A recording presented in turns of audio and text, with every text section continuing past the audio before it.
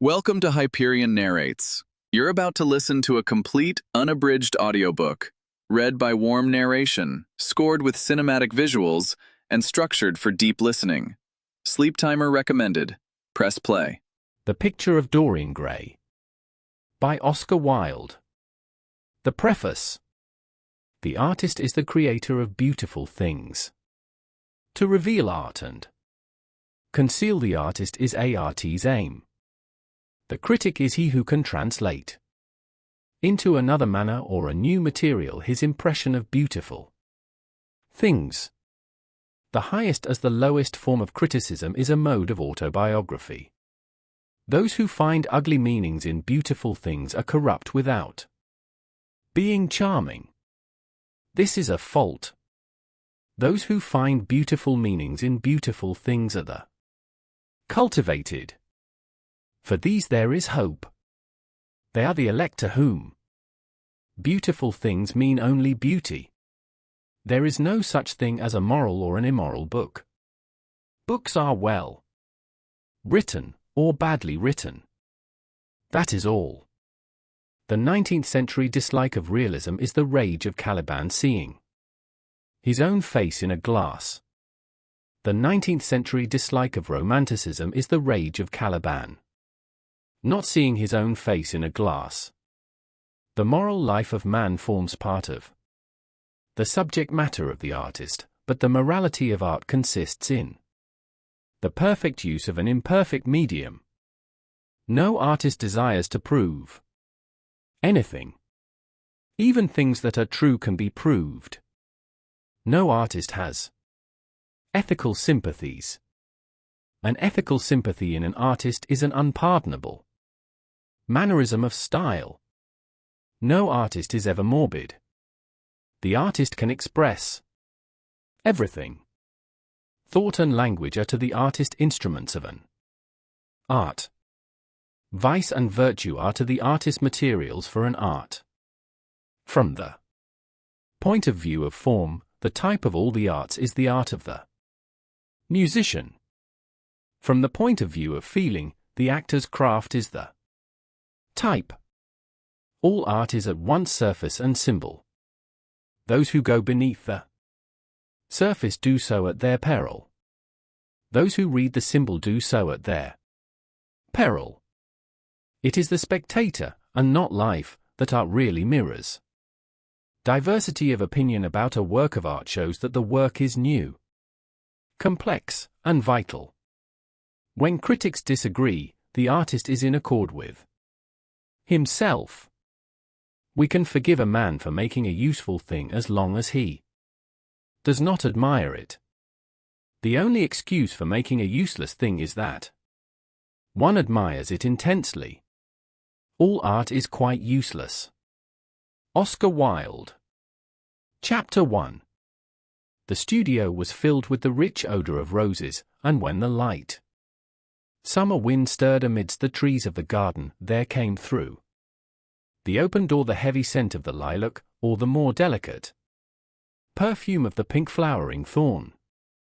From the corner of the divan of Persian saddlebags on which he was lying, smoking, as was his custom, innumerable cigarettes, Lord Henry Wotton could just catch the gleam of the honey-sweet and honey-coloured blossoms of a laburnum, whose tremulous branches seemed hardly able to bear the burden of a beauty so flame-like as theirs, and now and then the fantastic shadows of birds in flight flitted across the long tussore silk curtains that were stretched in front of the huge window, producing a kind of momentary Japanese effect, and making him think of those pallid, jade-faced painters of Tokyo who, through the medium of an art that is necessarily immobile, seek to convey the sense of swiftness and motion. The sullen murmur of the bee shouldering their way through the long unmown grass, or circling with monotonous insistence round the dusty gilt horns of the straggling woodbine, seemed to make the stillness more oppressive. The dim roar of London was like the bourdon note of a distant organ. In the centre of the room, clamped to an upright easel, stood the full-length portrait of a young man of extraordinary personal beauty. And in front of it, some little distance away, was sitting the artist himself, Basil Hallward, whose sudden disappearance some years ago caused, at the time, such public excitement and gave rise to so many strange conjectures. As the painter looked at the gracious and comely form he had so skillfully mirrored in his art, a smile of pleasure passed across his face, and seemed about to linger there. But he suddenly started up, and, closing his eyes, placed his fingers upon the lids, as though he sought to imprison within his brain some curious dream from which he feared he might awake. "It is your best work, Basil, the best thing you have ever done," said Lord Henry languidly. "You must certainly send it next year to the Grosvenor. The Academy is too large and too vulgar. Whenever I have gone there, there have been either so many people that I have not been able to see the pictures, which was dreadful, or so many pictures that I have not been able to see the people, which was worse. The Grosvenor is really the only place." "I don't think I shall send it anywhere," he answered, tossing his head back in that odd way that used to make his friends laugh at him at Oxford. "No, I won't send it anywhere." Lord Henry elevated his eyebrows and looked at him in amazement through the thin blue wreaths of smoke that curled up in such fanciful whirls from his heavy, opium-tainted cigarette. "Not send it anywhere? My dear fellow, why? Have you any reason? What odd chaps you painters are. You do anything in the world to gain a reputation. As soon as you have one, you seem to want to throw it away. It is silly of you, for there is only one thing in the world worse than being talked about, and that is not being talked about. A portrait like this would set you far above all the young men in England, and make the old men quite jealous, if old men are ever capable of any emotion." "I know you will laugh at me," he replied, "but I really can't exhibit it. I have put too much of myself into it." Lord Henry stretched himself out on the divan and laughed. "Yes, I knew you would, but it is quite true, all the same. Too much of yourself in it. Upon my word, Basil, I didn't know you were so vain, and I really can't see any resemblance between you, with your rugged strong face and your coal-black hair, and this young Adonis, who looks as if he was made out of ivory and rose leaves. Why, my dear Basil, he is a Narcissus, and you, well, of course you have an intellectual expression and all that. But beauty, real beauty, ends where an intellectual expression begins. Intellect is in itself a mode of exaggeration, and destroys the harmony of any face. The moment one sits down to think, one becomes all nose, or all forehead, or something horrid. Look at the successful men in any of the learned professions. How perfectly hideous they are! Except, of course, in the church. But then in the church they don't think. A bishop keeps on saying at the age of 80 what he was told to say when he was a boy of 18. And as a natural consequence he always looks absolutely delightful.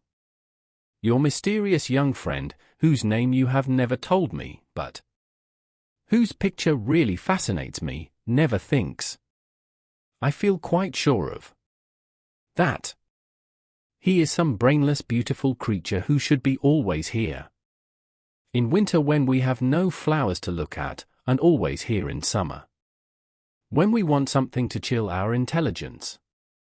Don't flatter yourself, Basil, you are not in the least like him. You don't understand me, Harry, answered the artist.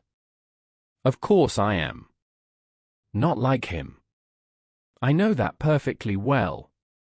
Indeed, I should be sorry to look like him. You shrug your shoulders? I am telling you the truth. There is a fatality about all physical and intellectual distinction. The sort of fatality that seems to dog through history the faltering steps of kings. It is better not to be different from one's fellows. The ugly and the stupid have the best of it in this world. They can sit at their ease and gape at the play. If they know nothing of victory, they are at least spared the knowledge of defeat. They live as we all should live, undisturbed, indifferent, and without disquiet. They neither bring ruin upon others, nor ever receive it from alien hands. Your rank and wealth, Harry, my brains, such as they are, my art. Whatever it may be worth, Dorian Gray's good looks, we shall all suffer. For what the gods have given us, suffer terribly. Dorian Gray? Is that his name? Asked Lord Henry, walking across the studio towards Basil Hallward. Yes, that is his name. I didn't intend to tell it to you. But why not? Oh, I can't explain. When I like people immensely, I never tell their names to anyone. It is like surrendering a part of them. I have grown to love secrecy. It seems to be the one thing that can make modern life mysterious or marvelous to us.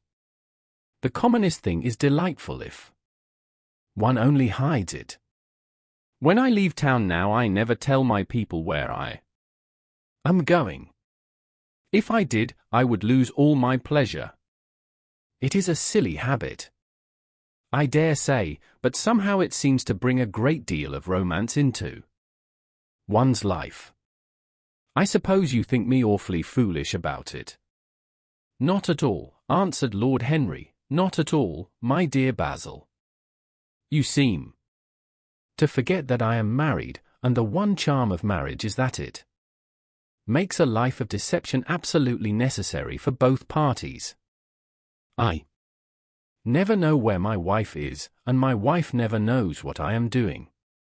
When we meet, we do meet occasionally, when we dine out together, or go down to the Duke's, we tell each other the most absurd stories with the most serious faces. My wife is very good at it, much better, in fact, than I am. She never gets confused over her dates, and I always do. But when she does find me out, she makes no row at all. I sometimes wish she would, but she merely laughs at me. I hate the way you talk about your married life, Harry, said Basil Hallward, strolling towards the door that led into the garden. I believe that you are really a very good husband, but that you are thoroughly ashamed of your own virtues. You are an extraordinary fellow. You never say a moral thing, and you never do a wrong thing. Your cynicism is simply a pose.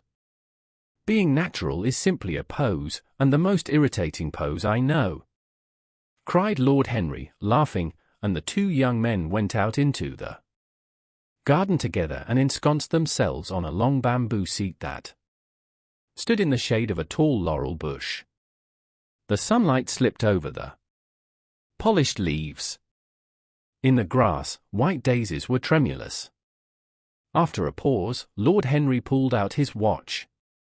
I am afraid I must be going, Basil, he murmured, and before I go, I insist on your answering a question I put to you some time ago. What is that? Said the painter, keeping his eyes fixed on the ground. You know quite well. I do not, Harry. Well, I will tell you what it is. I want you to explain to me why you won't exhibit Dorian Gray's picture. I want the real reason. I told you the real reason. No, you did not. You said it was because there was too much of yourself in it. Now, that is childish. Harry, said Basil Hallward, looking him straight in the face, every portrait that is painted with feeling is a portrait of the artist, not of the sitter.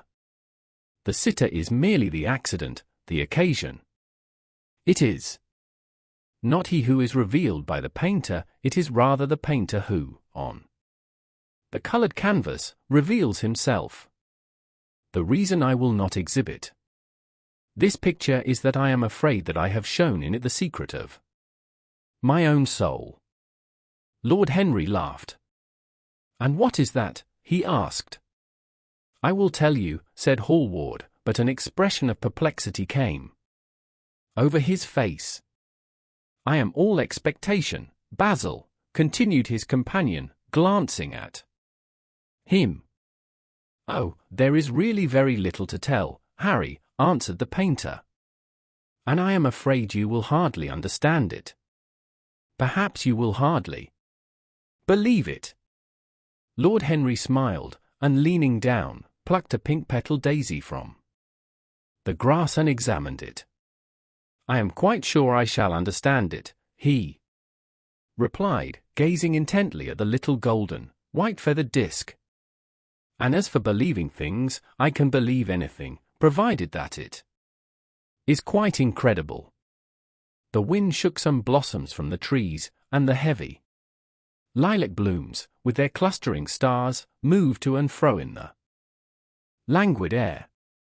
A grasshopper began to chirrup by the wall, and like a blue thread a long thin dragonfly floated past on its brown gauze wings.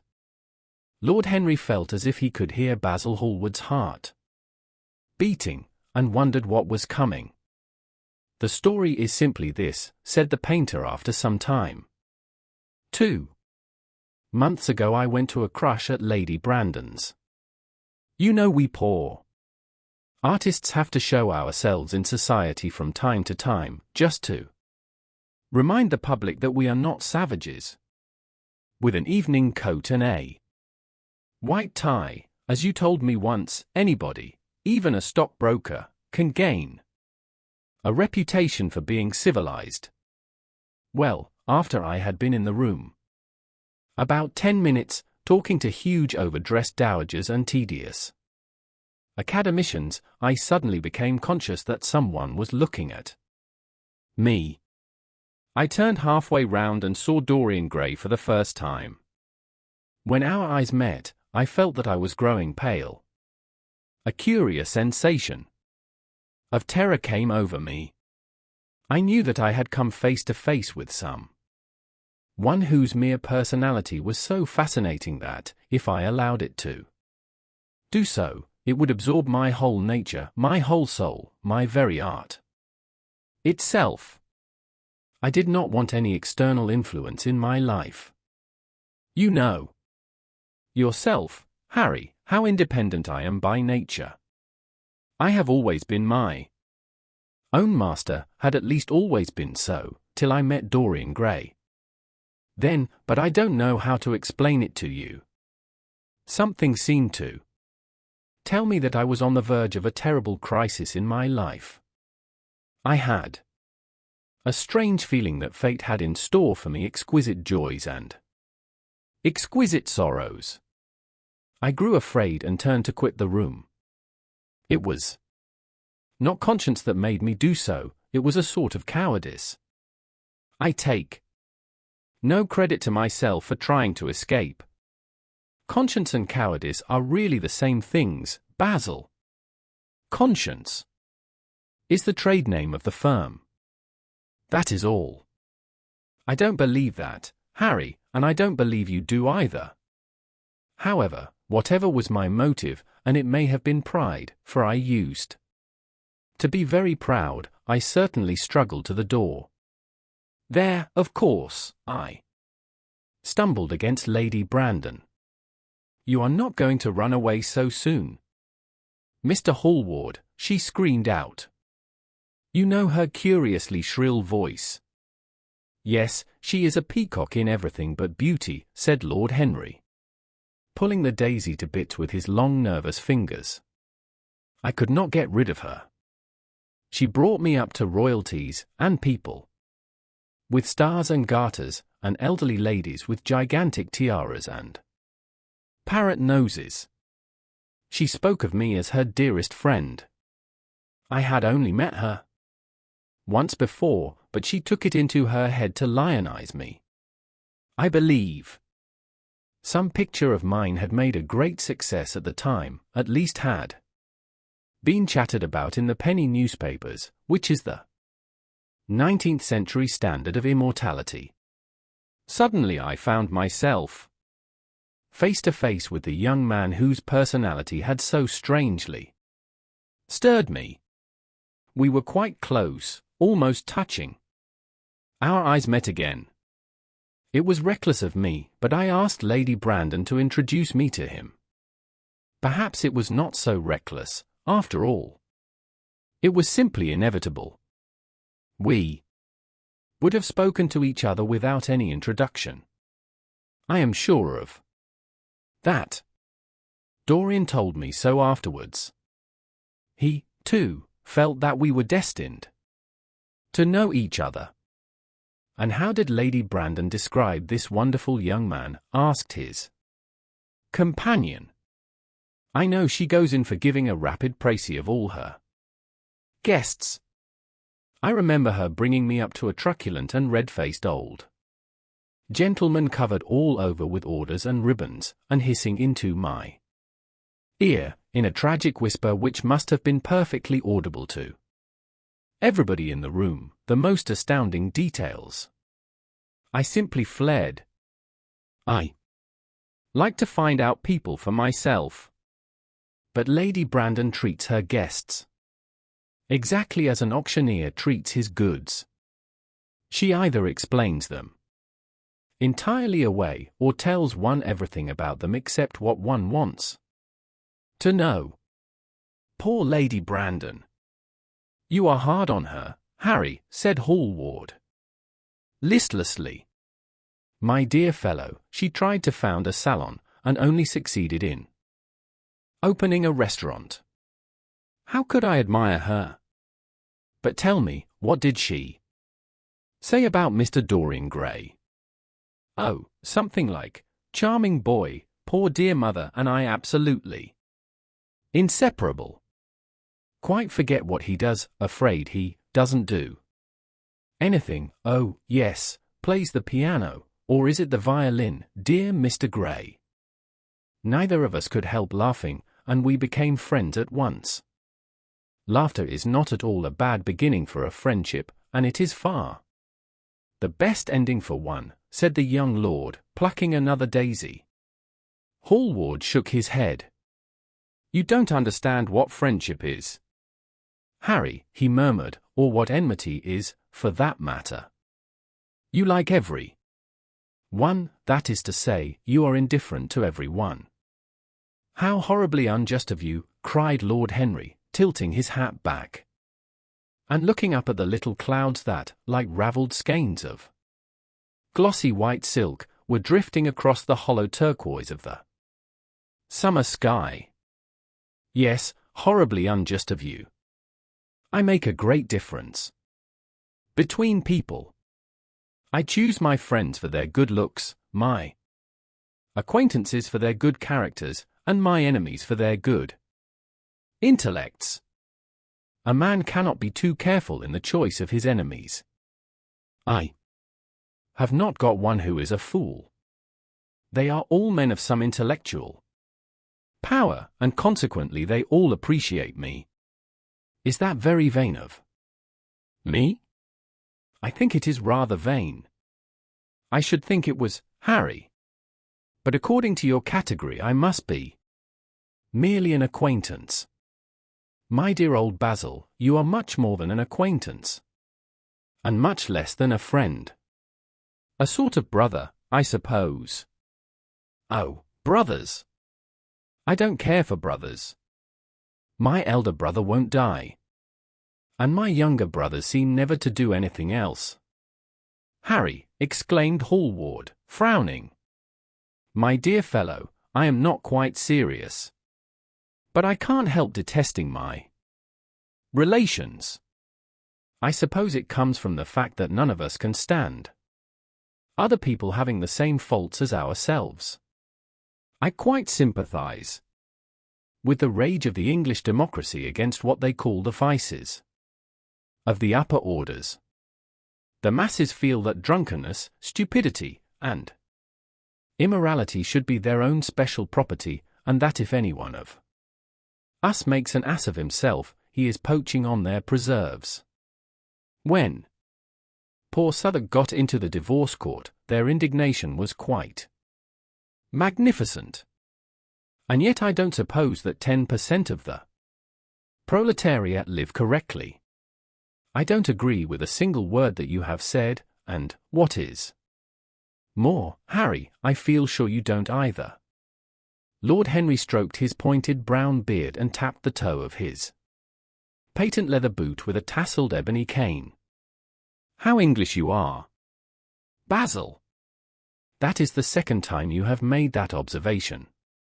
If one puts forward an idea to a true Englishman, always a rash thing to do, he never dreams of considering whether the idea is right or wrong.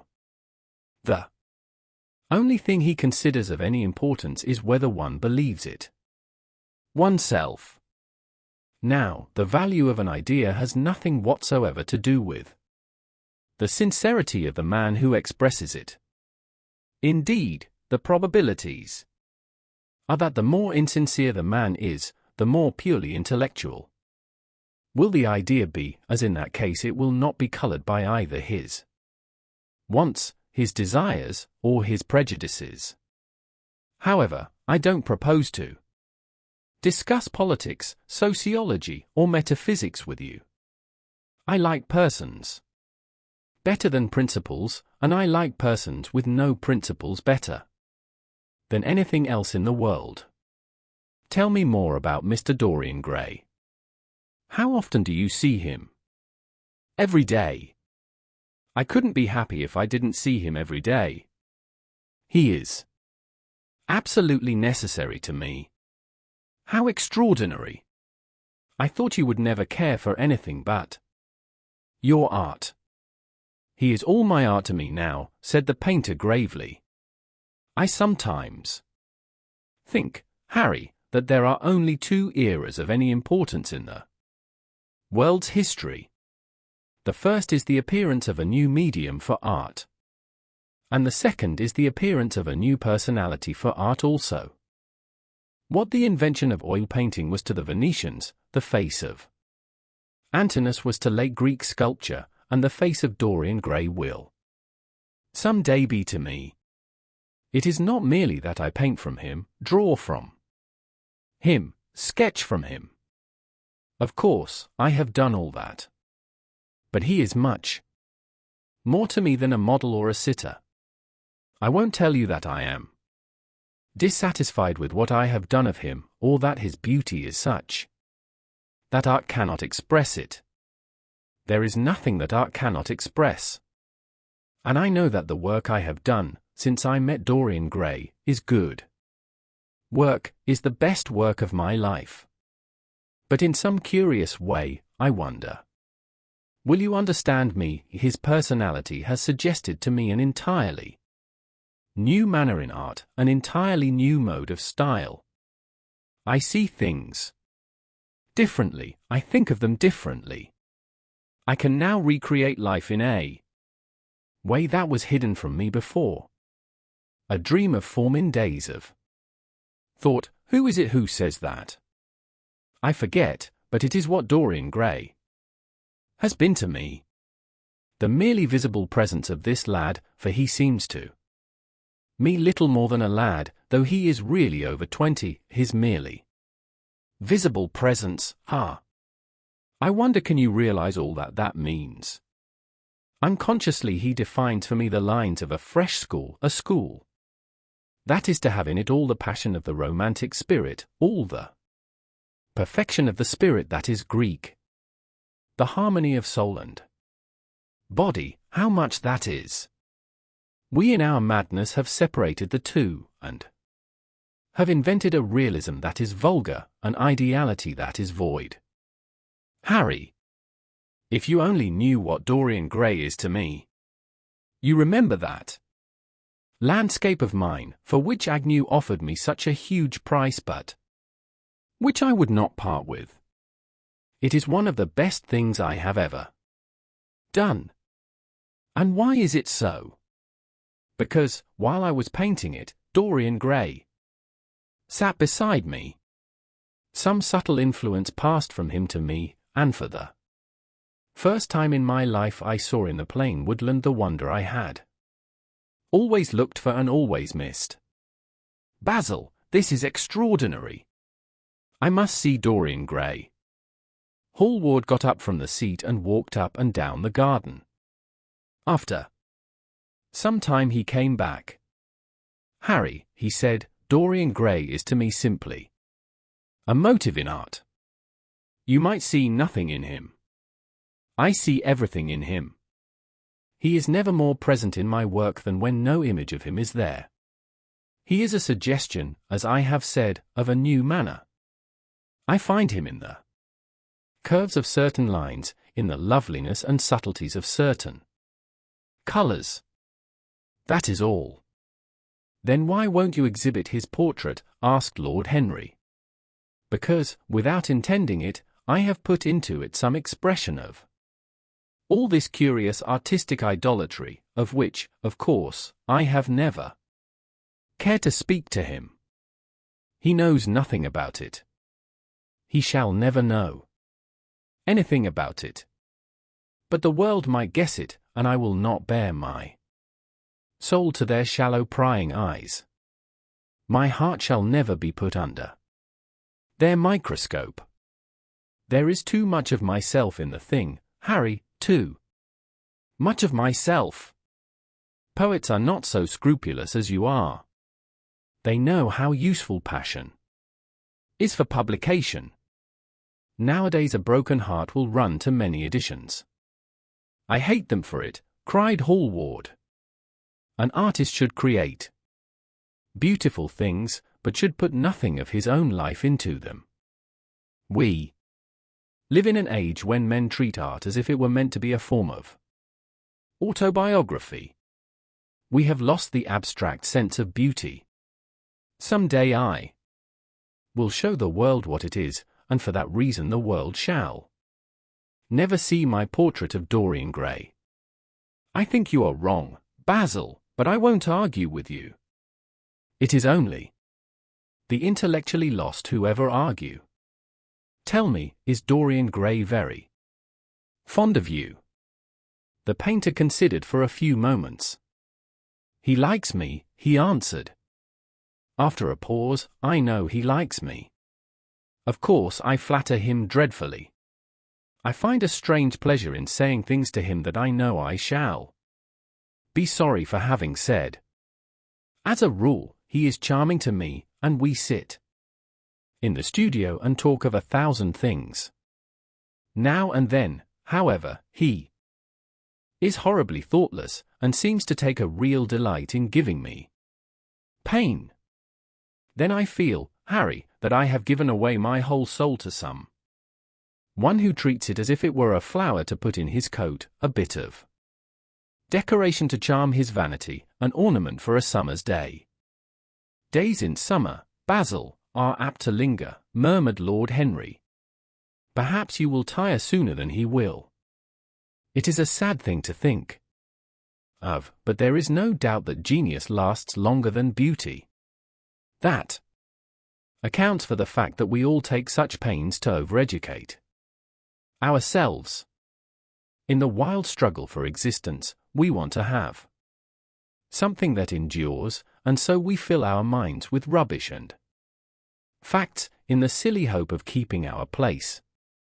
The thoroughly well-informed man, that is the modern ideal. And the mind of the thoroughly well-informed man is a dreadful thing. It is like a bric-a-brac shop, all monsters and dust, with everything priced above its proper value. I think you will tire first, all the same. Some day you will look at your friend, and he will seem to you to be a little out of drawing, or you won't like his tone of color, or something. You will bitterly reproach him in your own heart, and seriously think that he has behaved very badly to you. The next time he calls, you will be perfectly cold and indifferent. It will be a great pity, for it will alter you. What you have told me is quite a romance of art. One might call it, and the worst of having a romance of any kind is that it leaves one so unromantic. Harry, don't talk like that. As long as I live, the personality of Dorian Gray will dominate me. You can't feel what I feel. You change too often. Ah, my dear Basil, that is exactly why I can feel it. Those who are faithful know only the trivial side of love. It is the faithless who know love's tragedies. And Lord Henry struck a light on a dainty silver case and began to smoke a cigarette with a self-conscious and satisfied air, as if he had summed up the world in a phrase. There was a rustle of chirruping sparrows in the green lacquer leaves of the ivy, and the blue cloud shadows chased themselves across the grass like swallows. How pleasant it was in the garden! And how delightful other people's emotions were, much more delightful than their ideas, it seemed to him. One's own soul, and the passions of one's friends, those were the fascinating things in life. He pictured to himself with silent amusement the tedious luncheon that he had missed by staying so long with Basil Hallward. Had he gone to his aunt's, he would have been sure to have met Lord Goodbody there, and the whole conversation would have been about the feeding of the poor and the necessity for model lodging houses. Each class would have preached the importance of those virtues, for whose exercise there was no necessity in their own lives. The rich would have spoken on the value of thrift, and the idle grown eloquent over the dignity of labor. It was charming to have escaped all that. As he thought of his aunt, an idea seemed to strike him. He turned to Hallward and said, "My dear fellow, I have just remembered." "Remembered what, Harry?" "Where I heard the name of Dorian Gray." "Where was it?" asked Hallward, with a slight frown. "Don't look so angry, Basil." "It was at my aunt, Lady Agatha's. She told me she had discovered a wonderful young man who was going to help her in the East End, and that his name was Dorian Gray. I am bound to state that she never told me he was good-looking. Women have no appreciation of good looks, at least, good women have not. She said that he was very earnest and had a beautiful nature. I at once pictured to myself a creature with spectacles and lank hair, horribly freckled, and tramping about on huge feet. I wish I had known it was your friend. I am very glad you didn't, Harry." "Why?" "I don't want you to meet him." "You don't want me to meet him?" "No."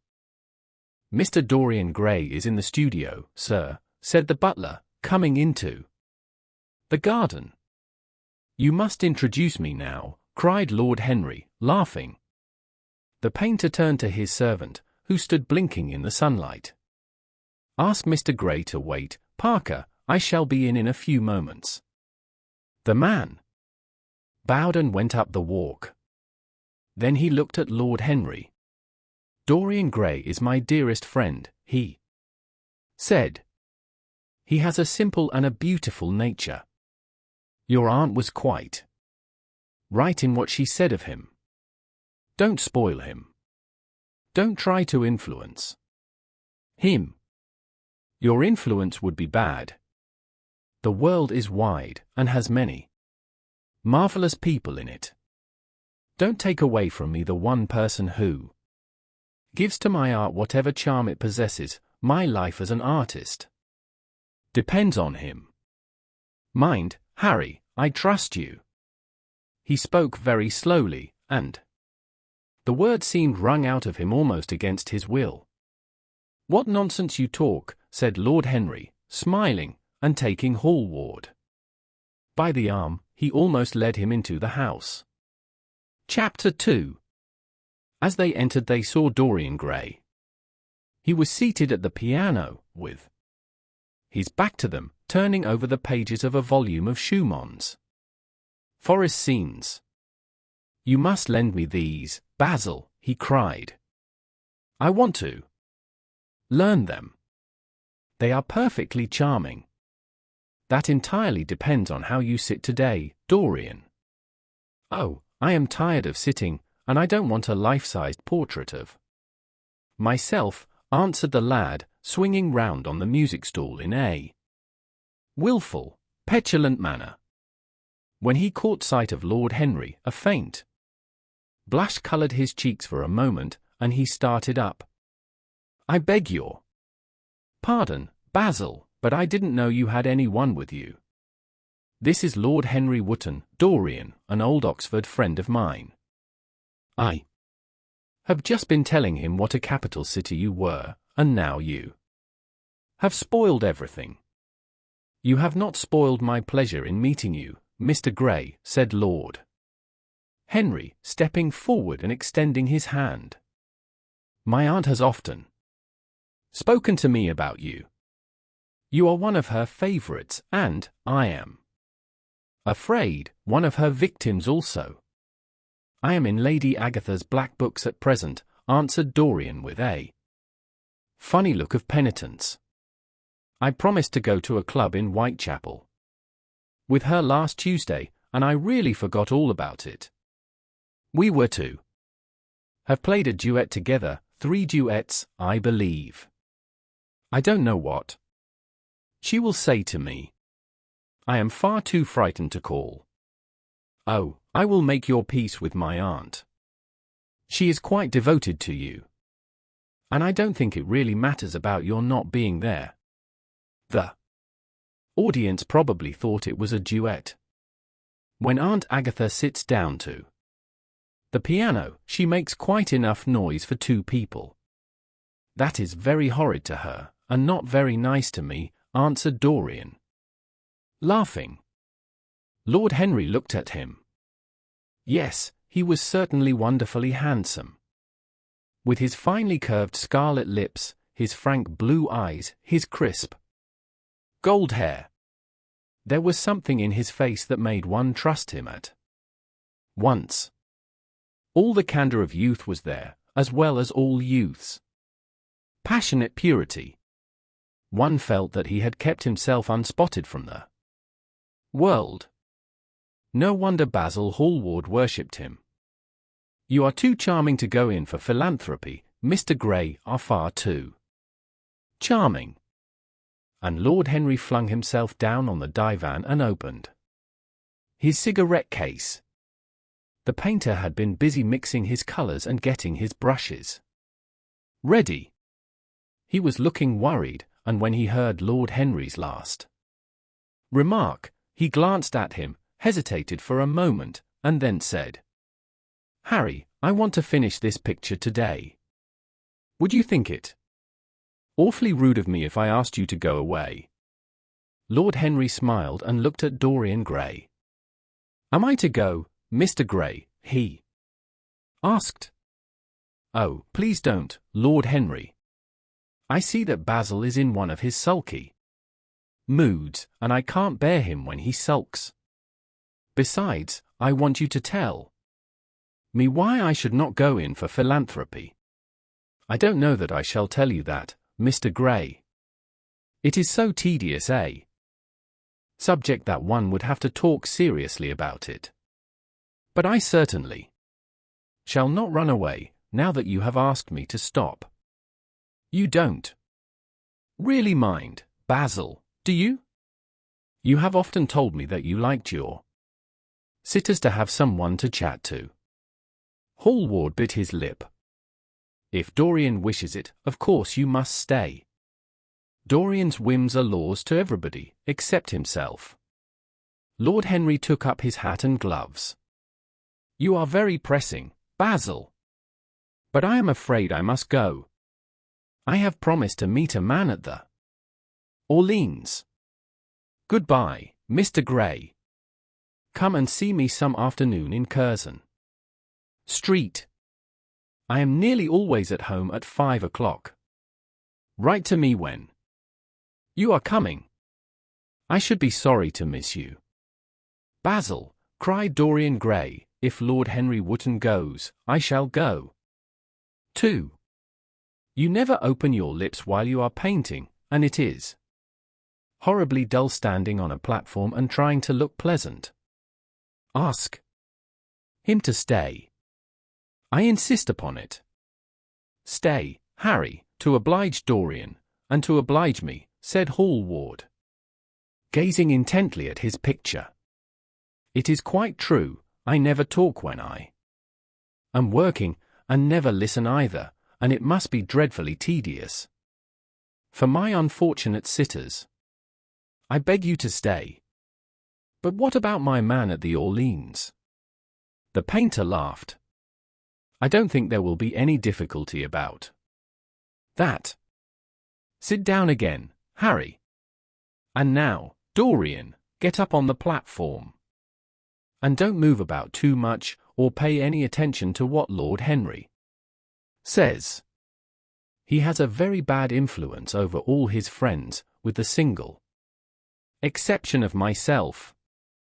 Dorian Gray stepped up on the dais with the air of a young Greek martyr, and made a little moue of discontent to Lord Henry, to whom he had rather taken a fancy. He was so unlike Basil. They made a delightful contrast. And he had such a beautiful voice. After a few moments he said to him, "Have you really a very bad influence, Lord Henry? As bad as Basil says?" "There is no such thing as a good influence, Mr. Gray. All influence is immoral from the scientific point of view." "Why?" "Because to influence a person is to give him one's own soul. He does not think his natural thoughts, or burn with his natural passions. His virtues are not real to him. His sins, if there are such things as sins, are borrowed. He becomes an echo of someone else's music, an actor of a part that has not been written for him. The aim of life is self-development. To realize one's nature perfectly, that is what each of us is here for. People are afraid of themselves, nowadays. They have forgotten the highest of all duties, the duty that one owes to one's self. Of course, they are charitable. They feed the hungry and clothe the beggar. But their own souls starve and are naked. Courage has gone out of our race. Perhaps we never really had it. The terror of society, which is the basis of morals, the terror of God, which is the secret of religion, these are the two things that govern us. And yet, just turn your head a little more to the right, Dorian, like a good boy, said the painter, deep in his work and conscious only that a look had come into the lad's face that he had never seen there before. And yet, continued Lord Henry, in his low, musical voice, and with that graceful wave of the hand that was always so characteristic of him, and that he had even in his Eton days, I believe that if one man were to live out his life fully and completely, were to give form to every feeling, expression to every thought, reality to every dream, I believe that the world would gain such a fresh impulse of joy that we would forget all the maladies of medievalism, and return to the Hellenic ideal, to something finer, richer than the Hellenic ideal, it may be. But the bravest man amongst us is afraid of himself. The mutilation of the savage has its tragic survival in the self-denial. That mars our lives. We are punished for our refusals. Every impulse that we strive to strangle broods in the mind and poisons us. The body sins once, and has done with its sin, for action is a mode of purification. Nothing remains then but the recollection of a pleasure, or the luxury of a regret. The only way to get rid of a temptation is to yield to it. Resist it, and your soul grows sick with longing for the things it has forbidden to itself, with desire for what its monstrous laws have made monstrous and unlawful. It has been said that the great events of the world take place in the brain. It is in the brain, and the brain only, that the great sins of the world take place. Also, you, Mr. Gray, you yourself, with your rose-red youth and your rose-white boyhood, you have had passions that have made you afraid. Thoughts that have filled you with terror, daydreams, and sleeping dreams whose mere memory might stain your cheek with shame. Stop, faltered Dorian Gray, stop. You bewilder me. I don't know what to say. There is some answer to you, but I cannot find it. Don't speak. Let me think. Or, rather, let me try not to think. For nearly 10 minutes he stood there, motionless, with parted lips and eyes strangely bright. He was dimly conscious that entirely fresh influences were at work within him. Yet they seemed to him to have come really from himself. The few words that Basil's friend had said to him, words spoken by chance, no doubt, and with willful paradox in them, had touched some secret chord that had never been touched before, but that he felt was now vibrating and throbbing to curious pulses. Music had stirred him like that. Music had troubled him many times. But music was not articulate. It was not a new world, but rather another chaos that it created in us. Words. Mere words. How terrible they were. How clear, and vivid, and cruel. One could not escape from them. And yet what a subtle magic there was in them. They seemed to be able to give a plastic form to formless things, and to have a music of their own as sweet as that of viol or of lute. Mere words. Was there anything so real as words? Yes, there had been things in his boyhood that he had not understood. He understood them now. Life suddenly became fiery-colored to him. It seemed to him that he had been walking in fire. Why had he not known it? With his subtle smile, Lord Henry watched him. He knew the precise psychological moment when to say nothing. He felt intensely interested. He was amazed at the sudden impression that his words had produced. And, remembering a book that he had read when he was 16, a book which had revealed to him much that he had not known before, he wondered whether Dorian Gray was passing through a similar experience. He had merely shot an arrow into the air. Had it hit the mark? How fascinating the lad was.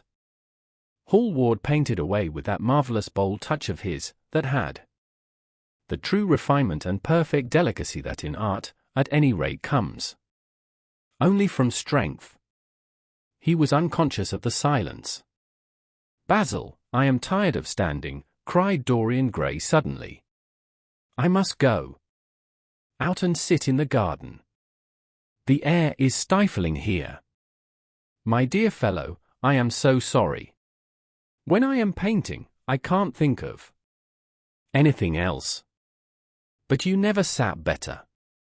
You were perfectly still. And I have caught the effect I wanted, the half-parted lips and the bright look in the eyes. I don't know what Harry has been saying to you, but He has certainly made you have the most wonderful expression. I suppose he has been paying you compliments. You mustn't believe a word that he says. He has certainly not been paying me compliments. Perhaps that is the reason that I don't believe anything he has told me. You know you believe it all, said Lord Henry, looking at him with his dreamy languorous eyes.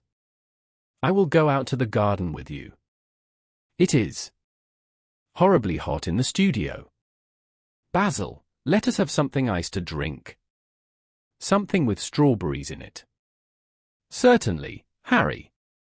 Just touch the bell, and when Parker comes I will tell him what you want. I have got to work up this background, so I will join you later on. Don't keep Dorian too long. I have never been in better form for painting than I am today. This is going to be my masterpiece. It is my masterpiece as it stands. Lord Henry went out to the garden and found Dorian Gray burying his face in the great cool lilac blossoms, feverishly drinking in their perfume as if it had been wine. He came close to him and put his hand upon his shoulder. You are quite right to do that, he murmured. Nothing can cure the soul but the senses, just as nothing can cure the senses but the soul. The lad started and drew back. He was bareheaded, and the leaves had tossed his rebellious curls and tangled all their gilded threads. There was a look of fear in his eyes, such as people have when they are suddenly awakened. His finely chiseled nostrils quivered, and some hidden nerve shook the scarlet of his lips and left them trembling. Yes, continued Lord Henry, that is one of the great secrets of life, to cure the soul by means of the senses, and the senses by means of the soul. You are a wonderful creation. You know more than you think. You know, just as you know less than you want to know. Dorian Gray frowned and turned his head away. He could not help liking the tall, graceful young man who was standing by him. His romantic, olive-colored face and worn expression interested him. There was something in his low, languid voice that was absolutely fascinating. His cool, white, flower-like hands, even, had a curious charm. They moved, as he spoke, like music, and seemed to have a language of their own. But he felt afraid of him, and ashamed of being afraid. Why had it been left for a stranger to reveal him to himself? He had known Basil Hallward for months, but the friendship between them had never altered. Suddenly there had come someone across his life who seemed to have disclosed to him life's mystery. And yet, what was there to be afraid of? He was not a schoolboy or a girl. It was absurd to be frightened. Let us go and sit in the shade, said Lord Henry. Parker has brought out the drinks, and if you stay any longer in this glare, you will be quite spoiled, and Basil will never paint you again. You really must not allow yourself to become sunburnt. It would be unbecoming. What can it matter? Cried Dorian Gray, laughing, as he sat down on the seat at the end of the garden. It should matter everything to you, Mr. Gray. Why?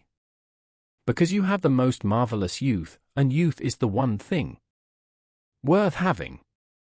I don't feel that, Lord Henry. No, you don't feel it now.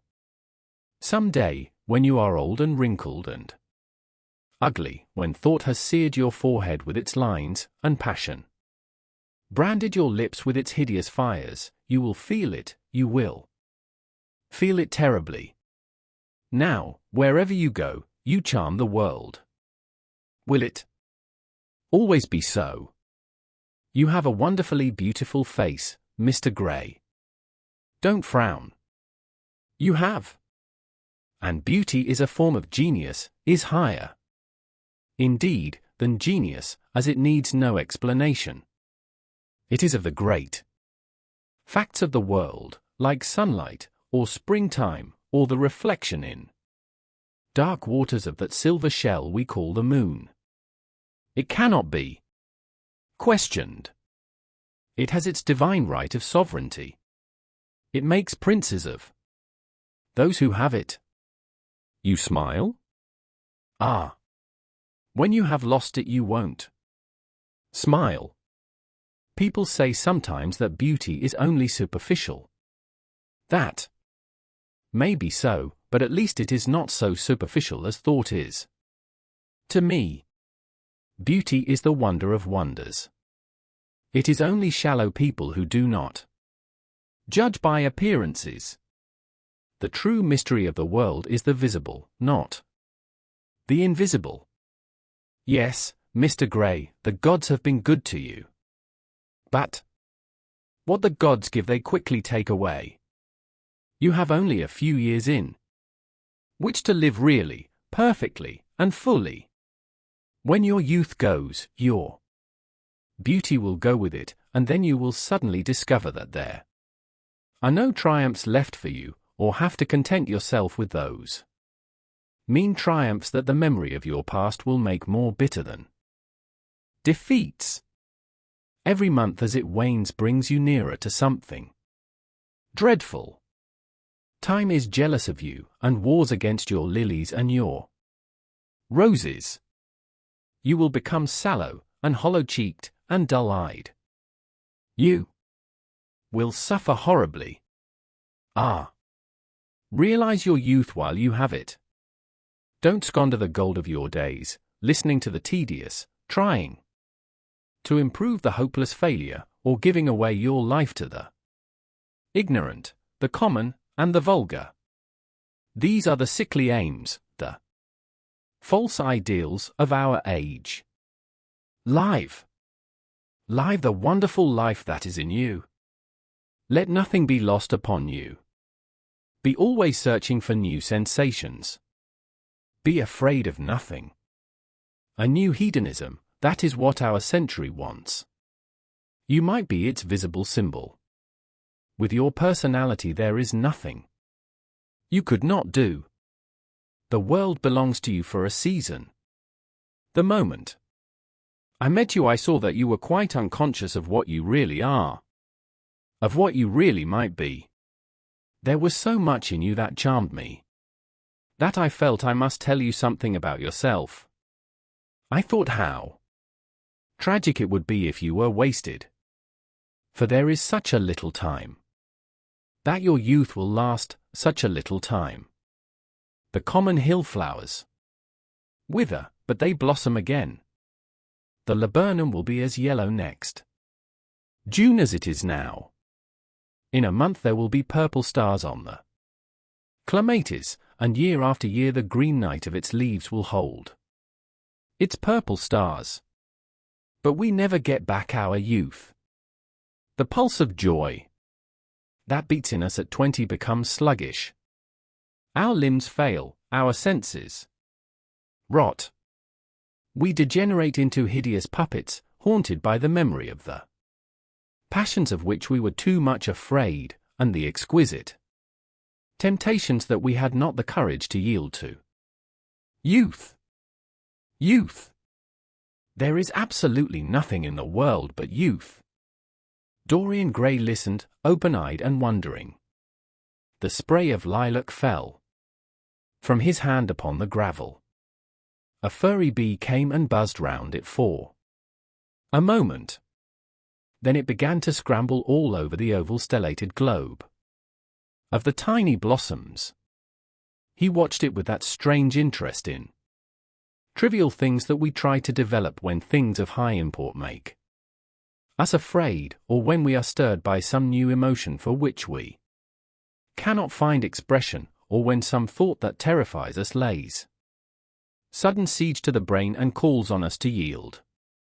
After a time the bee flew away. He saw it creeping into the stained trumpet of a Tyrian Convolvulus. The flower seemed to quiver and then swayed gently to and fro. Suddenly the painter appeared at the door of the studio and made staccato signs for them to come in. They turned to each other and smiled. "I am waiting," he cried. "Do come in. The light is quite perfect, and you can bring your drinks." They rose up and sauntered down the walk together. Two green and white butterflies fluttered past them, and in the pear tree at the corner of the garden a thrush began to sing. "You are glad you have met me, Mr. Gray," said Lord Henry, looking at him. "Yes, I am glad now. I wonder, shall I always be glad?" "Always. That is a dreadful word. It makes me shudder when I hear it. Women are so fond of using it.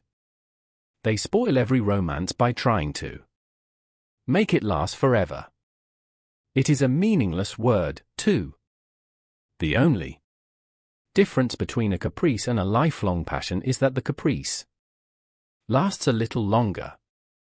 As they entered the studio, Dorian Gray put his hand upon Lord Henry's arm.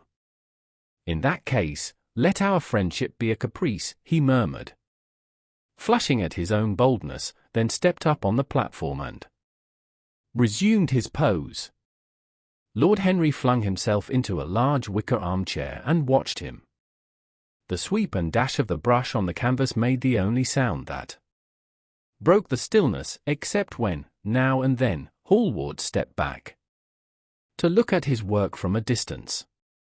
In the slanting beams that streamed through the open doorway the dust danced and was golden. The heavy scent of the roses seemed to brood over everything. After about a quarter of an hour Hallward stopped painting, looked for a long time at Dorian Gray, and then for a long time at the picture, biting the end of one of his huge brushes and frowning. "It is quite finished," he cried at last, and stooping down he wrote his name in long vermilion letters on the left-hand corner of the canvas. Lord Henry came over and examined the picture. It was certainly a wonderful work of art, and a wonderful likeness as well. "My dear fellow, I congratulate you most warmly," he said. "It is the finest portrait of modern times. Mr. Gray, come over and look at yourself." The lad started, as if awakened from some dream. "Is it really finished?" he murmured, stepping down from the platform. "Quite finished," said the painter. "And you have sat splendidly today. I am awfully obliged to you." "That is entirely due to me," broke in Lord Henry. "Isn't it, Mr. Gray?" Dorian made no answer, but passed listlessly in front of his picture and turned towards it. When he saw it he drew back, and his cheeks flushed for a moment with pleasure. A look of joy came into his eyes, as if he had recognized himself for the first time. He stood there, motionless and in wonder, dimly conscious that Hallward was speaking to him, but not catching the meaning of his words. The sense of his own beauty came on him like a revelation. He had never felt it before. Basil Hallward's compliments had seemed to him to be merely the charming exaggeration of friendship. He had listened to them, laughed at them, forgotten them. They had not influenced his nature. Then had come Lord Henry Wotton with his strange panegyric on youth, his terrible warning of its brevity. That had stirred him at the time, and now, as he stood gazing at the shadow of his own loveliness, the full reality of the description flashed across him. Yes, there would be a day when his face would be wrinkled and wizen, his eyes dim and colorless, the grace of his figure broken and deformed. The scarlet would pass away from his lips and the gold steal from his hair. The life that was to make his soul would mar his body. He would become dreadful, hideous, and uncouth. As he thought of it, a sharp pang of pain struck through him like a knife and made each delicate fibre of his nature quiver. His eyes deepened into amethyst, and across them came a mist of tears. He felt as if a hand of ice had been laid upon his heart. "Don't you like it?" cried Hallward at last, stung a little by the lad's silence, not understanding what it meant. "Of course he likes it," said Lord Henry. "Who wouldn't like it? It is one of the greatest things in modern art. I will give you anything you like to ask for it. I must have it. It is not my property, Harry." "Whose property is it?" "Dorian's, of course," answered the painter. "He is a very lucky fellow." "How sad it is," murmured Dorian Gray with his eyes still fixed upon his own portrait. "How sad it is. I shall grow old, and horrible, and dreadful. But this picture will remain always young. It will never be older than this particular day of June. If it were only the other way. If it were I who was to be always young, and the picture that was to grow old. For that, I would give everything. Yes, there is nothing in the whole world I would not give. I would give my soul for that." "You would hardly care for such an arrangement, Basil," cried Lord Henry, laughing. "It would be rather hard lines on your work." "I should object very strongly, Harry," said Hallward. Dorian Gray turned and looked at him. "I believe you would, Basil. You like your art better than your friends. I am no more to you than a green bronze figure." "Hardly as much, I dare say." The painter stared in amazement. It was so unlike Dorian to speak like that. What had happened? He seemed quite angry. His face was flushed, and his cheeks burning. "Yes," he continued, "I am less to you than your ivory Hermes or your silver fawn. You will like them always." "How long will you like me?" "Till I have my first wrinkle, I suppose. I know, now, that when one loses one's good looks, whatever they may be, one loses everything. Your picture has taught me that. Lord Henry Wotton is perfectly right. Youth is the only thing worth having. When I find that I am growing old, I shall kill myself." Hallward turned pale and caught his hand. "Dorian! Dorian!" he cried. "Don't talk like that. I have never had such a friend as you, and I shall never have such another.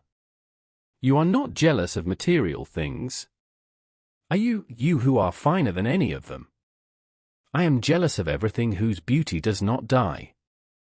I am jealous of the portrait you have painted of me.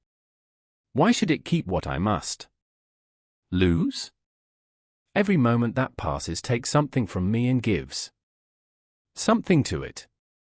Oh, if it were only the other way! If the picture could change, and I could be always what I am now. Why did you paint it? It will mock me some day, mock me horribly." The hot tears welled into his eyes. He tore his hand away and, flinging himself on the divan, he buried his face in the cushions, as though he was praying.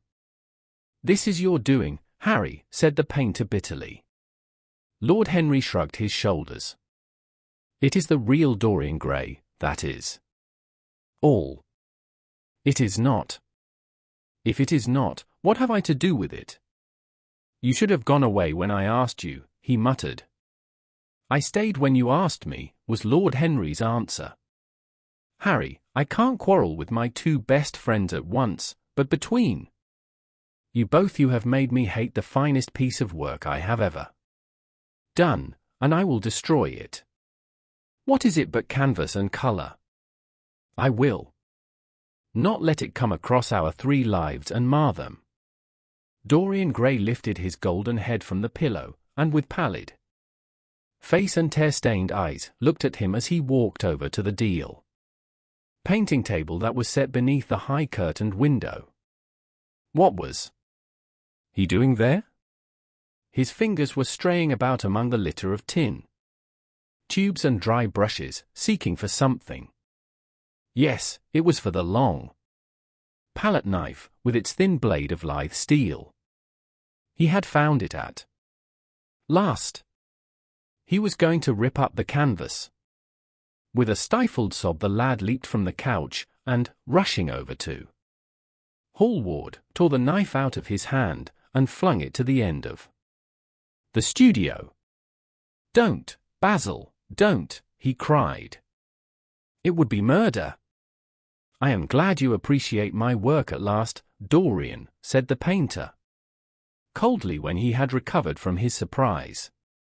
"I never thought you would appreciate it. I am in love with it, Basil. It is part of myself. I feel that. Well, as soon as you are dry, you shall be varnished, and framed, and sent home. Then you can do what you like with yourself." And he walked across the room and rang the bell for tea. "You will have tea, of course, Dorian? And so will you, Harry? Or do you object to such simple pleasures?" "I adore simple pleasures," said Lord Henry. "They are the last refuge of the complex. But I don't like scenes, except on the stage." "What absurd fellows you are, both of you. I wonder who it was defined man as a rational animal. It was the most premature definition ever given. Man is many things, but he is not rational. I am glad he is not, after all, though I wish you chaps would not squabble over the picture. You had much better let me have it, Basil. This silly boy doesn't really want it, and I really do. If you let anyone have it but me, Basil, I shall never forgive you," cried Dorian Gray, "and I don't allow people to call me a silly boy. You know the picture is yours, Dorian. I gave it to you before it existed. And you know you have been a little silly, Mr. Gray, and that you don't really object to being reminded that you are extremely young. I should have objected very strongly this morning, Lord Henry." "Ah, this morning. You have lived since then." There came a knock at the door, and the butler entered with a laden tea tray and set it down upon a small Japanese table. There was a rattle of cups and saucers and the hissing of a fluted Georgian urn. 2 globe-shaped china dishes were brought in by a page. Dorian Gray went over and poured out the tea. The 2 men sauntered languidly to the table and examined what was under the covers. "Let us go to the theatre tonight," said Lord Henry. "There is sure to be something on, somewhere. I have promised to dine at White's, but it is only with an old friend, so I can send him a wire to say that I am ill, or that I am prevented from coming in consequence of a subsequent engagement. I think that would be a rather nice excuse. It would have all the surprise of candor." "It is such a bore putting on one's dress clothes," muttered Hallward. "And, when one has them on, they are so horrid." "Yes," answered Lord Henry dreamily, "the costume of the 19th century is detestable. It is so somber, so depressing.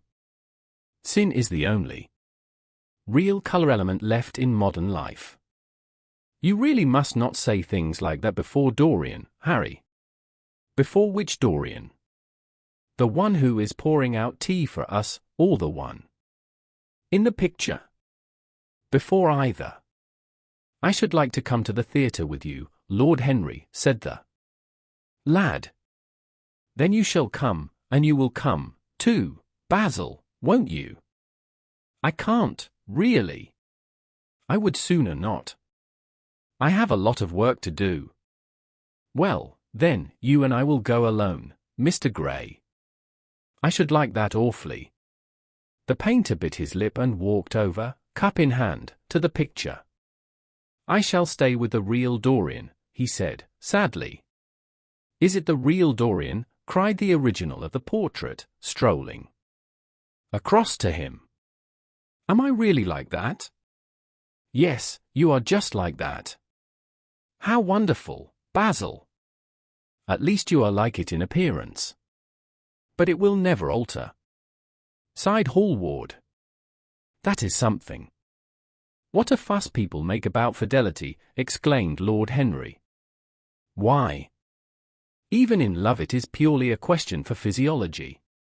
It has nothing to do with our own will. Young men want to be faithful, and are not, old. Men want to be faithless, and cannot, that is all one can say. Don't go to the theatre tonight, Dorian, said Hallward. Stop and dine with me.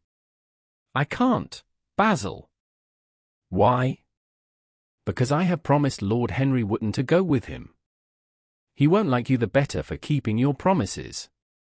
He always breaks his own. I beg you not to go. Dorian Gray laughed and shook his head. I entreat you. The lad hesitated, and looked over at Lord Henry, who was watching them from the tea-table with an amused smile. I must go, Basil, he answered. Very well, said Hallward, and he went over and laid down his cup on the tray.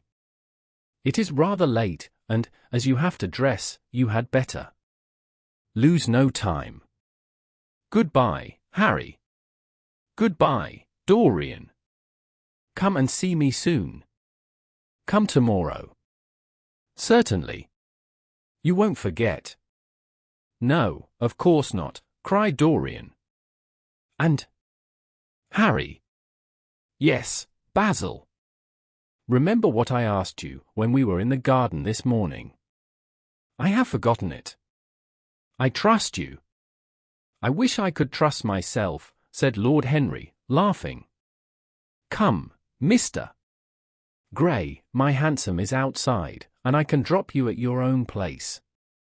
Goodbye, Basil. It has been a most interesting afternoon.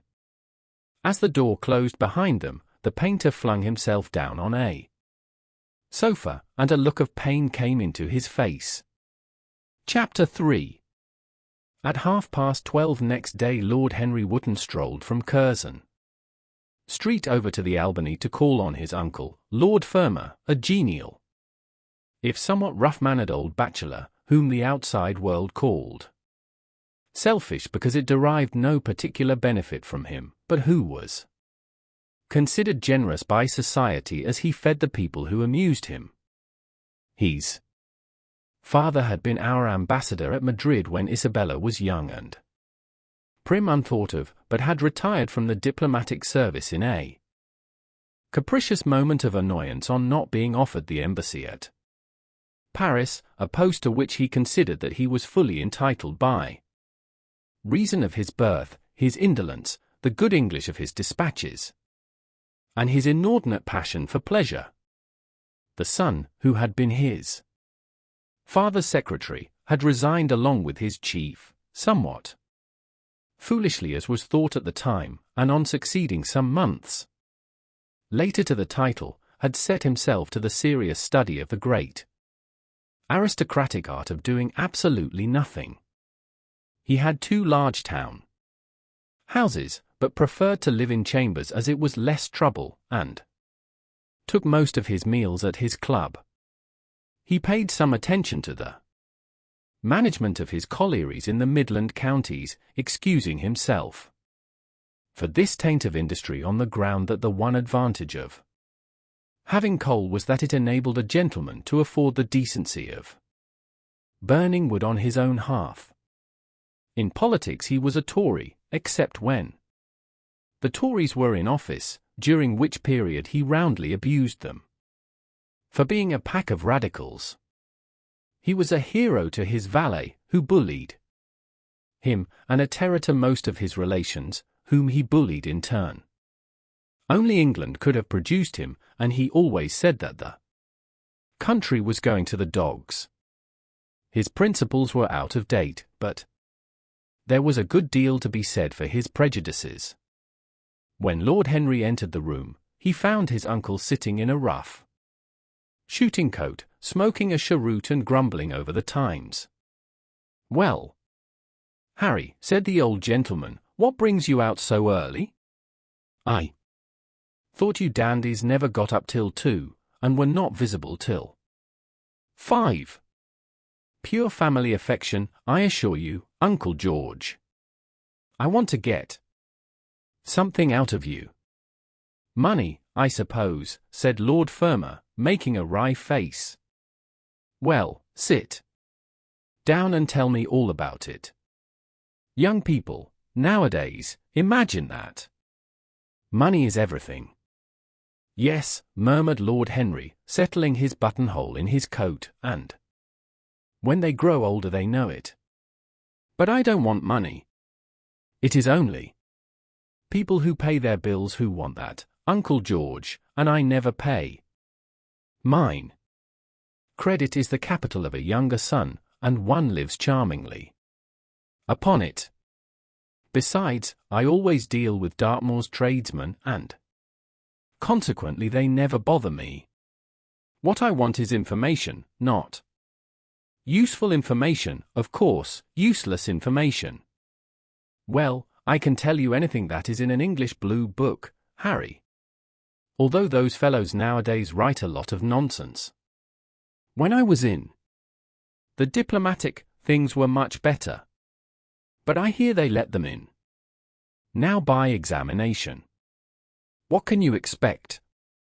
Examinations, sir, are pure humbug from beginning to end. If a man is a gentleman, he knows quite enough, and if he is not a gentleman, whatever he knows is bad for him. Mr. Dorian Gray does not belong to blue books, Uncle George, said Lord Henry languidly. Mr. Dorian Gray? Who is he? Asked Lord Fermor, knitting his bushy white eyebrows. That is what I have come to learn, Uncle George. Or rather, I know who he is. He is the last Lord Kelso's grandson. His mother was a Devereux. Lady Margaret Devereux. I want you to tell me about his mother. What was she like? Whom did she marry?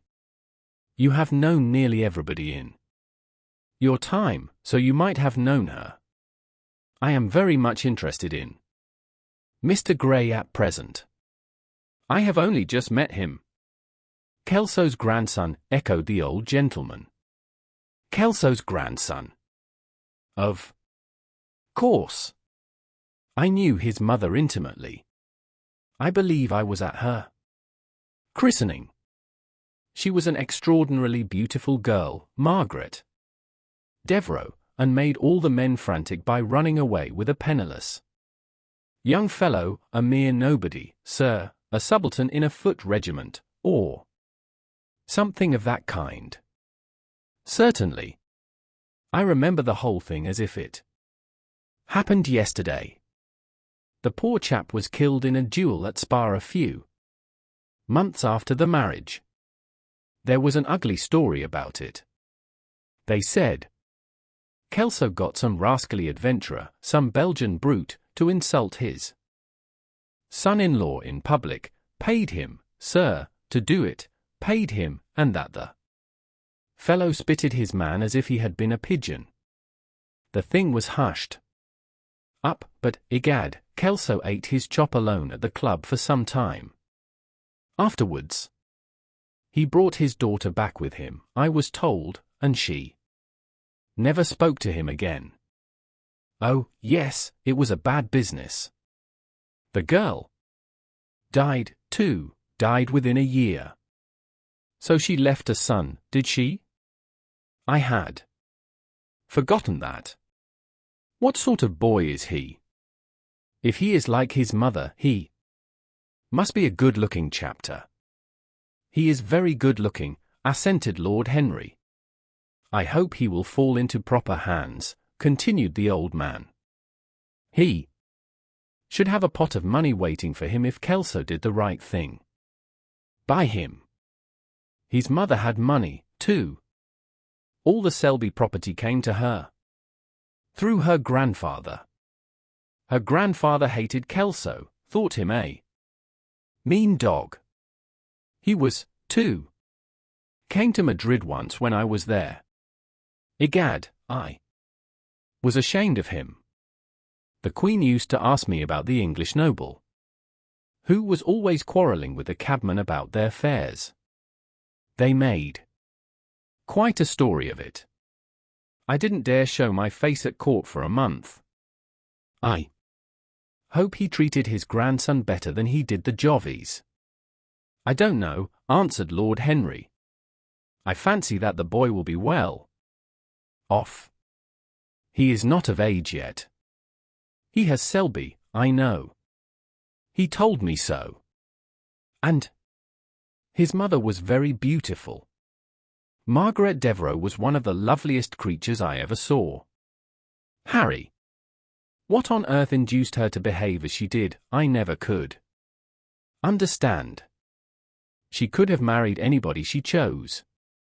Carlington was mad after her.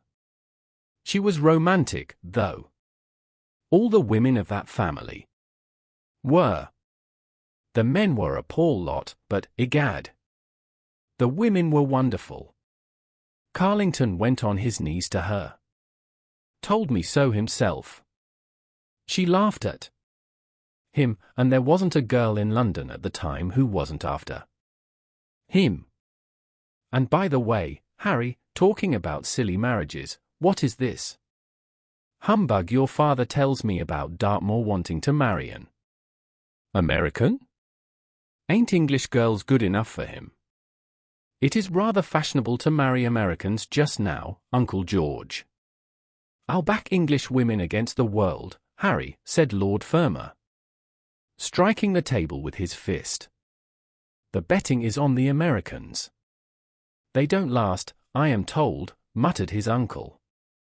A long engagement exhausts them, but they are capital at a steeplechase. They take things flying. I don't think Dartmoor has a chance. Who are her people? Grumbled the old gentleman. Has she got any? Lord Henry shook his head. American girls are as clever at concealing their parents as English women are at concealing their past, he said, rising to go. They are pork packers, I suppose. I hope so, Uncle George, for Dartmoor's sake. I am told that pork packing is the most lucrative profession in America, after politics. Is she pretty? She behaves as if she was beautiful. Most American women do.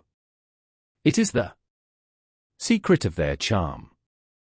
Why can't these American women stay in their own country? They are always telling us that it is the paradise for women. It is. That is the reason why, like Eve, they are so excessively anxious to get out of it, said Lord Henry. Goodbye, Uncle George. I shall be late for lunch if I stop any longer. Thanks for giving me the information I wanted. I always like to know everything about my new friends and nothing about my old ones. Where are you lunching, Harry? At Aunt Agatha's. I have asked myself and Mr. Gray. He is her latest protégé. Humph.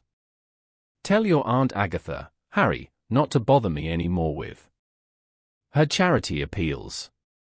I am sick of them.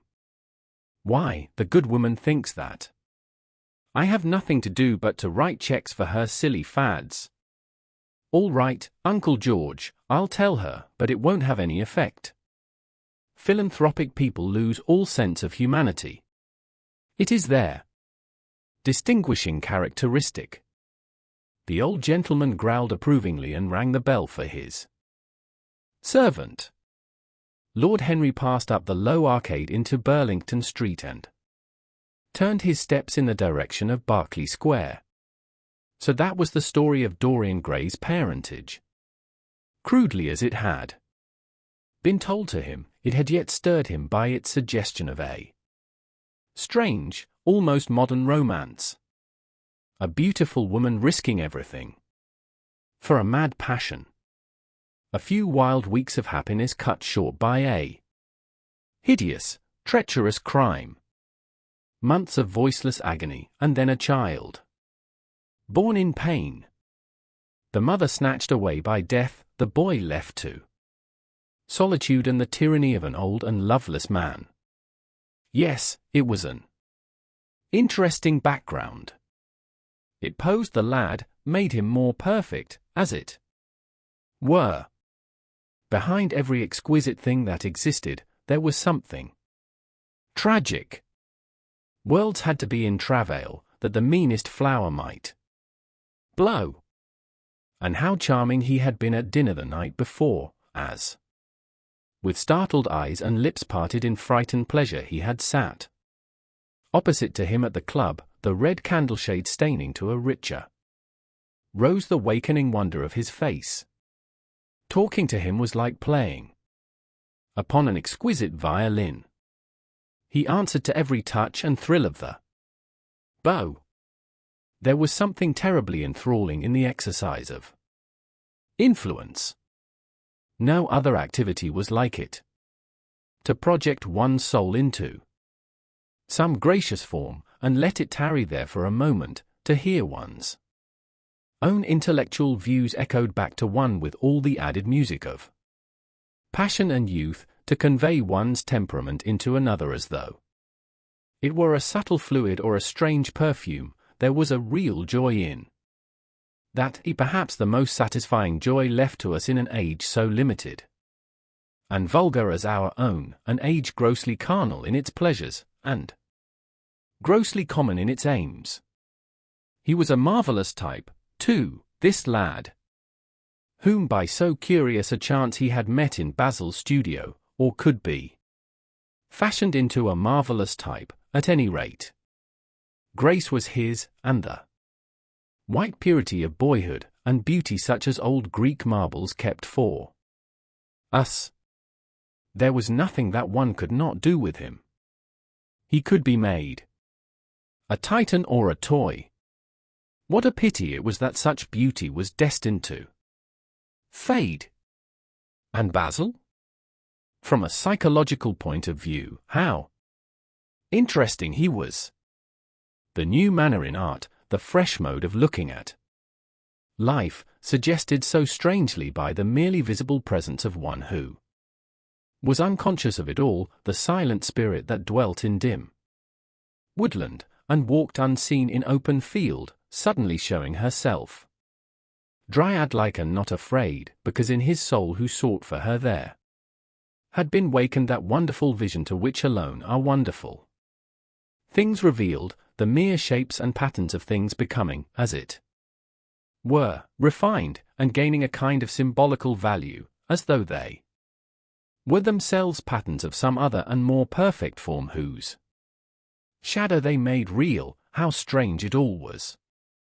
He remembered something like it in history. Was it not Plato, that artist in thought, who had first analyzed it? Was it not Buonarroti who had carved it in the colored marbles of a sonnet sequence? But in our own century it was strange. Yes, he would try to be to Dorian Gray what, without knowing it, the lad was to the painter who had fashioned the wonderful portrait. he would seek to dominate him, had already, indeed, half done. So, he would make that wonderful spirit his own. There was something fascinating in this son of love and death. Suddenly he stopped and glanced up at the houses. He found that he had passed his aunt some distance, and, smiling to himself, turned back. When he entered the somewhat sombre hall, the butler told him that they had gone in to lunch. He gave one of the footmen his hat and stick and passed into the dining room. Late as usual, Harry, cried his aunt, shaking her head at him. He invented a facile excuse, and having taken the vacant seat next to her, looked round to see who was there. Dorian bowed to him shyly from the end of the table, a flush of pleasure stealing into his cheek.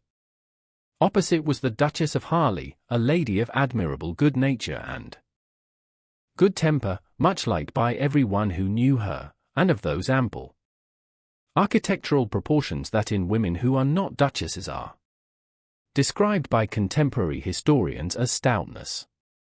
Next to her sat, on her right, Sir Thomas Burdon, a radical member of Parliament, who followed his leader in public life and in private life followed the best cooks, dining with the Tories and thinking with the Liberals, in accordance with a wise and well-known rule.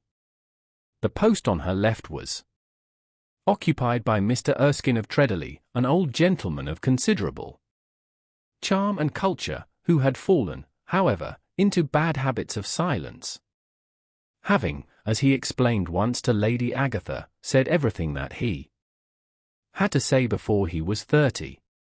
His own neighbour was Mrs. Vandeleur, one of his aunt's oldest friends, a perfect saint amongst women, but so dreadfully dowdy that she reminded one of a badly bound hymn book. Fortunately for him she had on the other side Lord Fordle, a most intelligent middle-aged mediocrity, as bald as a ministerial statement, in the House of Commons, with whom she was conversing in that intensely earnest manner which is the one unpardonable error, as he remarked once himself, that all really good people fall into, and from which none of them ever quite escape. "We are talking about poor Dartmoor, Lord Henry," cried the Duchess, nodding pleasantly to him across the table. "Do you think he will really marry this fascinating young person? I believe she has made up her mind to propose to him, Duchess." "How dreadful!" exclaimed Lady Agatha. "Really, someone should interfere. I am told, on excellent authority, that her father keeps an American dry goods store," said Sir Thomas Burdon, looking supercilious. "My uncle has already suggested pork packing, Sir Thomas." "Dry goods? What are American dry goods?" asked the Duchess, raising her large hands in wonder and accentuating the verb. "American novels," answered Lord Henry, helping himself to some quail. The Duchess looked puzzled. "Don't mind him, my dear," whispered Lady Agatha. "He never means anything that he says." "When America was discovered," said the radical member, and he began to give some wearisome facts. Like all people who try to exhaust a subject, he exhausted his listeners. The Duchess sighed and exercised her privilege of interruption.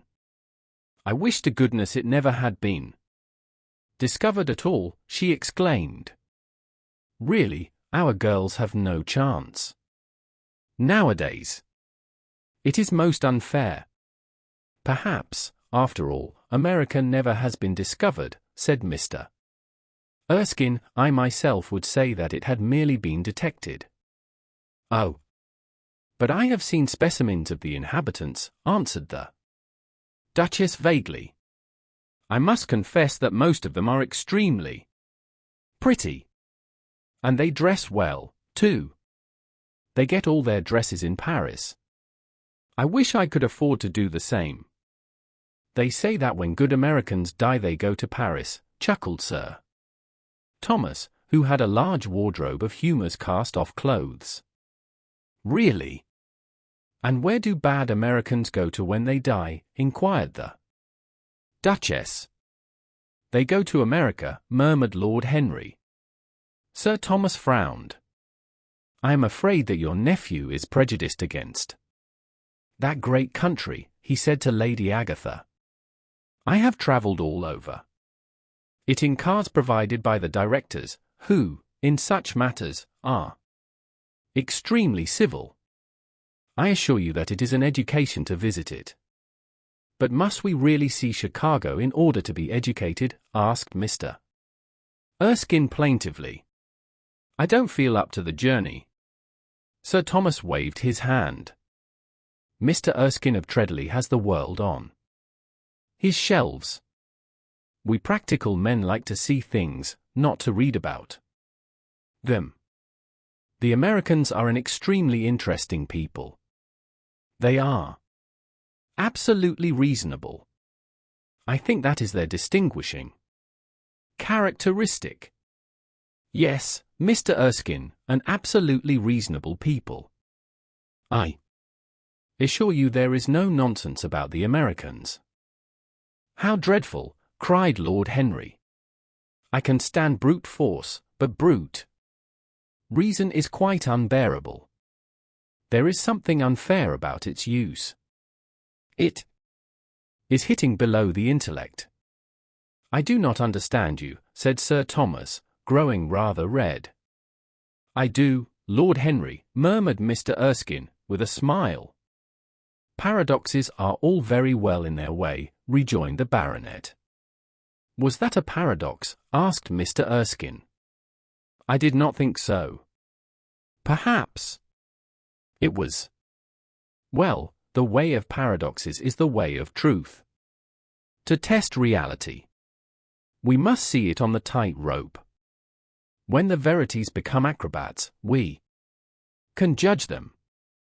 Dear me, said Lady Agatha, how you men argue. I am sure I never can make out what you are talking about. Oh, Harry, I am quite vexed with you. Why do you try to persuade our nice Mr. Dorian Gray to give up the East End? I assure you he would be quite invaluable. They would love his playing. I want him to play to me, cried Lord Henry, smiling, and he looked down the table and caught a bright answering glance. But they are so unhappy in Whitechapel, continued Lady Agatha. I can sympathize with everything except suffering, said Lord Henry, shrugging his shoulders. I cannot sympathize with that. It is too ugly, too horrible, too distressing. There is something terribly morbid in the modern sympathy with pain. One should sympathize with the color, the beauty, the joy of life. The less said about life's sores, the better. Still, the East End is a very important problem, remarked Sir Thomas, with a grave shake of the head. Quite so, answered the young lord. It is the problem of slavery, and we try to solve it by amusing the slaves. The politician looked at him keenly. What change do you propose? Then, he asked. Lord Henry laughed. I don't desire to change anything in England. Except the weather, he answered. I am quite content with philosophic contemplation. But as the 19th century has gone bankrupt through an over-expenditure of sympathy, I would suggest that we should appeal to science to put us straight. The advantage of the emotions is that they lead us astray, and the advantage of science is that it is not emotional. But we have such grave responsibilities, ventured Mrs. Vandeleur timidly. Terribly grave, echoed Lady Agatha. Lord Henry looked over at Mr. Erskine. Humanity takes itself too seriously. It is the world's original sin. If the caveman had known how To laugh, history would have been different. You are really very comforting, warbled the Duchess. I have always felt rather guilty when I came to see your dear aunt, for I take no interest at all in the East End. For the future I shall be able to look her in the face without a blush. A blush is very becoming, Duchess, remarked Lord Henry. Only when one is young, she answered. When an old woman like myself blushes, it is a very bad sign. Ah! Lord Henry, I wish you would tell me how to become young again. He thought for a moment. Can you remember any great error that you committed in your early days, Duchess? He asked, looking at her across the table. A great many, I fear, she cried. Then commit them over again, he said gravely. To get back one's youth, one has merely to repeat one's follies. A delightful theory, she exclaimed. I must put it into practice. A dangerous theory came from Sir Thomas's tight lips. Lady Agatha shook her head, but could not help being amused. Mr. Erskine listened. Yes, he continued, that is one of the great secrets of life. Nowadays most people die of a sort of creeping common sense and discover when it is too late that the only things one never regrets are one's mistakes. A laugh ran round the table. He played with the idea and grew wilful, tossed it into the air and transformed it, let it escape and recaptured it, made it iridescent with fancy and winged it with paradox. The praise of folly, as he went on, soared into a philosophy, and philosophy herself became young, and catching the mad music of pleasure, wearing, one might fancy, her wine-stained robe and wreath of ivy, danced like a bacchante over the hills of life, and mocked the slow Silenas for being sober. Facts fled before her like frightened forest things. Her white feet trod the huge press at which wise Omar sits, till the seething grape juice rose round her bare limbs in waves of purple bubbles, or crawled in red foam over the vat's black, dripping, sloping sides. It was an extraordinary improvisation. He felt that the eyes of Dorian Gray were fixed on him, and the consciousness that amongst his audience there was one whose temperament he wished to fascinate seemed to give his wit keenness and to lend colour to his imagination. He was brilliant, fantastic, irresponsible. He charmed his listeners out of themselves, and they followed his pipe, laughing. Dorian Gray never took his gaze off him, but sat like one under a spell, smiles chasing each other over his lips, and wonder growing grave in his darkening eyes. At last, liveried in the costume of the age, reality entered the room, in the shape of a servant to tell the Duchess that her carriage was waiting. She wrung her hands in mock despair. How annoying, she cried. I must go. I have to call for my husband at the club, to take him to some absurd meeting at Willis's rooms, where he is going to be in the chair. If I am late he is sure to be furious, and I couldn't have a scene in this bonnet. It is far too fragile. A harsh word would ruin it. No, I must go, dear Agatha. Goodbye, Lord Henry, you are quite delightful and dreadfully demoralizing. I am sure I don't know what to say about your views. You must come and dine with us some night. Tuesday? Are you disengaged Tuesday? For you I would throw over anybody, Duchess, said Lord Henry with a bow. Ah! That is very nice, and very wrong of you, she cried, so mind you. Come, and she swept out of the room, followed by Lady Agatha and the other ladies. When Lord Henry had sat down again, Mr. Erskine moved round, and taking a chair close to him, placed his hand upon his arm. "You talk books away," he said, "why don't you write one?" "I am too fond of reading books to care to write them, Mr. Erskine. I should like to write a novel, certainly, a novel that would be as lovely as a Persian carpet and as unreal. But there is no literary public in England for anything except newspapers, primers, and encyclopedias. Of all people in the world, the English have the least sense of the beauty of literature." "I fear you are right," answered Mr. Erskine. "I myself used to have literary ambitions, but I gave them up long ago. And now, my dear young friend, if you will allow me to call you so, may I ask if you really meant all that you said to us at lunch?" "I quite forget what I said," smiled Lord Henry. "Was it all very bad?" "Very bad indeed. In fact, I consider you extremely dangerous, and if anything happens to our good Duchess, we shall all look on you as being primarily responsible. But I should like to talk to you about life. The generation into which I was born was tedious. Some day, when you are tired of London, come down to Treadley and expound to me your philosophy of pleasure over some admirable Burgundy I am fortunate enough to possess. I shall be charmed. A visit to Treadley would be a great privilege. It has a perfect host and a perfect library." "You will complete it," answered the old gentleman with a courteous bow. "And now I must bid good-bye to your excellent aunt.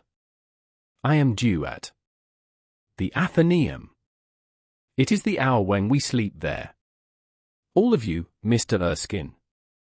40 of us, in 40 armchairs. We are practicing for an English Academy of Letters." Lord Henry laughed and rose. "I am going to the park," he cried. As he was passing out of the door, Dorian Gray touched him on the arm. "Let me come with you," he murmured. "But I thought you had promised Basil Hallward to go and see him," answered Lord Henry. "I would sooner come with you. Yes, I feel I must come with you. Do let me." "And you will promise to talk to me all the time?" "No one talks so wonderfully as you do." "Ah, I have talked quite enough for today," said Lord Henry, smiling. "All I want now is to look at life. You may come and look at it with me, if you care to." Chapter 4. One afternoon, a month later, Dorian Gray was reclining in a luxurious armchair in the little library of Lord Henry's house in Mayfair. It was, in its way, a very charming room, with its high-panelled wainscoting of olive-stained oak, its cream-coloured frieze and ceiling of raised plasterwork, and its brick-dust felt carpet strewn with silk, long-fringed Persian rugs. On a tiny satinwood table stood a statuette by Clodion, and beside it lay a copy of Les Cent Nouvelles, bound for Margaret of Valois by Clovis Eve and powdered with the gilt daisies that Queen had selected for her device. Some large blue china jars and parrot tulips were ranged on the mantelshelf, and through the small leaded panes of the window streamed the apricot-coloured light of a summer day in London. Lord Henry had not yet come in.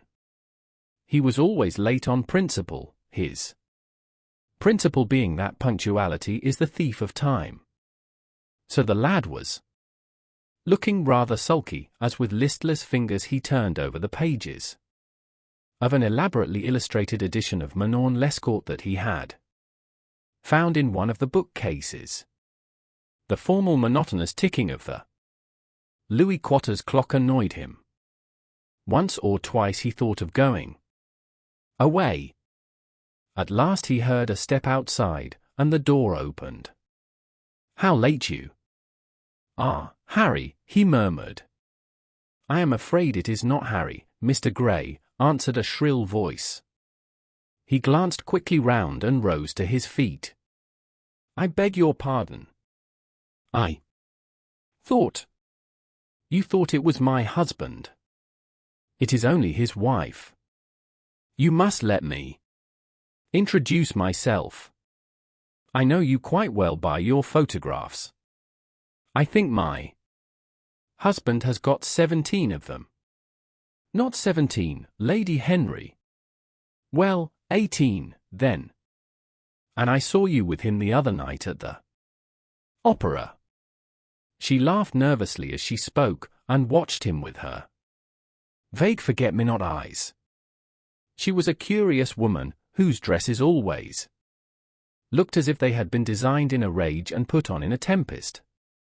She was usually in love with somebody, and, as her passion was never returned, she had kept all her illusions. She tried to look picturesque, but only succeeded in being untidy. Her name was Victoria, and she had a perfect mania for going to church. That was at Lohengrin, Lady Henry, I think. Yes, it was at dear Lohengrin. I like Wagner's music better than anybody's. It is so loud that one can talk the whole time without other people hearing what one says. That is a great advantage, don't you think so, Mr. Gray?" The same nervous staccato laugh broke from her thin lips, and her fingers began to play with a long tortoiseshell paper knife. Dorian smiled and shook his head. "I am afraid I don't think so, Lady Henry. I never talk during music, at least, during good music. If one hears bad music, it is one's duty to drown it in conversation." "Ah. That is one of Harry's views, isn't it, Mr. Gray?" "I always hear Harry's views from his friends. It is the only way I get to know of them. But you must not think I don't like good music. I adore it, but I am afraid of it. It makes me too romantic. I have simply worshipped pianists, 2 at a time, sometimes, Harry tells me. I don't know what it is about them. Perhaps it is that they are foreigners. They all are. Ain't they? Even those that are born in England become foreigners after a time, don't they? It is so clever of them, and such a compliment to art. Makes it quite cosmopolitan, doesn't it? You have never been to any of my parties, have you, Mr. Gray? You must come. I can't afford orchids, but I spare no expense in foreigners. They make one's rooms look so picturesque. But here is Harry. Harry, I came in to look for you, to ask you something. I forget what it was, and I found Mr. Gray here. We have had such a pleasant chat about music. We have quite the same ideas. No, I think our ideas are quite different. But he has been most pleasant. I am so glad I've seen him. I am charmed, my love, quite charmed, said Lord Henry, elevating his dark, crescent-shaped eyebrows and looking at them both with an amused smile. So sorry I am late, Dorian. I went to look after a piece of old brocade in Wardour Street and had to bargain for hours for it. Nowadays, people know the price of everything and the value of nothing. I am afraid I must be going, exclaimed Lady Henry, breaking an awkward silence with her silly sudden laugh. I have promised to drive with the Duchess. Goodbye, Mr. Gray. Goodbye, Harry. You are dining out, I suppose? So am I. Perhaps I shall see you at Lady Thornbury's. I dare say, my dear, said Lord Henry, shutting the door behind her. As, looking like a bird of paradise that had been out all night in the rain, she flitted out of the room, leaving a faint odour of frangipani.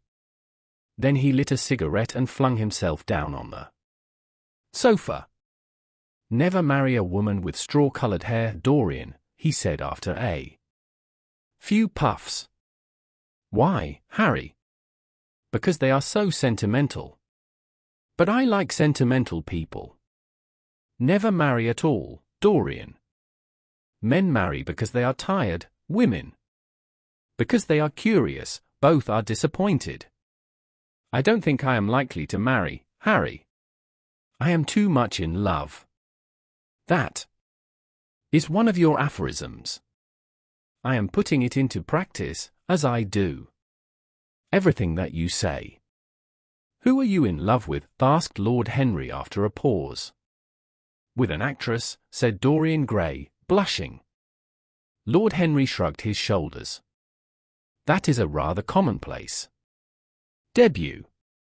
You would not say so if you saw her, Harry. Who is she?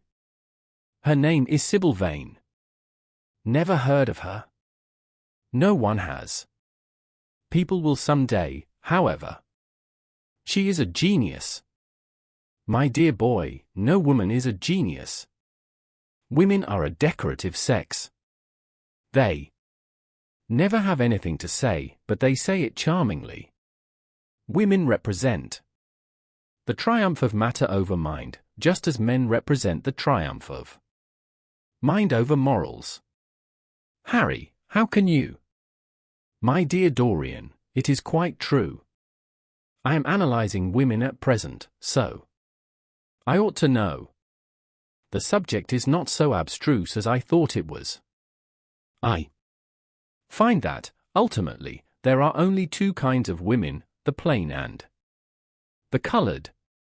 The plain women are very useful. If you want to gain a reputation for respectability, you have merely to take them down to supper. The other women are very charming. They commit one mistake.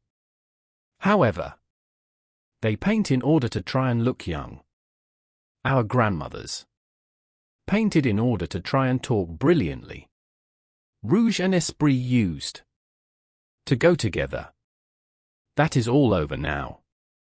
As long as a woman can look 10 years younger than her own daughter, she is perfectly satisfied. As for conversation, there are only 5 women in London worth talking to, and 2 of these can't be admitted into decent society. However, tell me about your genius. How long have you known her?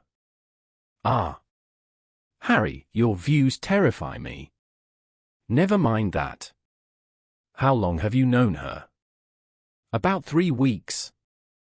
And where did you come across her? I will tell you, Harry, but you mustn't be unsympathetic about it. After all, it never would have happened if I had not met you. You filled me with a wild desire to know everything about life. For days after I met you, something seemed to throb in my veins. As I lounged in the park, or strolled down Piccadilly, I used to look at everyone who passed me and wonder, with a mad curiosity, what sort of lives they led. Some of them fascinated me. Others filled me with terror. There was an exquisite poison in the air. I had a passion for sensations. Well, one evening about 7 o'clock, I determined to go out in search of some adventure. I felt that this grey monstrous London of ours, with its myriads of people, its sordid sinners, and its splendid sins, as you once phrased it, must have something in store for me. I fancied 1,000 things. The mere danger gave me a sense of delight. I remembered what you had said to me on that wonderful evening when we first dined together, about the search for beauty being the real secret of life. I don't know what I expected, but I went out and wandered eastward, soon losing my way in a labyrinth of grimy streets and black, grassless squares. About 8:30 I passed by an absurd little theatre, with great flaring gas jets and gaudy playbills. A hideous Jew, in the most amazing waistcoat I ever beheld in my life, was standing at the entrance, smoking a vile cigar. He had greasy ringlets, and an enormous diamond blazed in the centre of a soiled shirt. "Have a box, my lord," he said, when he saw me, and he took off his hat with an air of gorgeous servility. There was something about him, Harry, that amused me. He was such a monster. You will laugh at me, I know, but I really went in and paid a whole guinea for the stage box. To the present day I can't make out why I did so, and yet if I hadn't, my dear Harry, if I hadn't, I should have missed the greatest romance of my life. I see you are laughing.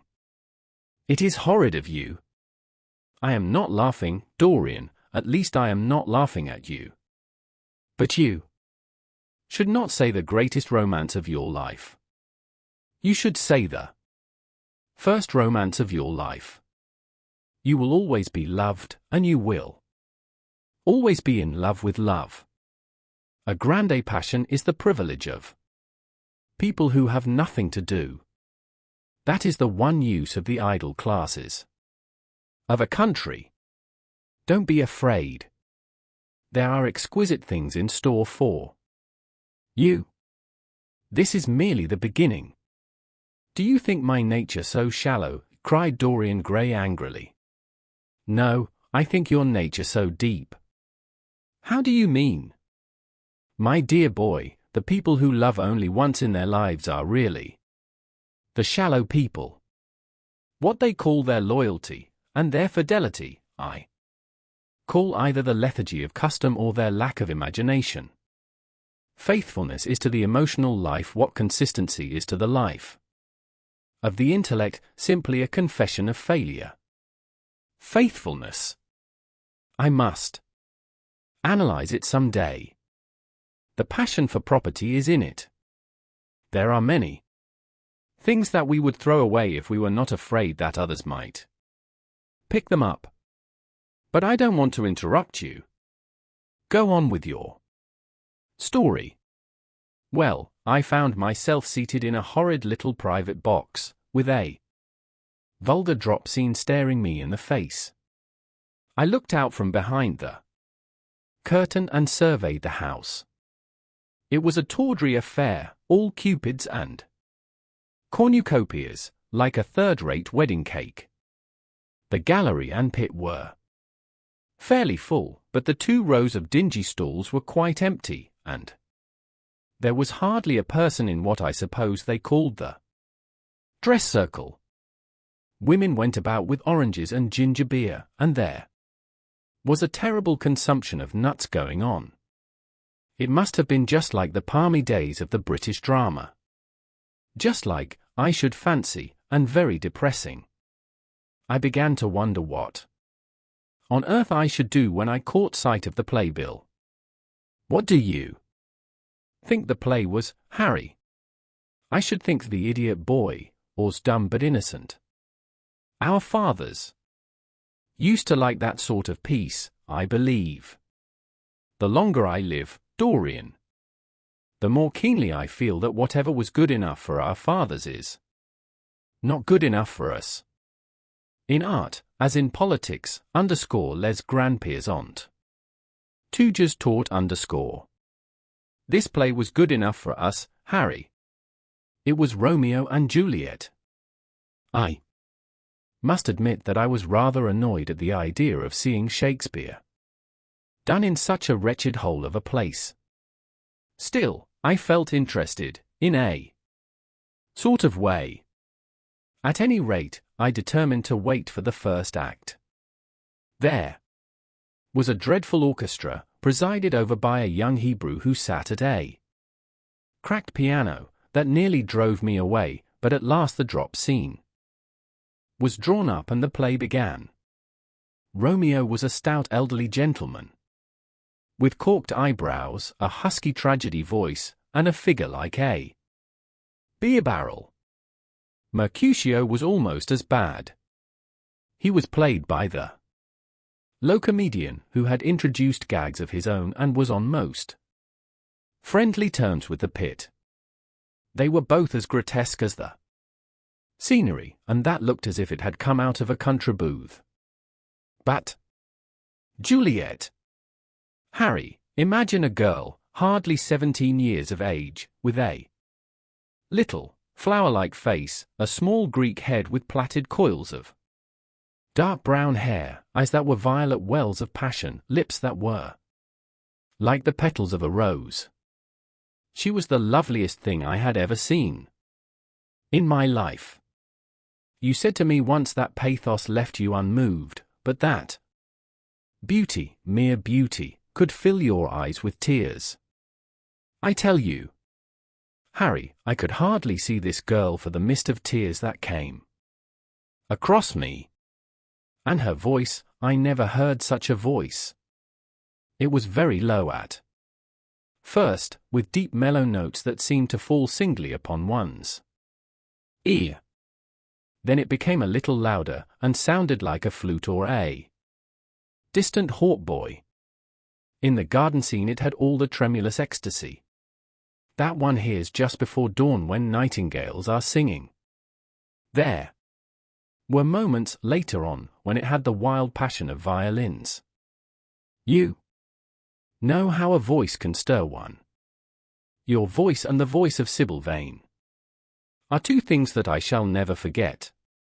When I close my eyes, I hear them, and each of them says something different. I don't know which to follow. Why should I not love her? Harry, I do love her. She is everything to me in life. Night after night I go to see her play.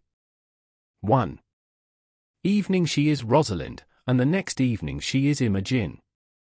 I have seen her die in the gloom of an Italian tomb, sucking the poison from her lover's lips. I have watched her wandering through the forest of Arden, disguised as a pretty boy in hose and doublet and dainty cap. She has been mad, and has come into the presence of a guilty king, and given him rue to wear and bitter herbs to taste of. She has been innocent, and the black hands of jealousy have crushed her reed-like throat. I have seen her in every age and in every costume. Ordinary women never appeal to one's imagination. They are limited to their century. No glamour ever transfigures them. One knows their minds as easily as one knows their bonnets. One can always find them. There is no mystery in any of them. They ride in the park in the morning and chatter at tea parties in the afternoon. They have their stereotyped smile and their fashionable manner. They are quite obvious. But an actress. How different an actress is. Harry, why didn't you tell me that the only thing worth loving is an actress? Because I have loved so many of them, Dorian. Oh, yes, horrid people with dyed hair and painted faces. Don't run down dyed hair and painted faces. There is an extraordinary charm in them, sometimes, said Lord Henry. I wish now I had not told you about Sibyl Vane. You could not have helped telling me, Dorian. All through your life. You will tell me everything you do. Yes, Harry, I believe that is true. I cannot help telling you things. You have a curious influence over me. If I ever did a crime, I would come and confess it to you. You would understand me. People like you, the willful sunbeams of life, don't commit crimes. Dorian. But I am much obliged for the compliment, all the same.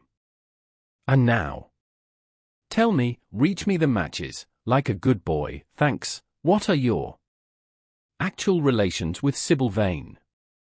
Dorian Gray leaped to his feet, with flushed cheeks and burning eyes. Harry, Sibyl Vane is sacred. It is only the sacred things that are worth touching, Dorian said. Lord Henry, with a strange touch of pathos in his voice. But why? Should you be annoyed? I suppose she will belong to you some day. When one is in love, one always begins by deceiving oneself, and one always ends by deceiving others. That is what the world calls a romance. You know her, at any rate, I suppose. Of course I know her. On the first night I was at the theatre, the horrid old Jew came round to the box after the performance was over and offered to take me behind the scenes and introduce me to her. I was furious with him, and told him that Juliet had been dead for hundreds of years and that her body was lying in a marble tomb in Verona. I think, from his blank look of amazement, that he was under the impression that I had taken too much champagne or something. I am not surprised. Then he asked me if I wrote for any of the newspapers. I told him I never even read them. He seemed terribly disappointed at that, and confided to me that all the dramatic critics were in a conspiracy against him, and that they were every one of them to be bought. I should not wonder if he was quite right there. But, on the other hand, judging from their appearance, most of them cannot be at all expensive. Well, he seemed to think they were beyond his means, laughed Dorian. By this time, however, the lights were being put out in the theatre, and I had to go. He wanted me to try some cigars that he strongly recommended. I declined. The next night, of course, I arrived at the place again. When he saw me, he made me a low bow and assured me that I was a munificent patron of art.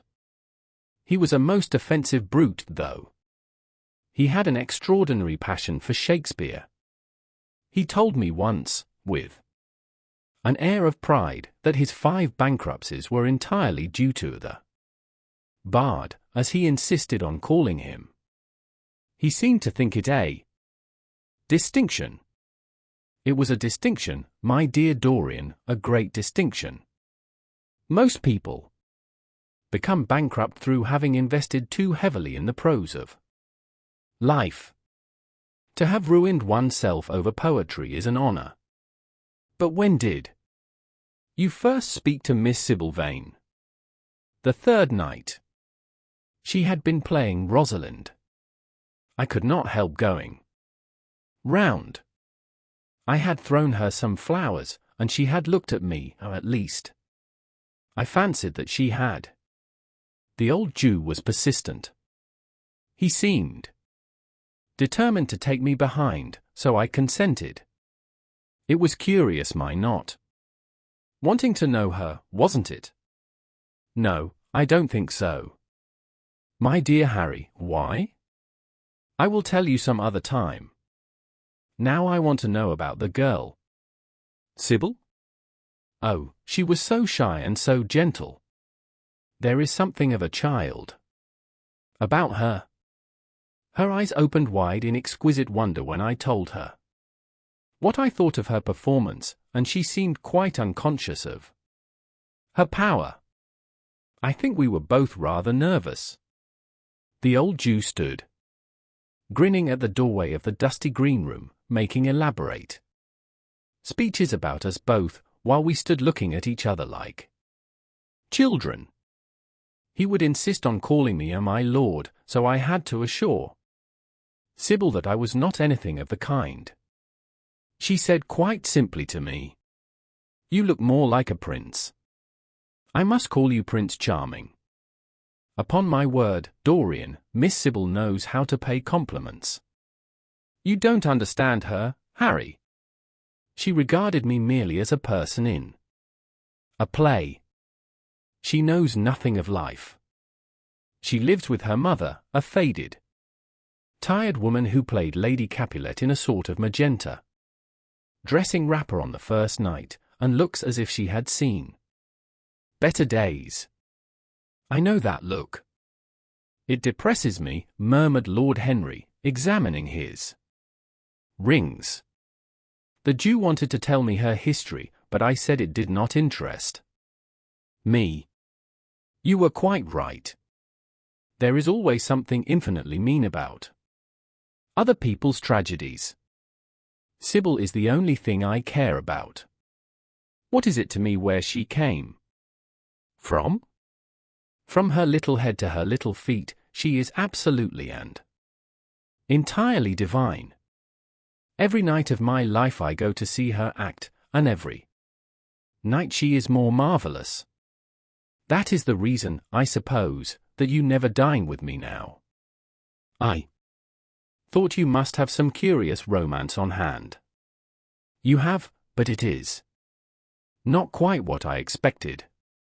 My dear Harry, we either lunch or sup together every day, and I have been to the opera with you several times, said Dorian, opening his blue eyes in wonder. You always come dreadfully late. Well, I can't help going to see Sibyl play, he cried, even if it is only for a single act.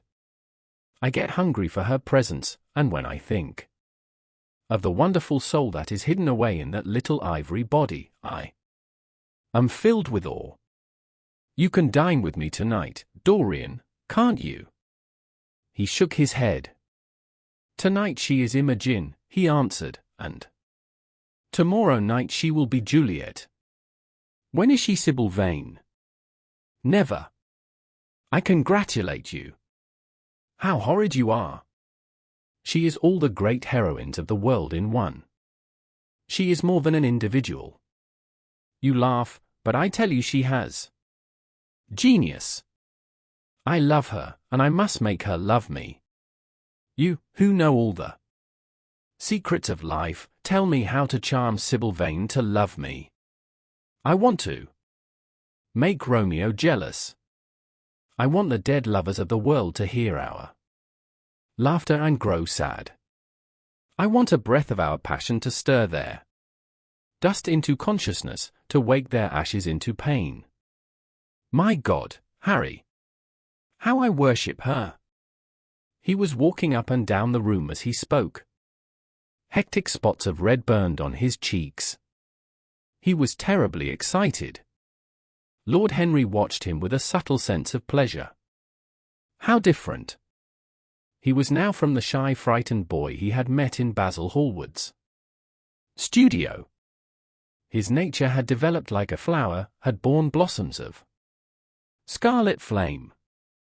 Out of its secret hiding place had crept his soul, and desire had come to meet it on the way. And what do you propose to do? Said Lord Henry at last. I want you and Basil to come with me some night and see her act. I have not the slightest fear of the result. You are certain to acknowledge her genius. Then we must get her out of the Jew's hands. She is bound to him for 3 years, at least for 2 years and 8 months from the present time. I shall have to pay him something, of course. When all that is settled, I shall take a West End theatre and bring her out properly. She will make the world as mad as she has made me. That would be impossible, my dear boy. Yes, she will. She has not merely consummate art instinct, in her, but she has personality also, and you have often told me that it is personalities, not principles, that move the age. Well, what night shall we go? Let me see. Today is Tuesday. Let us fix tomorrow. She plays Juliet tomorrow. All right.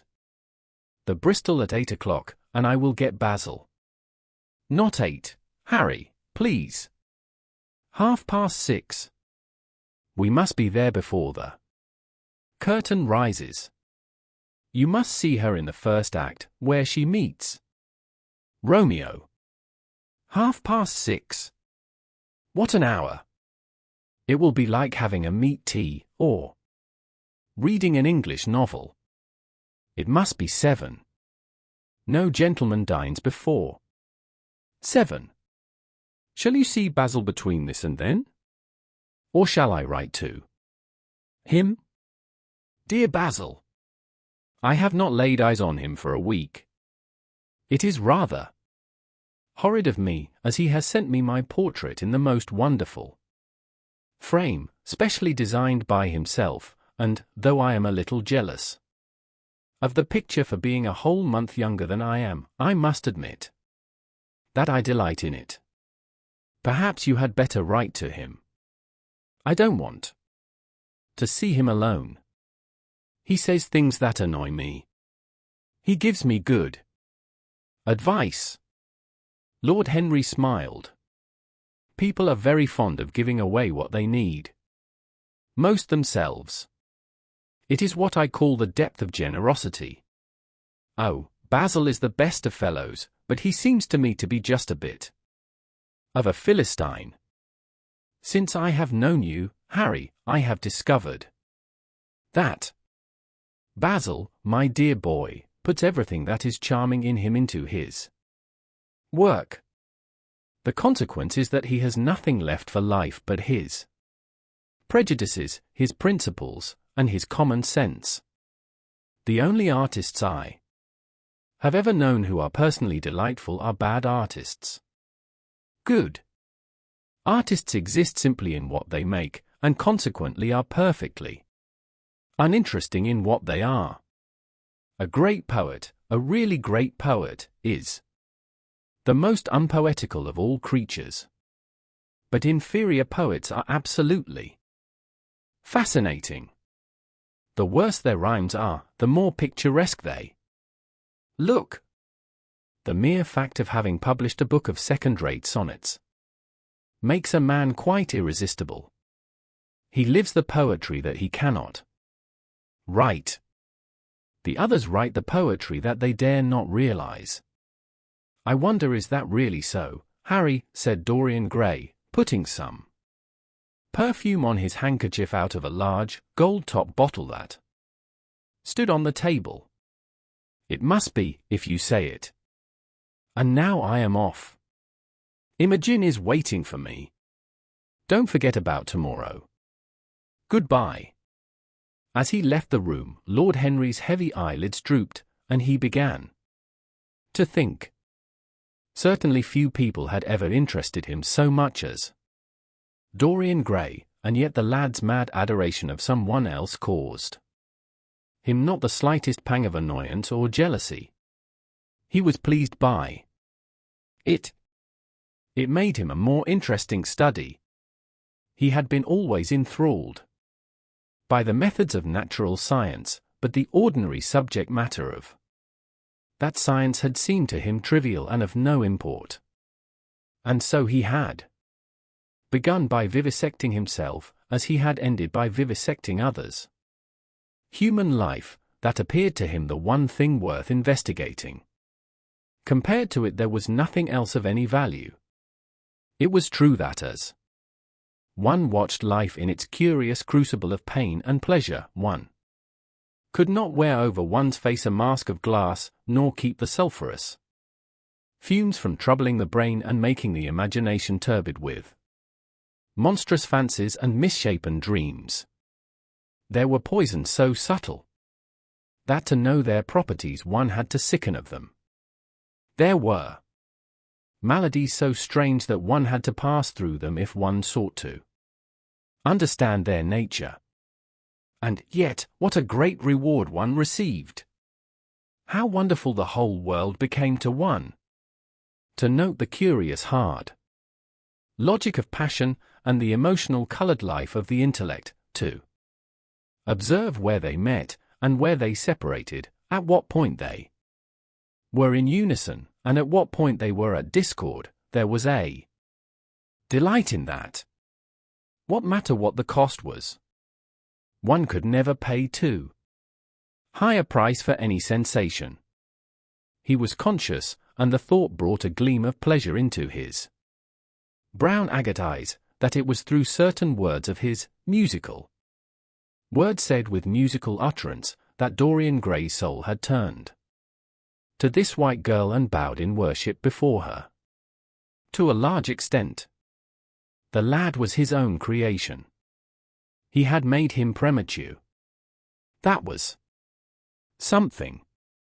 Ordinary people waited till life disclosed to them its secrets, but to the few, to the elect, the mysteries of life were revealed before the veil was drawn away.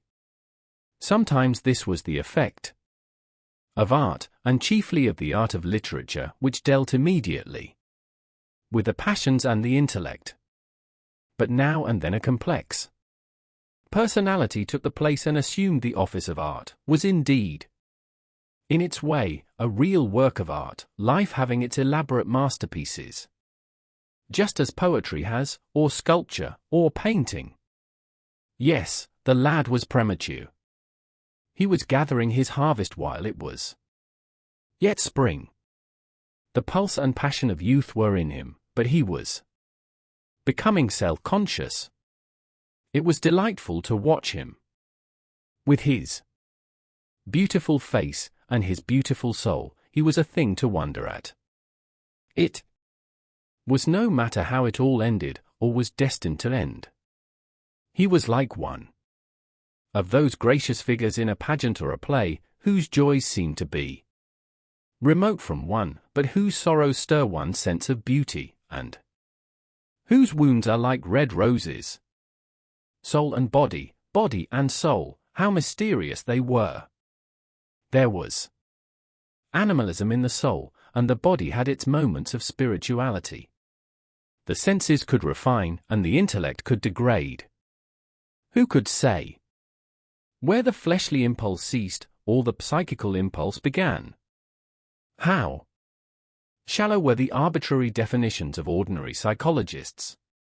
And yet how difficult to decide between the claims of the various schools. Was the soul a shadow seated in the house of sin? Or was the body really in the soul, as Giordano Bruno thought? The separation of spirit from matter was a mystery, and the union of spirit with matter was a mystery also. He began to wonder whether we could ever make psychology so absolute a science that each little spring of life would be revealed to us. As it was, we always misunderstood ourselves and rarely understood others. Experience was of no ethical value. It was merely the name men gave to their mistakes. Moralists had, as a rule, regarded it as a mode of warning, had claimed for it a certain ethical efficacy in the formation of character, had praised it as something that taught us what to follow and showed us what to avoid. But there was no motive power in experience. It was as little of an active cause as conscience itself. All that it really demonstrated was that our future would be the same as our past, and that the sin we had done once, and with loathing, we would do many times, and with joy. It was clear to him that the experimental method was the only method by which one could arrive at any scientific analysis of the passions, and certainly Dorian Gray was a subject made to his hand, and seemed to promise rich and fruitful results. His sudden mad love for Sibyl Vane was a psychological phenomenon of no small interest. There was no doubt that curiosity had much to do with it, curiosity and the desire for new experiences, yet it was not a simple, but rather a very complex passion. What there was in it of the purely sensuous instinct of boyhood had been transformed by the workings of the imagination, changed into something that seemed to the lad himself to be remote from sense, and was for that very reason all the more dangerous. It was the passions about whose origin we deceived ourselves that tyrannized most strongly over us. Our weakest motives were those of whose nature we were conscious. It often happened that when we thought we were experimenting on others, we were really experimenting on ourselves. While Lord Henry sat dreaming on these things, a knock came to the door, and his valet entered and reminded him it was time to dress for dinner. He got up and looked out into the street. The sunset had smitten into scarlet gold the upper windows of the houses opposite. The panes glowed like plates of heated metal. The sky above was like a faded rose. He thought of his friend's young fiery-colored life and wondered how it was all going to end. When he arrived home, about 12:30, he saw a telegram lying on the hall table. He opened it and found it was from Dorian Gray. It was to tell him that he was engaged to be married to Sibyl Vane. Chapter 5. "Mother, mother, I am so happy," whispered the girl, burying her face in the lap of the faded, tired-looking woman who, with back turned to the shrill intrusive light, was sitting in the one armchair that their dingy sitting room contained. "I am so happy," she repeated, "and you must be happy, too." Mrs. Vane winced and put her thin, bismuth-whitened hands on her daughter's head. "Happy," she echoed. "I am only happy, Sibyl, when I see you act. You must not think of anything but your acting. Mr. Isaacs has been very good to us, and we owe him money." The girl looked up and pouted. "Money, mother," she cried. "What does money matter? Love is more than money. Mr. Isaacs has advanced us £50 to pay off our debts and to get a proper outfit for James. You must not forget that, Sibyl. £50 is a very large sum. Mr. Isaacs has been most considerate. He is not a gentleman, mother, and I hate the way he talks to me," said the girl, rising to her feet and going over to the window. "I don't know how we could manage without him," answered the elder woman querulously. Sibyl Vane tossed her head and laughed. "We don't want him any more, mother. Prince Charming rules life for us now." Then she paused. A rose shook in her blood and shadowed her cheeks. Quick breath parted the petals of her lips. They trembled. Some southern wind of passion swept over her and stirred the dainty folds of her dress. "I love him," she said simply. "Foolish child." "Foolish child" was the parrot phrase flung in answer. The waving of crooked, false-jeweled fingers gave grotesqueness to the words. The girl laughed again. The joy of a caged bird was in her voice. Her eyes caught the melody and echoed it in radiance, then closed for a moment, as though to hide their secret. When they opened, the mist of a dream had passed across them. Thin-lipped wisdom spoke at her from the worn chair, hinted at prudence, quoted from that book of cowardice whose author apes the name of common sense. She did not listen. She was free in her prison of passion. Her prince, Prince Charming, was with her. She had called on memory to remake him. She had sent her soul to search for him, and it had brought him back. His kiss burned again upon her mouth. Her eyelids were warm with his breath. Then wisdom altered its method and spoke of espial and discovery. This young man might be rich. If so, marriage should be thought of against. The shell of her ear broke the waves of worldly cunning. The arrows of craft shot by her. She saw the thin lips moving, and smiled. Suddenly she felt the need to speak. The wordy silence troubled her. "Mother, mother," she cried, "why does he love me so much? I know why I love him. I love him because he is like what love himself should be. But what does he see in me? I am not worthy of him. And yet, why, I cannot tell, though I feel so much beneath him, I don't feel humble. I feel proud, terribly proud. Mother, did you love my father as I love Prince Charming?" The elder woman grew pale beneath the coarse powder that daubed her cheeks, and her dry lips twitched with a spasm of pain. Sibyl rushed to her, flung her arms round her neck, and kissed her. "Forgive me, Mother. I know it pains you to talk about our father. But it only pains you because you loved him so much. Don't look so sad. I am as happy today as you were 20 years ago. Ah! Let me be happy forever. My child, you are far too young to think of falling in love.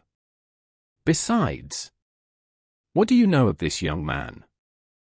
You don't even know his name. The whole thing is most inconvenient, and really, when James is going away to Australia, and I have so much to think of, I must say that you should have shown more consideration.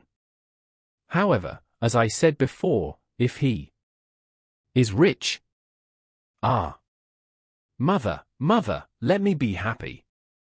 Mrs. Vane glanced at her, and with one of those false theatrical gestures that so often become a mode of second nature to a stage player, clasped her in her arms. At this moment, the door opened, and a young lad with rough brown hair came into the room. He was thick-set of figure, and his hands and feet were large and somewhat clumsy in movement. He was not so finely bred as his sister. One would hardly have guessed the close relationship that existed between them.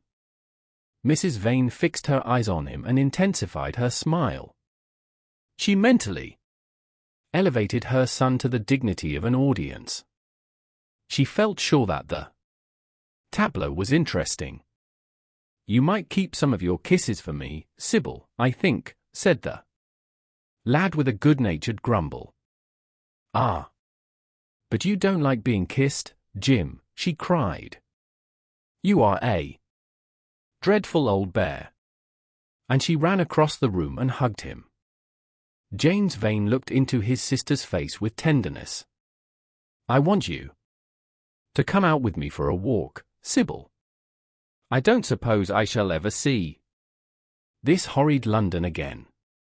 I am sure I don't want to." "My son, don't say such dreadful things," murmured Mrs. Vane, taking up a tawdry theatrical dress, with a sigh, and beginning to patch it. She felt a little disappointed that he had not joined the group. It would have increased the theatrical picturesqueness of the situation. "Why not, Mother? I mean it. You pain me, my son. I trust you will return from Australia in a position of affluence. I believe there is no society of any kind in the colonies, nothing that I would call society, so when you have made your fortune, you must come back and assert yourself in London." "Society," muttered the lad. "I don't want to know anything about that. I should like to make some money to take you and Sibyl off the stage. I hate it." "Oh, Jim," said Sibyl, laughing, "how unkind of you. But are you really going for a walk with me? That will be nice.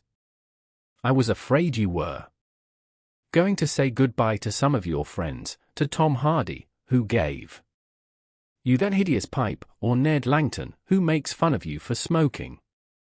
It is very sweet of you to let me have your last afternoon.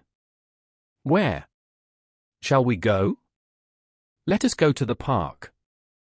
I am too shabby, he answered, frowning. Only swell people go to the park.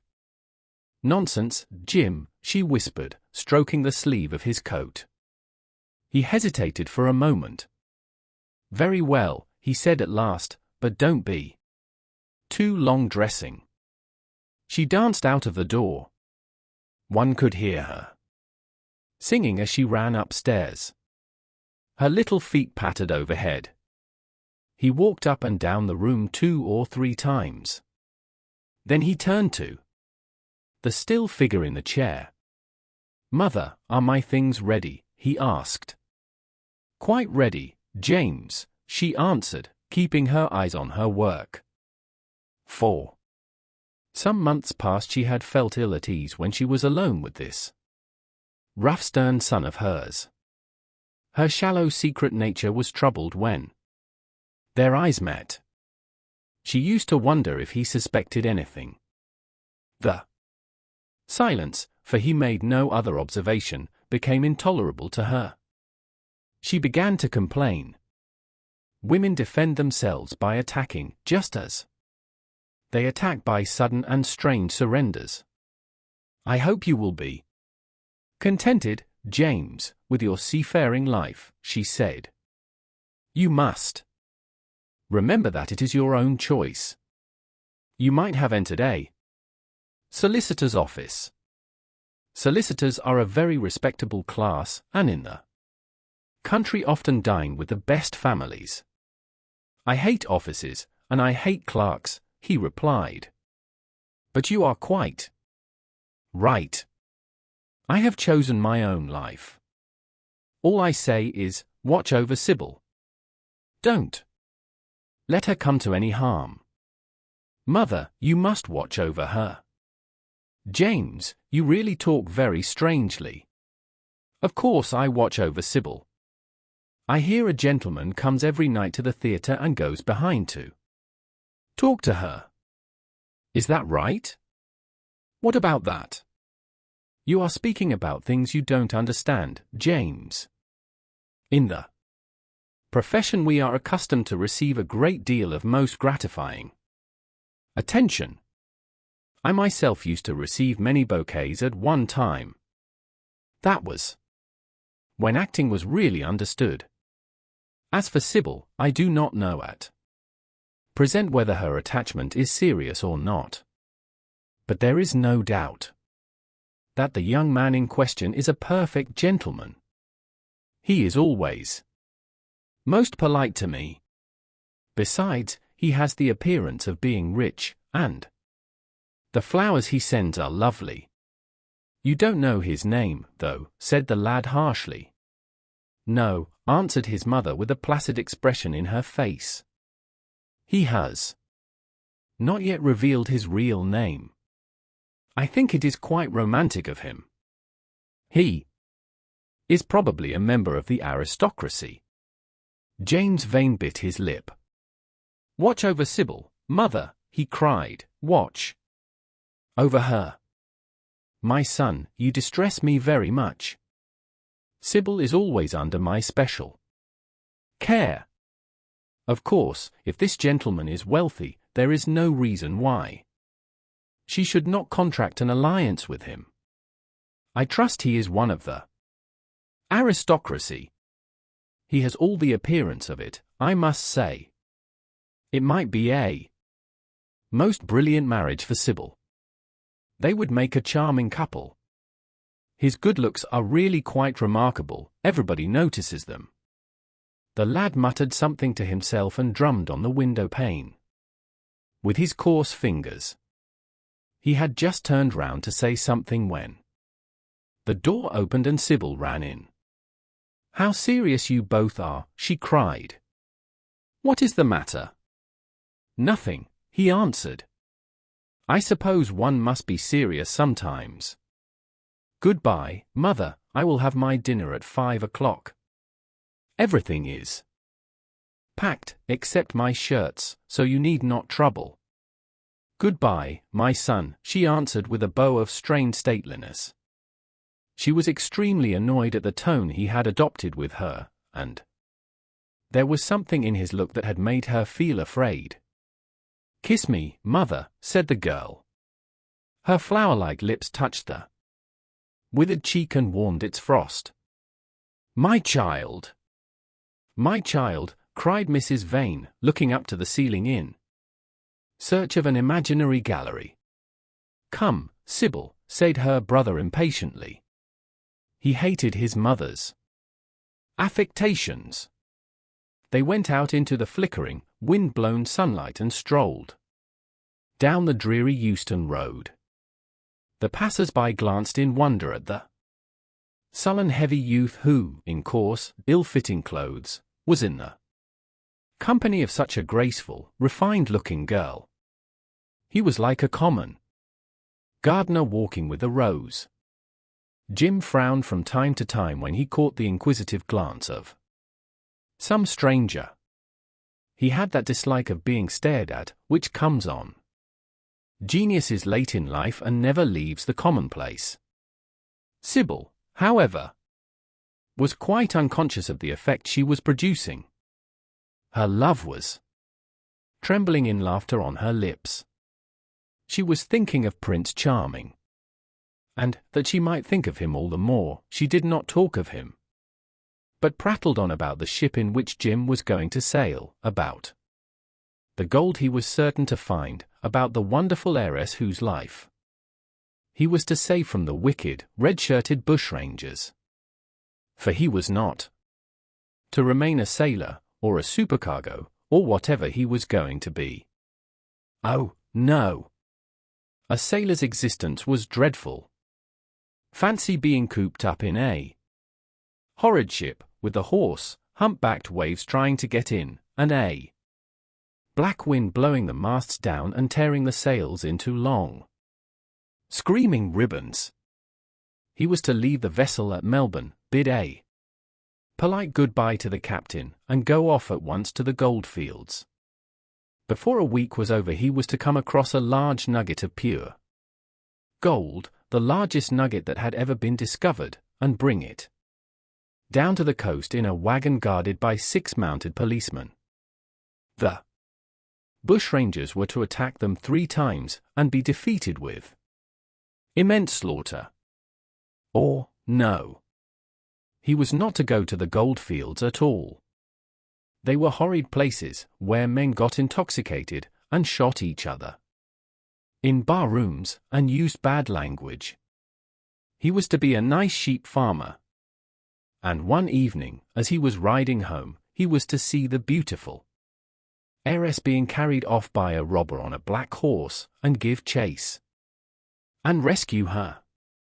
Of course, she would fall in love with him, and he with her, and they would get married, and come home, and live in an immense house in London. Yes, there were delightful things in store for him. But he must be very good, and not lose his temper, or spend his money foolishly. She was only a year older than he was, but she knew so much more of life. He must be sure, also, to write to her by every mail, and to say his prayers each night before he went to sleep. God was very good, and would watch over him. She would pray for him, too, and in a few years he would come back quite rich and happy. The lad listened sulkily to her and made no answer. He was heartsick at leaving home. Yet it was not this alone that made him gloomy and morose. Inexperienced though he was, he had still a strong sense of the danger of Sibyl's position. This young dandy who was making love to her could mean her no good. He was a gentleman, and he hated him for that, hated him through some curious race instinct for which he could not account, and which for that reason was all the more dominant within him. He was conscious also of the shallowness and vanity of his mother's nature, and in that saw infinite peril for Sibyl and Sibyl's happiness. Children begin by loving their parents, as they grow older they judge them, sometimes they forgive them. His mother He had something on his mind to ask of her, something that he had brooded on for many months of silence. A chance phrase that he had heard at the theatre, a whispered sneer that had reached his ears. One night as he waited at the stage door, had set loose a train of horrible thoughts. He remembered it as if it had been the lash of a hunting crop across his face. His brows knit together into a wedge-like furrow, and with a twitch of pain he bit his underlip. "You are not listening to a word I am saying, Jim," cried Sibyl, "and I am making the most delightful plans for your future. Do say something." "What do you want me to say?" "Oh, that you will be a good boy and not forget us," she answered, smiling at him. He shrugged his shoulders. "You are more likely to forget me than I am." "To forget you, Sibyl?" She flushed. "What do you mean, Jim?" she asked. "You have a new friend, I hear." "Who is he?" "Why have you not told me?" "About him?" "He means you no good." "Stop, Jim," she exclaimed. "You must not say anything against him." "I love him." "Why, you don't even know his name," answered the lad. "Who is he?" "I have a right to know." "He is called Prince Charming." "Don't you like the name?" "Oh, you silly boy. You should never forget it. If you only saw him, you would think him the most wonderful person in the world. Some day you will meet him when you come back from Australia. You will like him so much. Everybody likes him, and I love him. I wish you could come to the theatre tonight. He is going to be there, and I am to play Juliet. Oh, how I shall play it! Fancy, Jim, to be in love and play Juliet. To have him sitting there. To play for his delight. I am afraid I may frighten the company, frighten or enthrall them. To be in love is to surpass oneself. Poor dreadful Mr. Isaacs will be shouting a genius to his loafers at the bar. He has preached me as a dogma, tonight he will announce me as a revelation. I feel it. And it is all his only. Prince Charming, my wonderful lover, my god of graces. But I am poor beside him. Poor? What does that matter? When poverty creeps in at the door, love flies in through the window. Our proverbs want rewriting. They were made in winter, and it is summer now, springtime for me, I think, a very dance of blossoms in blue skies. He is a gentleman, said the lad sullenly. A prince, she cried musically. What more do you want? He wants to enslave you. I shudder at the thought of being free. I want you to beware of him. To see him is to worship him, to know him is to trust him. Sibyl, you are mad about him. She laughed and took his arm. You dear old Jim, you talk as if you were 100. Some day you will be in love yourself. Then you will know what it is. Don't look so sulky. Surely you should be glad to think that, though you are going away, you leave me happier than I have ever been before. Life has been hard for us both, terribly hard and difficult. But it will be different now. You are going to a new world. And I have found one. Here are 2 chairs, let us sit down and see the smart people go by. They took their seats amidst a crowd of watchers. The tulip beds across the road flamed like throbbing rings of fire. A white dust, tremulous cloud of orris root it seemed, hung in the panting air. The brightly colored parasols danced and dipped like monstrous butterflies. She made her brother talk of himself, his hopes, his prospects. He spoke slowly and with effort. They pass words to each other as players at a game pass counters. Sibyl felt oppressed. She could not communicate her joy. A faint smile curving that sullen mouth was all the echo she could win. After some time she became silent. Suddenly she caught a glimpse of golden hair and laughing lips, and in an open carriage with two ladies Dorian Gray drove past. She started to her feet. "There he is," she cried. "Who?" said Jim Vane. "Prince Charming," she answered, looking after the Victoria. He jumped up and seized her roughly by the arm. "Show him to me." "Which is he?" "Point him out." "I must see him," he exclaimed, but at that moment the Duke of Berwick's four-in-hand came between, and when it had left the space clear, the carriage had swept out of the park. "He is gone," murmured Sibyl sadly. "I wish you had seen him." "I wish I had, for as sure as there is a God in heaven, if he ever does you any wrong, I shall kill him." She looked at him in horror. He repeated his words. They cut the air like a dagger. The people round began to gape. A lady standing close to her tittered. "Come away, Jim, come away," she whispered. He followed her doggedly as she passed through the crowd. He felt glad at what he had said. When they reached the Achilles statue, she turned round. There was pity in her eyes that became laughter on her lips. She shook her head at him. "You are foolish, Jim, utterly foolish, a bad-tempered boy, that is all. How can you say such horrible things? You don't know what you are talking about. You are simply jealous and unkind. Ah, I wish you would fall in love. Love makes people good, and what you said was wicked."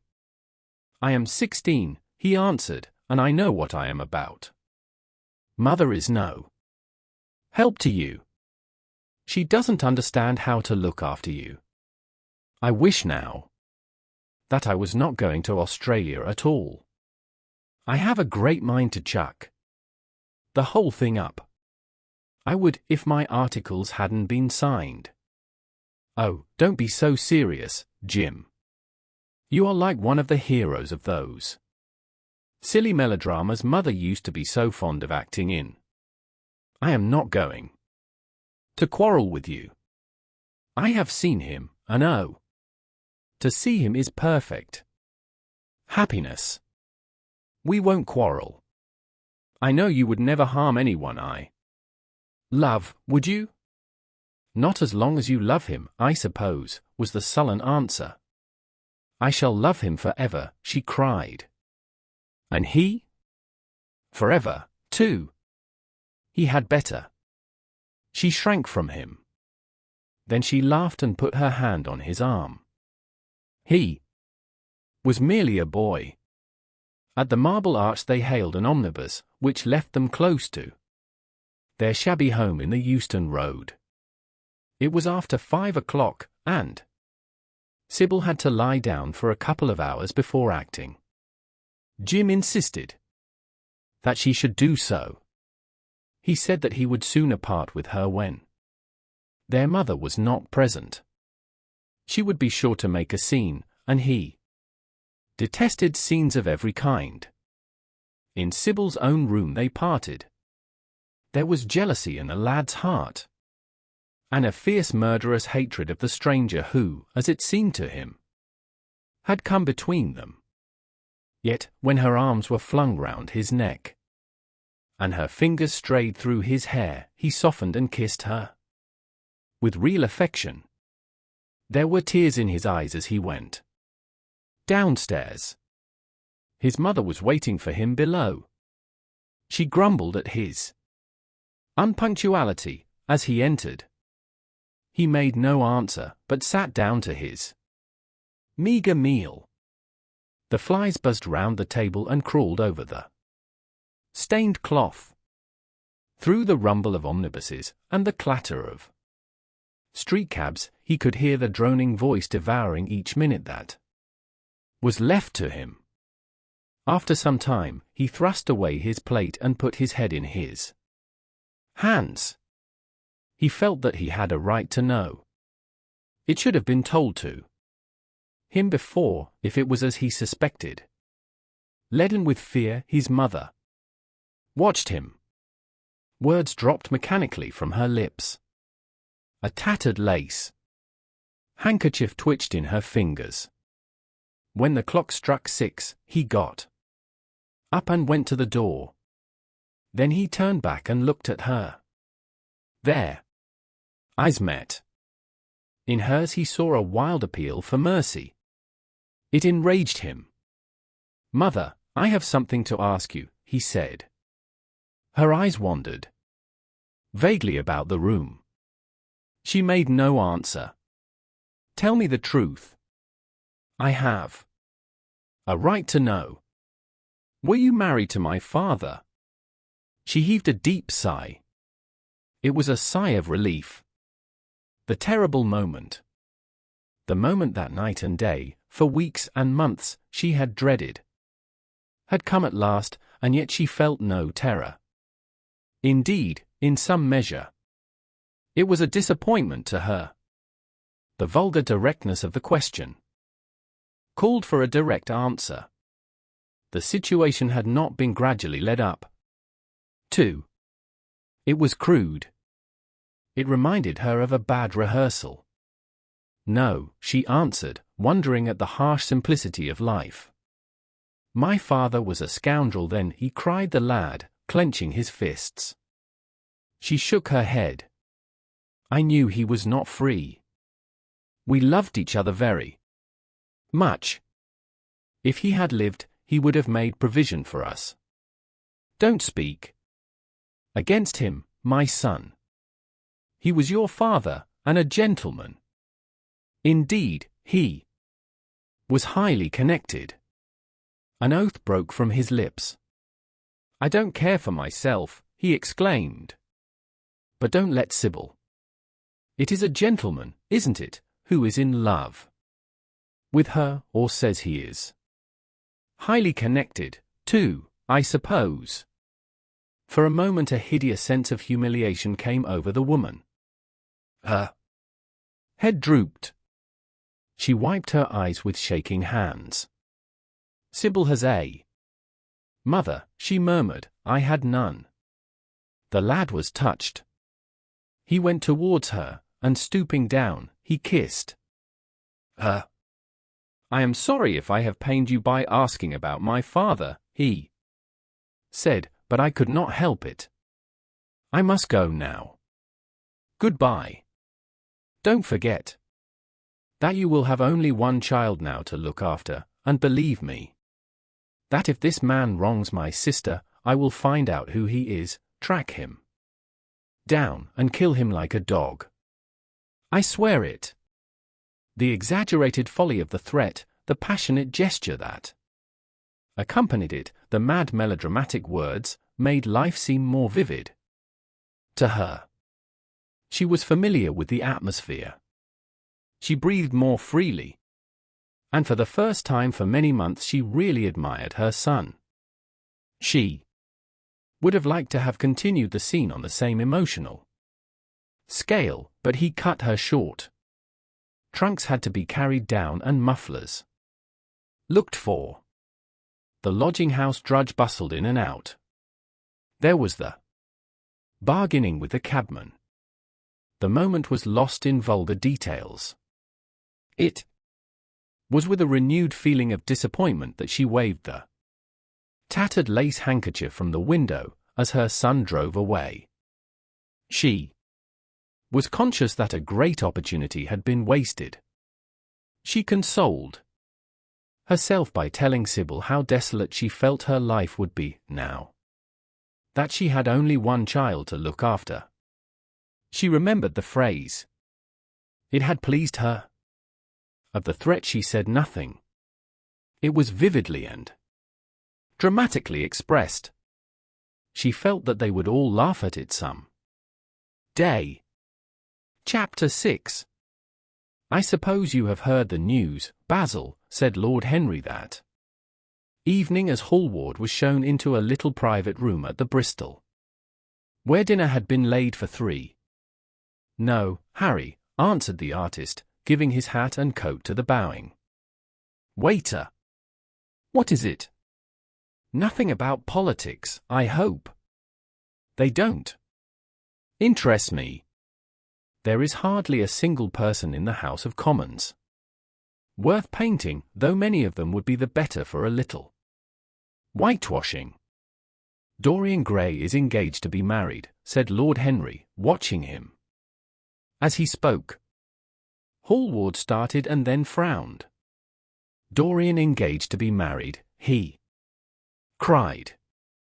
Impossible. It is perfectly true. To whom? To some little actress or other. I can't believe it. Dorian is far too sensible. Dorian is far too wise not to do foolish things now and then, my dear Basil. Marriage is hardly a thing that one can do now and then, Harry.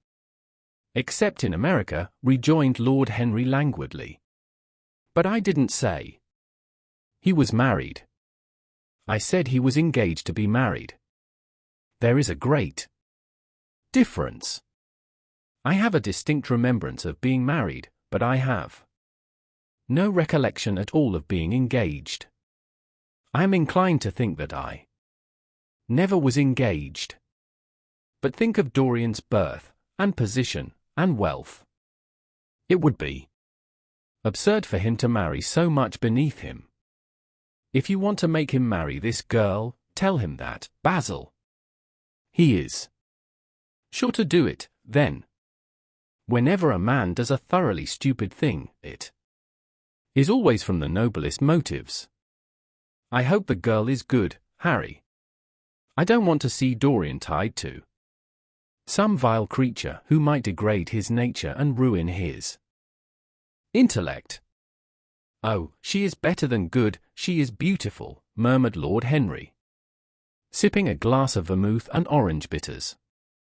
Dorian says she is beautiful, and he is not often wrong about things of that kind. Your portrait of him has quickened his appreciation of the personal appearance of other people. It has had that excellent effect, amongst others.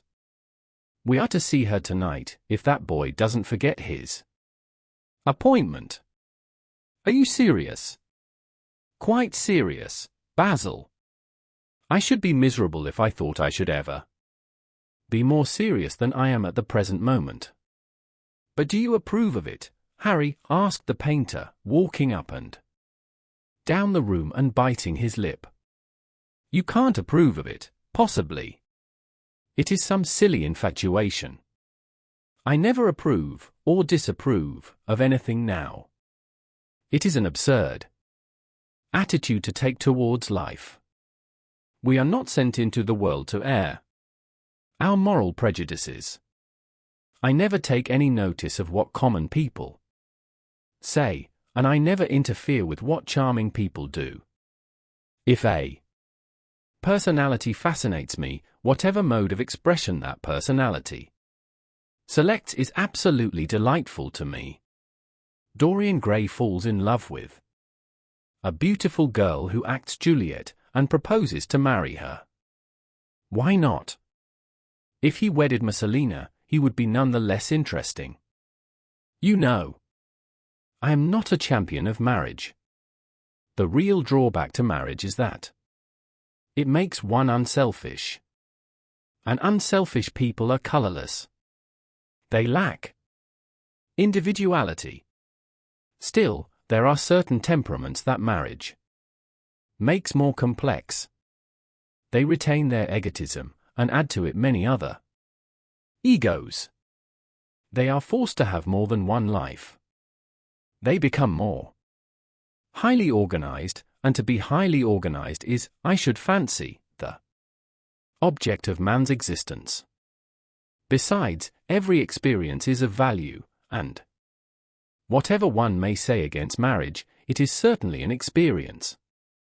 I hope that Dorian Gray will make this girl his wife, passionately adore her for 6 months, and then suddenly become fascinated by someone else. He would be a wonderful study. You don't mean a single word of all that, Harry, you know you don't. If Dorian Gray's life were spoiled, no one would be sorrier than yourself. You are much better than you pretend to be. Lord Henry laughed. The reason we all like to think so well of others is that we are all afraid for ourselves. The basis of optimism is sheer terror. We think that we are generous because we credit our neighbor with the possession of those virtues that are likely to be a benefit to us. We praise the banker that we may overdraw our account, and find good qualities in the highwayman in the hope that he may spare our pockets. I mean everything that I have said. I have the greatest contempt for optimism. As for a spoiled life, no life is spoiled but one whose growth is arrested. If you want to mar a nature, you have merely to reform it. As for marriage, of course that would be silly. But there are other and more interesting bonds between men and women. I will certainly encourage them. They have the charm of being fashionable. But here is Dorian himself. He will tell you more than I can. My dear Harry, my dear Basil, you must both congratulate me, said the lad, throwing off his evening cape with its satin-lined wings and shaking each of his friends by the hand in turn. I have never been so happy. Of course, it is sudden, all really delightful things are. And yet it seems to me to be the one thing I have been looking for all my life. He was flushed with excitement and pleasure, and looked extraordinarily handsome. I hope you will always be very happy, Dorian, said Hallward, but I don't quite forgive you for not having let me know of your engagement.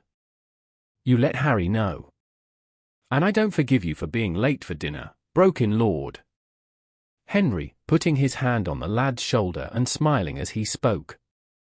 Come, let us sit down and try what the new chef here is like, and then you will tell us how it all came about.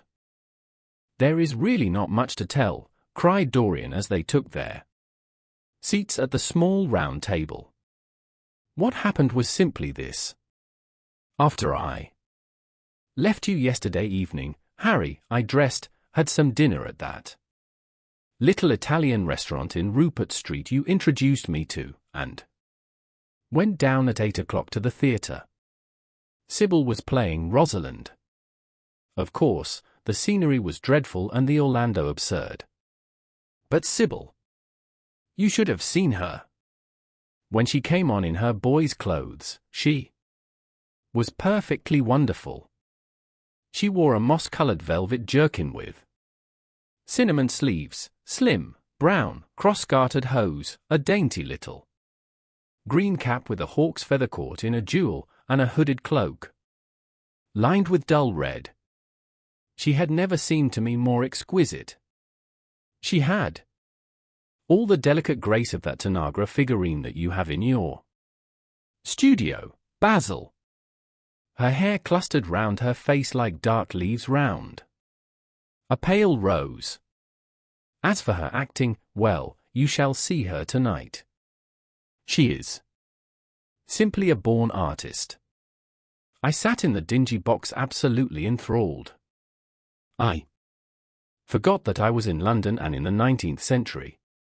I was away with my love in a forest that no man had ever seen. After the performance was over, I went behind and spoke to her.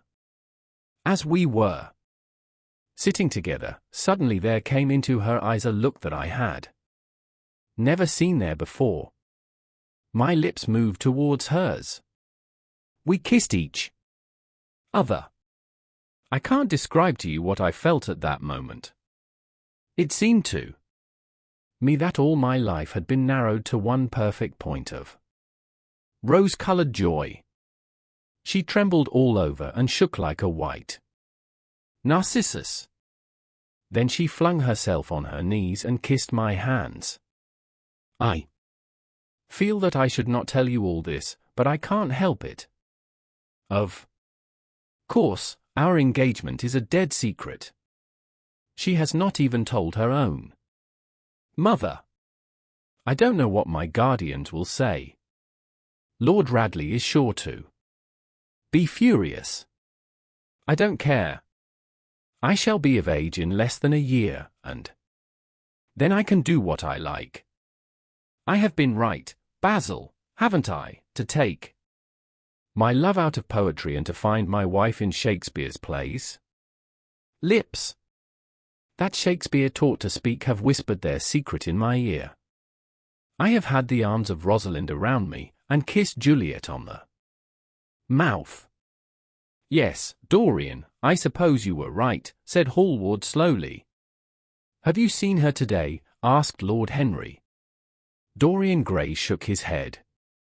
I left her in the forest of Arden. I shall find her in an orchard in Verona. Lord Henry sipped his champagne in a meditative manner. At what particular point did you mention the word marriage, Dorian? And what did she say in answer? Perhaps you forgot all about it. My dear Harry, I did not treat it as a business transaction, and I did not make any formal proposal. I told her that I loved her, and she said she was not worthy to be my wife. Not worthy? Why, the whole world is nothing to me compared with her. Women are wonderfully practical, murmured Lord Henry, much more practical than we are. In situations of that kind we often forget to say anything about marriage, and they always remind us. Hallward laid his hand upon his arm. Don't, Harry. You have annoyed Dorian. He is not like other men. He would never bring misery upon any one. His nature is too fine for that. Lord Henry looked across the table. Dorian is never annoyed with me, he answered.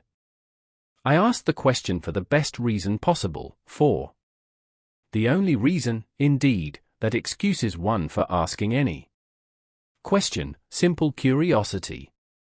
I have a theory that it is always the women who propose to us, and not we who propose to the women.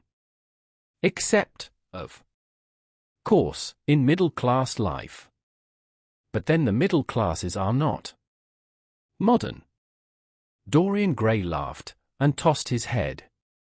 You are quite incorrigible, Harry, but I don't mind. It is impossible to be angry with you. When you see Sibyl Vane, you will feel that the man who could wrong her would be a beast without a heart. I cannot understand how any one can wish to shame the thing he loves. I love Sibyl Vane. I want to place her on a pedestal of gold and to see the world worship the woman who is mine. What is marriage? An irrevocable vow. You mock at it for that. Ah.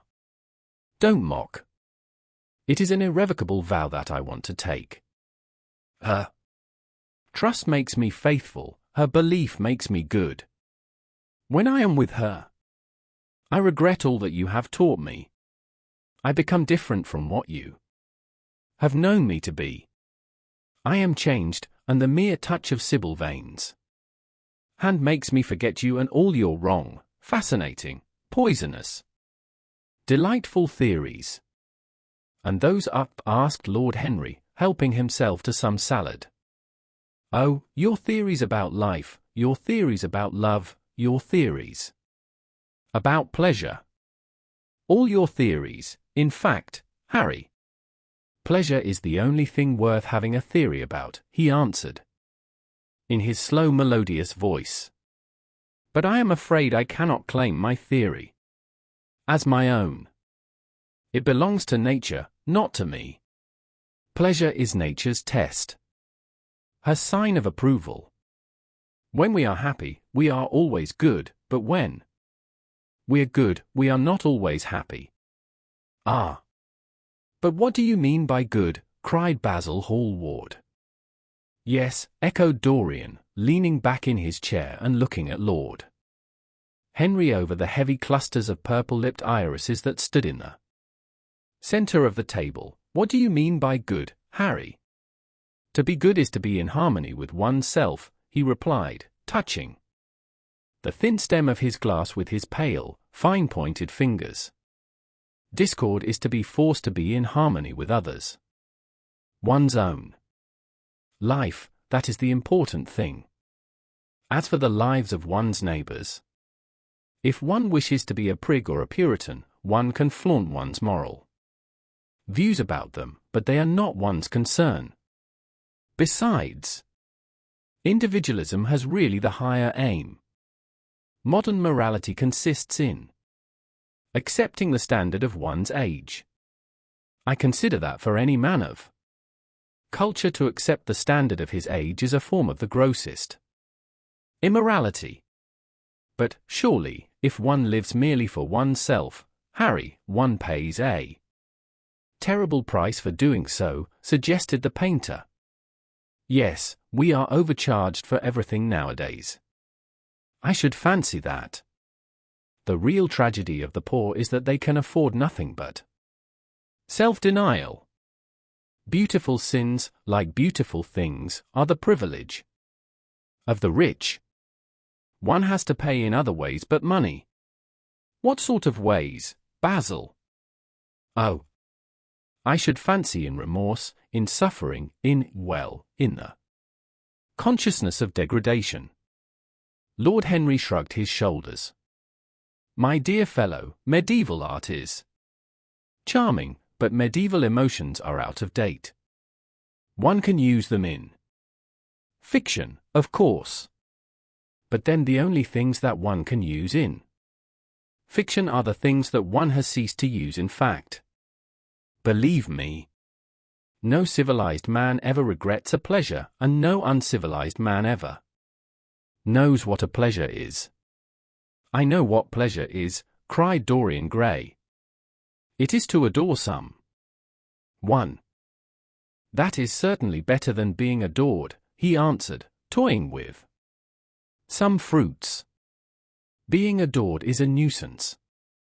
Women treat us just as humanity treats its gods. They worship us, and are always bothering us to do something for them. I should have said that whatever they ask for they had first given to us, murmured the lad gravely. They create love in our natures. They have a right to demand it back. That is quite true, Dorian, cried Hallward.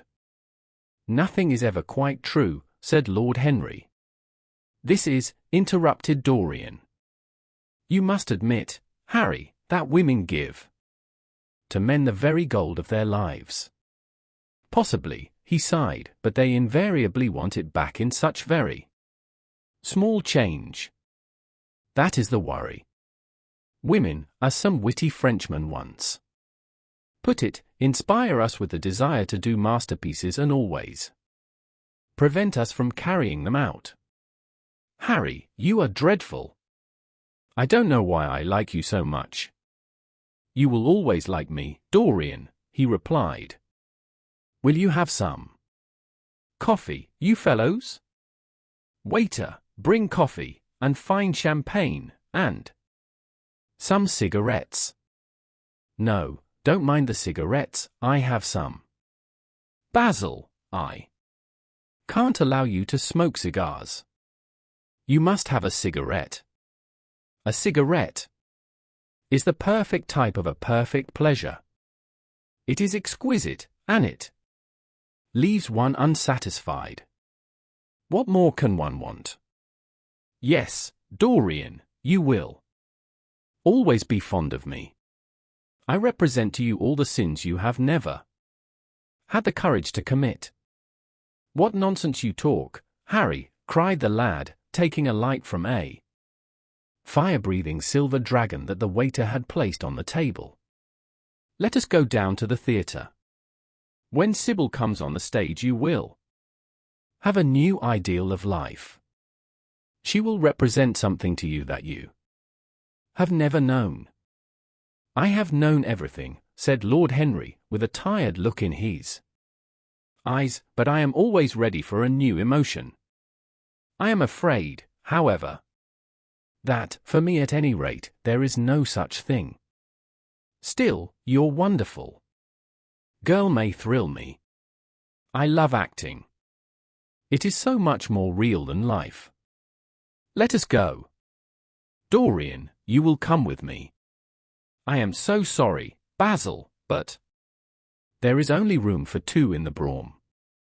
You must follow us in a hansom.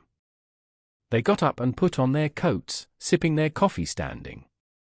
The painter was silent and preoccupied. There was a gloom over him. He could not bear this marriage, and yet it seemed to him to be better than many other things that might have happened. After a few minutes, they all passed downstairs. He drove off by himself, as had been arranged, and watched the flashing lights of the little brougham in front of him. A strange sense of loss came over him. He felt that Dorian Gray would never again be to him all that he had been in the past. Life had come between them. His eyes darkened, and the crowded, flaring streets became blurred to his eyes. When the cab drew up at the theatre, it seemed to him that he had grown years older. Chapter 7. For some reason or other, the house was crowded that night, and the fat Jew manager who met them at the door was beaming from ear to ear with an oily tremulous smile. He escorted them to their box with a sort of pompous humility, waving his fat jeweled hands and talking at the top of his voice. Dorian Gray loathed him more than ever. He felt as if he had come to look for Miranda and had been met by Caliban. Lord Henry, upon the other hand, rather liked him. At least he declared he did, and insisted on shaking him by the hand and assuring him that he was proud to meet a man who had discovered a real genius and gone bankrupt over a poet. Hallward amused himself with watching the faces in the pit. The heat was terribly oppressive, and the huge sunlight flamed like a monstrous dahlia with petals of yellow fire. The youths in the gallery had taken off their coats and waistcoats and hung them over the side. They talked to each other across the theatre and shared their oranges with the tawdry girls who sat beside them. Some women were laughing in the pit. Their voices were horribly shrill and discordant. The sound of the popping of corks came from the bar. What a place to find one's divinity in, said Lord Henry. Yes, answered Dorian Gray. It was here I found her, and she is divine beyond all living things. When she acts, you will forget everything. These common rough people, with their coarse faces and brutal gestures, become quite different when she is on the stage. They sit silently and watch her. They weep and laugh as she wills them to do. She makes them as responsive as a violin. She spiritualizes them. And one feels that they are of the same flesh and blood as oneself. The same flesh and blood as oneself. Oh, I hope not, exclaimed Lord Henry, who was scanning the occupants of the gallery through his opera glass. "Don't pay any attention to him, Dorian," said the painter. "I understand what you mean, and I believe in this girl. Anyone you love must be marvelous, and any girl who has the effect you describe must be fine and noble. To spiritualize one's age, that is something worth doing. If this girl can give a soul to those who have lived without one, if she can create the sense of beauty in people whose lives have been sordid and ugly, if she can strip them of their selfishness and lend them tears for sorrows that are not their own, she is worthy of all your adoration, worthy of the adoration of the world. This marriage is quite right. I did not think so at first, but I admit it now. The gods made Sibyl Vane for you. Without her you would have been incomplete." "Thanks, Basil," answered Dorian Gray, pressing his hand. "I knew that you would understand me. Harry is so cynical, he terrifies me. But here is the orchestra. It is quite dreadful, but it only lasts for about 5 minutes. Then the curtain rises, and you will see the girl to whom I am going to give all my life, to whom I have given everything that is good in me." A quarter of an hour afterwards, amidst an extraordinary turmoil of applause, Sibyl Vane stepped onto the stage. Yes, she was certainly lovely to look at, one of the loveliest creatures, Lord Henry thought, that he had ever seen. There was something of the fawn in her shy grace and startled eyes. A faint blush, like the shadow of a rose in a mirror of silver, came to her cheeks as she glanced at the crowded, enthusiastic house. She stepped back a few paces and her lips seemed to tremble. Basil Hallward leaped to his feet and began to applaud. Motionless, and as one in a dream, sat Dorian Gray, gazing at her. Lord Henry peered through his glasses, murmuring, "Charming! Charming!" The scene was the hall of Capulet's house, and Romeo in his pilgrim's dress had entered with Mercutio and his other friends. The band, such as it was, struck up a few bars of music, and the dance began. Through the crowd of ungainly, shabbily dressed actors, Sibyl Vane moved like a creature from a finer world. Her body swayed, while she danced, as a plant sways in the water. The curves of her throat were the curves of a white lily. Her hands seemed to be made of cool ivory. Yet she was curiously listless. She showed no sign of joy when her eyes rested on Romeo. The few words she had to speak. "Good pilgrim, you do wrong your hand too much." Which manly devotion shows in this? For saints have hands that pilgrims' hands do touch. And palm to palm is holy palmer's kiss. With the brief dialogue that follows, were spoken in a thoroughly artificial manner. The voice was exquisite, but from the point of view of tone it was absolutely false. It was wrong in color. It took away all the life from the verse. It made the passion unreal. Dorian Gray grew pale as he watched her. He was puzzled and anxious. Neither of his friends dared to say anything to him. She seemed to them to be absolutely incompetent. They were horribly disappointed. Yet they felt that the true test of any Juliet is the balcony scene of the second act. They waited for that. If she failed there was nothing in her. She looked charming as she came out in the moonlight. That could not be denied. But the staginess of her acting was unbearable, and grew worse as she went on. Her gestures became absurdly artificial. She overemphasized everything that she had to say. The beautiful passage Thou knowest the mask of night is on my face. Else would a maiden blush bepaint my cheek. For that which thou hast heard me speak tonight was declaimed with the painful precision of a schoolgirl who has been taught to recite by some second-rate professor of elocution. When she leaned over the balcony and came to those wonderful lines, "Although I joy in thee, I have no joy of this contract tonight. It is too rash, too unadvised, too sudden, too like the lightning, which doth cease to be. Ere one can say, it lightens. Sweet, good night. This bud of love by summer's ripening breath may prove a beauteous flower when next we meet." She spoke the words as though they conveyed no meaning to her. It was not nervousness. Indeed, so far from being nervous, she was absolutely self-contained.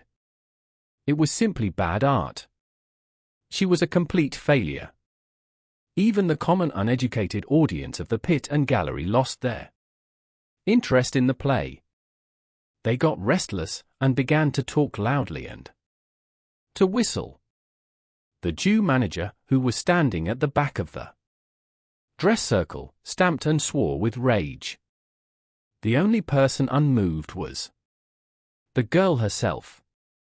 When the second act was over, there came a storm of hisses, and Lord Henry got up from his chair and put on his coat. "She is quite beautiful, Dorian," he said, "but she can't act. Let us go."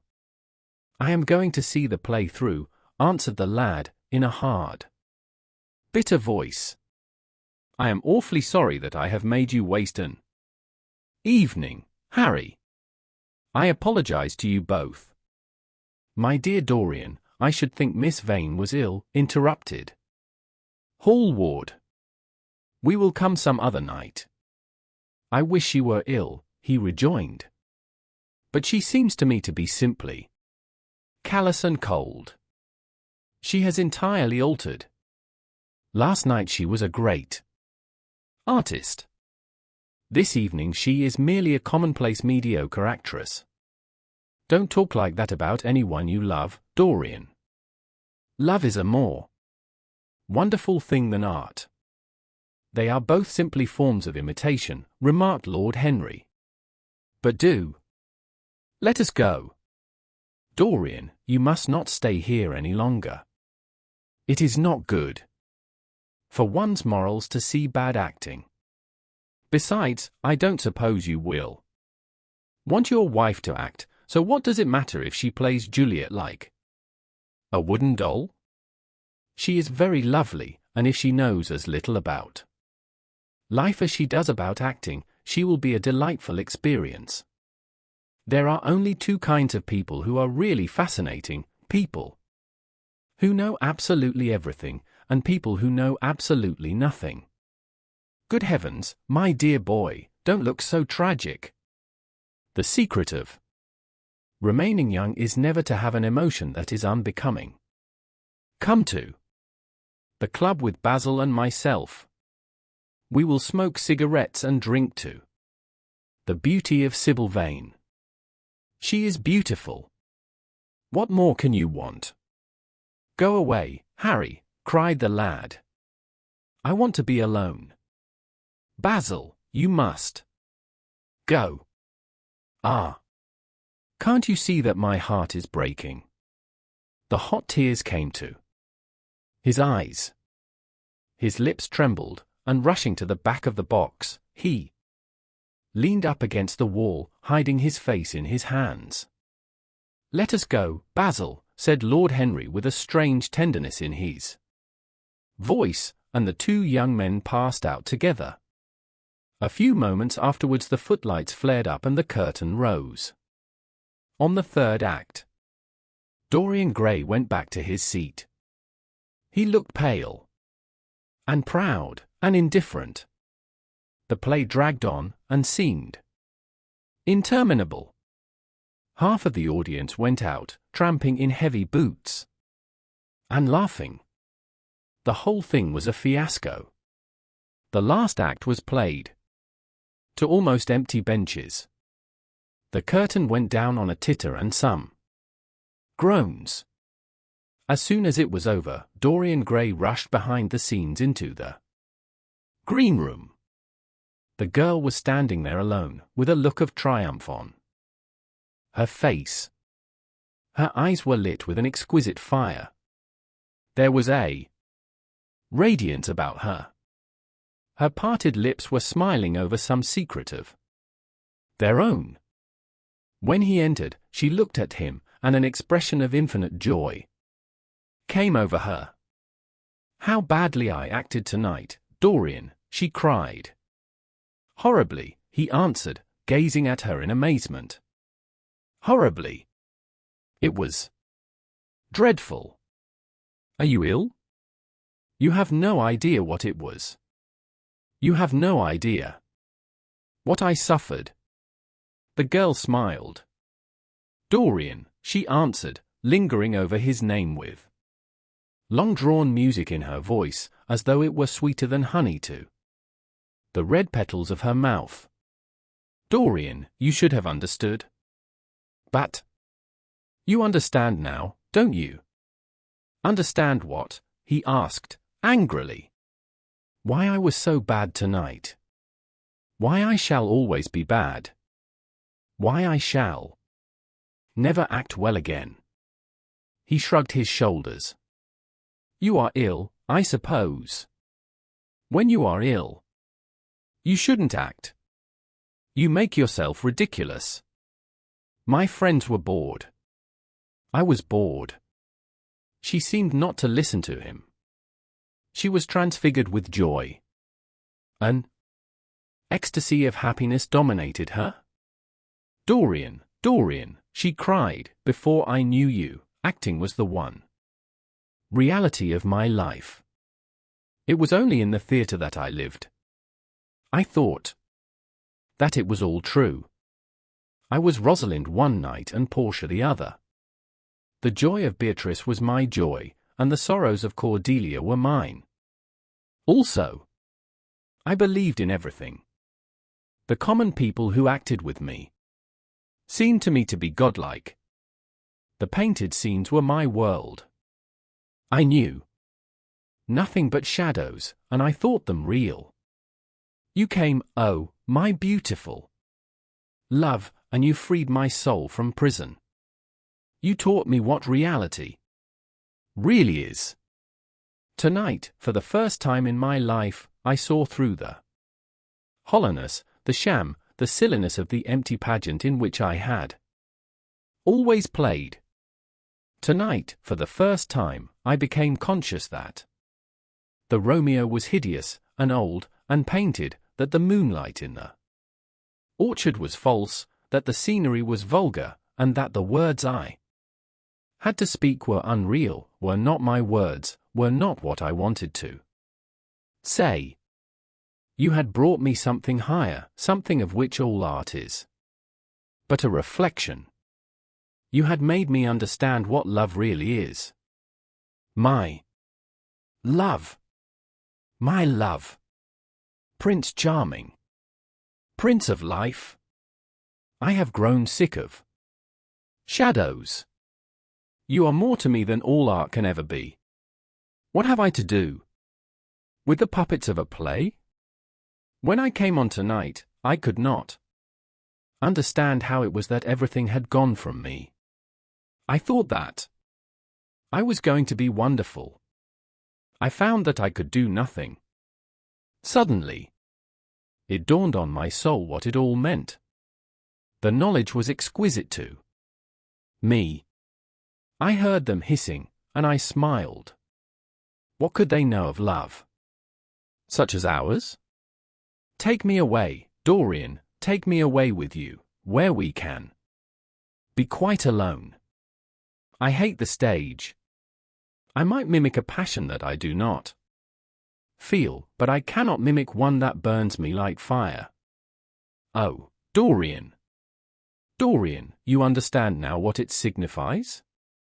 Even if I could do it, it would be profanation for me to play at being in love. You have made me. See that? He flung himself down on the sofa and turned away his face.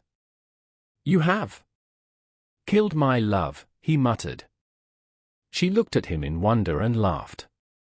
He made no answer. She came across to him, and with her little fingers stroked his hair. She knelt down and pressed his hands to her lips. He drew them away, and a shudder ran through him. Then he leaped up and went to the door. Yes, he cried, you have killed my love. You used to stir my imagination. Now you don't even stir my curiosity. You simply produce no effect. I loved you because you were marvelous, because you had genius and intellect, because you realized the dreams of great poets and gave shape and substance to the shadows of art. You have thrown it all away. You are shallow and stupid. My God! How mad I was to love you! What a fool I have been! You are nothing to me now. I will never see you again. I will never think of you. I will never mention your name. You don't know what you were to me once. Why, once? Oh, I can't bear to think of it. I wish I had never laid eyes upon you. You have spoiled the romance of my life. How little you can know of love if you say it mars your art. Without your art, you are nothing. I would have made you famous, splendid, magnificent. The world would have worshipped you, and you would have borne my name. What are you now? A third-rate actress with a pretty face. The girl grew white and trembled.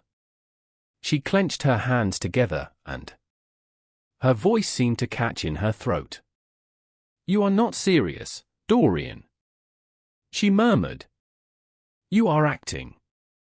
Acting. I leave that to you. You do it so well, he answered bitterly. She rose from her knees and, with a piteous expression of pain in her face, came across the room to him. She put her hand upon his arm and looked into his eyes. He thrust her back. Don't touch me, he cried. A low moan broke from her, and she flung herself at his feet and lay there like a trampled flower. Dorian, Dorian, don't leave me, she whispered. I am so sorry I didn't act well. I was thinking of you all the time. But I will try, indeed, I will try. It came so suddenly across me, my love for you. I think I should never have known it if you had not kissed me, if we had not kissed each other. Kiss me again, my love. Don't go away from me. I couldn't bear it. Oh. Don't go away from me. My brother. No, never mind. He didn't mean it. He was in jest? But you, oh. Can't you forgive me for tonight? I will work so hard and try to improve. Don't be cruel to me, because I love you better than anything in the world. After all, it is only once that I have not pleased you. But you are quite right, Dorian. I should have shown myself more of an artist. It was foolish of me, and yet I couldn't help it. Oh, don't leave me, don't leave me. A fit of passionate sobbing choked her. She crouched on the floor like a wounded thing, and Dorian Gray, with his beautiful eyes, looked down at her, and his chiseled lips curled in exquisite disdain. There is always something ridiculous about the emotions of people whom one has ceased to love. Sibyl Vane seemed to him to be absurdly melodramatic. Her tears and sobs annoyed Him. "I am going," he said at last in his calm, clear voice. "I don't wish to be unkind, but I can't see you again. You have disappointed me." She wept silently, and made no answer, but crept nearer. Her little hand stretched blindly out, and appeared to be seeking for him. He turned on his heel and left the room. In a few moments he was out of the theatre. Where he went to he hardly knew. He remembered wandering through dimly lit streets, past gaunt, black-shadowed archways and evil-looking houses. Women with hoarse voices and harsh laughter had called after him. Drunkards had reeled by, cursing and chattering to themselves like monstrous apes. He had seen grotesque children huddled upon doorsteps, and heard shrieks and oaths from gloomy courts. As the dawn was just breaking, he found himself close to Covent Garden. The darkness lifted, and, flushed with faint fires, the sky hollowed itself into a perfect pearl. Huge carts filled with nodding lilies rumbled slowly down the polished empty street. The air was heavy with the perfume of the flowers, and their beauty seemed to bring him an anodyne for his pain.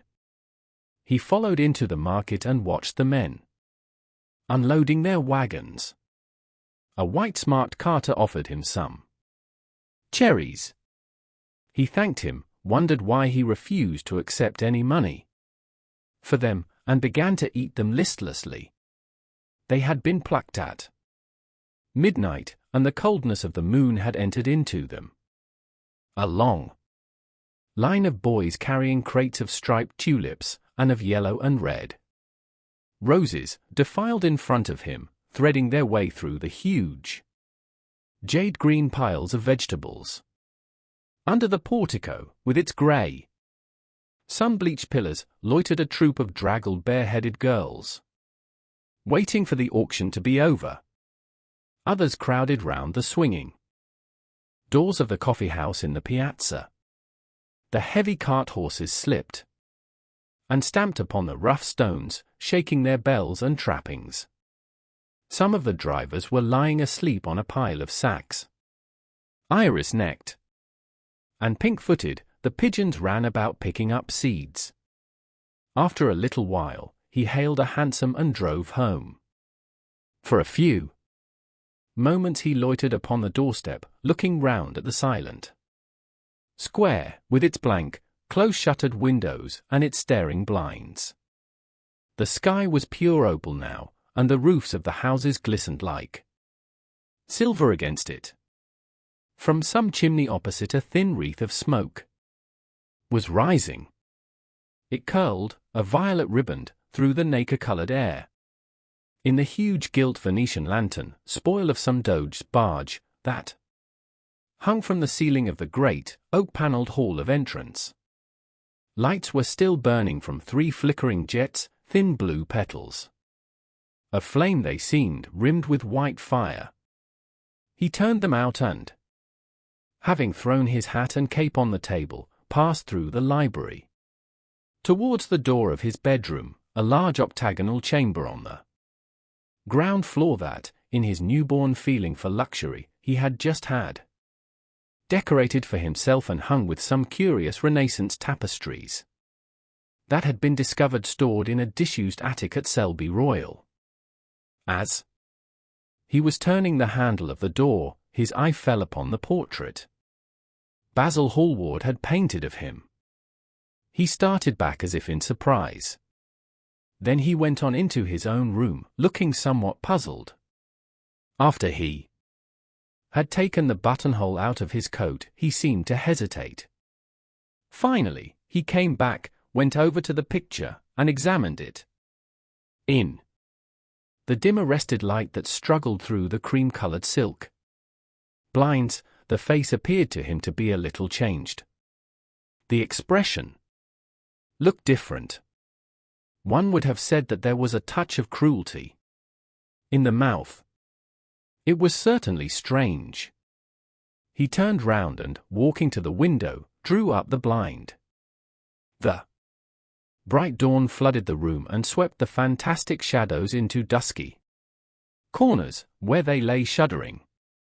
But the strange expression that he had noticed in the face of the portrait seemed to linger there, to be more intensified even.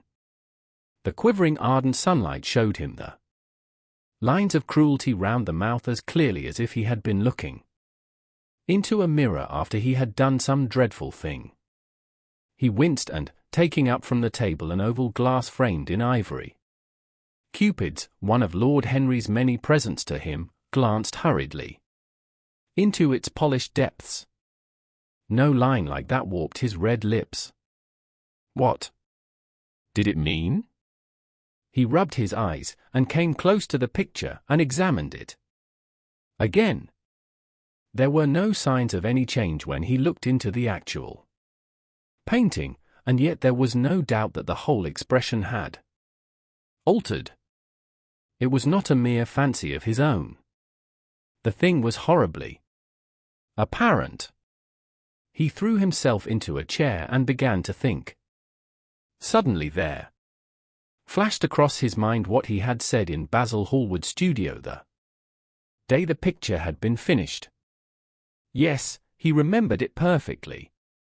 He had uttered a mad wish that he himself might remain young, and the portrait grow old, that his own beauty might be untarnished, and the face on the canvas bear the burden of his passions and his sins, that the painted image might be seared with the lines of suffering and thought, and that he might keep all the delicate bloom and loveliness of his then just conscious boyhood.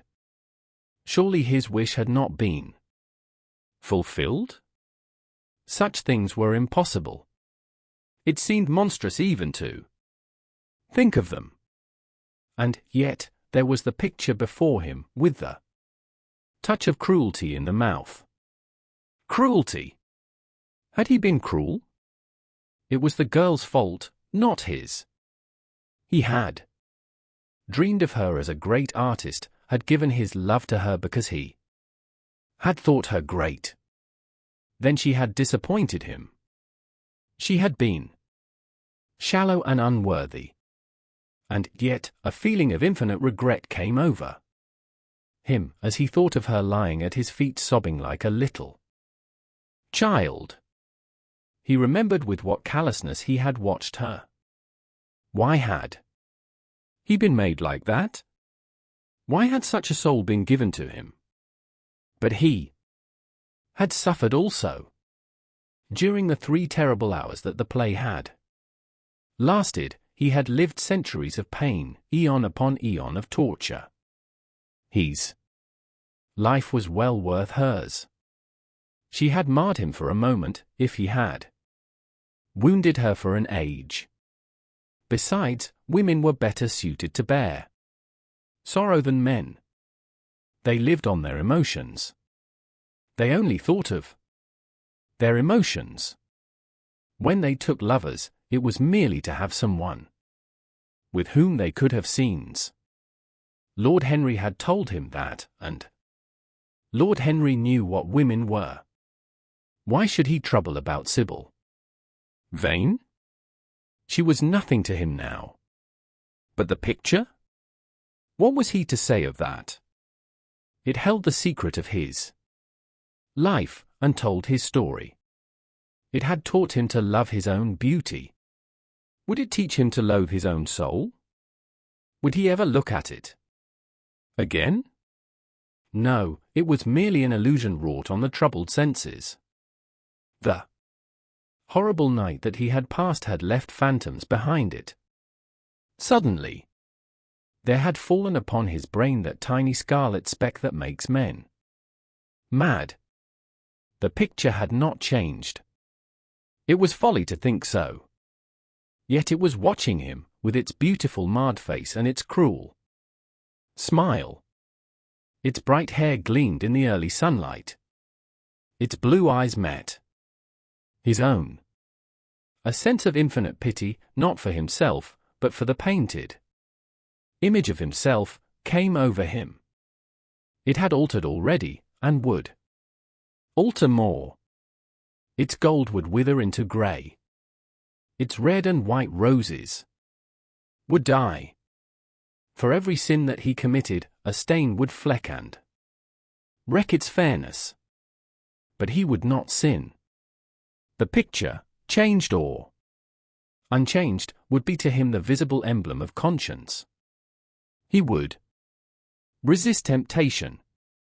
He would not see Lord Henry any more, would not, at any rate, listen to those subtle poisonous theories that in Basil Hallward's garden had first stirred within him the passion for impossible things.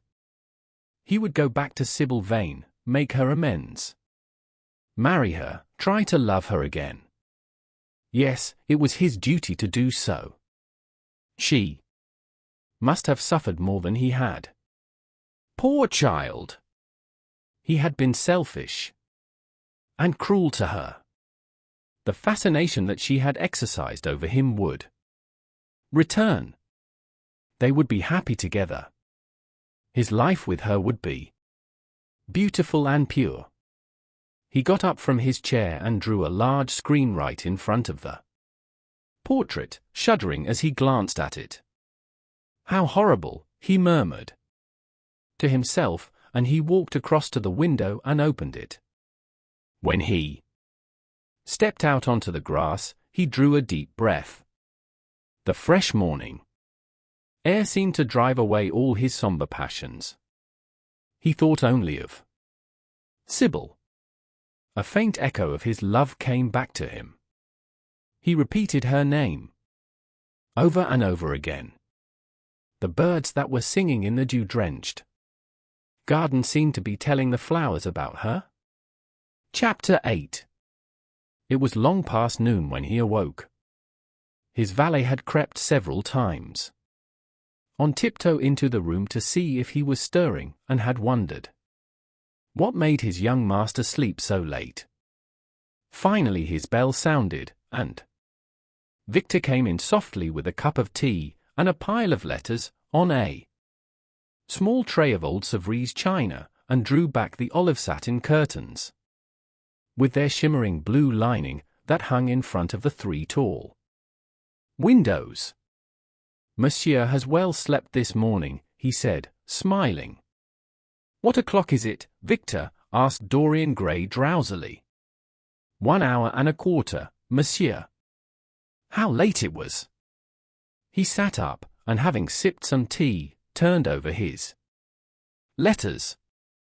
One of them was from Lord Henry, and had been brought by hand that morning. He hesitated for a moment, and then put it aside. The others he opened listlessly. They contained the usual collection of cards, invitations to dinner, tickets for private views, programs of charity concerts, and the like that are showered on fashionable young men every morning during the season. There was a rather heavy bill for a chaste silver Louis Quinze toilet set that he had not yet had the courage to send on to his guardians, who were extremely old-fashioned people and did not realize that we live in an age when unnecessary things are our only necessities, and there were several very courteously worded communications from Jermyn Street moneylenders, offering to advance any sum of money at a moment's notice and at the most reasonable rates of interest. After about 10 minutes he got up, and throwing on an elaborate dressing gown of silk-embroidered cashmere wool, passed into the onyx-paved bathroom. The cool water refreshed him after his long sleep. He seemed to have forgotten all that he had gone through. A dim sense of having taken part in some strange tragedy came to him once or twice. But there was the unreality of a dream about it. As soon as he was dressed, he went into the library and sat down to a light French breakfast that had been laid out for him on a small round table close to the open window. It was an exquisite day.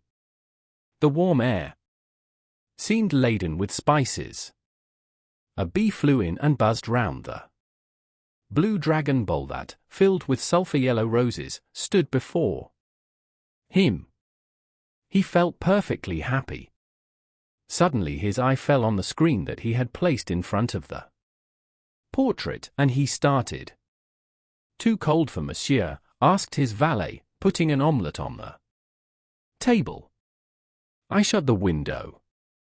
Dorian shook his head. "I am not cold," he murmured. Was it all true? Had the portrait really changed? Or had it been simply his own imagination that had made him see a look of evil where there had been a look of joy? Surely a painted canvas could not alter? The thing was absurd. It would serve as a tale to tell Basil some day. It would make him smile. And yet, how vivid was his recollection of the whole thing. First in the dim twilight, and then in the bright dawn, he had seen the touch of cruelty round the warped lips. He almost dreaded his valet leaving the room. He knew that when he was alone he would have to examine the portrait. He was afraid of certainty.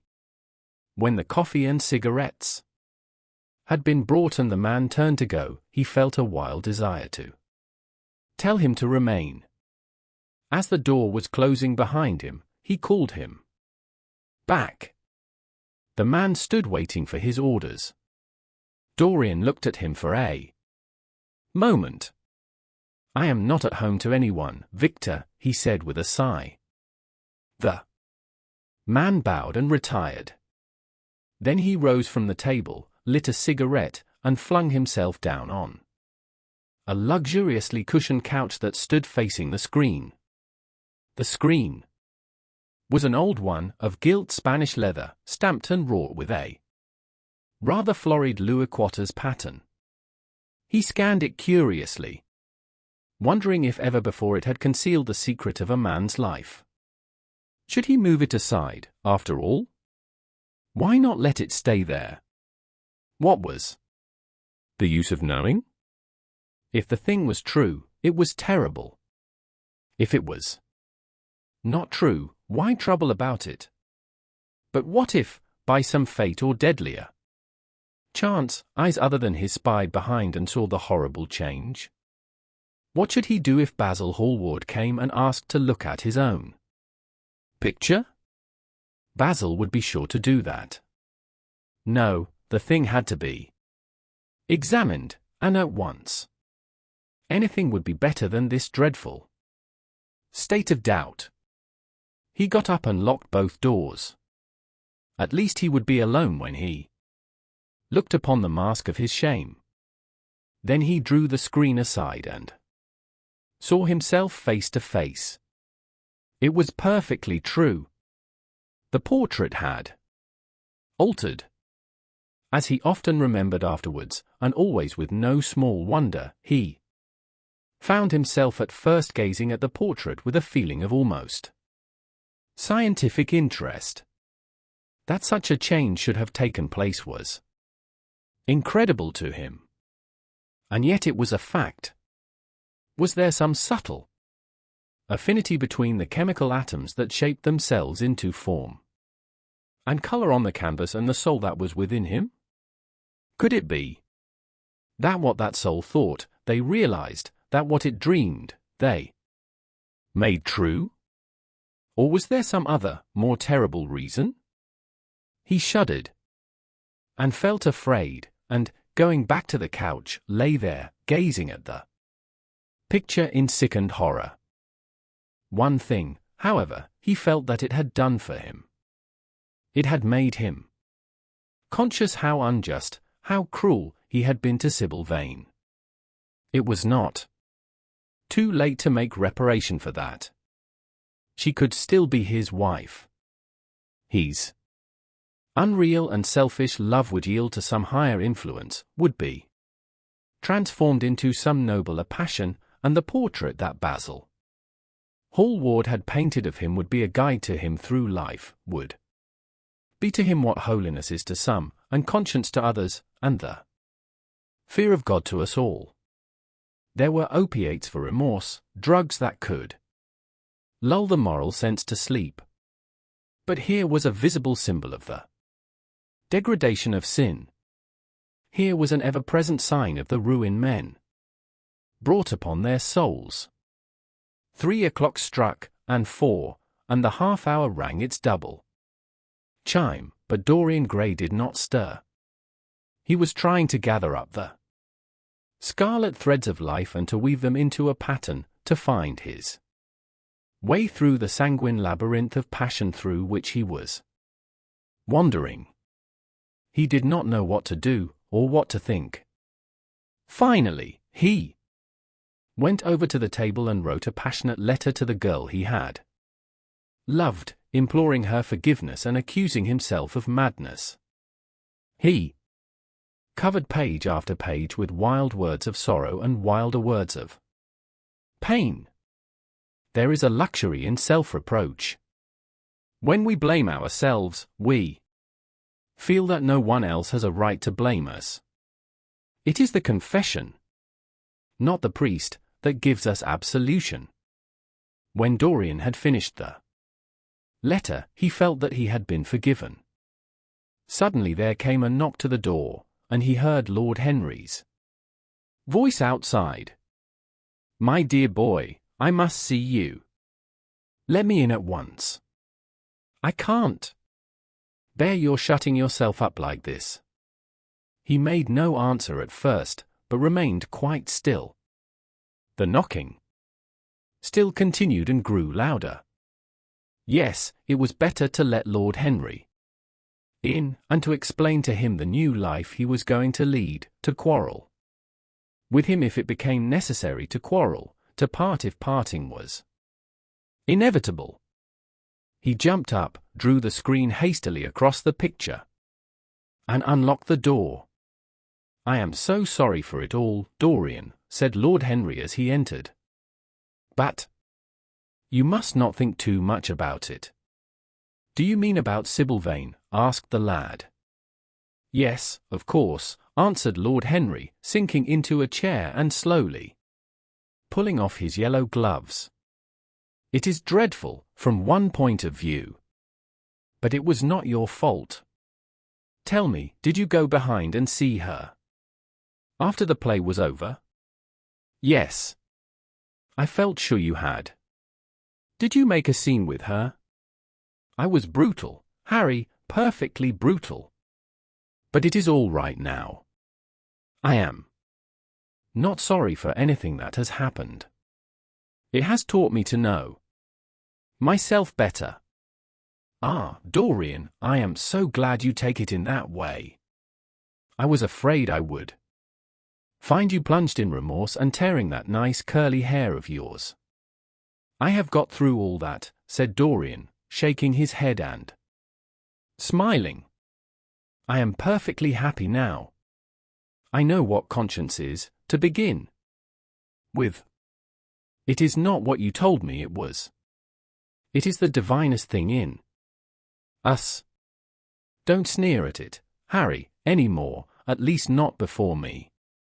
I want to be good. I can't bear the idea of my soul being hideous. A very charming artistic basis for ethics, Dorian. I congratulate you on it. But how are you going to begin?" "By marrying Sibyl Vane."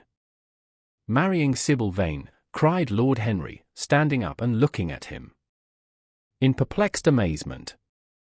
"But, my dear Dorian—" "Yes, Harry, I know what you are going to say. Something dreadful about marriage. Don't say it. Don't ever say things of that kind to me again. 2 days ago I asked Sibyl to marry me. I am not going to break my word to her. She is to be my wife." "Your wife? Dorian, didn't you get my letter? I wrote to you this morning, and sent the note down by my own man." "Your letter? Oh, yes, I remember. I have not read it yet, Harry. I was afraid there might be something in it that I wouldn't like. You cut life to pieces with your epigrams. You know nothing then. What do you mean? Lord Henry walked across the room, and sitting down by Dorian Gray, took both his hands in his own and held them tightly. Dorian, he said, my letter, don't be frightened, was to tell you that Sibyl Vane is dead. A cry of pain broke from the lad's lips, and he leaped to his feet, tearing his hands away from Lord Henry's grasp. Dead? Sibyl dead? It is not true. It is a horrible lie. How dare you say it? It is quite true, Dorian, said Lord Henry, gravely. It is in all the morning papers. I wrote down to you to ask you not to see anyone till I came. There will have to be an inquest, of course, and you must not be mixed up in it. Things like that make a man fashionable in Paris. But in London people are so prejudiced. Here, one should never make one's debut with a scandal. One should reserve that to given interest to one's old age. I suppose they don't know your name at the theatre? If they don't, it is all right. Did anyone see you going round to her room? That is an important point. Dorian did not answer for a few moments. He was dazed with horror. Finally he stammered, in a stifled voice, Harry, did you say an inquest? What did you mean by that? Did Sibyl? Oh, Harry, I can't bear it. But be quick. Tell me everything at once. I have no doubt it was not an accident, Dorian, though it must be put in that way to the public. It seems that as she was leaving the theatre with her mother, about 12:30 or so, she said she had forgotten something upstairs. They waited some time for her, but she did not come down again. They ultimately found her lying dead on the floor of her dressing room. She had swallowed something by mistake. Some dreadful thing they use at theatres. I don't know what it was, but it had either prussic acid or white lead in it. I should fancy it was prussic acid, as she seems to have died instantaneously. Harry, Harry, it is terrible, cried the lad. Yes, it is very tragic, of course, but you must not get yourself mixed up in it.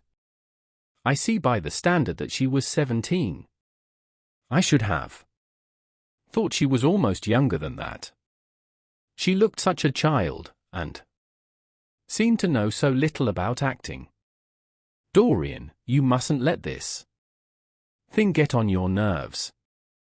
You must come and dine with me, and afterwards we will look in at the opera. It is a Patty night, and everybody will be there. You can come to my sister's box. She has got some smart women with her. So I have murdered Sibyl Vane, said Dorian Gray, half to himself. Murdered her as surely as if I had cut her little throat with a knife. Yet the roses are not less lovely for all that.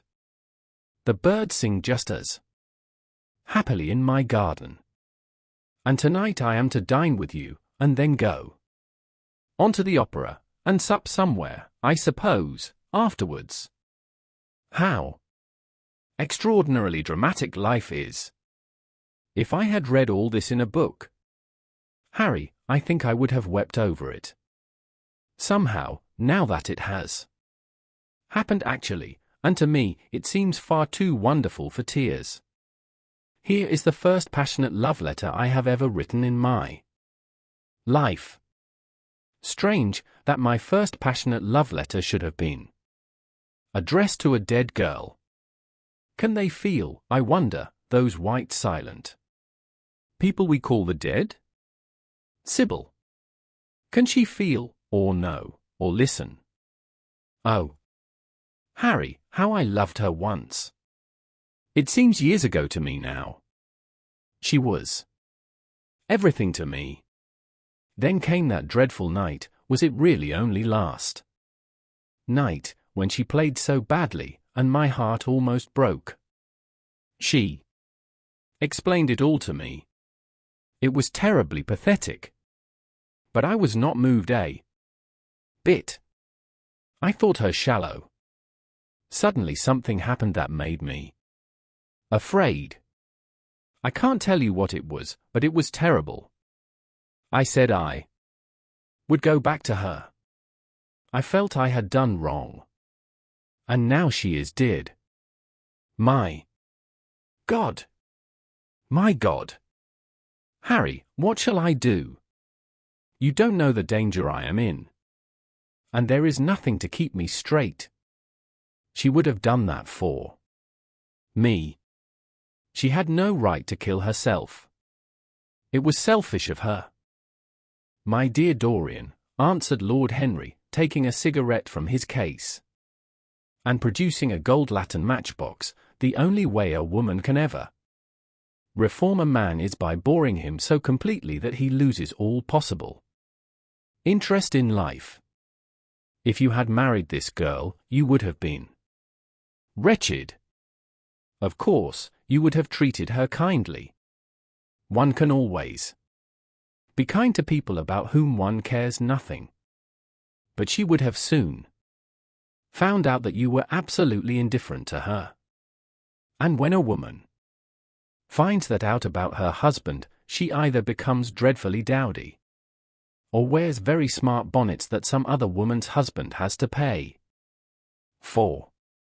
I say nothing about the social mistake, which would have been abject, which, of course, I would not have allowed, but I assure you that in any case the whole thing would have been an absolute failure. I suppose it would, muttered the lad, walking up and down the room and looking horribly pale. But I thought it was my duty. It is not my fault that this terrible tragedy has prevented my doing what was right.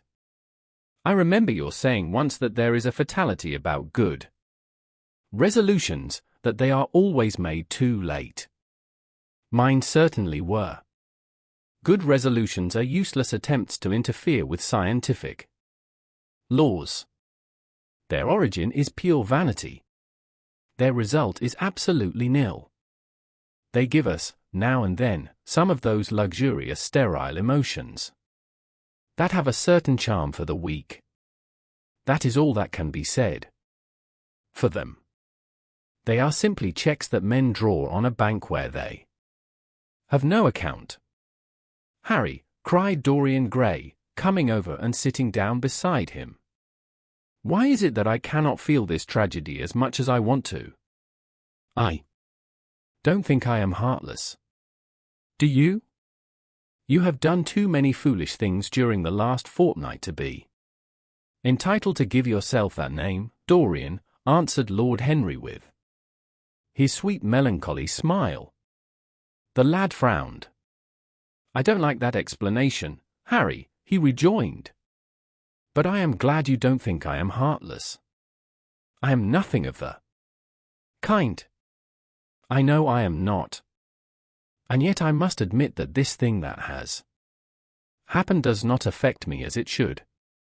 It seems to me to be simply like a wonderful ending to a wonderful play. It has all the terrible beauty of a Greek tragedy, a tragedy in which I took a great part, but by which I have not been wounded. It is an interesting question, said Lord Henry, who found an exquisite pleasure in playing on the lad's unconscious egotism, an extremely interesting question. I fancy that the true explanation is this: it often happens that the real tragedies of life occur in such an inartistic manner that they hurt us by their crude violence, their absolute incoherence, their absurd want of meaning, their entire lack of style. They affect us just as vulgarity affects us.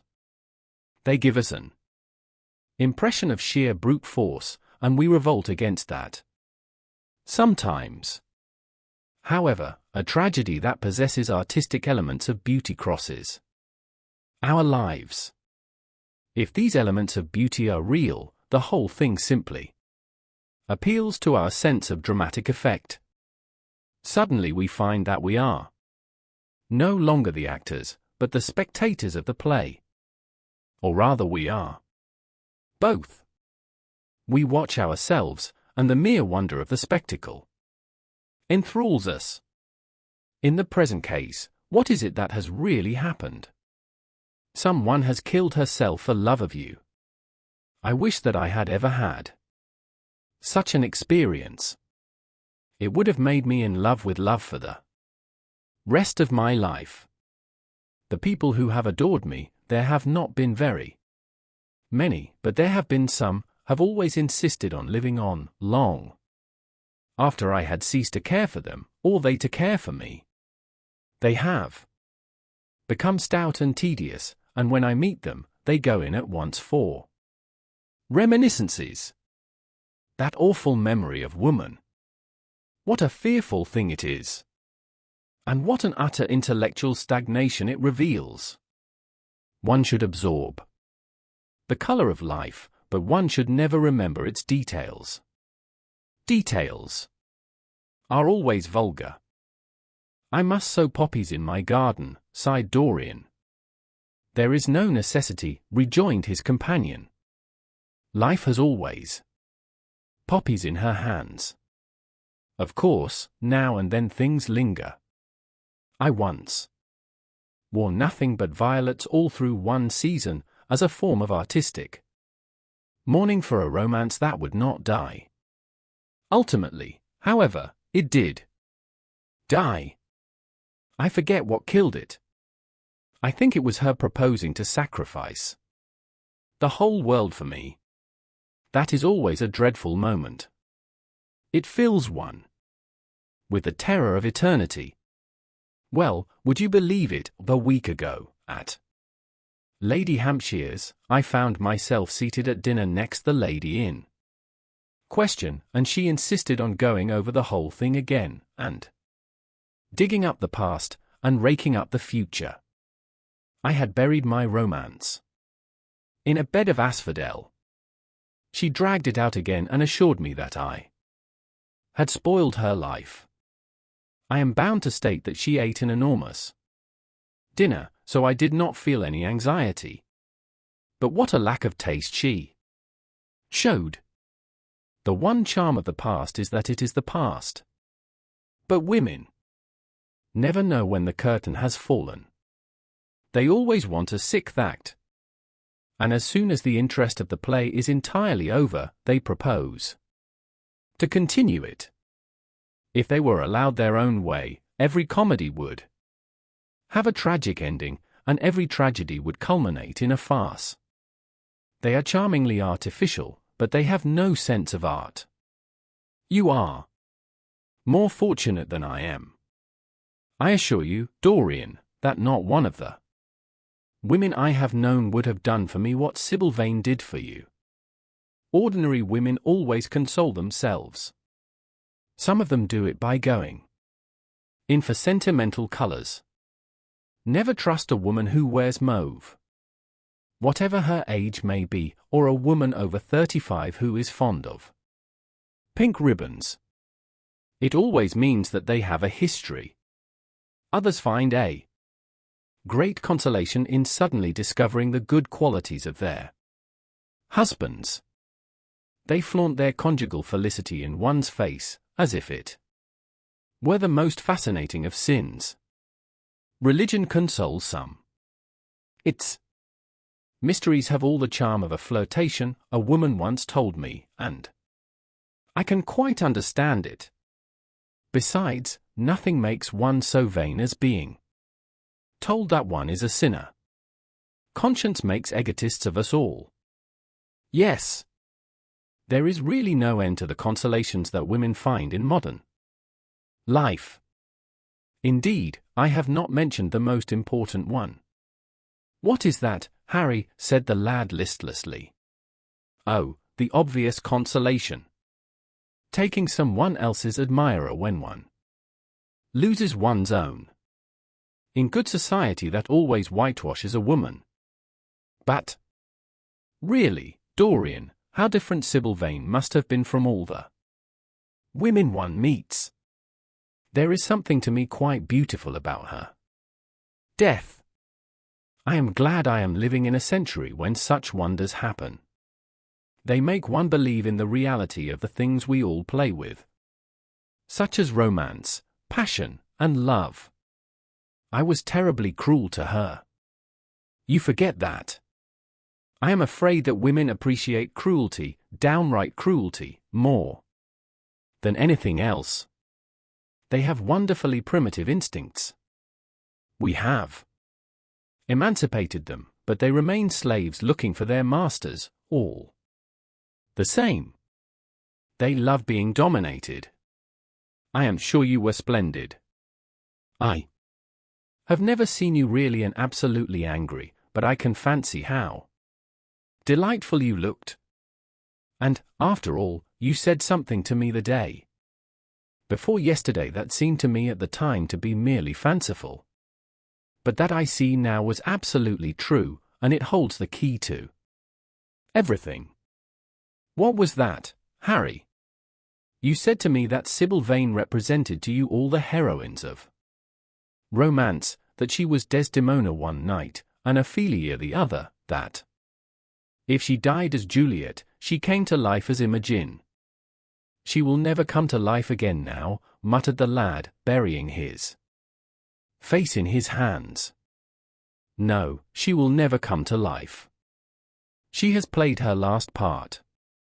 But you must think of that lonely death in the tawdry dressing-room simply as a strange lurid fragment from some Jacobean tragedy, as a wonderful scene from Webster, or Ford, or Cyril Tourneur. The girl never really lived, and so she has never really died. To you at least she was always a dream, a phantom that flitted through Shakespeare's plays and left them lovelier for its presence, a reed through which Shakespeare's music sounded richer and more full of joy. The moment she touched actual life, she marred it, and it marred her, and so she passed away. Mourn for Ophelia, if you like. Put ashes on your head because Cordelia was strangled. Cry out against heaven because the daughter of Brabantio died. But don't waste your tears over Sibyl Vane. She was less real than they are. There was a silence. The evening darkened in the room noiselessly, and with silver feet, the shadows crept in from the garden. The colors faded wearily out of things. After some time Dorian Gray looked up. You have explained me to myself, Harry, he murmured with something of a sigh of relief. I felt all that you have said, but somehow I was afraid of it, and I could not express it to myself. How well you know me! But we will not talk again of what has happened. It has been a marvelous experience. That is all. I wonder if life has still in store for me anything as marvelous. Life has everything in store for you, Dorian. There is nothing that you, with your extraordinary good looks, will not be able to do. But suppose, Harry, I became haggard, and old, and wrinkled? What then? Ah, then, said Lord Henry, rising to go, then, my dear Dorian, you would have to fight for your victories. As it is, they are brought to you. No, you must keep your good looks. We live in an age that reads too much to be wise, and that thinks too much to be beautiful. We cannot spare you. And now you had better dress and drive down to the club. We are rather late, as it is. I think I shall join you at the opera, Harry. I feel too tired to eat anything. What is the number of your sister's box? 27, I believe. It is on the grand tier. You will see her. Name on the door. But I am sorry you won't come and dine. I don't feel up to it, said Dorian listlessly. But I am awfully obliged to you for all that you have said to me. You are certainly my best friend. No one has ever understood me as you have. We are only at the beginning of our friendship, Dorian, answered Lord Henry, shaking him by the hand. Goodbye. I shall see you before 9:30, I hope. Remember, Patty is singing. As he closed the door behind him, Dorian Gray touched the bell, and in a few minutes Victor appeared with the lamps and drew the blinds down. He waited impatiently for him to go. The man seemed to take an interminable time over everything. As soon as he had left, he rushed to the screen and drew it back. No. There was no further change in the picture. It had received the news of Sibyl Vane's death before he had known of it himself. It was conscious of the events of life as they occurred. The vicious cruelty that marred the fine lines of the mouth had, no doubt, appeared at the very moment that the girl had drunk the poison, whatever it was. Or was it indifferent to results? Did it merely take cognizance of what passed within the soul? He wondered, and hoped that some day he would see the change taking place before his very eyes, shuddering as he hoped it. Poor Sibyl! What a romance it had all been! She had often mimicked death on the stage. Then death himself had touched her and taken her with him. How had she played that dreadful last scene? Had she cursed him as she died? No, she had died for love of him, and love would always be a sacrament to him now. She had atoned for everything by the sacrifice she had made of her life. He would not think any more of what she had made him go through on that horrible night at the theatre. When he thought of her, it would be as a wonderful tragic figure sent onto the world stage to show the supreme reality of love. A wonderful tragic figure? Tears came to his eyes as he remembered her childlike look, and winsome fanciful ways, and shy tremulous grace. He brushed them away hastily and looked again at the picture. He felt that the time had really come for making his choice. Or had his choice already been made? Yes, life had decided that for him, life, and his own infinite curiosity about life. Eternal youth, infinite passion. Pleasures subtle and secret, wild joys and wilder sins, he was to have. All these things. The portrait was to bear the burden of his shame. That was all. A feeling of pain crept over him as he thought of the desecration that was in store for the fair face on the canvas. Once, in boyish mockery of Narcissus, he had kissed, or feigned to kiss, those painted lips that now smiled so cruelly at him. Morning after morning he had sat before the portrait wondering at its beauty, almost enamored of it, as it seemed to him at times. Was it to alter now with every mood to which he yielded? Was it to become a monstrous and loathsome thing, to be hidden away in a locked room, to be shut out from the sunlight that had so often touched to brighter gold the waving wonder of its hair? The pity of it! The pity of it! For a moment, he thought of praying that the horrible sympathy that existed between him and the picture might cease. It had changed in answer to a prayer, perhaps in answer to a prayer it might remain unchanged. And yet, who, that knew anything about life, would surrender the chance of remaining always young, however fantastic that chance? might be, or with what fateful consequences it might be fraught. Besides, was it really under his control? Had it indeed been prayer that had produced the substitution? Might there not be some curious scientific reason for it all? If thought could exercise its influence upon a living organism, might not thought exercise an influence upon dead and inorganic things? Nay, without thought or conscious desire, might not things external to ourselves vibrate in unison with our moods and passions, atom calling to atom in secret love or strange affinity? But the reason was of no importance. He would never again tempt by a prayer any terrible power. If the picture was to alter, it was to alter. That was all. Why inquire too closely into it? For there would be a real pleasure in watching it. He would be able to follow his mind into its secret places. This portrait would be to him the most magical of mirrors. As it had revealed to him his own body, so it would reveal to him his own soul. And when winter came upon it, he would still be standing where spring trembles on the verge of summer. When the blood crept from its face, and left behind a pallid mask of chalk with leaden eyes, he would keep the glamour of boyhood.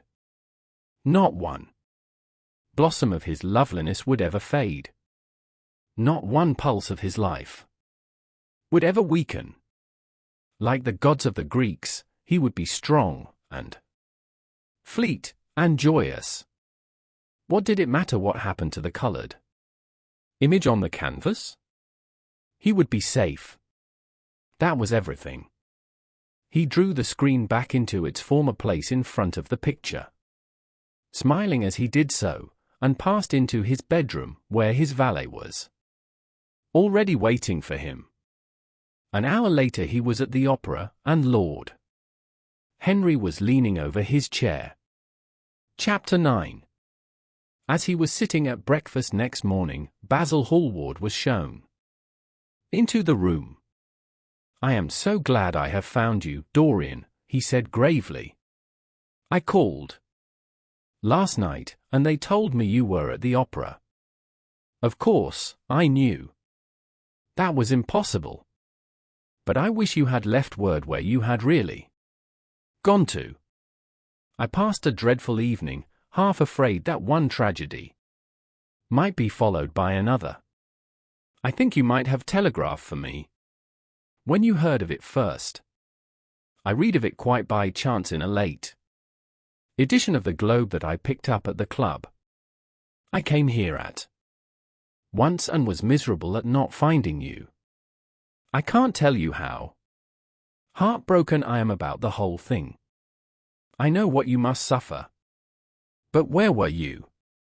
Did you go down and see the girl's mother? For a moment I thought of following you there. They gave the address in the paper. Somewhere in the Euston Road, isn't it?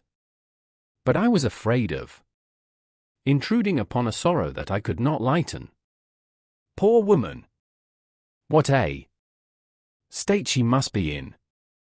And her only child, too. What did she say about it all?"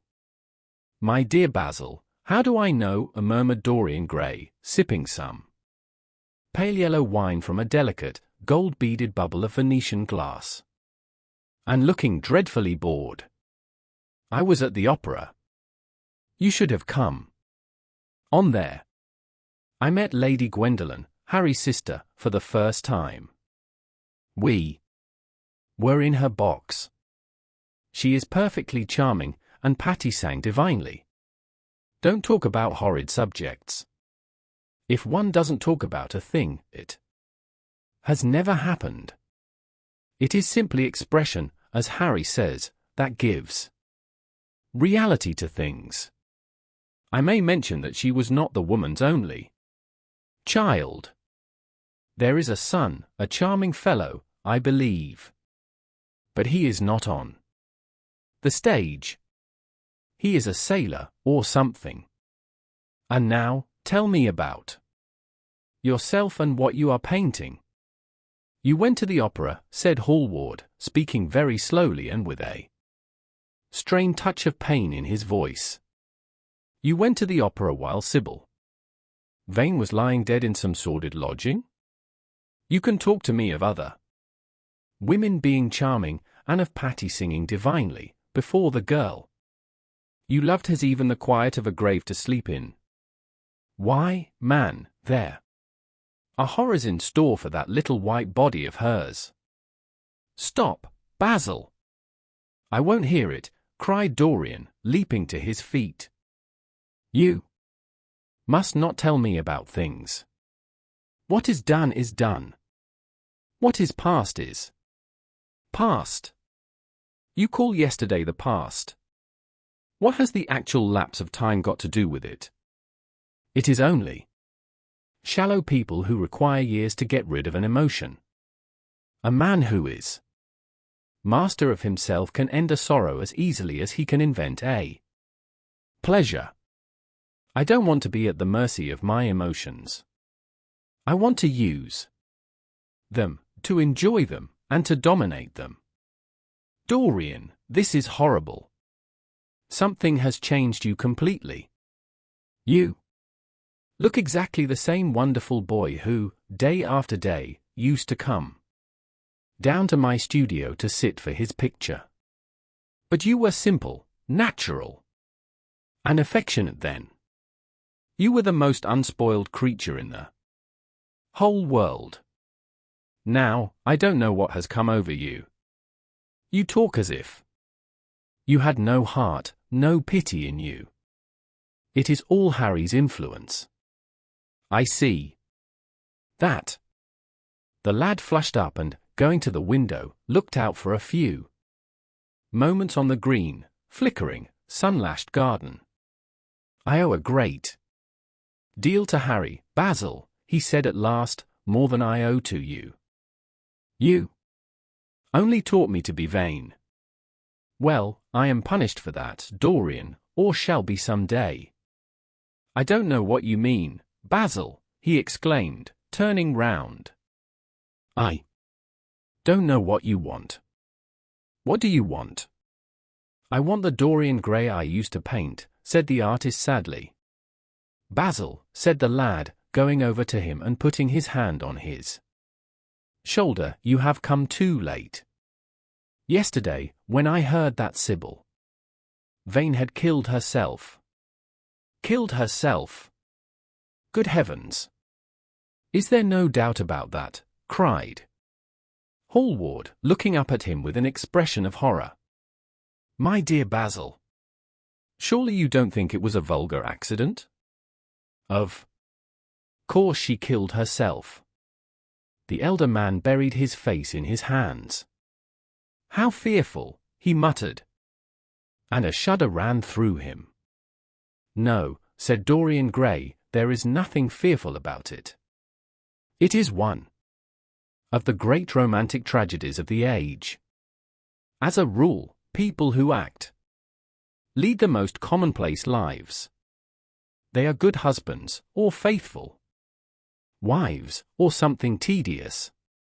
You know what I mean, middle-class virtue. And all that kind of thing. How different Sibyl was. She lived her finest tragedy. She was always a heroine. The last night she played, the night you saw her, she acted badly because she had known the reality of love. When she knew its unreality, she died, as Juliet might have died. She passed again into the sphere of art. There is something of the martyr about her. Her death has all the pathetic uselessness of martyrdom, all its wasted beauty. But, as I was saying, you must not think I have not suffered. If you had come in yesterday at a particular moment, about 5:30, perhaps, or 5:45, you would have found me in tears. Even Harry, who was here, who brought me the News, in fact, had no idea what I was going through. I suffered immensely. Then it passed away. I cannot repeat an emotion. No one can. Except sentimentalists. And you are awfully unjust, Basil. You come down here to console me. That is charming of you. You find me consoled. And you are furious.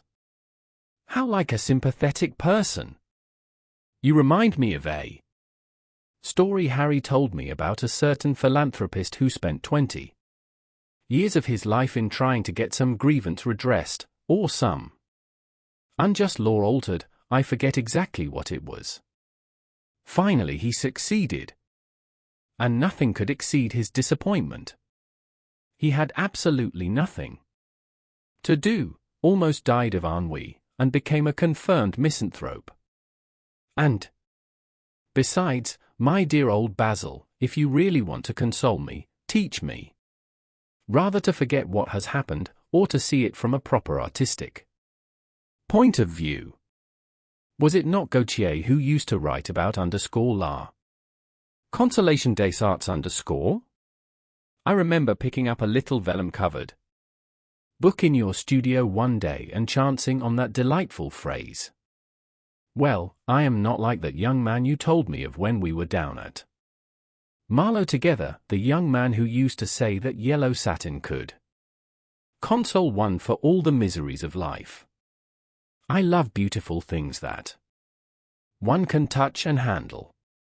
Old brocades, green bronzes, lacquerwork, carved ivories, exquisite surroundings, luxury, pomp, there is much to be got from all these. But the artistic temperament that they create, or at any rate reveal, is still more to me.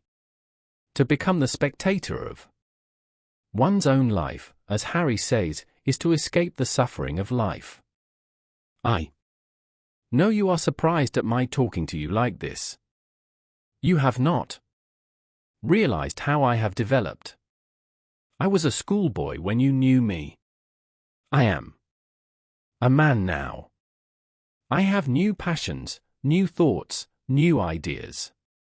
I am different, but you must not like me less. I am changed, but you must always be my friend. Of course, I am very fond of Harry. But I know that you are better than he is. You are not stronger, you are too much afraid of life, but you are better. And how happy we used to be together.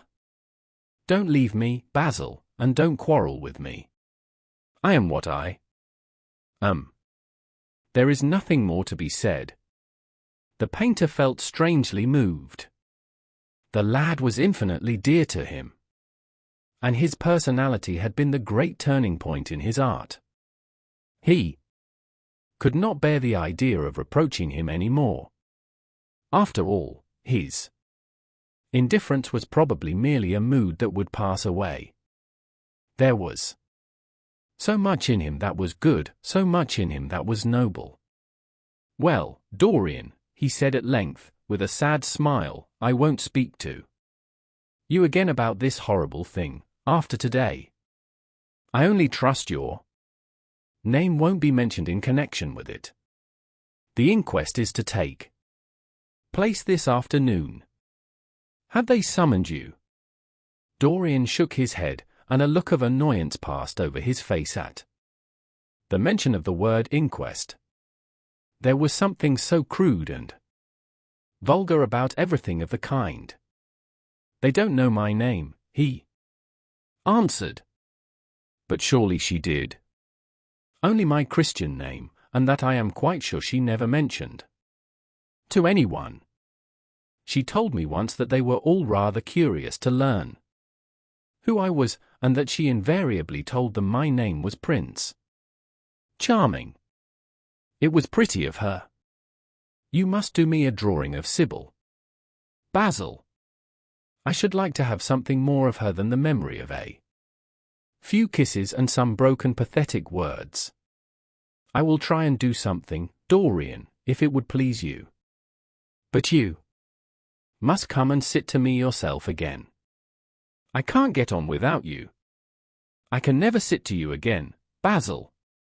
It is impossible, he exclaimed, starting back. The painter stared at him. My dear boy, what nonsense, he cried. Do you mean to say you don't like what I did of you? Where is it? Why have you pulled the screen in front of it? Let me look at it. It is the best thing I have ever done. Do take the screen away, Dorian. It is simply disgraceful of your servant hiding my work like that. I felt the room looked different as I came in. My servant has nothing to do with it, Basil. You don't imagine I let him arrange my room for me? He settles my flowers for me sometimes, that is all. No, I did it myself. The light was too strong on the portrait. Too strong. Surely not, my dear fellow? It is an admirable place for it. Let me see it. And Hallward walked towards the corner of the room. A cry of terror broke from Dorian Gray's lips, and he rushed between the painter and the screen. Basil, he said, looking very pale, you must not look at it. I don't wish you to. Not look at my own work. You are not serious. Why shouldn't I look at it? Exclaimed Hallward, laughing. If you try to look at it, Basil, on my word of honor I will never speak to you again as long as I live. I am quite serious. I don't offer any explanation, and you are not to ask for any. But, remember, if you touch this screen, everything is over between us. Hallward was thunderstruck. He looked at Dorian Gray in absolute amazement. He had never seen him like this before. The lad was actually pallid with rage. His hands were clenched, and the pupils of his eyes were like discs of blue fire. He was trembling all over. Dorian, don't speak. But what is the matter? Of course I won't look at it if you don't want me to, he said, rather coldly, turning on his heel and going over towards the window. But really, it seems rather absurd that I shouldn't see my own work, especially as I am going to exhibit it in Paris in the autumn. I shall probably have to give it another coat of varnish before that, so I must see it some day, and why not today? To exhibit it. You want to exhibit it, exclaimed Dorian Gray, a strange sense of terror creeping over him. Was the world going to be shown his secret? Were people to gape at the mystery of his life? That was impossible. Something, he did not know what, had to be done at once. Yes, I don't suppose you will object to that. George's Petty is going to collect all my best pictures for a special exhibition in the Rue de C's, which will open the first week in October. The portrait will only be away a month. I should think you could easily spare it for that time. In fact, you are sure to be out of town. And if you keep it always behind a screen, you can't care much about it. Dorian Gray passed his hand over his forehead. There were beads of perspiration there. He felt that he was on the brink of a horrible danger. You told me a month ago that you would never exhibit it, he cried. Why have you changed your mind? You people who go in for being consistent have just as many moods as others have. The only difference is that your moods are rather meaningless. You can't have forgotten that you assured me most solemnly that nothing in the world would induce you to send it to any exhibition. You told Harry exactly the same thing. He stopped suddenly, and a gleam of light came into his eyes. He remembered that Lord Henry had said to him once, half seriously and half in jest, if you want to have a strange quarter of an hour, get Basil to tell you why he won't exhibit your picture. He told me why he wouldn't, and it was a revelation to me. Yes, perhaps Basil, too, had his secret. He would ask him and try. Basil, he said, coming over quite close and looking him straight in the face, we have each of us a secret. Let me know yours, and I shall tell you mine. What was your reason for refusing to exhibit my picture? The painter shuddered in spite of himself. Dorian, if I told you, you might like me less than you do, and you would certainly laugh at me. I could not bear your doing either of those two things. If you wish me never to look at your picture again, I am content. I have always you to look at. If you wish the best work I have ever done to be hidden from the world, I am satisfied. Your friendship is dearer to me than any fame or reputation. No, Basil, you must tell me, insisted Dorian Gray. I think I have a right to know. His feeling of terror had passed away, and curiosity had taken its place. He was determined to find out Basil Hallward's mystery. Let us sit down, Dorian, said the painter, looking troubled. Let us sit down. And just answer me one question. Have you noticed in the picture something curious, something that probably at first did not strike you, but that revealed itself to you suddenly? Basil, cried the lad, clutching the arms of his chair with trembling hands and gazing at him with wild, startled eyes. I see you did. Don't speak. Wait till you hear what I have to say. Dorian, from the moment I met you, your personality had the most extraordinary influence over me. I was dominated, soul, brain, and power, by you. You became to me the visible incarnation of that unseen ideal whose memory haunts us artists like an exquisite dream. I worshipped you. I grew jealous of everyone to whom you spoke. I wanted to have you all to myself. I was only happy when I was with you. When you were away from me, you were still present in my art.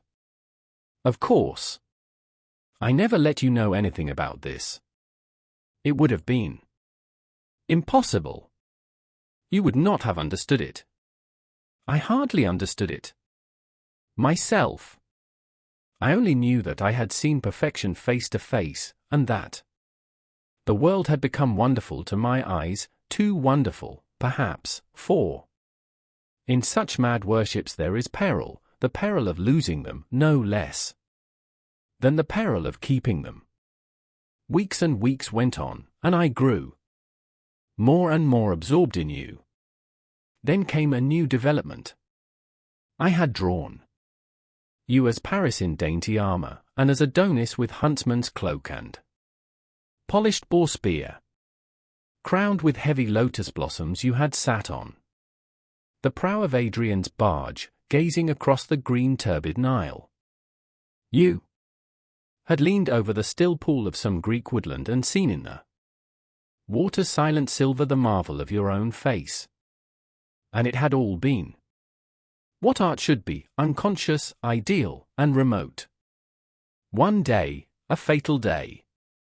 I sometimes think I determined to paint a wonderful portrait of you as you actually are, not in the costume of dead ages, but in your own dress and in your own time. Whether it was the realism of the method, or the mere wonder of your own personality, thus directly presented to me without mist or veil, I cannot tell. But I know that as I worked at it, every flake and film of color seemed to me to reveal my secret. I grew afraid that others would know of my idolatry. I felt, Dorian, that I had told too much, that I had put too much of myself into it. Then it was that I resolved never to allow the picture to be exhibited. You were a little annoyed, but then you did not realize all that it meant to me. Harry, to whom I talked about it, laughed at me. But I did not mind that. When the picture was finished, and I sat alone with it, I felt that I was right. Well, after a few days the thing left my studio, and as soon as I had got rid of the intolerable fascination of its presence, it seemed to me that I had been foolish in imagining that I had seen anything in it, more than that you were extremely good-looking and that I could paint. Even now I cannot help feeling that it is a mistake to think that the passion one feels in creation is ever really shown in the work one creates. Art is always more abstract than we fancy. Form and color tell us of form and color, that is all. It often seems to me that art conceals the artist far more completely than it ever reveals him. And so when I got this offer from Paris, I determined to make your portrait the principal thing in my exhibition. It never occurred to me that you would refuse. I see now that you were right.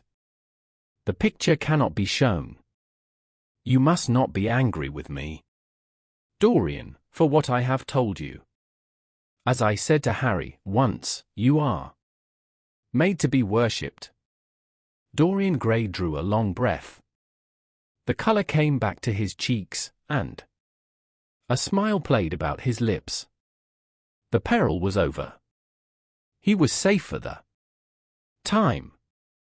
Yet he could not help feeling infinite pity for the painter who had just made this strange confession to him, and wondered if he himself would ever be so dominated by the personality of a friend. Lord Henry had the charm of being very dangerous. But that was all. He was too clever and too cynical to be really fond of. Would there ever be someone who would fill him with a strange idolatry? Was that one of the things that life had in store? It is extraordinary to me, Dorian, said Hallward, that you should have seen this in the portrait.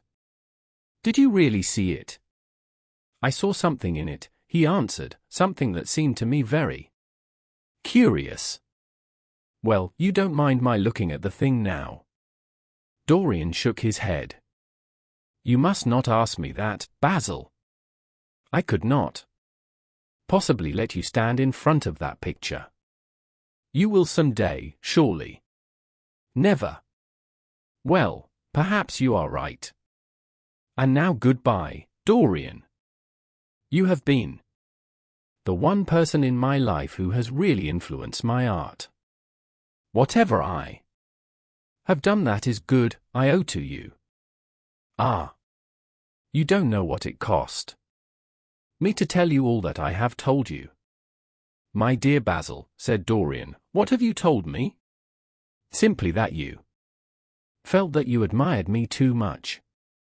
That is not even a compliment. It was not intended as a compliment. It was a confession. Now that I have made it, something seems to have gone out of me. Perhaps one should never put one's worship into words. It was a very disappointing confession. Why, what did you expect, Dorian? You didn't see anything else in the picture, did you? There was nothing else to see. No, there was nothing else to see. Why do you ask? But you mustn't talk about worship. It is foolish. You and I are friends, Basil, and we must always remain so. You have got Harry, said the painter sadly. Oh, Harry, cried the lad, with a ripple of laughter. Harry spends his days in saying what is incredible and his evenings in doing what is improbable. Just the sort of life I would like to lead. But still I don't think I would go to Harry if I were in trouble. I would sooner go to you, Basil. You will sit to me again. Impossible. You spoil my life as an artist by refusing, Dorian. No man comes across two ideal things. Few come across one. I can't explain it to you, Basil, but I must never sit to you again. There is something fatal about a portrait. It has a life of its own. I will come and have tea with you. That will be just as pleasant. Pleasanter for you, I am afraid, murmured Hallward regretfully. And now goodbye. I am sorry you won't let me look at the picture once again. But that can't be helped. I quite understand what you feel about it. As he left the room, Dorian Gray smiled to himself. Poor Basil. How little he knew of the true reason. And how strange it was that, instead of having been forced to reveal his own secret, he had succeeded, almost by chance, in wresting a secret from his friend. How much that strange confession explained to him. The painter's absurd fits of jealousy, his wild devotion, his extravagant panegyrics, his curious reticences, he understood them all now, and he felt sorry. There seemed to him to be something tragic in a friendship so colored by romance. He sighed and touched the bell. The portrait must be hidden away at all costs. He could not run such a risk of discovery again. It had been mad of him to have allowed the thing to remain, even for an hour, in a room to which any of his friends had access. Chapter 10. When his servant entered, he looked at him steadfastly and wondered if he had thought of peering behind the screen. The man was quite impassive and waited for his orders. Dorian lit a cigarette and walked over to the glass and glanced into it. He could see the reflection of Victor's face perfectly. It was like a placid mask of servility. There was nothing to be afraid of there. Yet he thought it best to be on his guard. Speaking very slowly, he told him to tell the housekeeper that he wanted to see her, and then to go to the framemaker and ask him to send 2 of his men round at once. It seemed to him that as the man left the room his eyes wandered in the direction of the screen. Or was that merely his own fancy? After a few moments, in her black silk dress, with old-fashioned thread mittens on her wrinkled hands, Mrs. Leaf bustled into the library. He asked her for the key of the schoolroom. The old schoolroom, Mr. Dorian, she exclaimed. Why, it is full of dust. I must get it arranged and put straight before you go into it. It is not fit for you to see, sir. It is not, indeed. I don't want it put straight, Leaf. I only want the key. Well, sir, you'll be covered with cobwebs if you go into it. Why, it hasn't been opened for nearly 5 years, not since his lordship died. He winced at the mention of his grandfather. He had hateful memories of him. That does not matter, he answered. I simply want to see the place, that is all. Give me the key. And here is the key, sir, said the old lady, going over the contents of her bunch with tremulously uncertain hands. Here is the key. I'll have it off the bunch in a moment. But you don't think of living up there, sir, and you so comfortable here. No, no, he cried petulantly. "Thank you, Leaf. That will do." She lingered for a few moments and was garrulous over some detail of the household. He sighed and told her to manage things as she thought best. She left the room, wreathed in smiles. As the door closed, Dorian put the key in his pocket and looked round the room. His eye fell on a large, purple satin coverlet heavily embroidered with gold, a splendid piece of late 17th century Venetian work that his grandfather had found in a convent near Bologna. Yes, that would serve to wrap the dreadful thing in. It had perhaps served often as a pall for the dead. Now it was to hide something that had a corruption of its own worse than the corruption of death itself, something that would breed horrors and yet would never die. What the worm was to the corpse, his sins would be to the painted image on the canvas. They would mar its beauty and eat away its grace. They would defile it and make it shameful. And yet the thing would still live on. It would be always alive. He shuddered, and for a moment he regretted that he had not told Basil the true reason why he had wished to hide the picture away.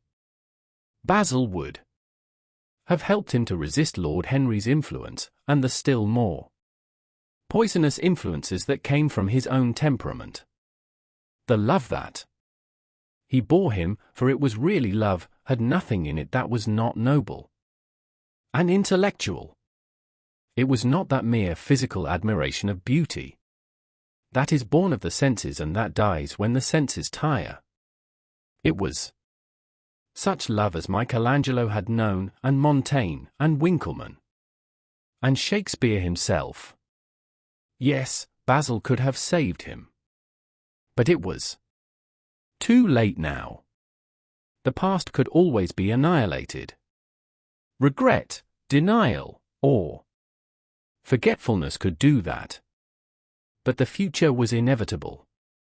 There were passions in him that would find their terrible outlet, dreams that would make the shadow of their evil real. He took up from the couch the great purple and gold texture that covered it, and, holding it in his hands, passed behind the screen. Was the face on the canvas viler than before? It seemed to him that it was unchanged, and yet his loathing of it was intensified. Gold hair, blue eyes, and rose-red lips, they all were there. It was simply the expression that had altered. That was horrible in its cruelty. Compared to what he saw in it of censure or rebuke, how shallow Basil's reproaches about Sibyl Vane had been, how shallow, and of what little account. His own soul was looking out at him from the canvas and calling him to judgment. A look of pain came across him, and he flung the rich pall over the picture. As he did so, a knock came to the door. He passed out as his servant entered. "The persons are here, monsieur." He felt that the man must be got rid of at once. He must not be allowed to know where the picture was being taken to. There was something sly about him, and he had thoughtful, treacherous eyes. Sitting down at the writing table, he scribbled a note to Lord Henry, asking him to send him round something to read and reminding him that they were to meet at 8:15 that evening. "Wait for an answer," he said, handing it to him, "and show the men in." "Here." In 2 or 3 minutes there was another knock, and Mr. Hubbard himself, the celebrated frame-maker of South Audley Street, came in, with a somewhat rough-looking young assistant. Mr. Hubbard was a florid, red-whiskered little man, whose admiration for art was considerably tempered by the inveterate impecuniosity of most of the artists who dealt with him. As a rule, he never left his shop. He waited for people to come to him. But he always made an exception in favor of Dorian Gray. There was something about Dorian that charmed everybody. It was a pleasure even to see him. "What can I do for you, Mr. Gray?" he said, rubbing his fat freckled hands. "I thought I would do myself the honor of coming round in person. I have just got a beauty of a frame, sir. Picked it up at a sale. Old Florentine. Came from Fonthill, I believe. Admirably suited for a religious subject, Mr. Gray. I am so sorry you have given yourself the trouble of coming round, Mr. Hubbard. I shall certainly drop in and look at the frame, although I don't go in much at present for religious art, but today I only want a picture carried to the top of the house for me. It is rather heavy, so I thought I would ask you to lend me a couple of your men. No trouble at all, Mr. Gray. I am delighted to be of any service to you. Which is the work of art, sir?"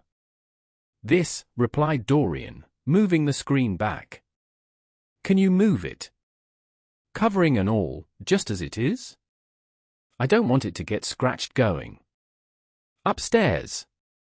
"There will be no difficulty, sir," said the genial frame-maker, beginning, with the aid of his assistant, to unhook the picture from the long brass chains by which it was suspended. "And, now, where shall we carry it to, Mr. Gray? I will show you the way, Mr. Hubbard, if you will kindly follow me. Or perhaps you had better go in front. I am afraid it is right at the top of the house. We will go up by the front staircase, as it is wider." He held the door open for them, and they passed out into the hall and began the ascent. The elaborate character of the frame had made the picture extremely bulky, and now and then, in spite of the obsequious protests of Mr. Hubbard, who had the true tradesman's spirited dislike of seeing a gentleman doing anything useful, Dorian put his hand to it so as to help them. "Something of a load to carry, sir," gasped the little man when they reached the top landing. And he wiped his shiny forehead. "I am afraid it is rather heavy," murmured Dorian as he unlocked the door that opened into the room that was to keep for him the curious secret of his life and hide his soul from the eyes of men. He had not entered the place for more than 4 years, not, indeed, since he had used it first as a playroom when he was a child, and then as a study when he grew somewhat older. It was a large, well-proportioned room, which had been specially built by the last Lord Kelso for the use of the little grandson whom, for his strange likeness to his mother, and also for other reasons, he had always hated and desired to keep at a distance. It appeared to Dorian to have but little changed. There was the huge Italian Cas-one, with its fantastically painted panels and its tarnished gilt mouldings, in which he had so often hidden himself as a boy. There the satinwood bookcase filled with his dog-eared schoolbooks. On the wall behind it was hanging the same ragged Flemish tapestry where a faded king and queen were playing chess in a garden, while a company of hawkers rode by, carrying hooded birds on their gauntleted wrists. How well he remembered it all. Every moment of his lonely childhood came back to him as he looked round. He recalled the stainless purity of his boyish life, and it seemed horrible to him that it was here the fatal portrait was to be hidden away. How little he had thought, in those dead days, of all that was in store for him. But there was no other place in the house so secure from prying eyes as this. He had the key, and no one else could enter it. Beneath its purple pall, the face painted on the canvas could grow bestial, sodden, and unclean. What did it matter? No one could see it. He himself would not see it. Why should he watch the hideous corruption of his soul? He kept his youth, that was enough. And, besides, might not his nature grow finer, after all? There was no reason that the future should be so full of shame. Some love might come across his life, and purify him, and shield him from those sins that seemed to be already stirring in spirit and in flesh, those curious unpictured sins whose very mystery lent them their subtlety and their charm. Perhaps, some day, the cruel look would have passed away from the scarlet sensitive mouth, and he might show to the world Basil Hallward's masterpiece. No, that was impossible. Hour by hour, and week by week, the thing upon the canvas was growing old.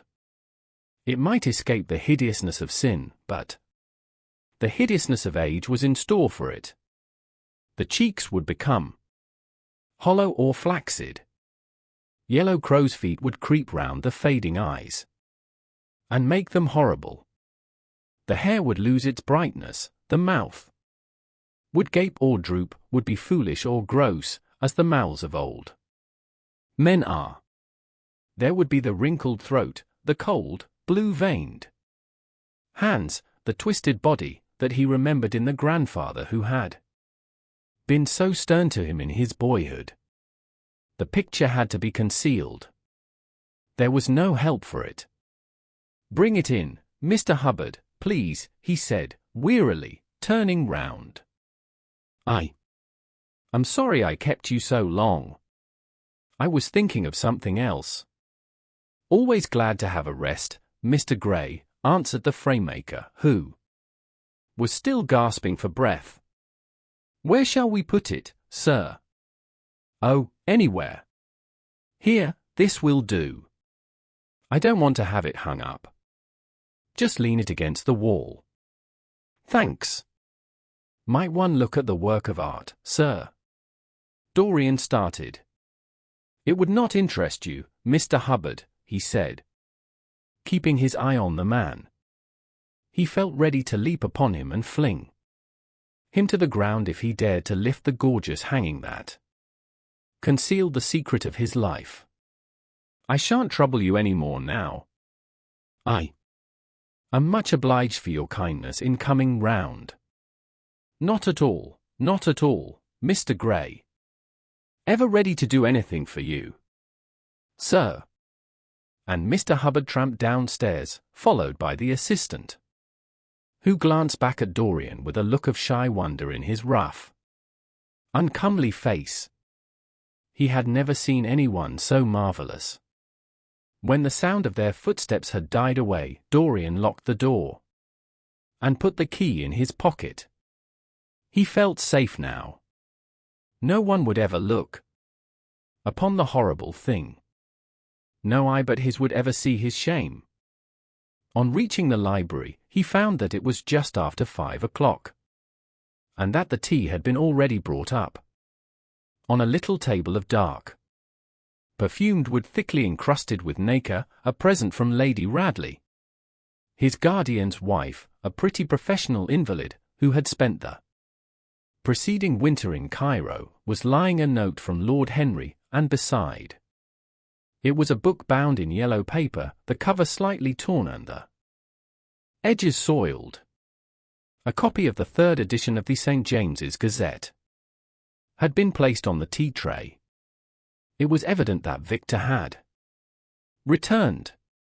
He wondered if he had met the men in the hall as they were leaving the house and had wormed out of them what they had been doing. He would be sure to miss the picture, had no doubt missed it already, while he had been laying the tea things. The screen had not been set back, and a blank space was visible on the wall. Perhaps some night he might find him creeping upstairs and trying to force the door of the room. It was a horrible thing to have a spy in one's house. He had Heard of rich men who had been blackmailed all their lives by some servant who had read a letter, or overheard a conversation, or picked up a card with an address, or found beneath a pillow a withered flower, or a shred of crumpled lace. He sighed, and having poured himself out some tea, opened Lord Henry's note. It was simply to say that he sent him round the evening paper and a book that might interest him, and that he would be at the club at 8:15. He opened the St. James's languidly, and looked through it. A red pencil mark on the 5th page caught his eye. It drew attention to the following paragraph. Inquest on an actress. An inquest was held this morning at the Bell Tavern, Hoxton Road, by Mr. Danby, the district coroner, on the body of Sibyl Vane, a young actress recently engaged at the Royal Theatre, Holborn. A verdict of death by misadventure was returned. Considerable sympathy was expressed for the mother of the deceased, who was greatly affected during the giving of her own evidence, and that of Dr. Birrell, who had made the post-mortem examination of the deceased. He frowned, and tearing the paper in two, went across the room and flung the pieces away. How ugly it all was! And how horribly real! Ugliness made things. He felt a little annoyed with Lord Henry for having sent him the report. And it was certainly stupid of him to have marked it with red pencil. Victor might have read it. The man knew more than enough English for that. Perhaps he had read it and had begun to suspect something. And yet, what did it matter? What had Dorian Gray to do with Sibyl Vane's death? There was nothing to fear. Dorian Gray had not killed her. His eye fell on the yellow book that Lord Henry had sent him. What was it, he wondered. He went towards the little, pearl-coloured octagonal stand that had always looked to him like the work of some strange Egyptian bees that wrought in silver, and taking up the volume, flung himself into an armchair and began to turn over the leaves. After a few minutes he became absorbed. It was the strangest book that he had ever read. It seemed to him that in exquisite raiment, and to the delicate sound of flutes, the sins of the world were passing in dumb show before him. Things that he had dimly dreamed of were suddenly made real to him. Things of which he had never dreamed were gradually revealed. It was a novel without a plot and with only one character, being, indeed, simply a psychological study of a certain young Parisian who spent his life trying to realize in the 19th century all the passions and modes of thought that belonged to every century except his own, and to sum up, as it were, in himself the various moods through which the world spirit had ever passed, loving for their mere artificiality those renunciations that men have unwisely called virtue, as much as those natural rebellions that wise men still call sin.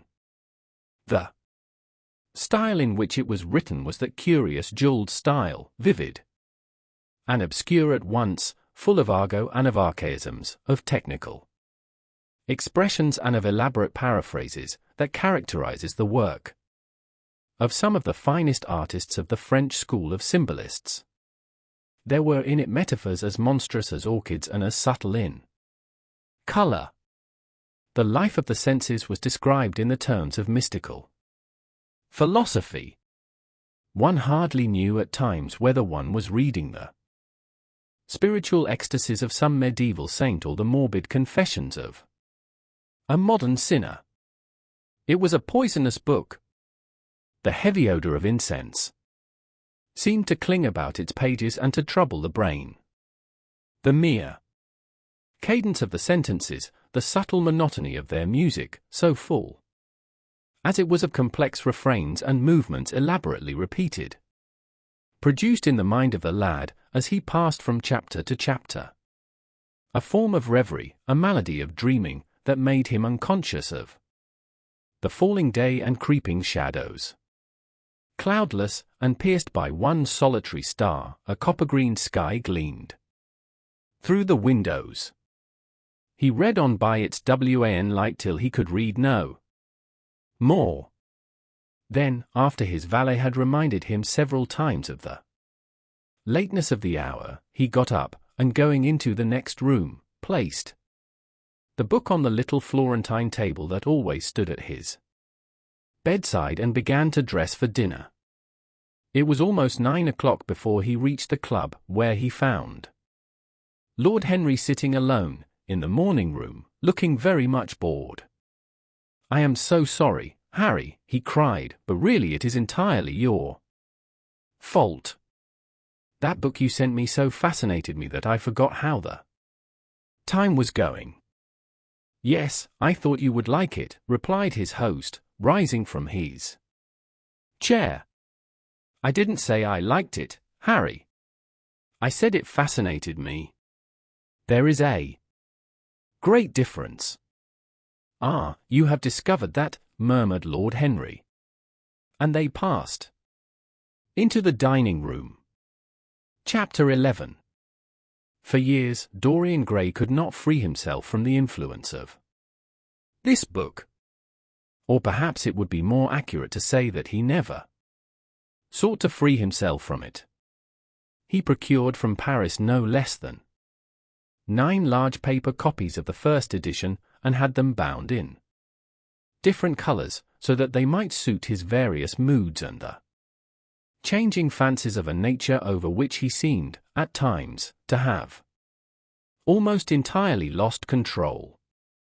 The hero, the wonderful young Parisian in whom the romantic and the scientific temperaments were so strangely blended, became to him a kind of prefiguring type of himself. And, indeed, the whole book seemed to him to contain the story of his own life, written before he had lived it. In one point he was more fortunate than the novel's fantastic hero.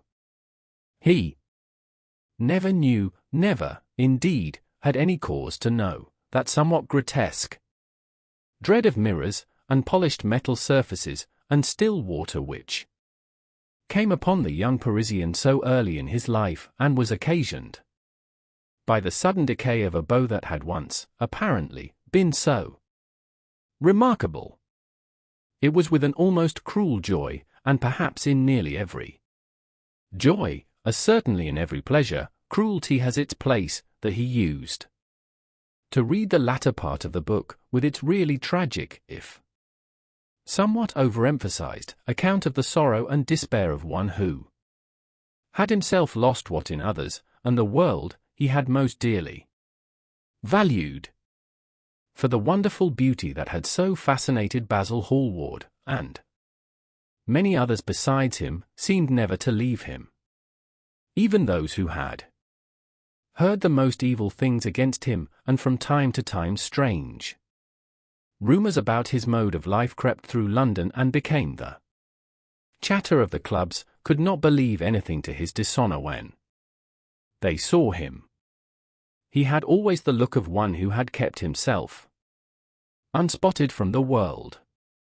Men who talked grossly became silent when Dorian Gray entered the room. There was something in the purity of his face that rebuked them.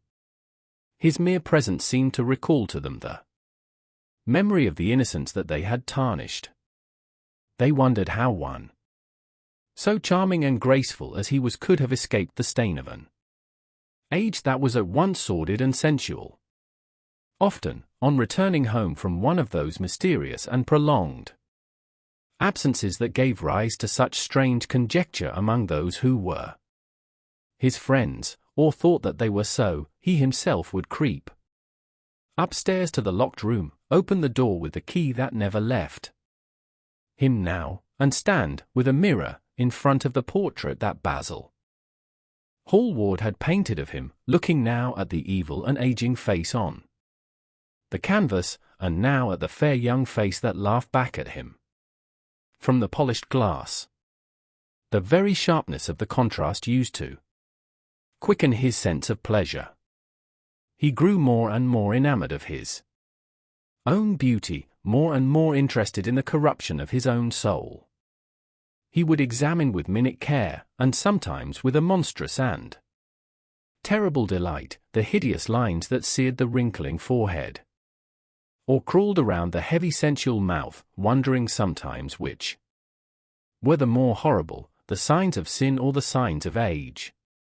He would place his white hands beside the coarse bloated hands of the picture, and smile. He mocked the misshapen body and the failing limbs.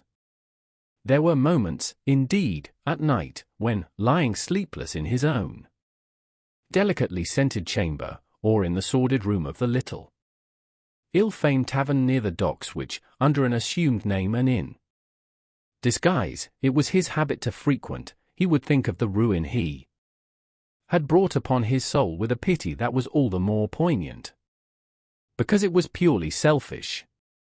But moments such as these were rare. That curiosity about life which Lord Henry had first stirred in him, as they sat together in the garden of their friend, seemed to increase with gratification. The more he knew, the more he desired to know. He had mad hungers that grew more ravenous as he fed them. Yet he was not really reckless, at any rate in his relations to society. Once or twice every month during the winter, and on each Wednesday evening while the season lasted, he would throw open to the world his beautiful house and have the most celebrated musicians of the day to charm his guests with the wonders of their art. His little dinners, in the settling of which Lord Henry always assisted him, were noted as much for the careful selection and placing of those invited as for the exquisite taste shown in the decoration of the table, with its subtle symphonic arrangements of exotic flowers, and embroidered cloths, an antique plate of gold and silver. Indeed, there were many, especially among the very young men, who saw, or fancied that they saw, in Dorian Gray the true realization of a type of which they had often dreamed in Eton or Oxford days, a type that was to combine something of the real culture of the scholar with all the grace and distinction and perfect manner of a citizen of the world. To them he seemed to be of the company of those whom Dante describes as having sought to make themselves perfect by the worship of beauty. Like Gautier, he was one for whom the visible world existed. And, certainly, to him life itself was the first, the greatest, of the arts, and for it all the other arts seemed to be but a preparation. Fashion, by which what is really fantastic becomes for a moment universal, and dandyism, which, in its own way, is an attempt to assert the absolute modernity of beauty, had, of course, their fascination for him. His mode of dressing, and the particular styles that from time to time he affected, had their marked influence on the young exquisites of the Mayfair balls and Pall Mall Club windows, who copied him in everything that he did, and tried to reproduce the accidental charm of his graceful, though to him only half-serious, fopperies. For, while he was but too ready to accept the position that was almost immediately offered to him on his coming of age, and found, indeed, a subtle pleasure in the thought that he might really become to the London of his own day what to imperial Neronian Rome the author of the Satyricon once had been, yet in his inmost heart he desired to be something more than a mere arbiter elegantiarum, to be consulted on the wearing of a jewel, or the knotting of a necktie, or the conduct of a cane. He sought to elaborate some new scheme of life that would have its reasoned philosophy and its ordered principles, and find in the spiritualizing of the senses its highest realization. The worship of the senses has often, and with much justice, been decried, men feeling a natural instinct of terror about passions and sensations that seem stronger than themselves, and that they are conscious of sharing with the less highly organized forms of existence. But it appeared to Dorian Gray that the true nature of the senses had never been understood, and that they had remained savage and animal, merely because the world had sought to starve them into submission or to kill them by pain, instead of aiming at making them elements of a new spirituality, of which a fine instinct for beauty was to be the dominant characteristic. As he looked back upon man moving through history, he was haunted by a feeling of loss. So much had been surrendered, and to such little purpose. There had been mad willful rejections, monstrous forms of self-torture and self-denial, whose origin was fear and whose result was a degradation infinitely more terrible than that fancied degradation from which, in their ignorance, they had sought to escape, nature, in her wonderful irony, driving out the anchorite to feed with the wild animals of the desert and giving to the hermit the beasts of the field as his companions. Yes, there was to be, as Lord Henry had prophesied, a new hedonism that was to recreate life and to save it from that harsh, uncomely Puritanism that is having, in our own day, its curious revival. It was to have its service of the intellect, certainly, yet it was never to accept any theory or system that would involve the sacrifice of any mode of passionate experience.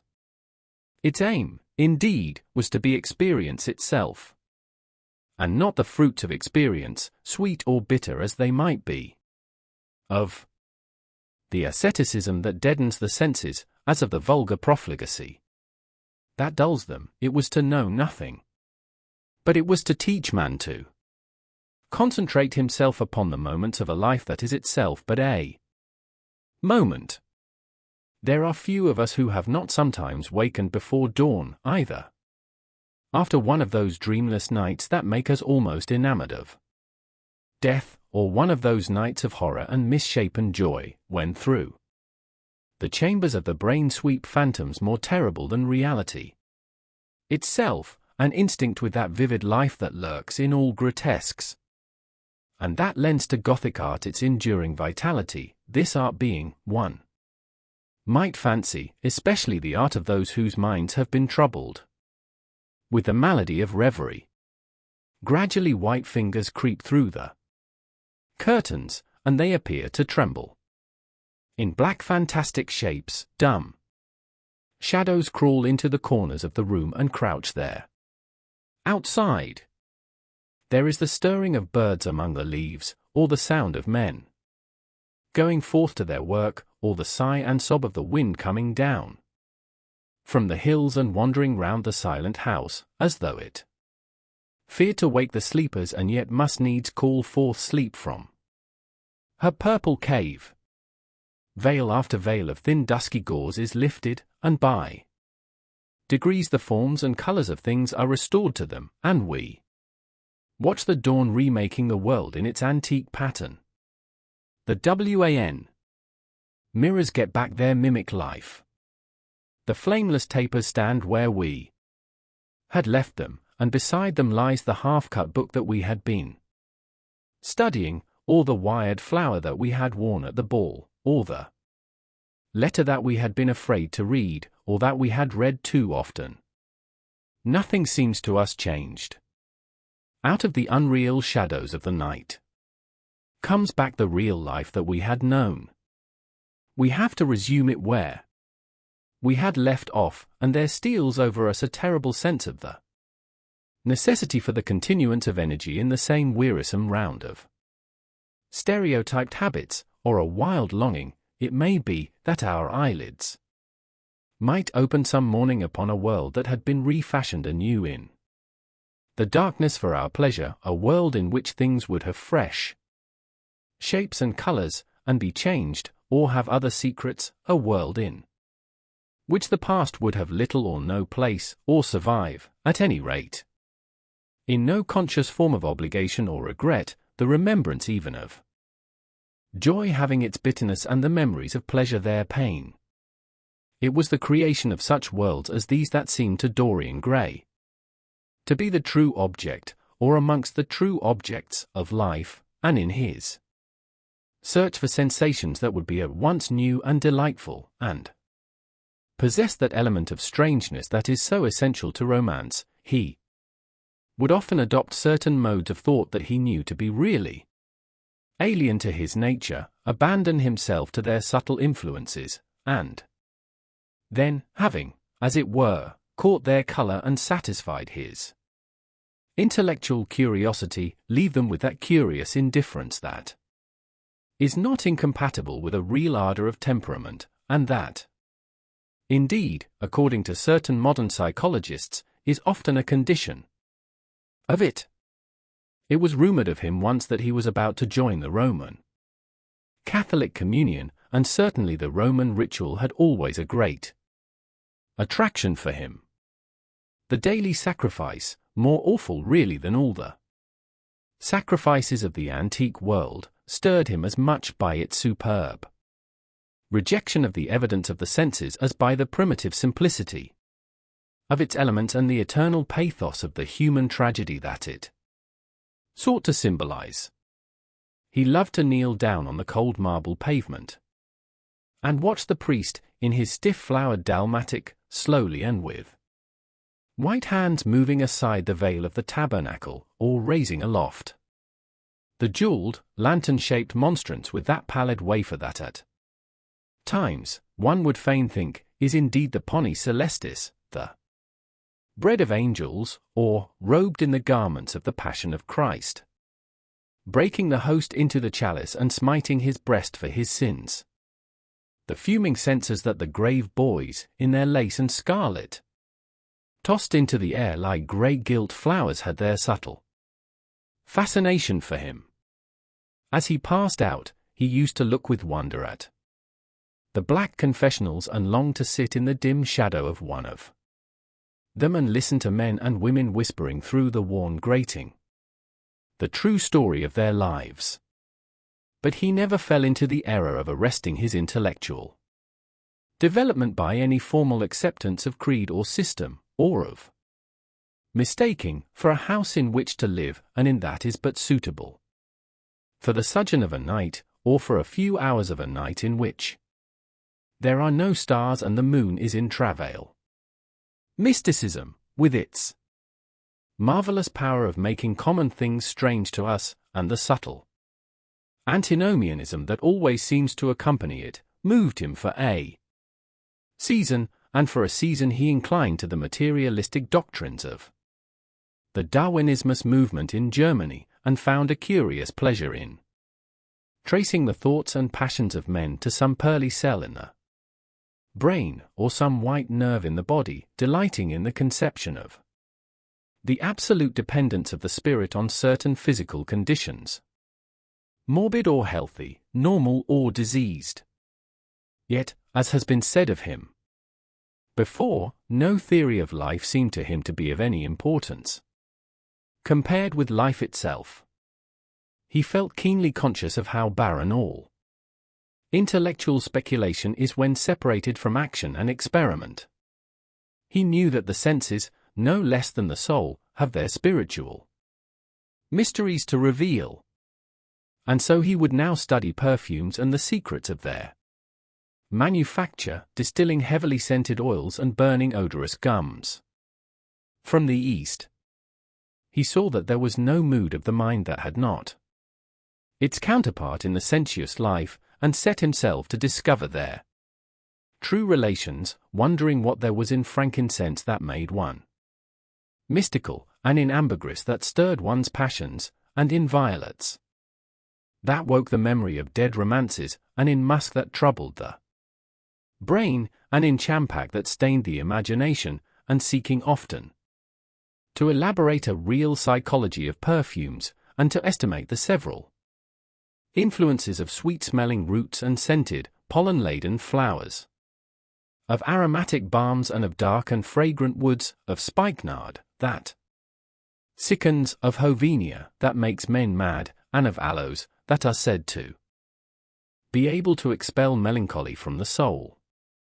At another time he devoted himself entirely to music, and in a long, latticed room, with a vermilion and gold ceiling and walls of olive green lacquer, he used to give curious concerts in which mad gypsies tore wild music from little zithers, or grave, yellow-shawled Tunisians plucked at the strained strings of monstrous lutes, while grinning Negroes beat monotonously upon copper drums and, crouching upon scarlet mats, slim-turbaned Indians blew through long pipes of reed or brass and charmed, or feigned to charm, great hooded snakes and horrible horned adders.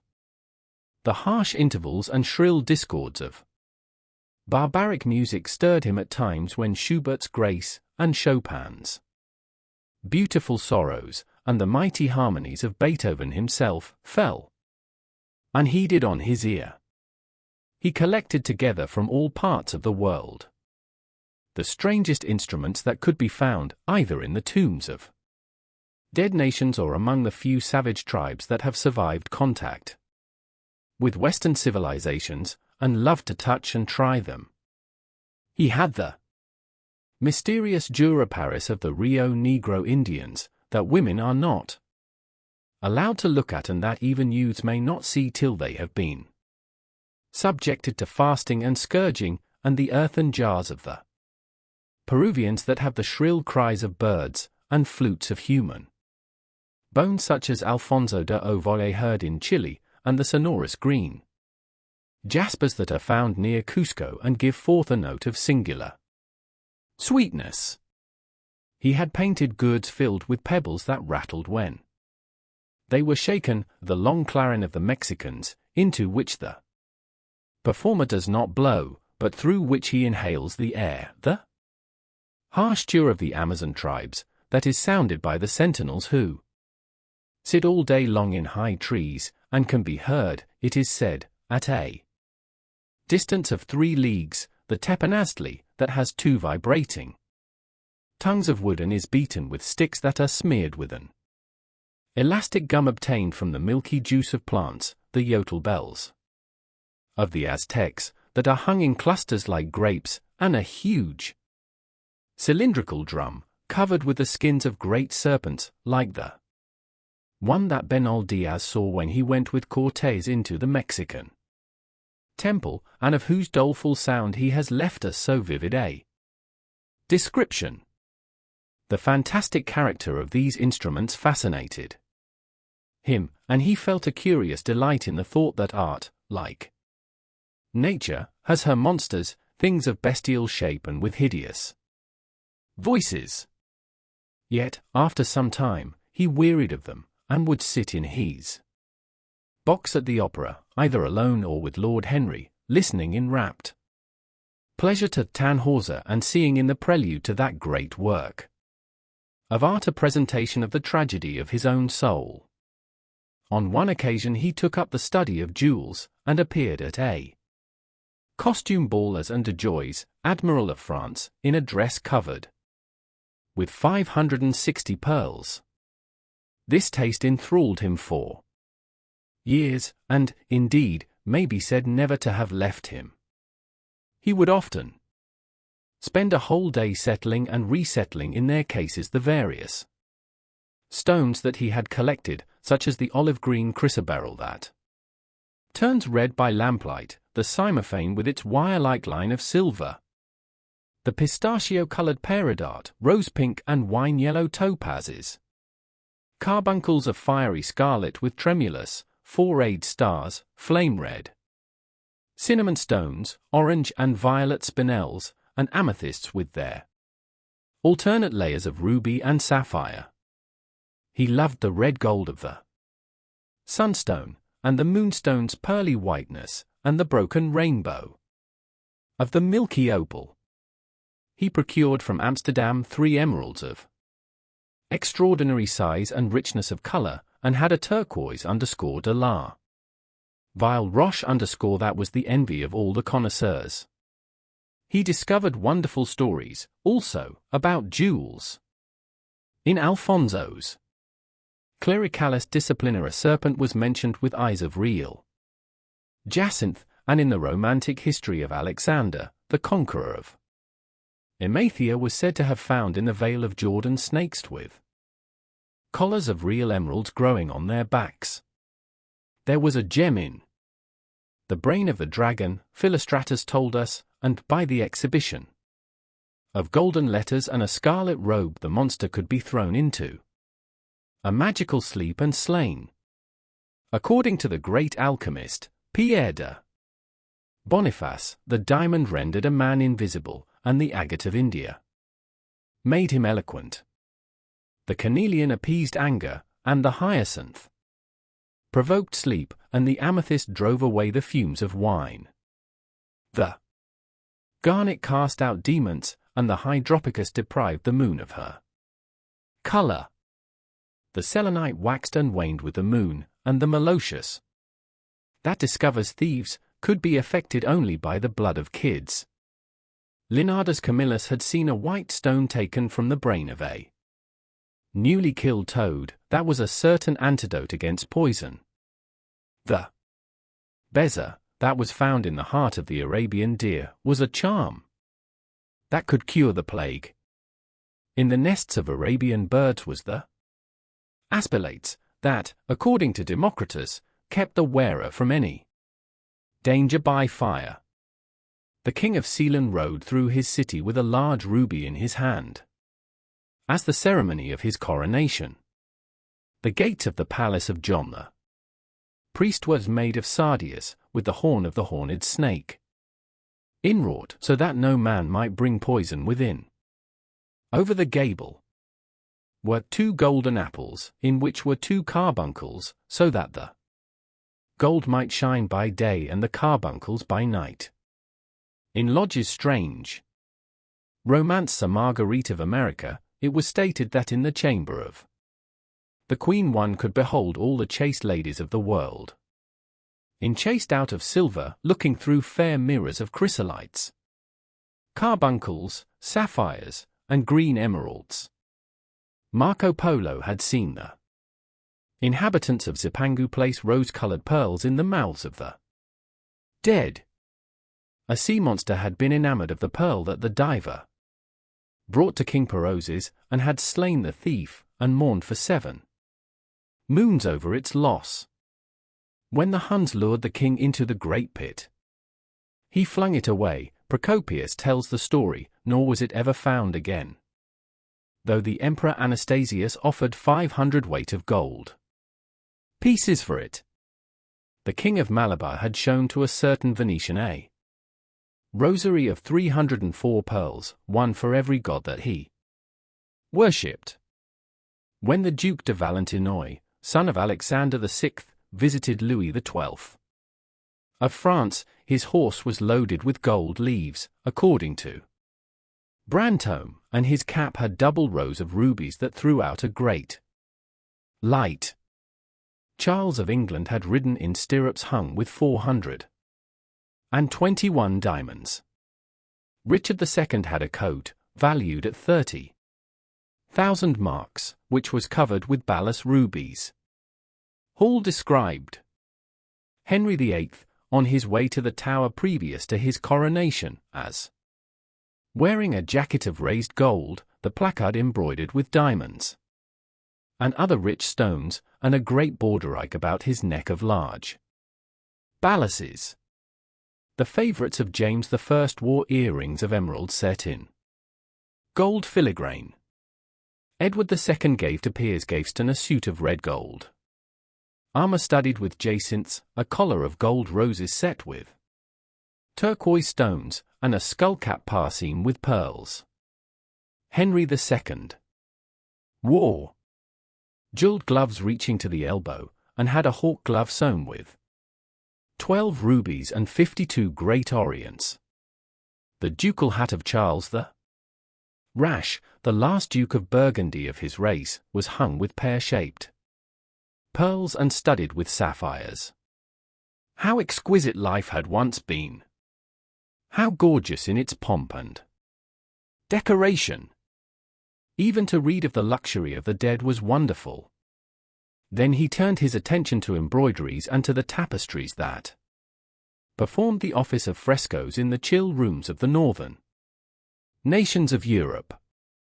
As he investigated the subject, and he always had an extraordinary faculty of becoming absolutely absorbed for the moment in whatever he took up, he was almost saddened by the reflection of the ruin that time brought on beautiful and wonderful things. He, at any rate, had escaped that. Summer followed summer, and the yellow jonquils bloomed and died many times, and nights of horror repeated the story of their shame, but he was unchanged. No winter marred his face or stained his flower-like bloom. How different it was with material things! Where had they passed to? Where was the great crocus-coloured robe, on which the gods fought against the giants, that had been worked by brown girls for the pleasure of Athena? Where the huge velarium that Nero had stretched across the Colosseum at Rome, that Titan sail of purple on which was represented the starry sky, and Apollo driving a chariot drawn by white, gilt-reined steeds?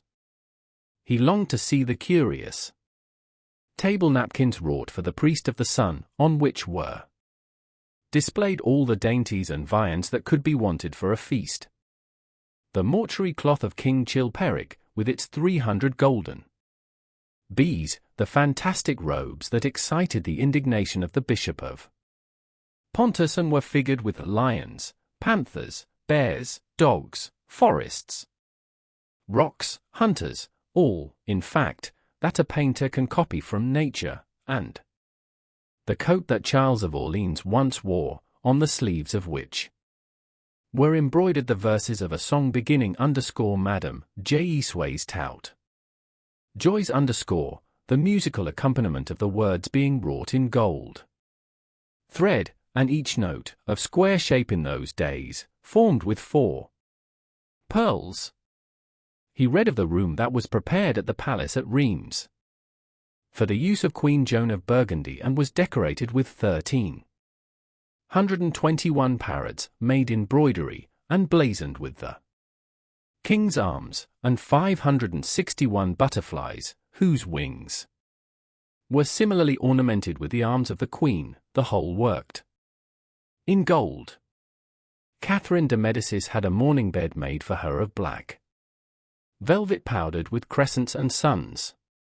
Its curtains were of damask, with leafy wreaths and garlands, figured upon a gold and silver ground, and fringed along the edges with broideries of pearls, and it stood in a room hung with rows of the Queen's devices in cut black velvet upon cloth of silver. Louis XIV had gold-embroidered caryatides 15 feet high in his apartment. The state bed of Sobieski, King of Poland, was made of Smyrna gold brocade embroidered in turquoises with verses from the Quran.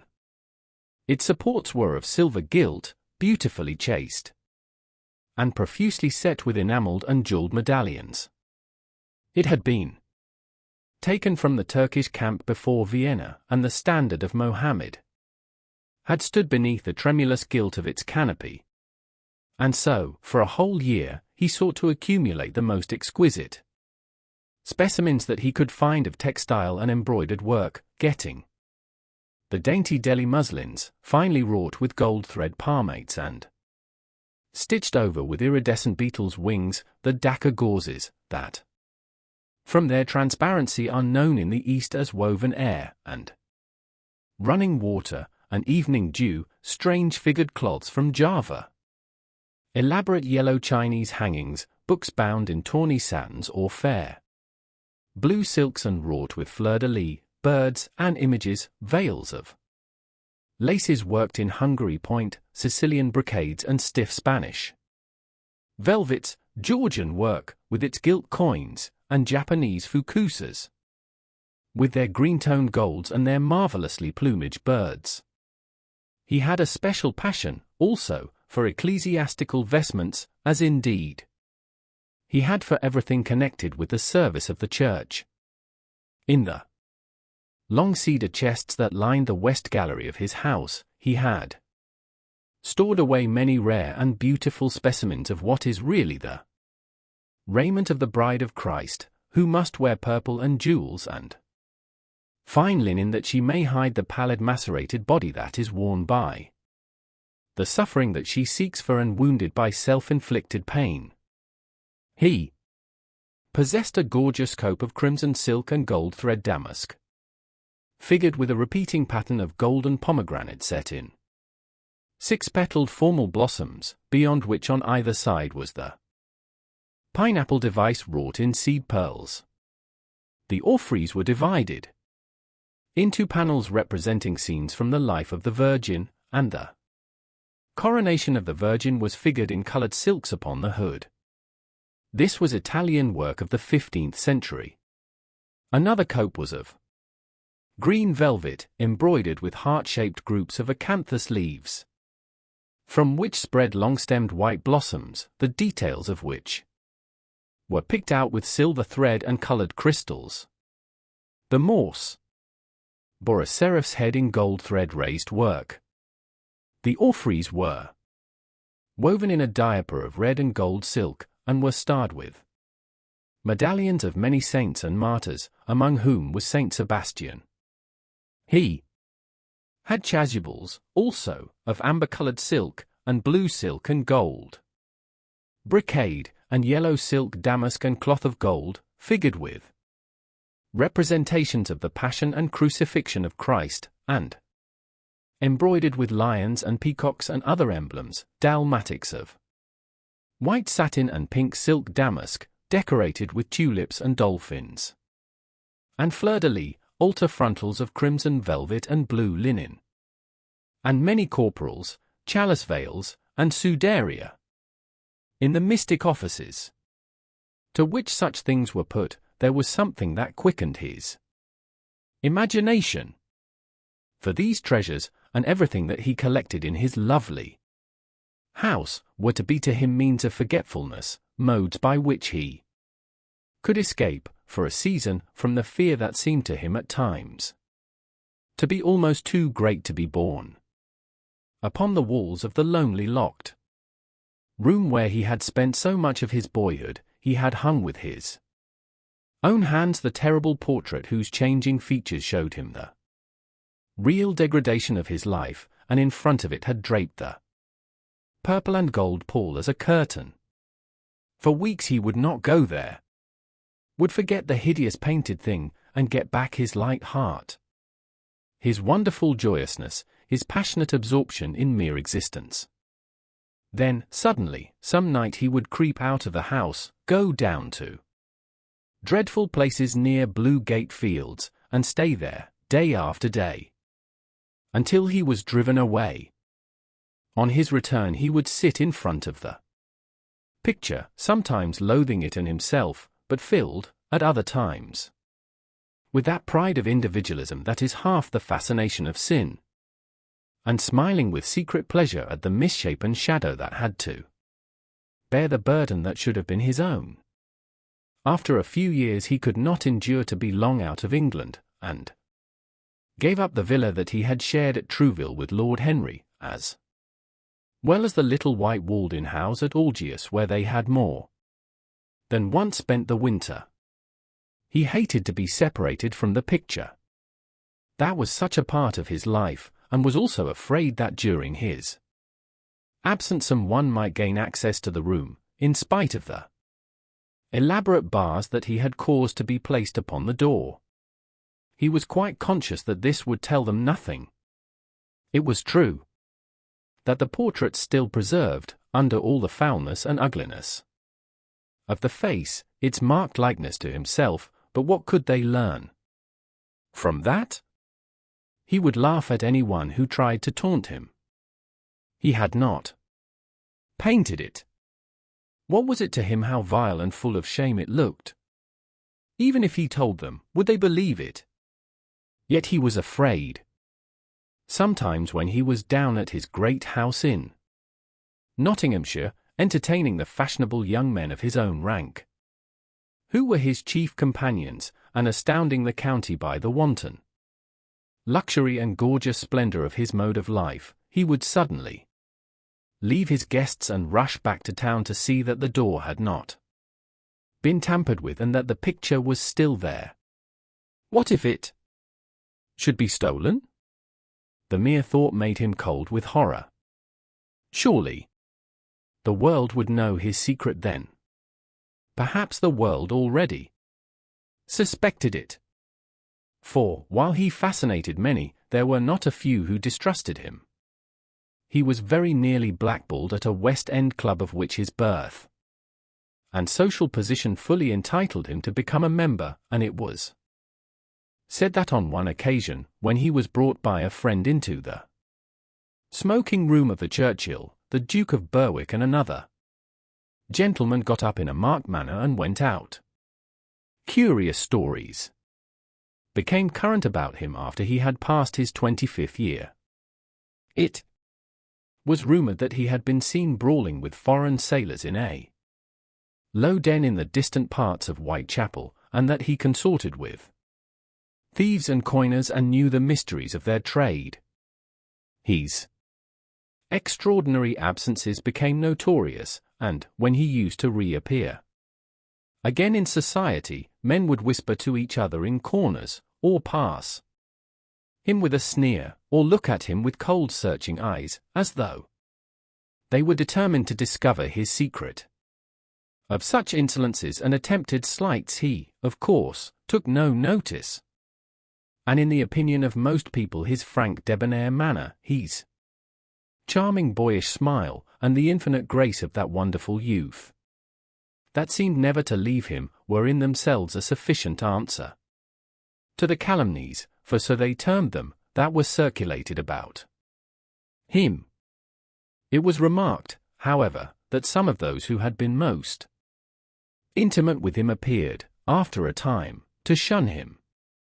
Women who had wildly adored him, and for his sake had braved all social censure and set convention at defiance, were seen to grow pallid with shame or horror if Dorian Gray entered the room. Yet these whispered scandals only increased in the eyes of many his strange and dangerous charm. His great wealth was a certain element of security. Society, civilized society, at least, is never very ready to believe anything to the detriment of those who are both rich and fascinating. It feels instinctively that manners are of more importance than morals, and, in its opinion, the highest respectability is of much less value than the possession of a good chef. And, after all, it is a very poor consolation to be told that the man who has given one a bad dinner, or poor wine, is irreproachable in his private life. Even the cardinal virtues cannot atone for half-cold entrees, as Lord Henry remarked once, in a discussion on the subject, and there is possibly a good deal to be said for his view. For the canons of good society are, or should be, the same as the canons of art. Form is absolutely essential to it. It should have the dignity of a ceremony, as well as its unreality, and should combine the insincere character of a romantic play with the wit and beauty that make such plays delightful to us. Is insincerity such a terrible thing? I think not. It is merely a method by which we can multiply our personalities. Such, at any rate, was Dorian Gray's opinion. He used to wonder at the shallow psychology of those who conceive the ego in man as a thing simple, permanent, reliable, and of one essence. To him, man was a being with myriad lives and myriad sensations, a complex multiform creature that bore within itself strange legacies of thought and passion, and whose very flesh was tainted with the monstrous maladies of the dead. He loved to stroll through the gaunt cold picture gallery of his country house and look at the various portraits of those whose blood flowed in his veins. Here was Philip Herbert, described by Francis Osborne in his memoirs on the reigns of Queen Elizabeth and King James, as one who was caressed by the court for his handsome face, which kept him not long company. Was it young Herbert's life that he sometimes led? Had some strange poisonous germ crept from body to body till it had reached his own? Was it some dim sense of that ruined grace that had made him so suddenly, and almost without cause, give utterance, in Basil Hallward's studio, to the mad prayer that had so changed his life? Here, in gold-embroidered red doublet, jewelled surcoat, and gilt-edged ruff and wristbands, stood Sir Anthony Sherard, with his silver and black armour piled at his feet. What had this man's legacy been? Had the lover of Giovanna of Naples bequeathed him some inheritance of sin and shame? Were his own actions merely the dreams that the dead man had not dared to realize? Here, from the fading canvas, smiled Lady Elizabeth Devereux, in her gauze hood, pearl stomacher, and pink slashed sleeves. A flower was in her right hand, and her left clasped an enamelled collar of white and damask roses. On a table by her side lay a mandolin and an apple.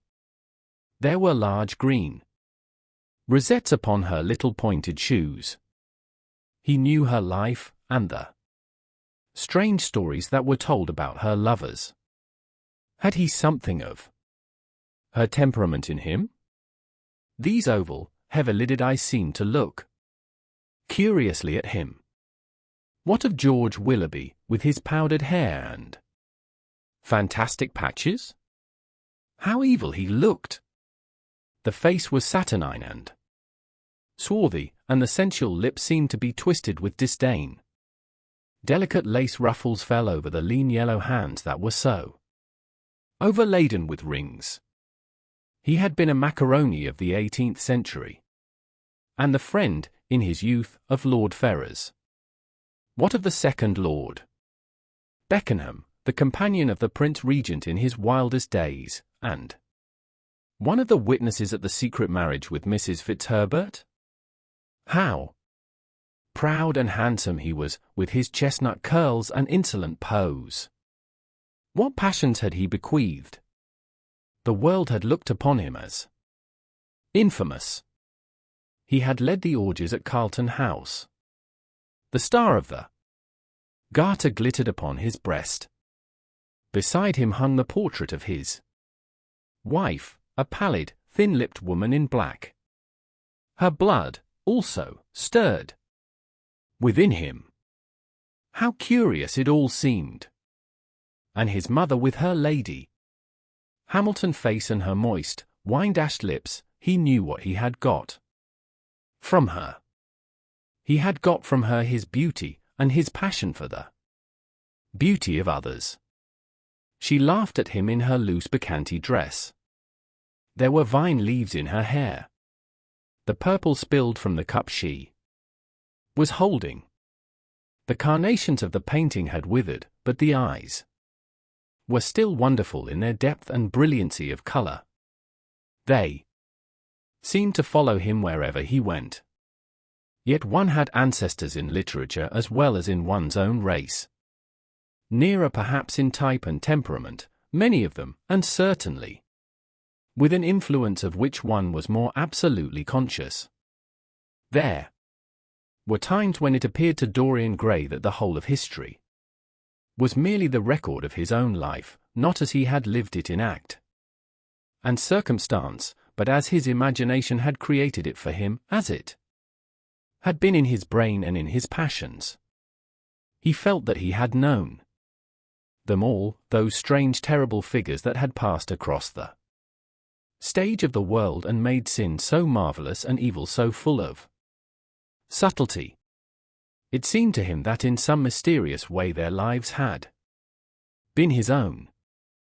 the hero of the wonderful novel that had so influenced his life, had himself known this curious fancy. In the 7th chapter he tells how, crowned with laurel, lest lightning might strike him, he had sat, as Tiberius, in a garden at Capri, reading the shameful books of Elephantis, while dwarfs and peacocks strutted round him, and the flute player mocked the swinger of the censer, and, as Caligula, had caroused with the green-shirted jockeys in their stables and supped in an ivory manger with a jewel-frontlet horse, and, as Domitian, had wandered through a corridor lined with marble mirrors, looking round with haggard eyes for the reflection of the dagger that was to end his days, and sick with that ennui, that terrible tedium vitae, that comes on those to whom life denies nothing, and had peered through a clear emerald at the red shambles of the circus, and then, in a litter of pearl and purple drawn by silver-shod mules, been carried through the street of pomegranates to a house of gold, and heard men cry on Nero Caesar as he passed by, and, as Elagabalus, had painted his face with colours, and plied the distaff among the women, and brought the moon from Carthage, and given her in mystic marriage to the sun. Over and over again Dorian used to read this fantastic chapter, and the 2 chapters immediately following, in which, as in some curious tapestries or cunningly wrought enamels, were pictured the awful and beautiful forms of those whom vice and blood and weariness had made monstrous or mad. Filippo, Duke of Milan, who slew his wife and painted her lips with a scarlet poison that her lover might suck death from the dead thing he fondled. Pietro Barbi, the Venetian, known as Paul II, who sought in his vanity to assume the title of Formosus, and whose tiara, valued at 200,000 florins, was bought at the price of a terrible sin. John Maria Visconti, who used hounds to chase living men, and whose murdered body was covered with roses by a harlot who had loved him. The Borgia on his white horse, with fratricide riding beside him, and his mantle stained with the blood of Perotto. Pietro Riario, the young Cardinal Archbishop of Florence, child and minion of Sixtus IV, whose beauty was equalled only by his debauchery, and who received Leonora of Aragon in a pavilion of white and crimson silk, filled with nymphs and centaurs, and gilded a boy that he might serve at the feast as Ganymede or Hylas. Ezelin, whose melancholy could be cured only by the spectacle of death, and who had a passion for red blood, as other men have for red wine. The son of the fiend, as was reported, and one who had cheated his father at dice when gambling with him for his own soul. Giambattista Cibo, who in mockery took the name of innocent, and into whose torpid veins the blood of 3 lads was infused by a Jewish doctor. Sigismondo Malatesta, the lover of Isotta and the lord of Rimini, whose effigy was burned at Rome as the enemy of God and man, who strangled Polissena with a napkin, and gave poison to Ginevra d'Este in a cup of emerald, and in honor of a shameful passion built a pagan church for Christian worship. Charles VI, who had so wildly adored his brother's wife that a leper had warned him of the insanity that was coming on him, and who, when his brain had sickened and grown strange, could only be soothed by Saracen cards painted with the images of love and death and madness, and, in his trim jerkin and jewelled cap and acanthus-like curls, Griffinetto. Baglioni, who slew a store with his bride, and Simonetto with his page, and whose comeliness was such that, as he lay dying in the yellow piazza of Perugia, those who had hated him could not choose but weep. And Atalanta, who had cursed him, blessed him. There was a horrible fascination in them all. He saw them at night, and they troubled his imagination in the day. The Renaissance knew of strange manners of poisoning by a helmet and a lighted torch. by an embroidered glove and a jeweled fan, by a gilded pomander and by an amber chain. Dorian Gray had been poisoned by a book. There were moments when he looked on evil simply as a mode through which he could realize his conception of the beautiful. Chapter 12. It was on the 9th of November, the eve of his own 38th birthday, as he often remembered afterwards. He was walking home about 11 o'clock from Lord Henry's, where he had been dining, and was wrapped in heavy furs, as the night was cold and foggy. At the corner of Grosvenor Square and South Audley Street, a man passed him in the mist, walking very fast and with the collar of his grey ulster turned up. He had a bag in his hand. Dorian recognized him. It was Basil Hallward. A strange sense of fear, for which he could not account, came over him. He made no sign of recognition and went on quickly in the direction of his own house. But Hallward had seen him. Dorian heard him first stopping on the pavement and then hurrying after him. In a few moments, his hand was on his arm. Dorian! What an extraordinary piece of luck! I have been waiting for you in your library ever since 9 o'clock. Finally I took pity on your tired servant and told him to go to bed, as he let me out. I am off to Paris by the midnight train, and I particularly wanted to see you before I left. I thought it was you, or rather your fur coat, as you passed me. But I wasn't quite sure. Didn't you recognize me? In this fog, my dear Basil? Why, I can't even recognize Grosvenor Square. I believe my house is somewhere about here, but I don't feel at all certain about it. I am sorry you are going away, as I have not seen you for ages. But I suppose you will be back soon. No, I am going to be out of England for 6 months. I intend to take a studio in Paris and shut myself up till I have finished a great picture I have in my head. However, it wasn't about myself I wanted to talk. Here we are at your door. Let me come in for a moment. I have something to say to you. I shall be charmed. But won't you miss your train, said Dorian Gray languidly as he passed up the steps and opened the door with his latchkey.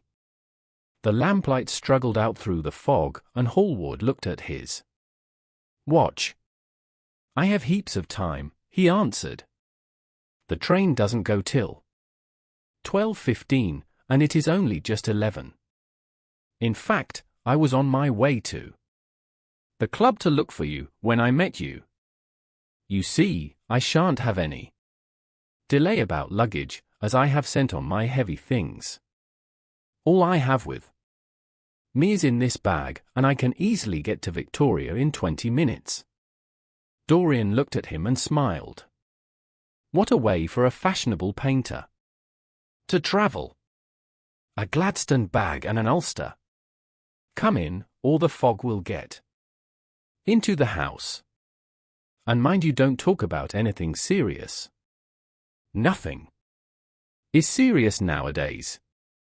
At least nothing should be. Hallward shook his head as he entered and followed Dorian into the library. There was a bright wood fire blazing in the large open hearth. The lamps were lit, and an open Dutch silver spirit case stood, with some siphons of soda water and large cut-glass tumblers, on a little marquetry table. You see, your servant made me quite at home, Dorian. He gave me everything I wanted, including your best gold-tipped cigarettes. He is a most hospitable creature. I like him much better than the Frenchman you used to have. What has become of the Frenchman, by the by? Dorian shrugged his shoulders. I believe he married Lady Radley's maid, and has established her in Paris as an English dressmaker. Anglomany is very fashionable over there now, I hear. It seems silly of the French, doesn't it? But, do you know, he was not at all a bad servant. I never liked him, but I had nothing to complain about. One often imagines things that are quite absurd. He was really very devoted to me and seemed quite sorry when he went away. Have another? Brandy and soda? Or would you like hock and seltzer? I always take hock and seltzer myself. There is sure to be some in the next room. Thanks, I won't have anything more, said the painter, taking his cap and coat off and throwing them on the bag that he had placed in the corner. And now, my dear fellow, I want to speak to you seriously. Don't frown like that. You make it so much more difficult for me. What is it all about? Cried Dorian in his petulant way, flinging himself down on the sofa. I hope it is not about myself. I am tired of myself tonight. I should like to be somebody else. It is about yourself, answered Hallward in his grave deep voice, and I must say it to you. I shall only keep you half an hour. Dorian sighed and lit a cigarette. Half an hour, he murmured. It is not much to ask of you, Dorian, and it is entirely for your own sake that I am speaking. I think it right that you should know that the most dreadful things are being said against you in London. I don't wish to know anything about them. I love scandals about other people, but scandals about myself don't interest me. They have not got the charm of novelty. They must interest you, Dorian. Every gentleman is interested in his good name. You don't want people to talk of you as something vile and degraded. Of course, you have your position, and your wealth, and all that kind of thing.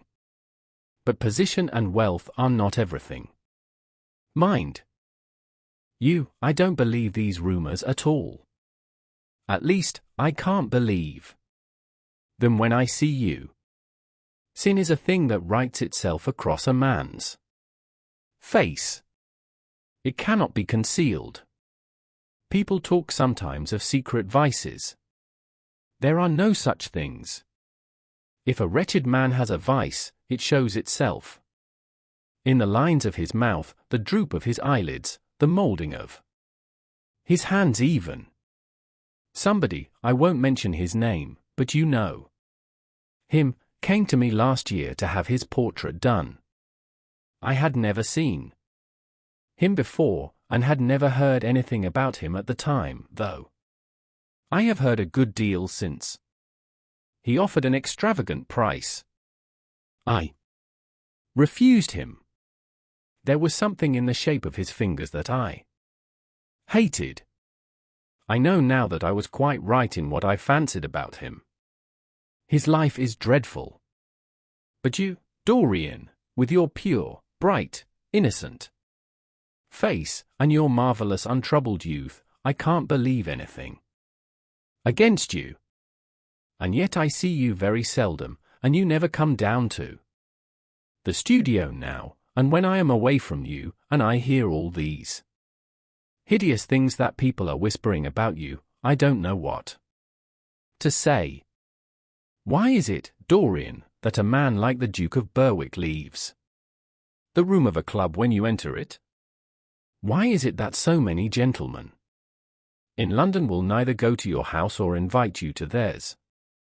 You used to be a friend of Lord Staveley.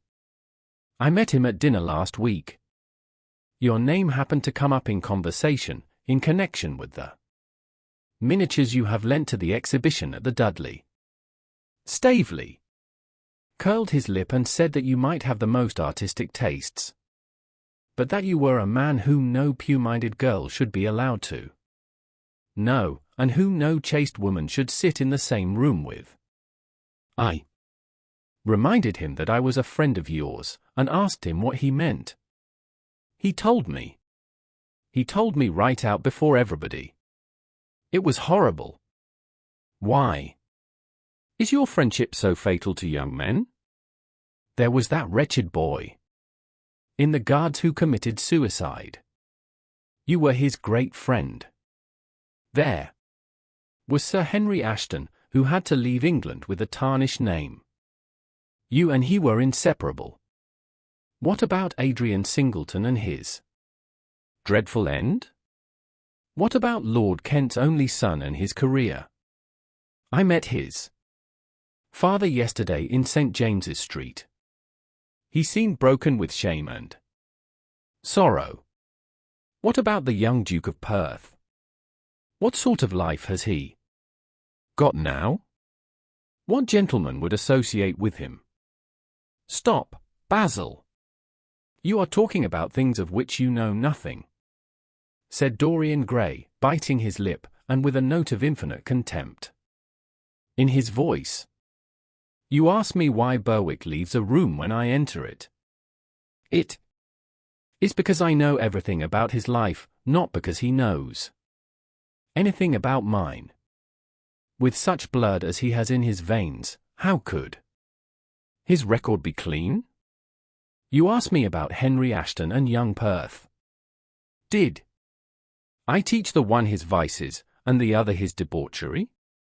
If Kent's silly son takes his wife from the streets, what is that to me? If Adrian Singleton writes his friend's name across a bill, am I his keeper? I know how people chatter in England. The middle class is air. Their moral prejudices over their gross dinner tables, and whisper about what they call the profligacies of their betters in order to try and pretend that they are in smart society and on intimate terms with the people they slander. In this country, it is enough for a man to have distinction and brains for every common tongue to wag against him. And what sort of lives do these people, who pose as being moral, lead themselves? My dear fellow, you forget that we are in the native land of the hypocrite. Dorian, cried Hallward, that is not the question. England is bad enough, I know, and English society is all wrong. That is the reason why I want you to be fine. You have not been fine. One has a right to judge of a man by the effect he has over his friends. Yours seem to lose all sense of honor, of goodness, of purity. You have filled them with a madness for pleasure. They have gone down into the depths. You led them there. Yes, you led them there, and yet you can smile, as you are smiling now. And there is worse behind. I know you and Harry are inseparable. Surely for that reason, if for none other, you should not have made his sister's name a byword. Take care, Basil. You go too far. I must speak, and you must listen. You shall listen. When you met Lady Gwendolen, not a breath of scandal had ever touched her. Is there a single decent woman in London now who would drive with her in the park? Why, even her children are not allowed to live with her. Then there are other stories that you have been seen creeping at dawn out of dreadful houses and slinking in disguise into the foulest dens in London. Are they true? Can they be true? When I first heard them, I laughed. I hear them now, and they make me shudder. What about your country house and the life that is led there? Dorian, you don't know what is said about you. I won't tell you that I don't want to preach to you. I remember Harry saying once that every man who turned himself into an amateur curate for the moment always began by saying that, and then proceeded to break his word. I do want to preach to you. I want you to lead such a life as will make the world respect you. I want you to have a clean name and a fair record. I want you to get rid of the dreadful people you associate with. Don't shrug your shoulders like that. Don't be so indifferent. You have a wonderful influence. Let it be for good, not for evil. They say that you corrupt every one with whom you become intimate, and that it is quite sufficient for you to enter a house for shame of some kind to follow after. I don't know whether it is so or not. How should I know? But it is said of you. I am told things that it seems impossible to doubt. Lord Gloucester was one of my greatest friends at Oxford. He showed me a letter that his wife had written to him when she was dying alone in her villa at Mentone. Your name was implicated in the most terrible confession I ever read. I told him that it was absurd, that I knew you thoroughly, and that you were incapable of anything of the kind. Know you? I wonder, do I know you? Before I could answer that, I should have to see your soul. To see my soul, muttered Dorian Gray, starting up from the sofa and turning almost white from fear. Yes, answered Hallward gravely, and with deep-toned sorrow in his voice, to see your soul. But only God can do that. A bitter laugh of mockery broke from the lips of the younger man. You shall see it yourself, tonight, he cried, seizing a lamp from the table. Come, it is your own handiwork. Why shouldn't you look at it? You can tell the world all about it afterwards, if you choose. Nobody would believe you. If they did believe you, they would like me all the better for it. I know the age better than you do, though you will prate about it so tediously. Come, I tell you. You have chattered enough about corruption. Now you shall look on it face to face. There was the madness of pride in every word he uttered. He stamped his foot upon the ground in his boyish, insolent manner. He felt a terrible joy at the thought that someone else was to share his secret, and that the man who had painted the portrait that was the origin of all his shame was to be burdened for the rest of his life with the hideous memory of what he had done. Yes, he continued, coming closer to him and looking steadfastly into his stern eyes, I shall show you my soul. You shall see the thing that you fancy only God can see. Hallward started back. This is blasphemy, Dorian, he cried. You must not say things like that. They are horrible, and they don't mean anything. You think so? He laughed again. I know so. As for what I said to you tonight, I said it for your good. You know I have been always a staunch friend to you. Don't touch me. Finish what you have to say. A twisted flash of pain shot across the painter's face. He paused for a moment, and a wild feeling of pity came over him. After all, what right had he to pry into the life of Dorian Gray? If he had done a tithe of what was rumored about him, how much he must have suffered. Then he straightened himself up and walked over to the fireplace and stood there, looking at the burning logs with their frost-like ashes and their throbbing cores of flame. I am waiting, Basil, said the young man in a hard, clear voice. He turned round. What I have to say is this, he cried. You must give me some answer to these horrible charges that are made against you. If you tell me that they are absolutely untrue from beginning to end, I shall believe you. Deny them, Dorian, deny them. Can't you see what I I'm going through? My God! Don't tell me that you are bad, and corrupt, and shameful. Dorian Gray smiled. There was a curl of contempt in his lips. Come. Upstairs, Basil, he said quietly. I keep a diary of my life from day to day, and it never leaves the room in which it is written. I shall show it to you if you come with me. I shall come with you, Dorian, if you wish it.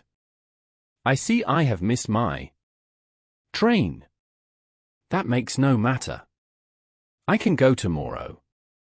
But don't ask me to read anything tonight. All I want is a plain answer to my question. That shall be given to you upstairs. I could not give it here. You will not have to read long. Chapter 13. He passed out of the room and began the ascent, Basil Hallward following close behind. They walked softly, as men do instinctively at night. The lamp cast fantastic shadows on the wall and staircase. A rising wind made some of the windows rattle. When they reached the top landing, Dorian set the lamp down on the floor, and taking out the key, turned it in the lock. You insist on knowing, Basil? He asked in a low voice. Yes. I am delighted, he answered, smiling. Then he added, somewhat harshly, you are the one man in the world who is entitled to know everything about me.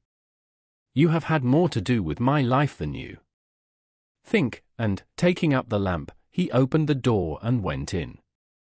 A cold current of air passed them, and the light shot up for a moment in a flame of murky orange. He shuddered. Shut the door behind you, he whispered, as he placed the lamp on the table. Hallward glanced round him with a puzzled expression. The room looked as if it had not been lived in for years. A faded Flemish tapestry, a curtain picture, an old Italian Cass one, and an almost empty bookcase, that was all that it seemed to contain, besides a chair and a table.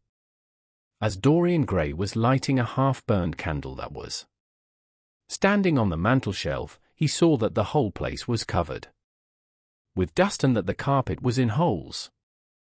A mouse ran scuffling behind the wainscoting.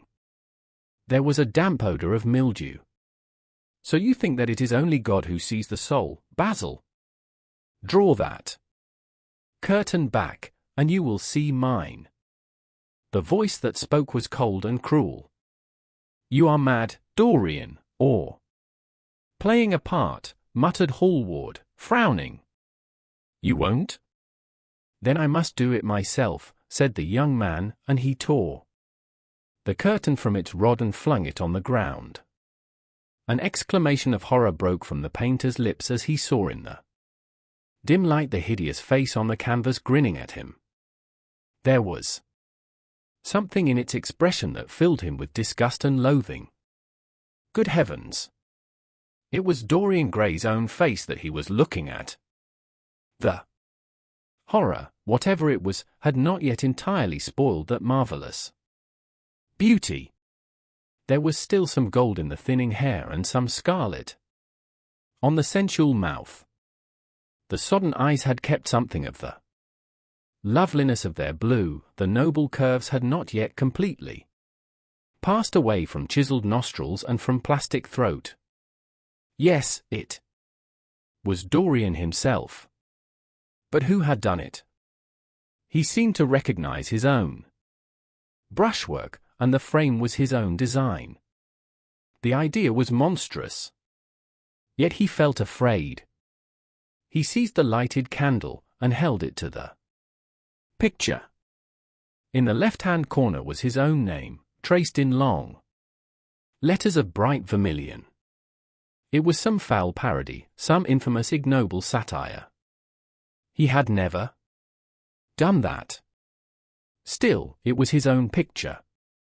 He knew it, and he felt as if his blood had changed in a moment from fire to sluggish ice. His own picture. What did it mean? Why had it altered? He turned and looked at Dorian Gray with the eyes of a sick man. His mouth twitched, and his parched tongue seemed unable to articulate. He passed his hand across his forehead. It was dank with clammy sweat. The young man was leaning against the mantelshelf, watching him with that strange expression that one sees on the faces of those who are absorbed in a play when some great artist is acting. There was neither real sorrow in it nor real joy. There was simply the passion of the spectator, with perhaps a flicker of triumph in his eyes. He had taken the flower out of his coat and was smelling it, or pretending to do so. "What does this mean?" cried Hallward, at last. His own voice sounded shrill and curious in his ears. "Years ago, when I was a boy," said Dorian Gray, crushing the flower in his hand, "you met me, flattered me, and taught me to be vain of my good looks. One day you introduced me to a friend of yours, who explained to me the wonder of youth, and you finished a portrait of me that revealed to me the wonder of beauty. In a mad moment that, even now, I don't know whether I regret or not, I made a wish, perhaps you would call it a prayer. I remember it. Oh, how well I remember it. No. The thing is impossible. The room is damp. Mildew has got into the canvas. The paints I used had some wretched mineral poison in them. I tell you the thing is impossible." "Ah, what is impossible?" murmured the young man, going over to the window and leaning his forehead against the cold, mist-stained glass. "You told me you had destroyed it. I was wrong. It has destroyed me. I don't believe it is my picture." "Can't you see your ideal in it?" said Dorian bitterly. "My ideal, as you call it." "As you called it. There was nothing evil in it, nothing shameful. You were to me such an ideal as I shall never meet again. This is the face of a satyr. It is the face of my soul. Christ! What a thing I must have worshipped! It has the eyes of a devil. Each of us has heaven and hell in him, Basil," cried Dorian with a wild gesture of despair. Hallward turned again to the portrait and gazed at it. "My God! If it is true," he exclaimed, "and this is what you have done with your life, why, you must be worse even than those who talk against you fancy you to be." He held the light up again to the canvas and examined it. The surface seemed to be quite undisturbed, and as he had left it. It was from within, apparently, that the foulness and horror had come. Through some strange quickening of inner life, the leprosies of sin were slowly eating the thing away. The rotting of a corpse in a watery grave was not so fearful. His hand shook, and the candle fell from its socket on the floor and lay there sputtering. He placed his foot on it and put it out. Then he flung himself into the rickety chair that was standing by the table and buried his face in his hands.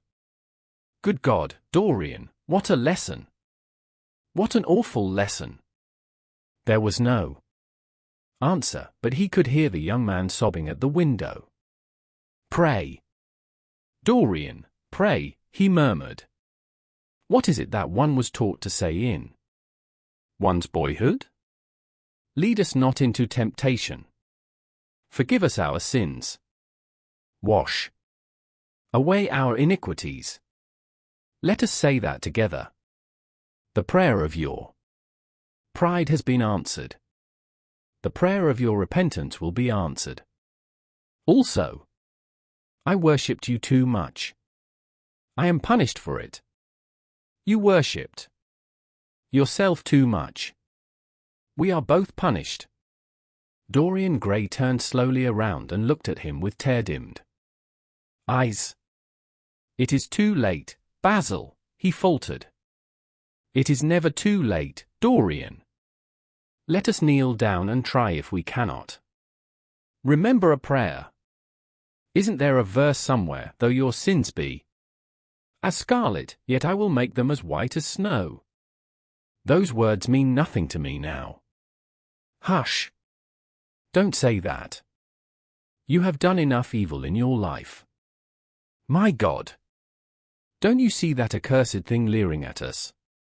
Dorian Gray glanced at the picture, and suddenly an uncontrollable feeling of hatred for Basil Hallward came over him, as though it had been suggested to him by the image on the canvas, whispered into his ear by those grinning lips. The mad passions of a hunted animal stirred within him, and he loathed the man who was seated at the table more than in his whole life he had ever loathed anything. He glanced wildly around. Something glimmered on the top of the painted chest that faced him. His eye fell on it. He knew what it was. It was a knife that he had brought up, some days before, to cut a piece of cord, and had forgotten to take away with him. He moved slowly towards it, passing Hallward as he did so. As soon as he got behind him, he seized it and turned round. Hallward stirred in his chair as if he was going to rise. He rushed at him and dug the knife into the great vein that is behind the ear, crushing the man's head down on the table and stabbing again and again. There was a stifled groan and the horrible sound of someone choking with blood. 3 times the outstretched arms shot up convulsively, waving grotesque, stiff-fingered hands in the air. He stabbed him twice more, but the man did not move. Something began to trickle on the floor. He waited for a moment, still pressing the head down. Then he threw the knife on the table and listened. He could hear nothing but the drip, drip on the threadbare carpet. He opened the door and went out on the landing. The house was absolutely quiet. No one was about. For a few seconds he stood bending over the balustrade and peering down into the black seething well of darkness. Then he took out the key and returned to the room, locking himself in. As he did so, the thing was still seated in the chair, straining over the table with bowed head and humped back and long fantastic arms. Had it not been for the red jagged tear in the neck and the clotted black pool that was slowly widening on the table, one would have said that the man was simply asleep. How quickly it had all been done! He felt strangely calm, and walking over to the window, opened it and stepped out on the balcony. The wind had blown the fog away, and the sky was like a monstrous peacock's tail, starred with myriads of golden eyes. He looked down and saw the policeman going his rounds and flashing the long beam of his lantern on the doors of the silent houses. The crimson spot of a prowling hansom gleamed at the corner and then vanished. A woman in a fluttering shawl was creeping slowly by the railings, staggering as she went. Now and then she stopped and peered back. Once, she began to sing in a hoarse voice. The policeman strolled over and said something to her. She stumbled away, laughing. A bitter blast swept across the square. The gas lamps flickered and became blue, and the leafless trees shook their black iron branches to and fro. He shivered and went back, closing the Window behind him. Having reached the door, he turned the key and opened it. He did not even glance at the murdered man. He felt that the secret of the whole thing was not to realize the situation. The friend who had painted the fatal portrait to which all his misery had been due had gone out of his life. That was enough. Then he remembered the lamp. It was a rather curious one of Moorish workmanship, made of dull silver inlaid with arabesques of burnished steel and studded with coarse turquoises.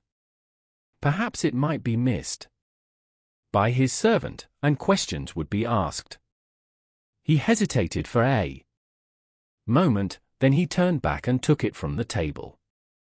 He could not help seeing the dead thing. How still it was. How horribly white the long hands looked. It was like a dreadful wax image. Having locked the door behind him, he crept quietly downstairs.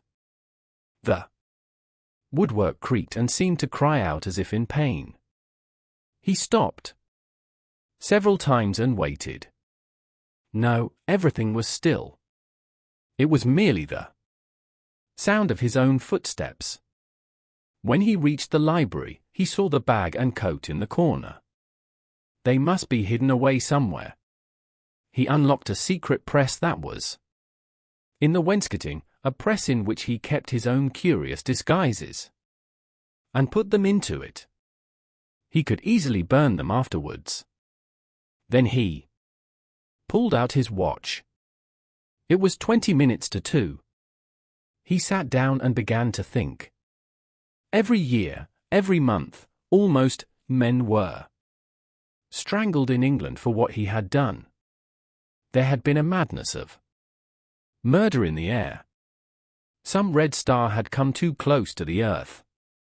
And yet, what evidence was there against him? Basil Hallward had left the house at 11. No one had seen him come in again. Most of the servants were at Selby Royal. His valet had gone to bed. Paris. Yes. It was to Paris that Basil had gone, and by the midnight train, as he had intended. With his curious reserved habits, it would be months before any suspicions would be roused. Months. Everything could be destroyed long before then. A sudden thought struck him. He put on his fur coat and hat and went out into the hall. There he paused, hearing the slow, heavy tread of the policeman on the pavement outside and seeing the flash of the bull's-eye reflected in the window. He waited and held his breath. After a few moments he drew back the latch and slipped out, shutting the door very gently behind him. Then he began ringing the bell. In about 5 minutes his valet appeared, half-dressed and looking very drowsy. "I am sorry to have had to wake you up, Francis," he said, stepping in. "But I had forgotten my latch key." "What time is it?" 10 minutes past 2, sir," answered the man, looking at the clock and blinking. 10 minutes past 2. How horribly late. You must wake me at 9. Tomorrow. I have some work to do. All right, sir. Did anyone call this evening? Mr. Hallward, sir. He stayed here till 11, and then he went away to catch his train. Oh. I am sorry I didn't see him. Did he leave any message? No, sir, except that he would write to you from Paris, if he did not find you at the club. That will do, Francis. Don't forget to call me at 9 tomorrow. No, sir. The man shambled down the passage in his slippers.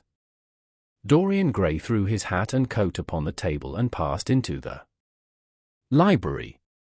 For a quarter of an hour he walked up and down the room, biting his lip and thinking. Then he took down the blue book from one of the shelves and began to turn over the leaves.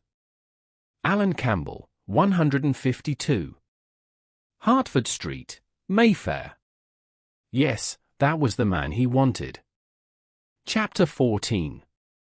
At 9 o'clock the next morning his servant came in with a cup of chocolate on a tray and opened the shutters. Dorian was sleeping quite peacefully, lying on his right side, with one hand underneath his cheek. He looked like a boy who had been tired out with play or study. The man had to touch him twice on the shoulder before he woke, and as he opened his eyes a faint smile passed across his lips, as though he had been lost in some delightful dream. Yet he had not dreamed at all. His night had been untroubled by any images of pleasure or of pain. But youth smiles without any reason. It is one of its chiefest charms. He turned round, and leaning upon his elbow, began to sip his chocolate. The mellow November sun came streaming into the room. The sky was bright, and there was a genial warmth in the air. It was almost like a morning in May. Gradually the events of the preceding night crept with silent, blood-stained feet into his brain and reconstructed themselves there with terrible distinctness. He winced at the memory of all that he had suffered, and for a moment the same curious feeling of loathing for Basil Hallward that had made him kill him as he sat in the chair came back to him, and he grew cold with passion. The dead man was still sitting there, too, and in the sunlight now. How horrible that was! Such hideous things were for the darkness, not for the day. He felt that if he brooded on what he had gone through he would sicken or grow mad. There were sins whose fascination was more in the memory than in the doing of them, strange triumphs that gratified the pride more than the passions, and gave to the intellect a quickened sense of joy, greater than any joy they brought, or could ever bring, to the senses. But this was not one of them. It was a thing to be driven out of the mind, to be drugged with poppies, to be strangled lest it might strangle one itself. When the half-hour struck, he passed his hand across his forehead, and then got up hastily and dressed himself with even more than his usual care, giving a good deal of attention to the choice of his necktie and scarf pin and changing his rings more than once. He spent a long time also over breakfast, tasting the various dishes, talking to his valet about some new liveries that he was thinking of getting made for the servants at Selby, and going through his correspondence. At some of the letters, he smiled. 3 of them bored him. One he read several times over and then tore up with a slight look of annoyance in his face. That awful thing, a woman's memory, as Lord Henry had once said. After he had drunk his cup of black coffee, he wiped his lips slowly with a napkin, motioned to his servant to wait, and going over to the table, sat down and wrote 2 letters. One he put in his pocket, the other he handed to the valet. Take this round to 152, Hertford Street, Francis, and if Mr. Campbell is out of town, get his address. As soon as he was alone, he lit a cigarette and began sketching upon a piece of paper, drawing first flowers and bits of architecture, and then human faces. Suddenly he remarked that every face that he drew seemed to have a fantastic likeness to Basil Hallward. He frowned, and, getting up, went over to the bookcase and took out a volume at hazard. He was determined that he would not think about what had happened until it became absolutely necessary that he should do so. When he had stretched himself on the sofa, he looked at the title page of the book. It was Gautier's Himoit Cames, Charpentier's Japanese paper edition, with a Jockmart etching. The binding was of citron green leather with a design of gilt trellis work and dotted pomegranates. It had been given to him by Adrian Singleton. As he turned over the pages, his eye fell on the poem about the hand of Lacenaire, the cold yellow hand du supplice encore mal la vie, with its downy red hairs and its deutster fawn. He glanced at his own white taper fingers, shuddering slightly in spite of himself, and passed on, till he came to those lovely stanzas upon Venice. So one gamme chromatique. Le Seine de Perles Rousselant. La Venus de l'Adriatique. Sorte de l'eau sun corrose et blanc. Les domes, sur l'âge descends. Souvent la phrase au per contour. S'enflent comme des gorges rondes. Q solive un soupir d'amour. L'esquif aboard it me depose. Jet and sun amar au pilia. Devant one façade rose. Sur la marbre d'un escalier. How exquisite they were!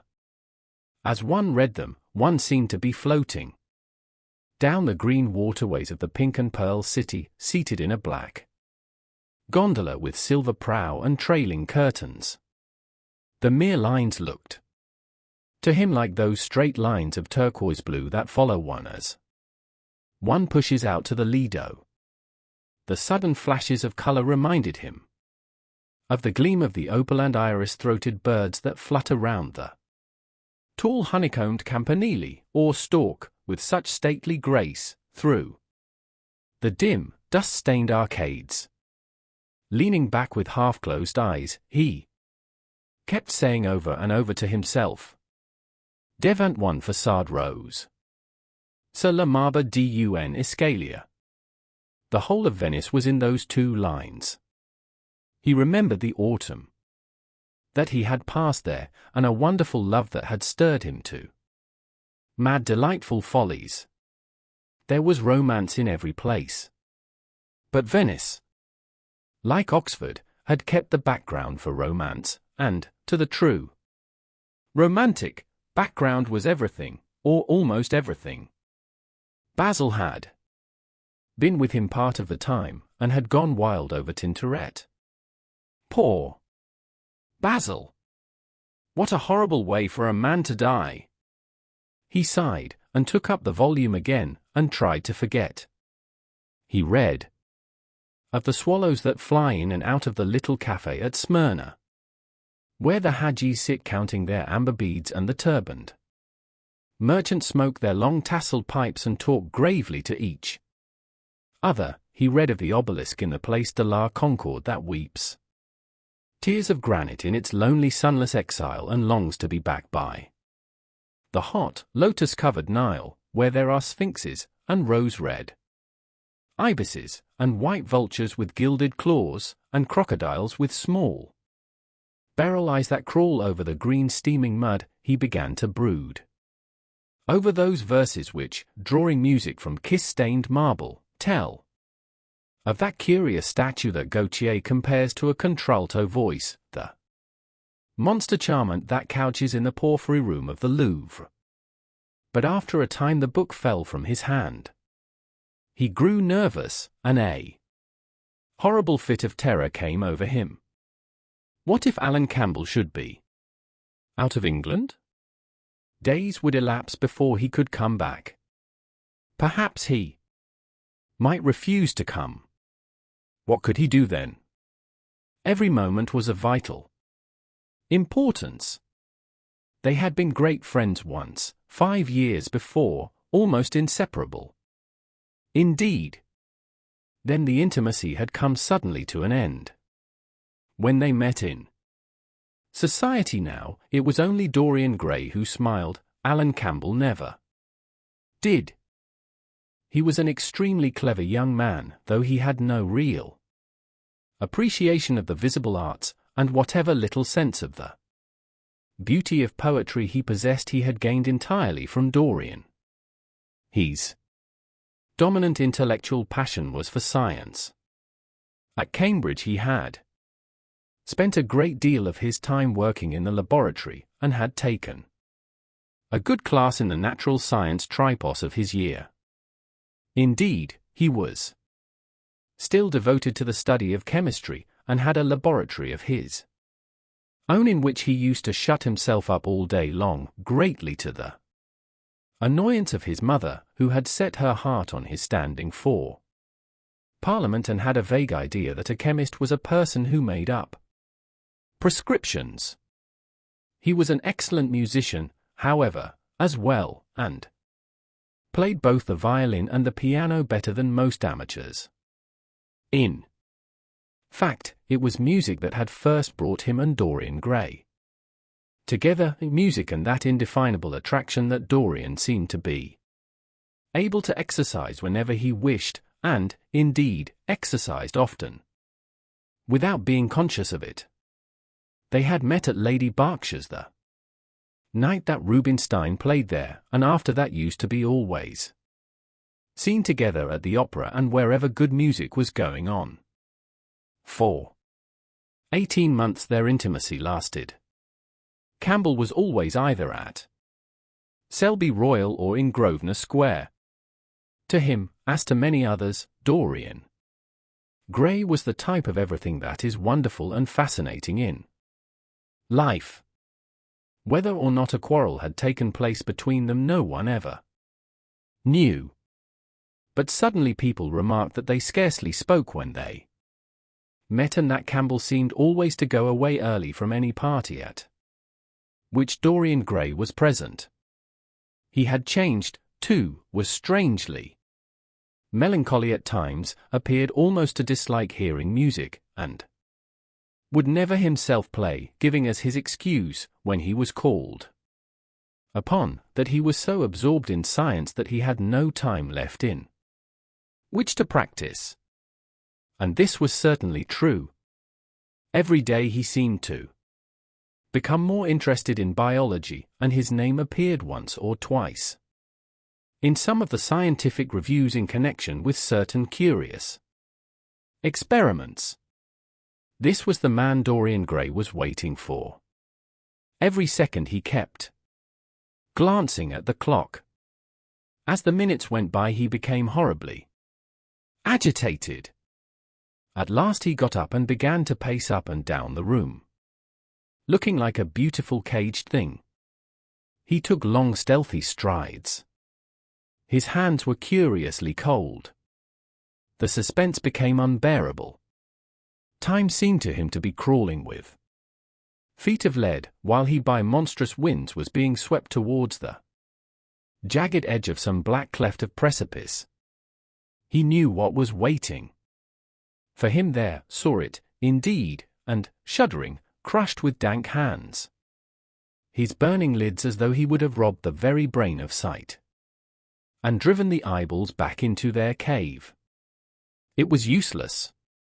The brain had its own food on which it battened, and the imagination, made grotesque by terror, twisted and distorted as a living thing by pain, danced like some foul puppet on a stand and grinned through moving masks. Then, suddenly, time stopped for him. Yes, that blind, slow-breathing thing crawled no more, and horrible thoughts, time being dead, raced nimbly on in front, and dragged a hideous future from its grave, and showed it to him. He stared at it. Its very horror made him stone. At last the door opened and his servant entered. He turned glazed eyes upon him. "Mr. Campbell, sir," said the man. A sigh of relief broke from his parched lips, and the color came back to his cheeks. "Ask him to come in at once, Francis." He felt that he was himself again. His mood of cowardice had passed away. The man bowed and retired. In a few moments, Alan Campbell walked in, looking very stern and rather pale, his pallor being intensified by his coal-black hair and dark eyebrows. "Alan, this is kind of you." I thank you for coming. I had intended never to enter your house again, Gray. But you said it was a matter of life and death. His voice was hard and cold. He spoke with slow deliberation. There was a look of contempt in the steady, searching gaze that he turned on Dorian. He kept his hands in the pockets of his astrakhan coat and seemed not to have noticed the gesture with which he had been greeted. Yes, it is a matter of life and death, Alan, and to more than one person. Sit down. Campbell took a chair by the table, and Dorian sat opposite to him. The two men's eyes met. In Dorian's there was infinite pity. He knew that what he was going to do was dreadful. After a strained moment of silence, he leaned across and said, very quietly, but watching the effect of each word upon the face of him he had sent for, Alan, in a locked room at the top of this house, a room to which nobody but myself has access. A dead man is seated at a table. He has been dead 10 hours now. Don't stir, and don't look at me like that. Who the man is, why he died, how he died, are matters that do not concern you. What you have to do is this. Stop, Gray. I don't want to know anything further. Whether what you have told me is true or not true doesn't concern me. I entirely decline to be mixed up in your life. Keep your horrible secrets to yourself. They don't interest me anymore. Alan, they will have to interest you. This one will have to interest you. I am awfully sorry for you, Alan. But I can't help myself.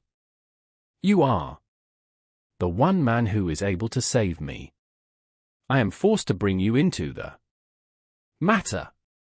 I have no option. Alan, you are scientific. You know about chemistry and things of that kind. You have made experiments. What you have got to do is to destroy the thing that is upstairs, to destroy it, so that not a vestige of it will be left. Nobody saw this person come into the house. Indeed, at the present moment he is supposed to be in Paris. He will not be missed for months. When he is missed, there must be no trace of him found here. You, Alan, you must change him, and everything that belongs to him, into a handful of ashes that I may scatter in the air. You are mad, Dorian. Ah. I was waiting for you to call me Dorian. You are mad, I tell you, mad to imagine that I would raise a finger to help you, mad to make this monstrous confession. I will have nothing to do with this matter, whatever it is. Do you think I am going to peril my reputation for you? What is it to me what devil's work you are up to? It was suicide, Alan. I am glad of that. But who drove him to it? You, I should fancy. Do you still refuse to do this for me? Of course I refuse. I will have absolutely nothing to do with it. I don't care what shame comes on you.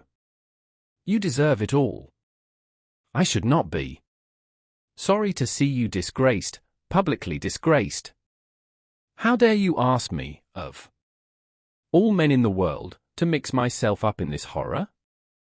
I should have thought you knew more about people's characters. Your friend Lord Henry would and can't have taught you much about psychology, whatever else he has taught you. Nothing will induce me to stir a step to help you. You have come to the wrong man. Go to some of your friends. Don't come to me. Alan, it was murder. I killed him.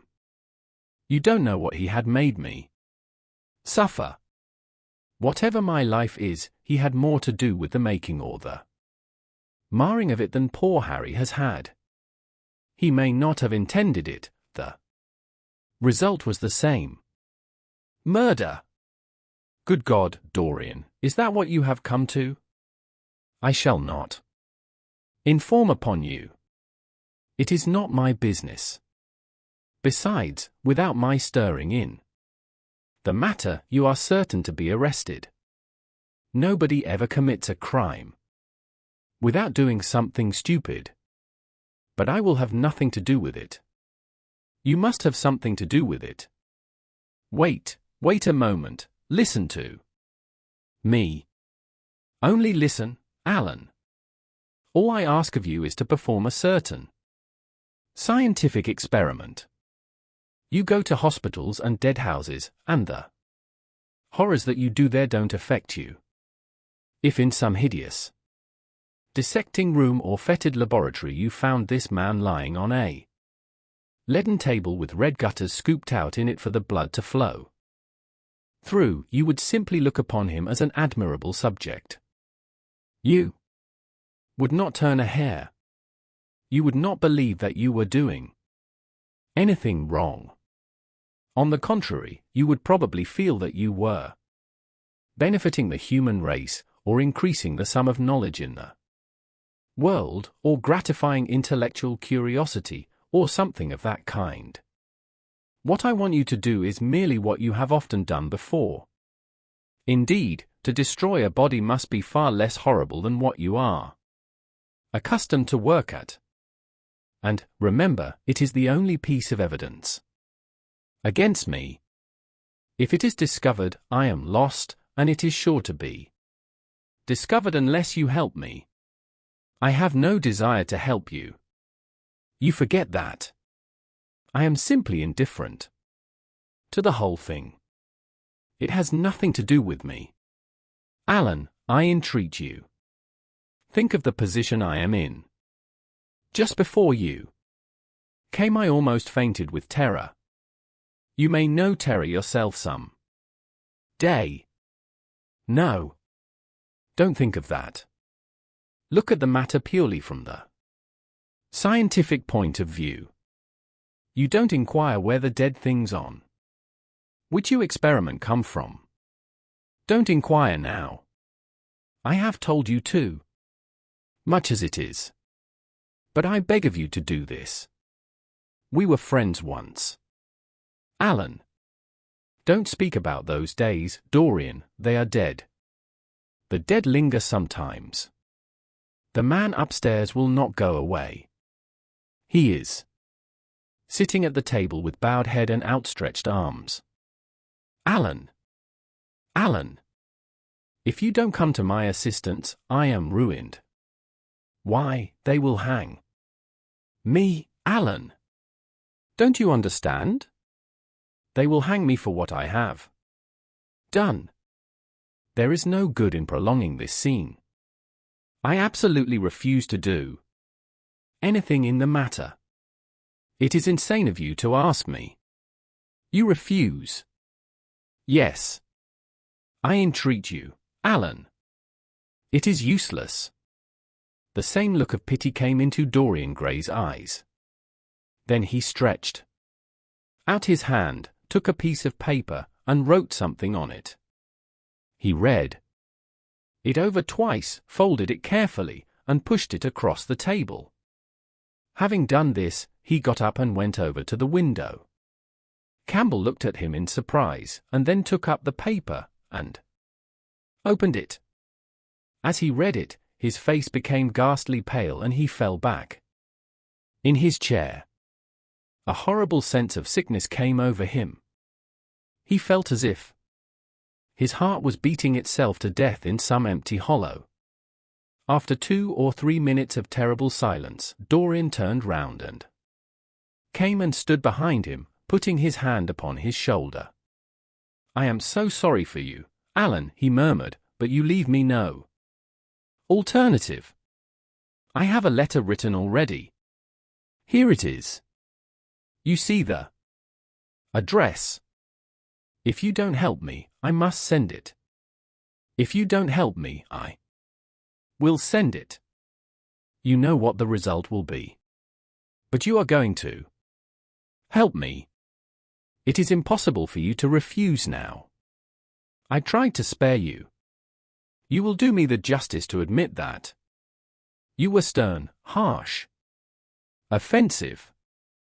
You treated me as no man has ever dared to treat me, no living man, at any rate. I bore it all. Now it is for me to dictate terms. Campbell buried his face in his hands, and a shudder passed through him. Yes, it is my turn to dictate terms, Alan. You know what they are. The thing is quite simple. Come, don't work yourself into this fever. The thing has to be done. Face it, and do it. A groan broke from Campbell's lips and he shivered all over. The ticking of the clock on the mantelpiece seemed to him to be dividing time into separate atoms of agony, each of which was too terrible to be borne. He felt as if an iron ring was being slowly tightened round his forehead, as if the disgrace with which he was threatened had already come upon him. The hand upon his shoulder weighed like a hand of lead. It was intolerable. It seemed to crush him. Come, Alan, you must decide at once. I cannot do it, he said, mechanically, as though words could alter things. You must. You have no choice. Don't delay. He hesitated a moment. Is there a fire in the room upstairs? Yes, there is a gas fire with asbestos. I shall have to go home and get some things from the laboratory. No, Alan, you must not leave the house. Write out on a sheet of notepaper what you want and my servant will take a cab and bring the things back to you. Campbell scrawled a few lines, blotted them, and addressed an envelope to his assistant. Dorian took the note up and read it carefully. Then he rang the bell and gave it to his valet, with orders to return as soon as possible and to bring the things with him. As the hall door shut, Campbell started nervously, and having got up from the chair, went over to the chimney-piece. He was shivering with a kind of ague. For nearly 20 minutes, neither of the men spoke. A fly buzzed noisily about the room, and the ticking of the clock was like the beat of a hammer. As the chime struck one, Campbell turned round, and looking at Dorian Gray, saw that his eyes were filled with tears. There was something in the purity and refinement of that sad face that seemed to enrage him. You are infamous, absolutely infamous, he muttered. Hush, Alan. You have saved my life, said Dorian. Your life? Good heavens. What a life that is! You have gone from corruption to corruption, and now you have culminated in crime. In doing what I am going to do, what you force me to do, it is not of your life that I am thinking.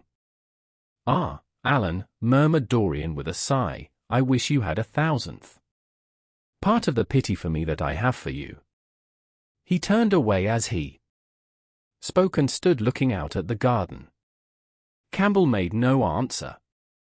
After about 10 minutes a knock came to the door, and the servant entered, carrying a large mahogany chest of chemicals, with a long coil of steel and platinum wire and 2 rather curiously shaped iron clamps.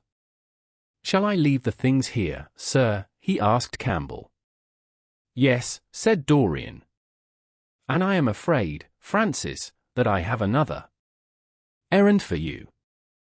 What is the name of the man at Richmond who supplies Selby with orchids? Harden, sir. Yes, Harden.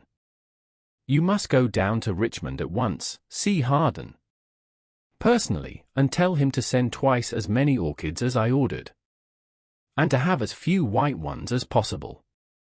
In fact, I don't want any white ones. It is a lovely day, Francis, and Richmond is a very pretty place, otherwise I wouldn't bother you about it. No trouble, sir. At what time shall I be back? Dorian looked at Campbell. How long will your experiment take, Alan? He said in a calm, indifferent voice. The presence of a third person in the room seemed to give him extraordinary courage. Campbell frowned and bit his lip. It will take about 5 hours, he answered. It will be time enough, then, if you are back at 7:30. Francis. Or stay, just leave my things out for dressing. You can have the evening to yourself. I am not dining at home, so I shall not want you. Thank you, sir, said the man, leaving the room. Now, Alan, there is not a moment to be lost. How heavy this chest is. I'll take it for you. You bring the other things. He spoke rapidly and in an authoritative manner. Campbell felt dominated by him. They left the room together. When they reached the top landing, Dorian took out the key and turned it in the lock. Then he stopped, and a troubled look came into his eyes. He shuddered. I don't think I can go in, Alan, he murmured. It is nothing to me. I don't require you, said Campbell coldly.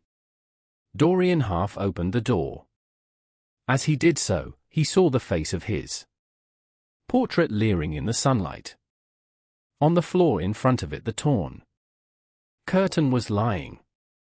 He remembered that the night before he had forgotten, for the first time in his life, to hide the fatal canvas, and was about to rush forward when he drew back with a shudder. What was that loathsome red dew that gleamed, wet and glistening, on one of the hands, as though the canvas had sweated blood? How horrible! It was more horrible, it seemed to him for the moment, than the silent thing that he knew was stretched across the table, the thing whose grotesque misshapen shadow on the spotted carpet showed him that it had not stirred, but was still there, as he had left it. He heaved a deep breath, opened the door a little wider, and with half-closed eyes and averted head, walked quickly in, determined that he would not look even once upon the dead man.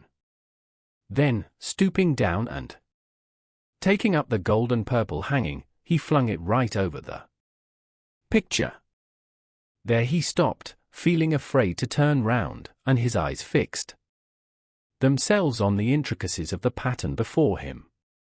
He heard Campbell bringing in the heavy chest, and the irons, and the other things that he had required for his dreadful work. He began to wonder if he and Basil Hallward had ever met, and if so, what they had thought of each other. Leave me now, said a stern voice behind him. He turned and hurried out, just conscious that the dead man had been thrust back into the chair and that Campbell was gazing into a glistening yellow face. As he was going downstairs, he heard the key being turned in the lock. It was long after 7 when Campbell came back into the library.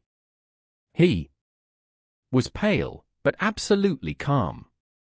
I have done what you asked me to do, he muttered. And now, goodbye. Let us never see each other again. You have saved me from ruin, Alan. I cannot forget that, said Dorian simply. As soon as Campbell had left, he went upstairs. There was a horrible smell of nitric acid in the room. But the thing that had been sitting at the table was gone. Chapter 15. That evening, at 8:30, exquisitely dressed and wearing a large buttonhole of Parma violets, Dorian Gray was ushered into Lady Narborough's drawing room by bowing servants.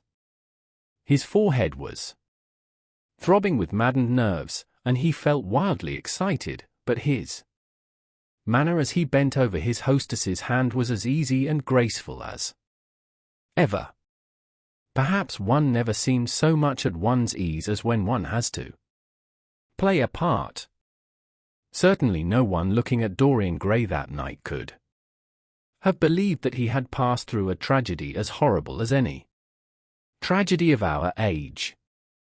Those finely shaped fingers could never have clutched a knife for sin, nor those smiling lips have cried out on God and goodness. He himself could not help wondering at the calm of his demeanor, and for a moment felt keenly the terrible pleasure of a double life. It was a small party, got up rather in a hurry by Lady Narborough, who was a very clever woman with what Lord Henry used to describe as the remains of really remarkable ugliness. She had proved an excellent wife to one of our most tedious ambassadors, and having buried her husband properly in a marble mausoleum, which she had herself designed, and married off her daughters to some rich, rather elderly men, she devoted herself now to the pleasures of French fiction, French cookery, and French esprit when she could get it. Dorian was one of her especial favorites, and she always told him that she was extremely glad she had not met him in early life. "I know, my dear, I should have fallen madly in love with you," she used to say, "and thrown my bonnet right over the mills for your sake. It is most fortunate that you were not thought of at the time, as it was, our bonnets were so unbecoming, and the mills were so occupied in trying to raise the wind, that I never had even a flirtation with anybody. However, that was all Narborough's fault. He was dreadfully short-sighted, and there is no pleasure in taking in a husband who never sees anything." Her guests this evening were rather tedious. The fact was, as she explained to Dorian, behind a very shabby fan, one of her married daughters had come up quite suddenly to stay with her, and, to make matters worse, had actually brought her husband with her. "I think it is most unkind of her, my dear," she whispered. "Of course I go and stay with them every summer after I come from Homburg, but then an old woman like me must have fresh air sometimes, and besides, I really wake them up. You don't know what an existence they lead down there. It is pure unadulterated country life. They get up early, because they have so much to do, and go to bed early, because they have so little to think about. There has not been a scandal in the neighborhood since the time of Queen Elizabeth, and consequently they all fall asleep after dinner. You shan't sit next either of them. You shall sit by me and amuse me." Dorian murmured a graceful compliment and looked round the room. Yes, it was certainly a tedious party. Two of the people he had never seen before, and the others consisted of Ernest Harrowden, one of those middle-aged mediocrities so common in London clubs who have no enemies, but are thoroughly disliked by their friends, Lady Ruxton, an overdressed woman of 47, with a hooked nose, who was always trying to get herself compromised, but was so peculiarly plain that to her great disappointment no one would ever believe anything against her. Mrs. Erlynne, a pushing nobody, with a delightful lisp and Venetian red hair, Lady Alice Chapman, his hostess's daughter, a dowdy dull girl, with one of those characteristic British faces that, once seen, are never remembered, and her husband, a red-cheeked, white-whiskered creature who, like so many of his class, was under the impression that inordinate joviality can atone for an entire lack of ideas.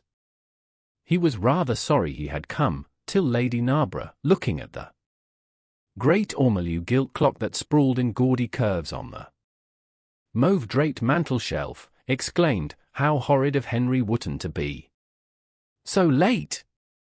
I sent round to him this morning on chance and he promised faithfully not to disappoint me. It was some consolation that Harry was to be there, and when the door opened and he heard his slow musical voice lending charm to some insincere apology, he ceased to feel bored. But at dinner he could not eat anything. Plate after plate went away untasted. Lady Narborough kept scolding him for what she called an insult to poor Adolphe, who invented the menu specially for you, and now and then Lord Henry looked across at him, wondering at his silence and abstracted manner. From time to time the butler filled his glass with champagne. He drank eagerly, and his thirst seemed to increase. "Dorian," said Lord Henry at last, as the chawed Freud was being handed round, "what is the matter with you tonight? You are quite out of sorts." "I believe he is in love," cried Lady Narborough, "and that he is afraid to tell me for fear I should be jealous." "He is quite right. I certainly should." "Dear Lady Narborough," murmured Dorian, smiling, "I have not been in love for a whole week, not, in fact, since Madame de Ferrol left town." "How you men can fall in love with that woman," exclaimed the old lady. "I really cannot understand it. It is simply because she remembers you when you were a little girl." "Lady Narborough," said Lord Henry, "she is the one link between us and your short frocks." "She does not remember my short frocks at all, Lord Henry. But I remember her very well at Vienna 30 years ago, and how décolletée she was then." "She is still décolletée," he answered, taking an olive in his long fingers, "and when she is in a very smart gown she looks like an edition de luxe of a bad French novel. She is really wonderful, and full of surprises. Her capacity for family affection is extraordinary. When her third husband died, her hair turned quite gold from grief." "How can you, Harry?" cried Dorian. "It is a most romantic explanation," laughed the hostess. "But her third husband, Lord Henry? You don't mean to say Ferrol is the fourth?" "Certainly, Lady Narborough. I don't believe a word of it." "Well, ask Mr. Gray. He is one of her most intimate friends." "Is it true, Mr. Gray?" "She assures me so, Lady Narborough," said Dorian. "I asked her whether, like Marguerite de Navarre, she had their hearts embalmed and hung at her girdle. She told me she didn't, because none of them had any hearts at all for husbands. Upon my word that is trop de zèle. Trop d'ordis, I tell her," said Dorian. "Oh, she is audacious enough for anything, my dear." "And what is Ferrol like?" "I don't know him. The husbands of very beautiful women belong to the criminal classes," said Lord Henry, sipping his wine. Lady Narborough hit him with her fan. "Lord Henry, I am not at all surprised that the world says that you are extremely wicked." "But what world says that?" asked Lord Henry, elevating his eyebrows. "It can only be the next world. This world and I are on excellent terms." "Everybody I know says you are very wicked," cried the old lady, shaking her head. Lord Henry looked serious for some moments. "It is perfectly monstrous," he said, at last, "the way people go about nowadays saying things against one behind one's back that are absolutely and entirely true." "Isn't he incorrigible?" cried Dorian, leaning forward in his chair. "I hope so," said his hostess, laughing. "But really, if you all worship Madame de Ferrol in this ridiculous way, I shall have to marry again so as to be in the fashion." "You will never marry again, Lady Narborough," broke in Lord Henry. "You were far too happy When a woman marries again, it is because she detested her first husband. When a man marries again, it is because he adored his first wife. Women try their luck, men risk theirs. Narborough wasn't perfect, cried the old lady. If he had been, you would not have loved him, my dear lady, was the rejoinder. Women love us for our defects. If we have enough of them, they will forgive us everything, even our intellects.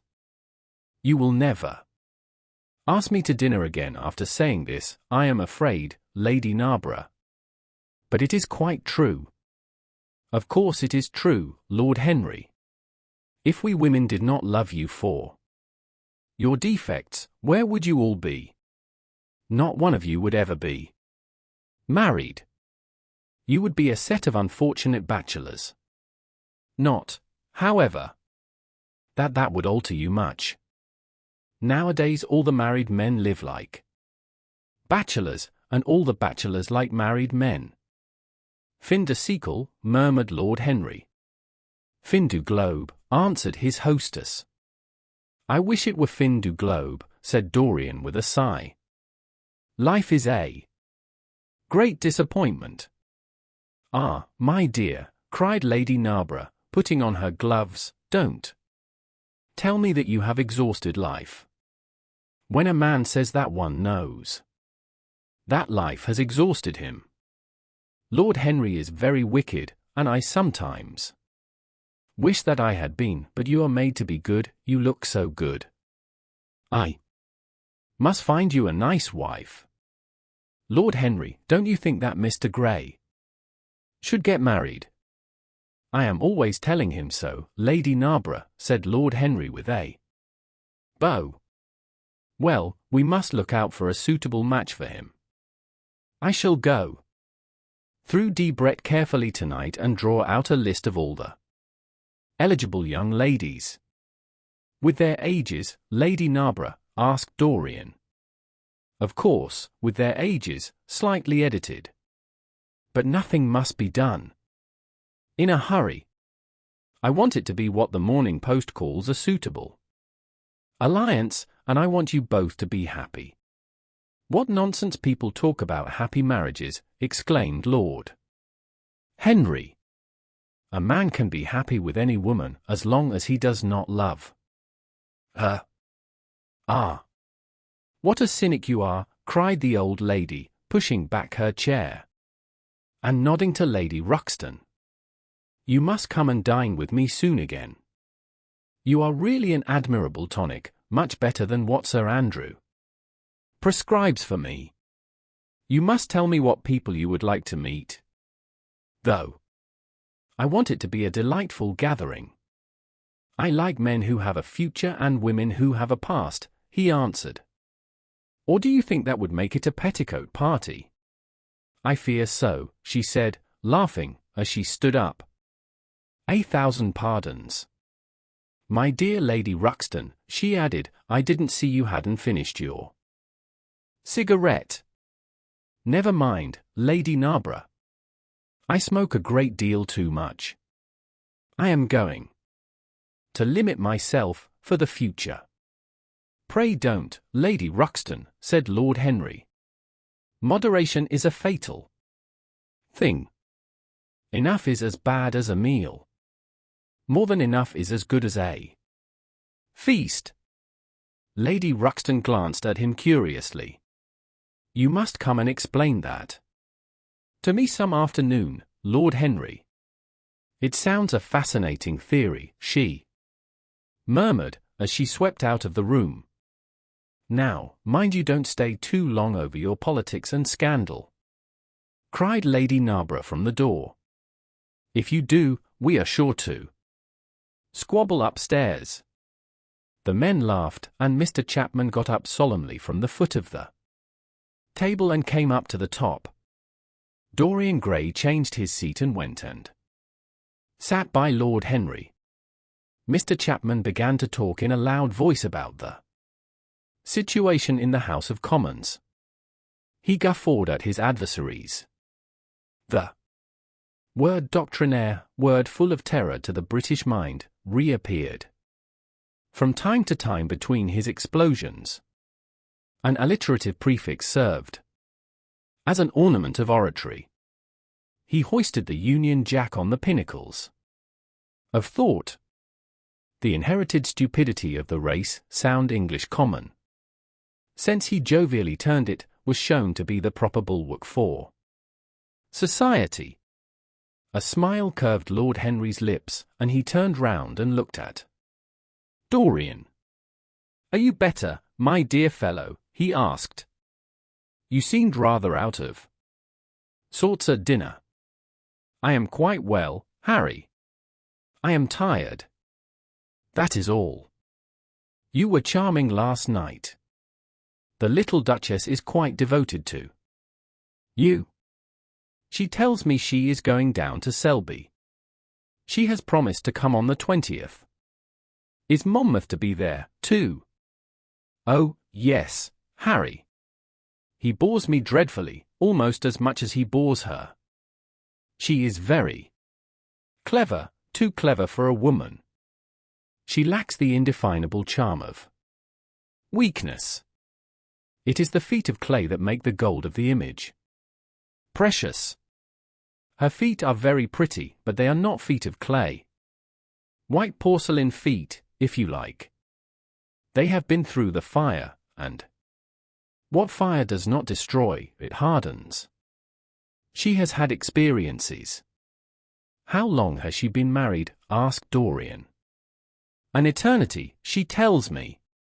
I believe, according to the peerage, it is 10 years, but 10 years with Monmouth must have been like eternity, with time thrown in." "Who else is coming?" "Oh, the Willoughbys, Lord Rugby and his wife, our hostess, Geoffrey Clouston, the usual set. I have asked Lord Grotrian." "I like him," said Lord Henry. "A great many people don't, but I find him charming. He atones for being occasionally somewhat overdressed by being always absolutely overeducated. He is a very modern type. I don't know if he will be able to come, Harry. He may have to go to Monte Carlo with his father." "Ah!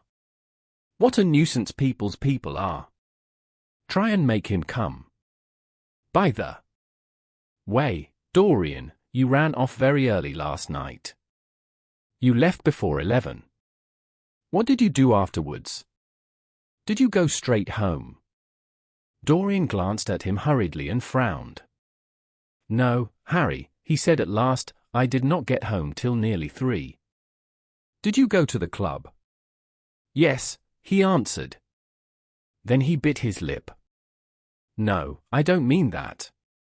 I didn't go to the club. I walked about. I forget what I did." "How inquisitive you are, Harry. You always want to know what one has been doing." "I always want to forget what I have been doing. I came in at 2:30, if you wish to know the exact time. I had left my latchkey at home, and my servant had to let me in. If you want any corroborative evidence on the subject, you can ask him." Lord Henry shrugged his shoulders. "My dear fellow, as if I cared. Let us go up to the drawing-room." "No sherry, thank you, Mr. Chapman." "Something has happened to you, Dorian. Tell me what it is. You are not yourself tonight. Don't mind me, Harry. I am irritable, and out of temper. I shall come round and see you tomorrow, or next day. Make my excuses to Lady Narborough. I shan't go upstairs. I shall go home. I must go home." "All right, Dorian. I dare say I shall see you tomorrow at tea time. The Duchess is coming. I will try to be there, Harry," he said, leaving the room.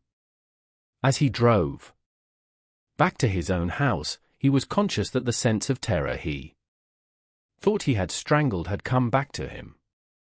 Lord Henry's casual questioning had made him lose his nerve for the moment, and he wanted his nerve still. Things that were dangerous had to be destroyed. He winced. He hated the idea of even touching them. Yet it had to be done. He realized that, and when he had locked the door of his library, he opened the secret press into which he had thrust Basil Hallward's coat and bag. A huge fire was blazing. He piled another log on it. The smell of the singeing clothes and burning leather was horrible. It took him 3/4 of an hour to consume everything. At the end he felt faint and sick, and having lit some Algerian pastils in a pierced copper brazier, he bathed his hands and forehead with a cool musk-scented vinegar. Suddenly he started. His eyes grew strangely bright, and he gnawed nervously at his underlip.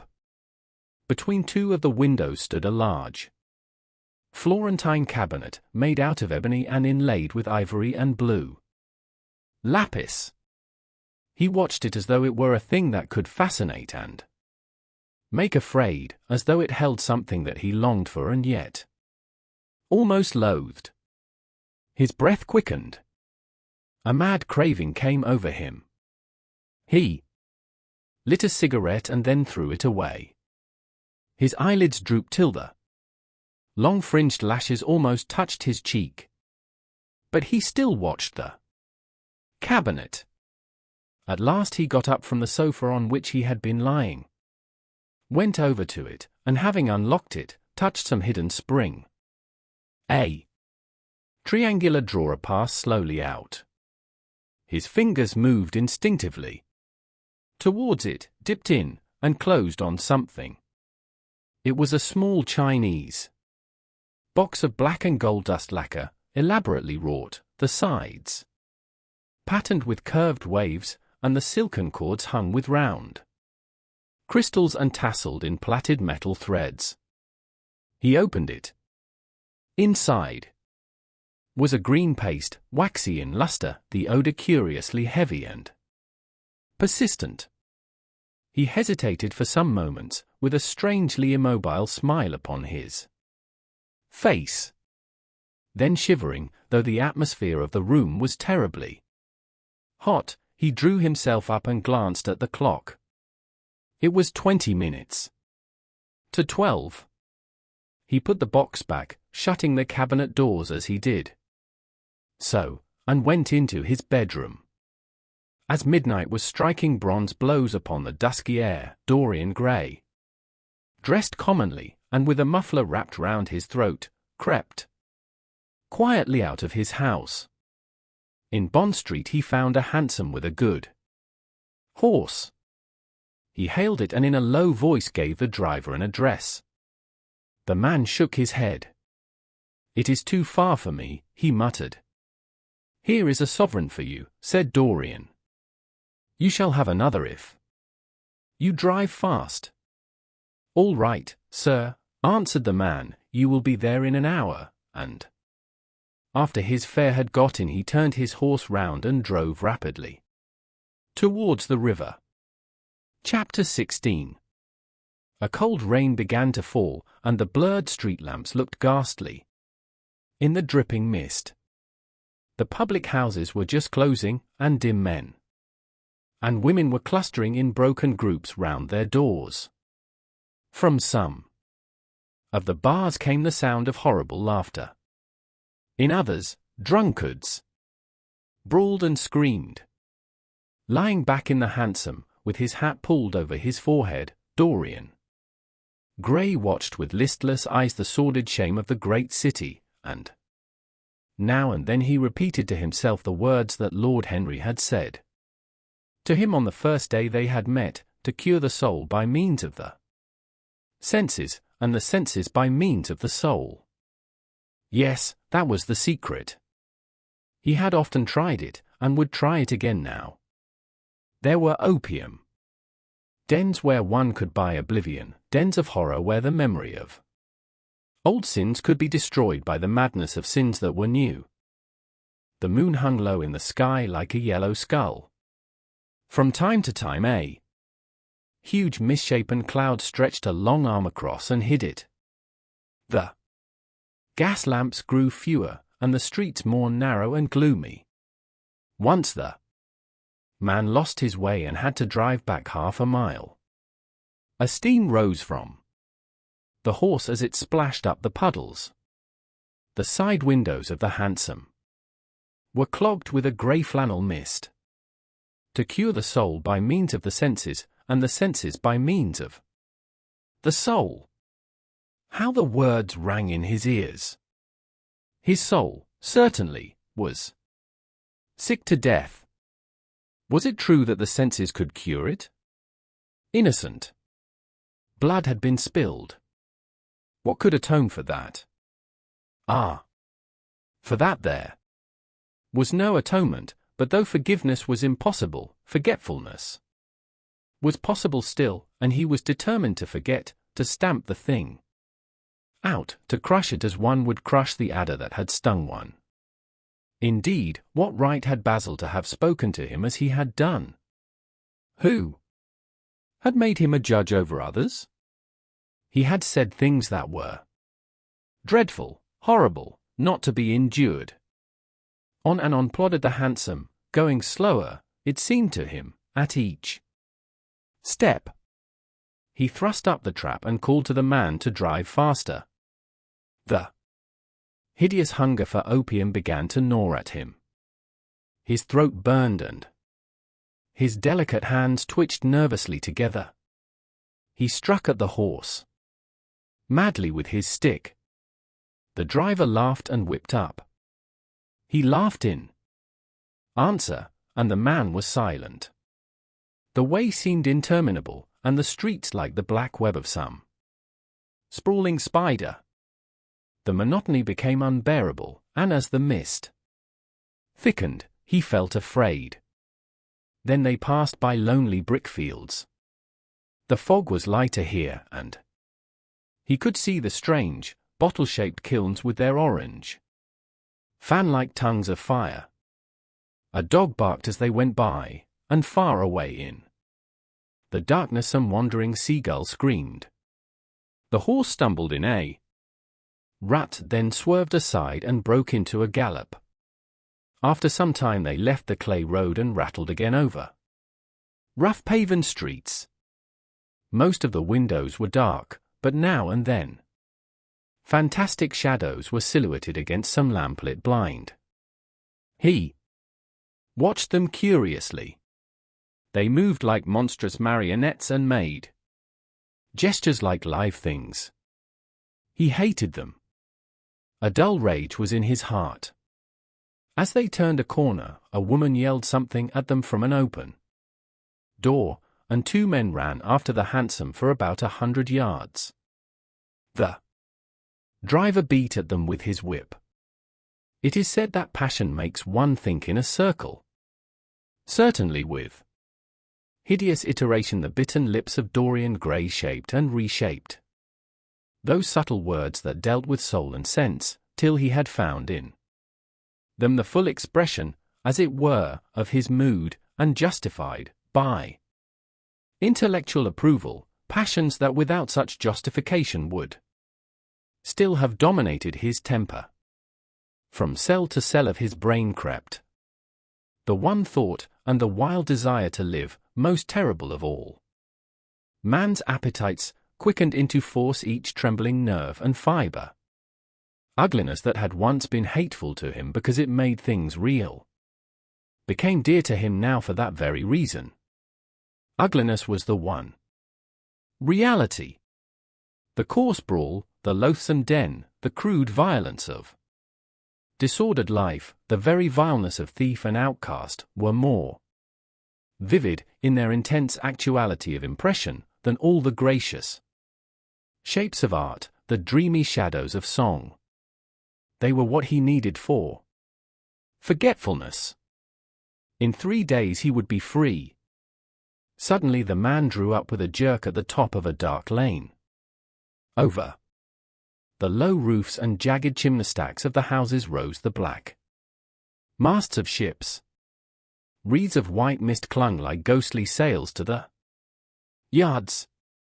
"Somewhere about here, sir, ain't it?" he asked huskily through the trap. Dorian started and peered round. "This will do," he answered, and, having got out hastily and given the driver the extra fare he had promised him, he walked quickly in the direction of the quay. Here and there a lantern gleamed at the stern of some huge merchantman. The light shook and splintered in the puddles. A red glare came from an outward-bound steamer that was coaling. The slimy pavement looked like a wet mackintosh. He hurried on towards the left, glancing back now and then to see if he was being followed. In about 7 or 8 minutes he reached a small, shabby house that was wedged in between two gaunt factories.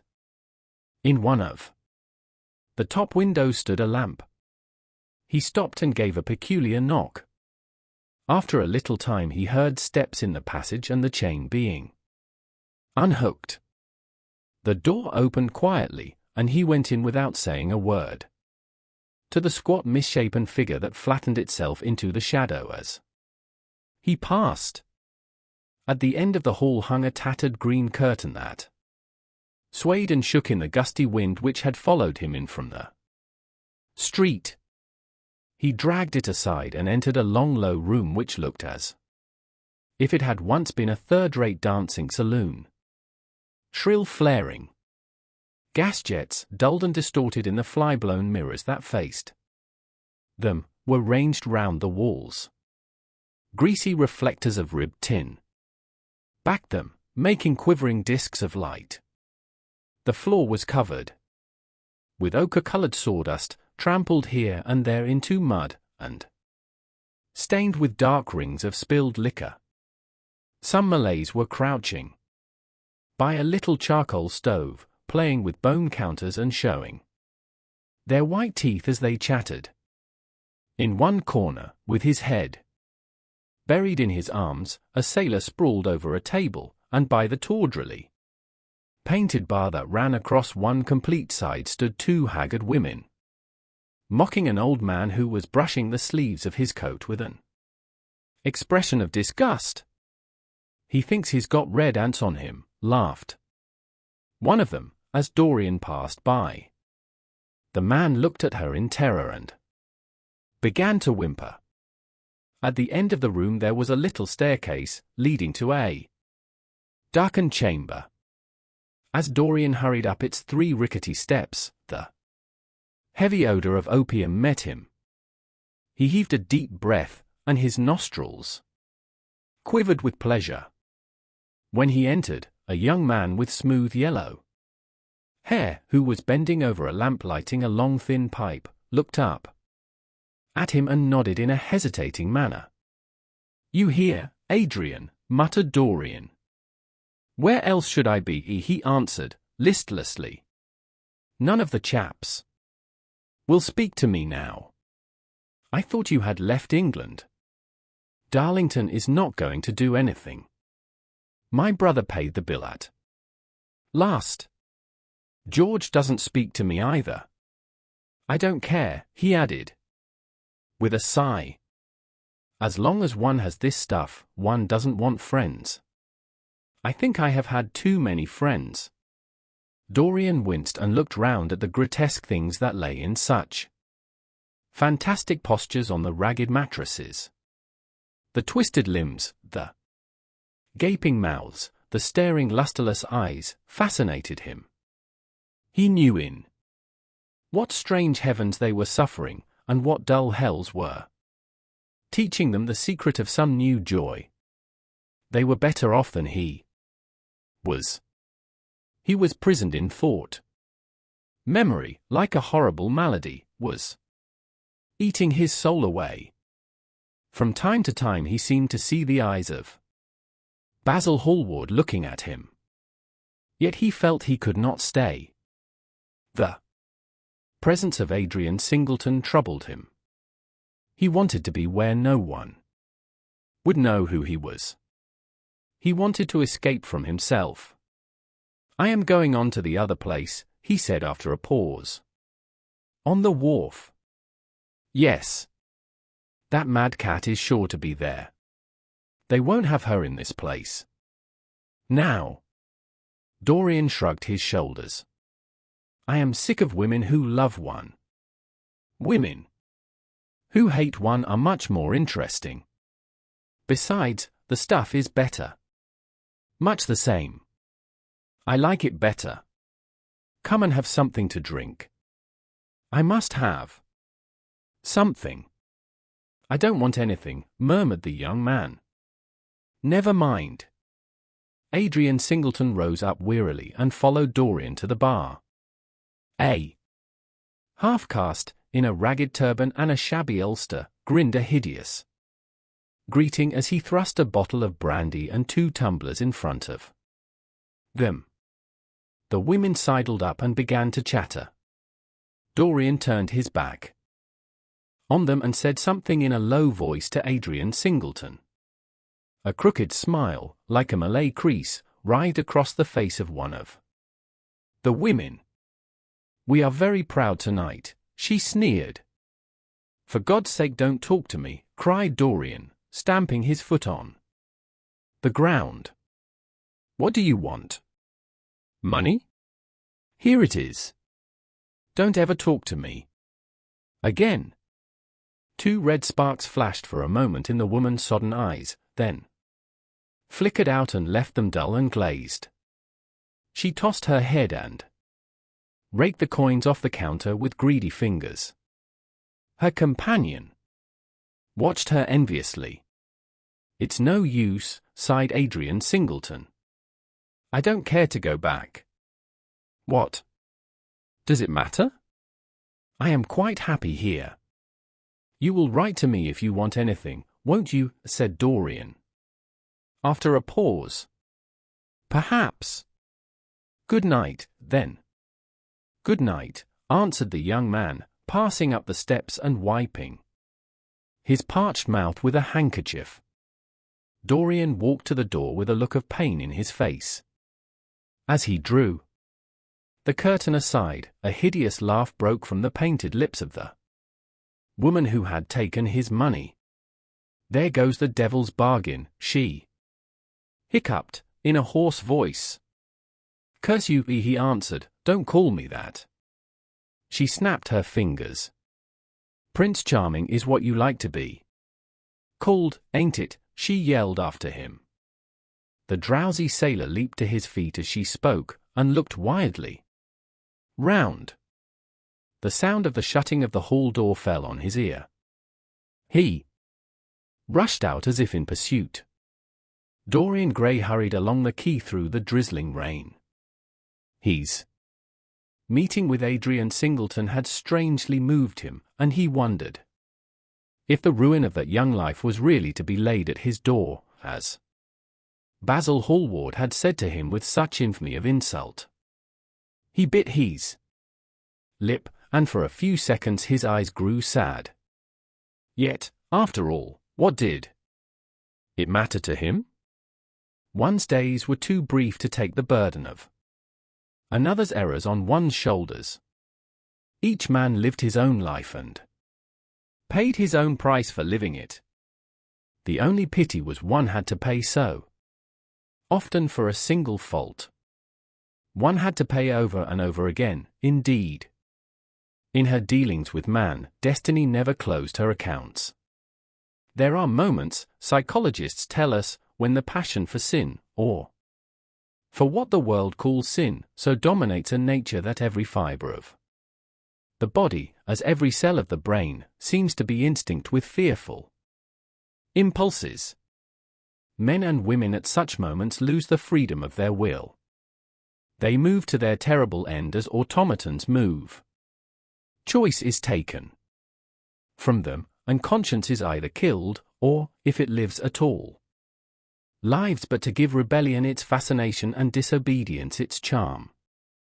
For all sins, as theologians weary not of reminding us, are sins of disobedience. When that high spirit, that morning star of evil, fell from heaven, it was as a rebel that he fell. Callous, concentrated on evil, with stained mind and soul hungry for rebellion, Dorian Gray hastened on, quickening his step as he went, but as he darted aside into a dim archway that had served him often as a short-cut to the ill-famed place where he was going, he felt himself suddenly seized from behind, and before he had time to defend himself, he was thrust back against the wall, with a brutal hand round his throat. He struggled madly for life, and by a terrible effort wrenched the tightening fingers away. In a second he heard the click of a revolver, and saw the gleam of a polished barrel, pointing straight at his head, and the dusky form of a short, thick-set man facing him. "What do you want?" he gasped. "Keep quiet," said the man. "If you stir, I shoot you." "You are mad." "What have I done to you?" "You wrecked the life of Sibyl Vane," was the answer, "and Sibyl Vane was my sister. She killed herself. I know it. Her death is at your door. I swore I would kill you in return. For years I have sought you.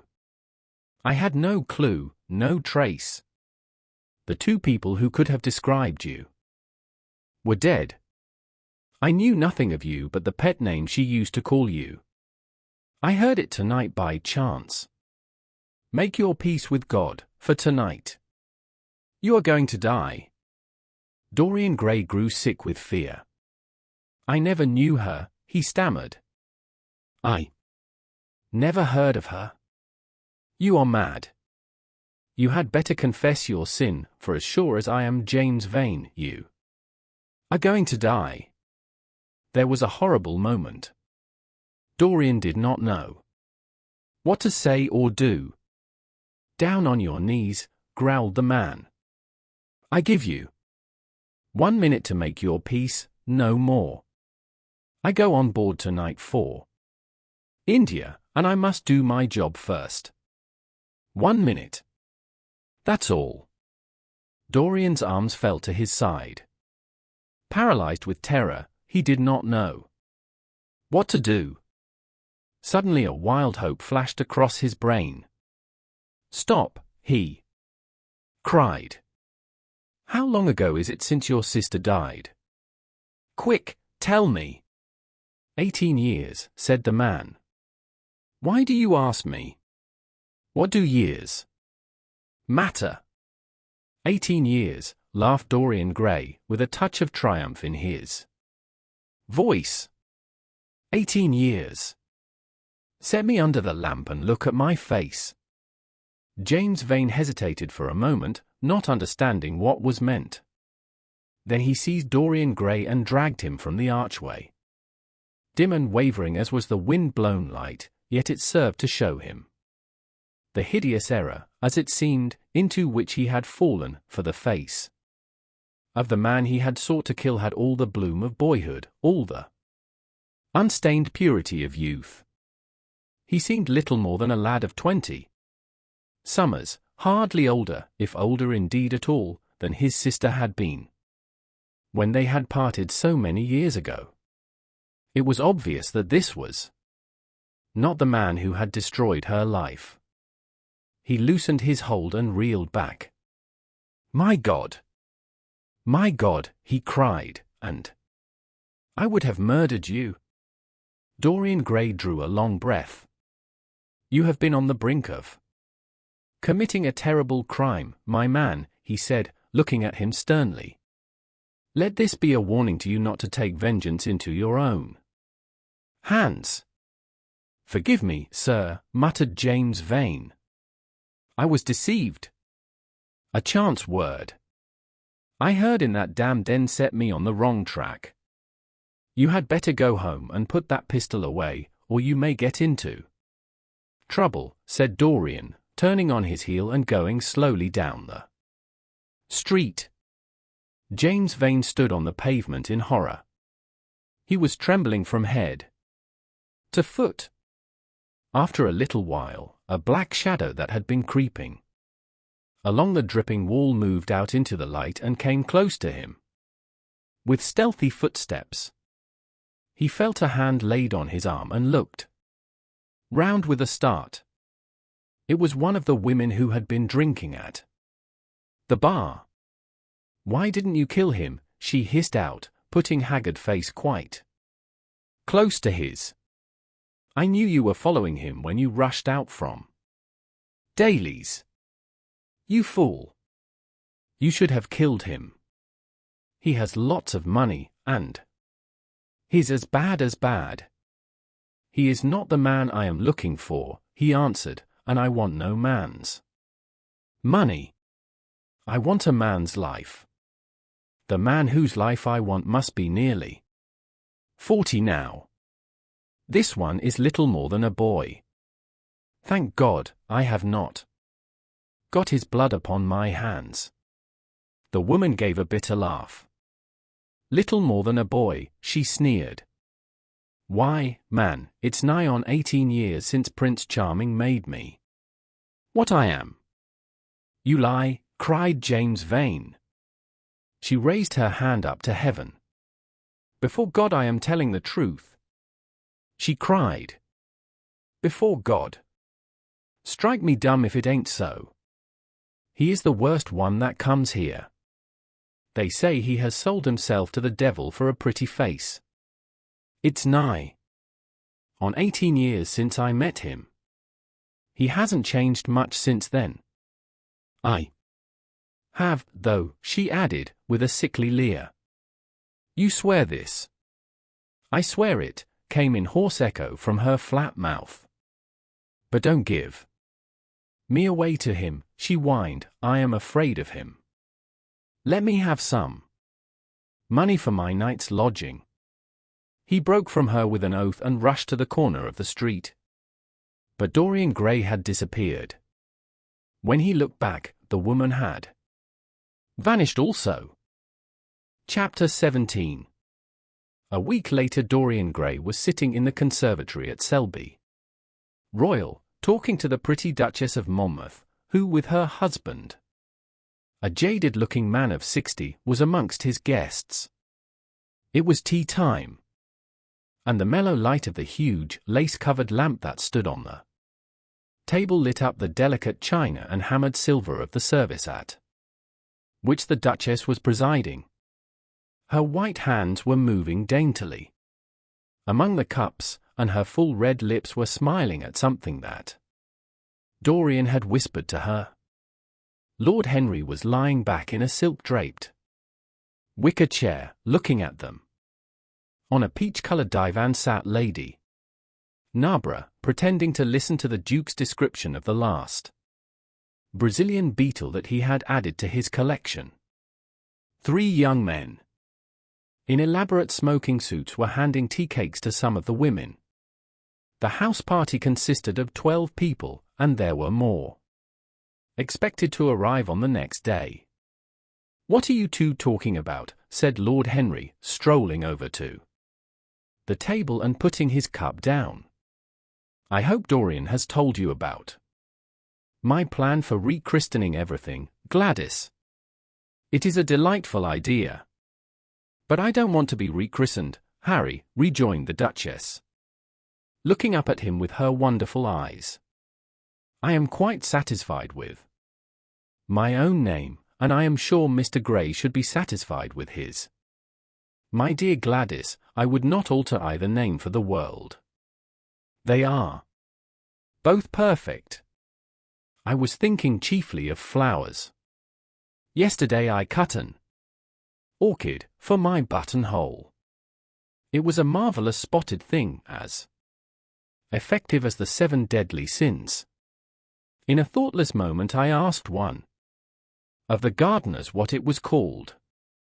He told me it was a fine specimen of Robinsoniana, or something dreadful of that kind. It is a sad truth, but we have lost the faculty of giving lovely names to things. Names are everything. I never quarrel with actions. My one quarrel is with words. That is the reason I hate vulgar realism in literature. The man who could call a spade should be compelled to use one. It is the only thing he is fit for. Then what should we call you, Harry? She asked. His name is Prince Paradox, said Dorian. I recognize him in a flash, exclaimed the Duchess. I won't hear of it, laughed Lord Henry, sinking into a chair. From a label there is no escape. I refuse the title. Royalties may not abdicate, fell as a warning from pretty lips. You wish me to defend my throne, then? Yes. I give the truths of tomorrow. I prefer the mistakes of today, she answered. You disarm me, Gladys, he cried, catching the willfulness of her mood. Of your shield, Harry, not of your spear. I never tilt against beauty, he said, with a wave of his hand.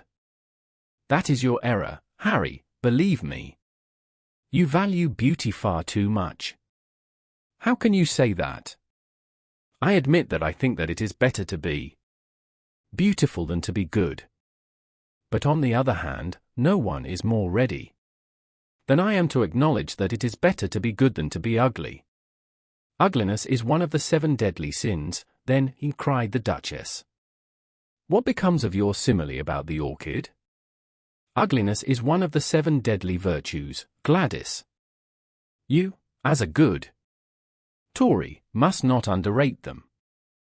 Beer, the Bible, and the 7 deadly virtues have made our England what she is. You don't like your country, then, she asked. I live in it. That you may censure it the better. Would you have me take the verdict of Europe on it? He inquired. What do they say of us?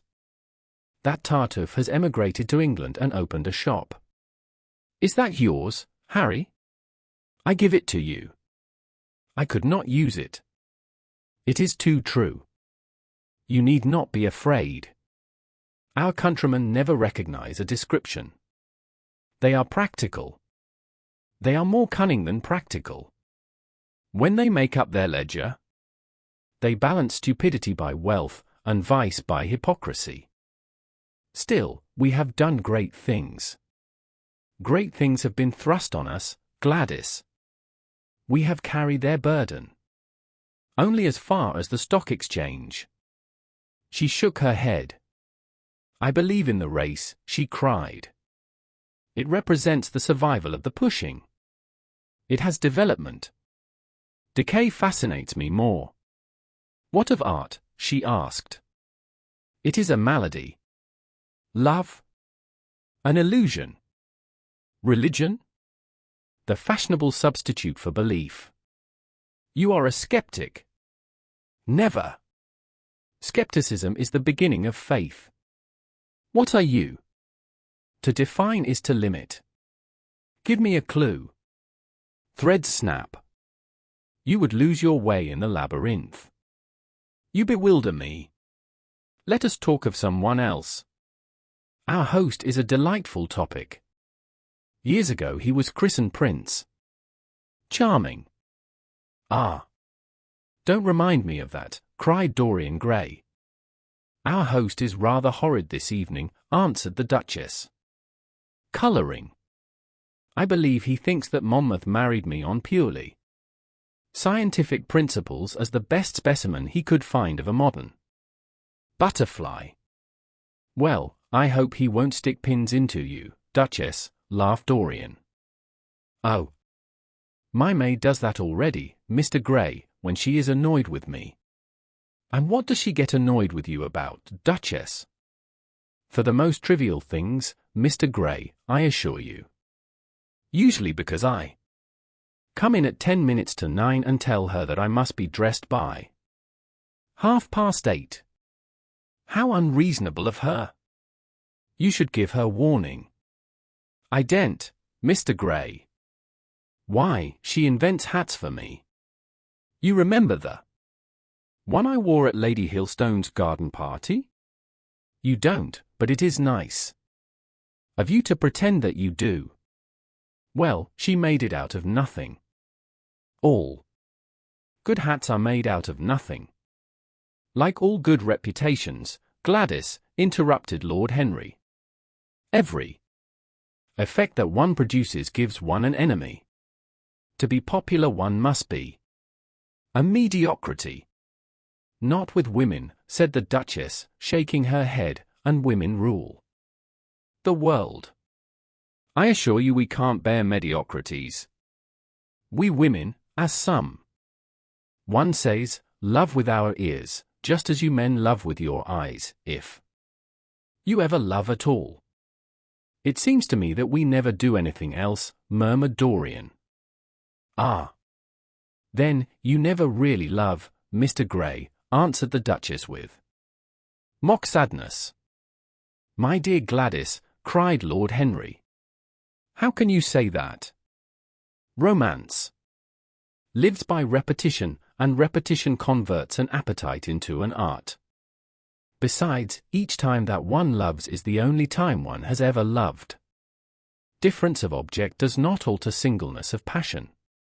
It merely intensifies it. We can have in life but one great experience at best. And the secret of life is to reproduce that experience as often as possible. Even when one has been wounded by it, Harry, asked the Duchess after a pause. Especially when one has been wounded by it, answered Lord Henry. The Duchess turned and looked at Dorian Gray with a curious expression in her eyes. What do you say to that, Mr. Gray? She inquired. Dorian hesitated for a moment. Then he threw his head back and laughed. I always agree with Harry, Duchess. Even when he is wrong. Harry is never wrong, Duchess. And does his philosophy make you happy? I have never searched for happiness. Who wants happiness? I have searched for pleasure. And found it, Mr. Gray. Often. Too often. The Duchess sighed. I am searching for peace, she said, and if I don't go and dress, I shall have none this evening. Let me get you some orchids, Duchess, cried Dorian, starting to his feet and walking down the conservatory. You are flirting disgracefully with him, said Lord Henry to his cousin. You had better take care. He is very fascinating. If he were not, there would be no battle. Greek meets Greek, then. I am on the side of the Trojans. They fought for a woman. They were defeated. There are worse things than capture, she answered. You gallop with a loose rein. Pace gives life, was the riposte. I shall write it in my diary tonight. What? That a burnt child loves the fire. I am not even singed. My wings are untouched. You use them for everything, except flight. Courage has passed from men to women. It is a new experience for us. You have a rival. Who? He laughed. Lady Narborough, he whispered. She perfectly adores him. You fill me with apprehension. The appeal to antiquity is fatal to us. Who are romanticists? Romanticists.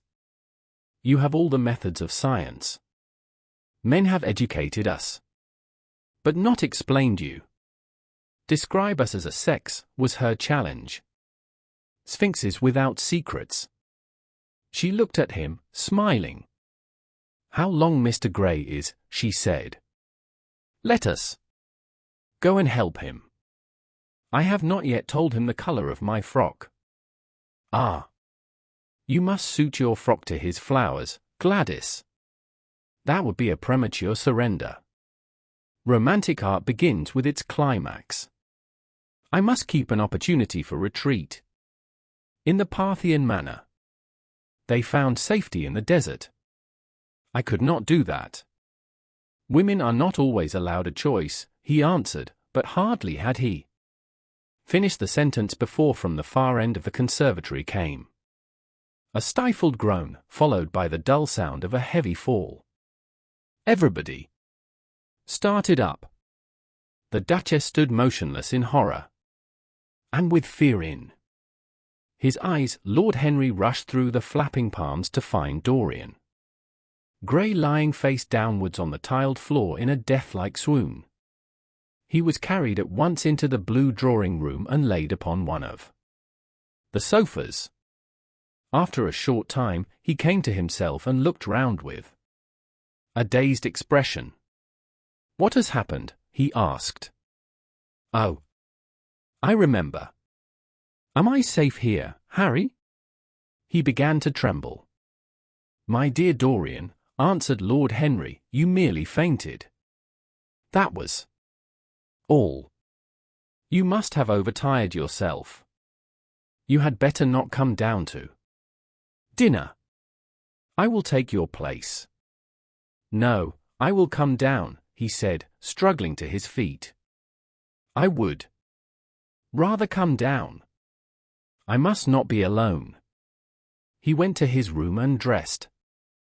There was a wild recklessness of gaiety in his manner as he sat at table, but now and then a thrill of terror ran through him when he remembered that, pressed against the window of the conservatory, like a white handkerchief, he had seen the face of James Vane watching him.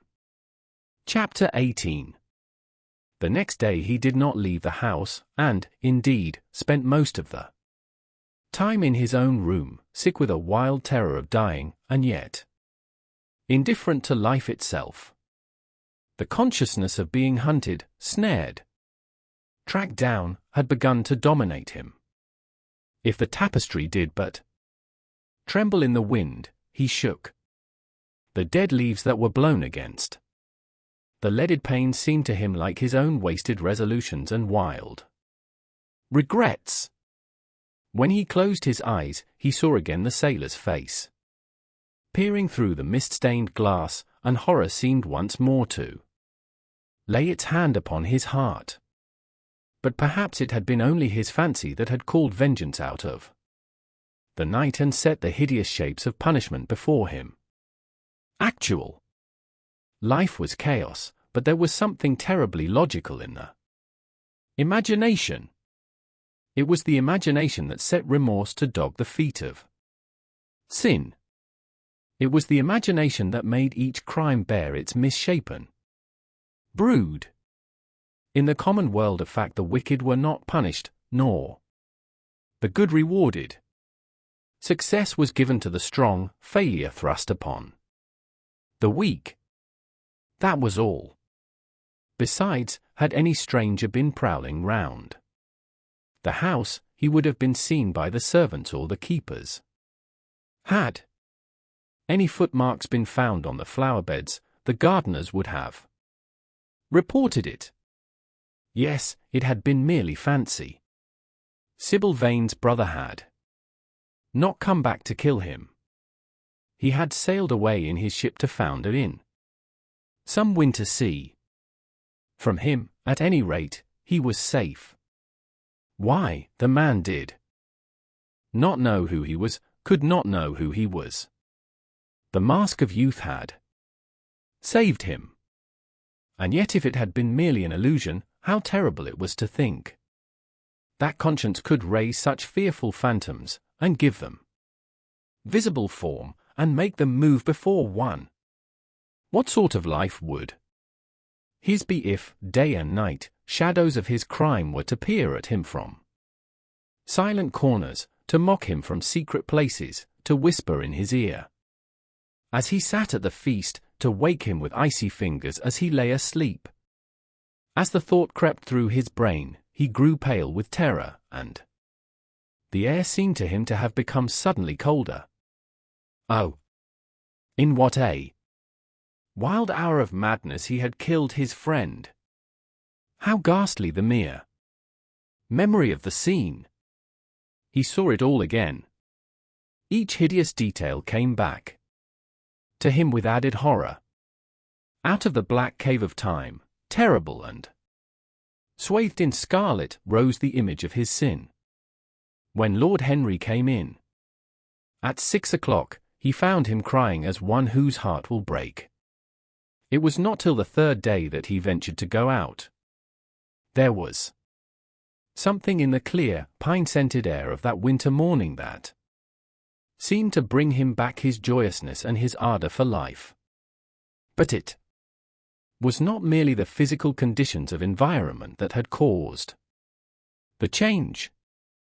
His own nature had revolted against the excess of anguish that had sought to maim and mar the perfection of its calm. With subtle and finely wrought temperaments it is always so. Their strong passions must either bruise or bend. They either slay the man, or themselves die. Shallow sorrows and shallow loves live on.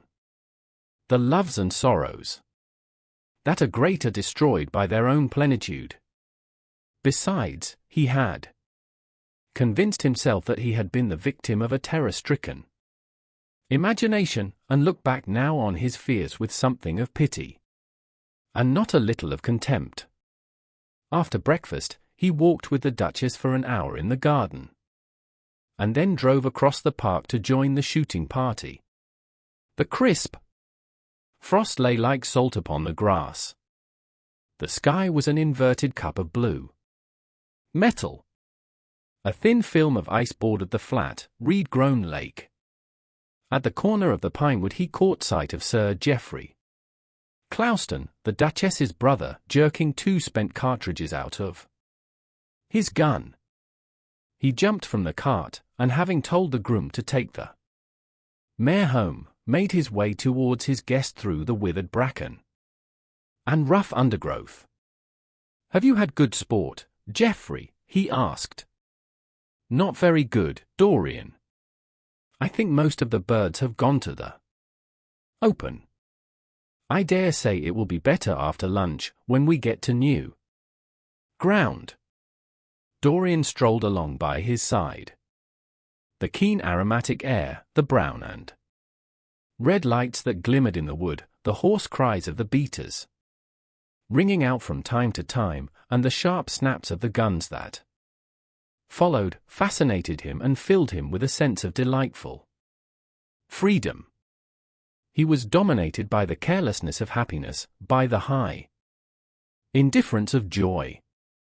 Suddenly, from a lumpy tussock of old grass some 20 yards in front of them, with black-tipped ears erect and long hinder limbs throwing it forward, started a hare. It bolted for a thicket of alders. "Sir." Geoffrey put his gun to his shoulder, but there was something in the animal's grace of movement that strangely charmed Dorian Gray, and he cried out at once, "Don't shoot it, Geoffrey.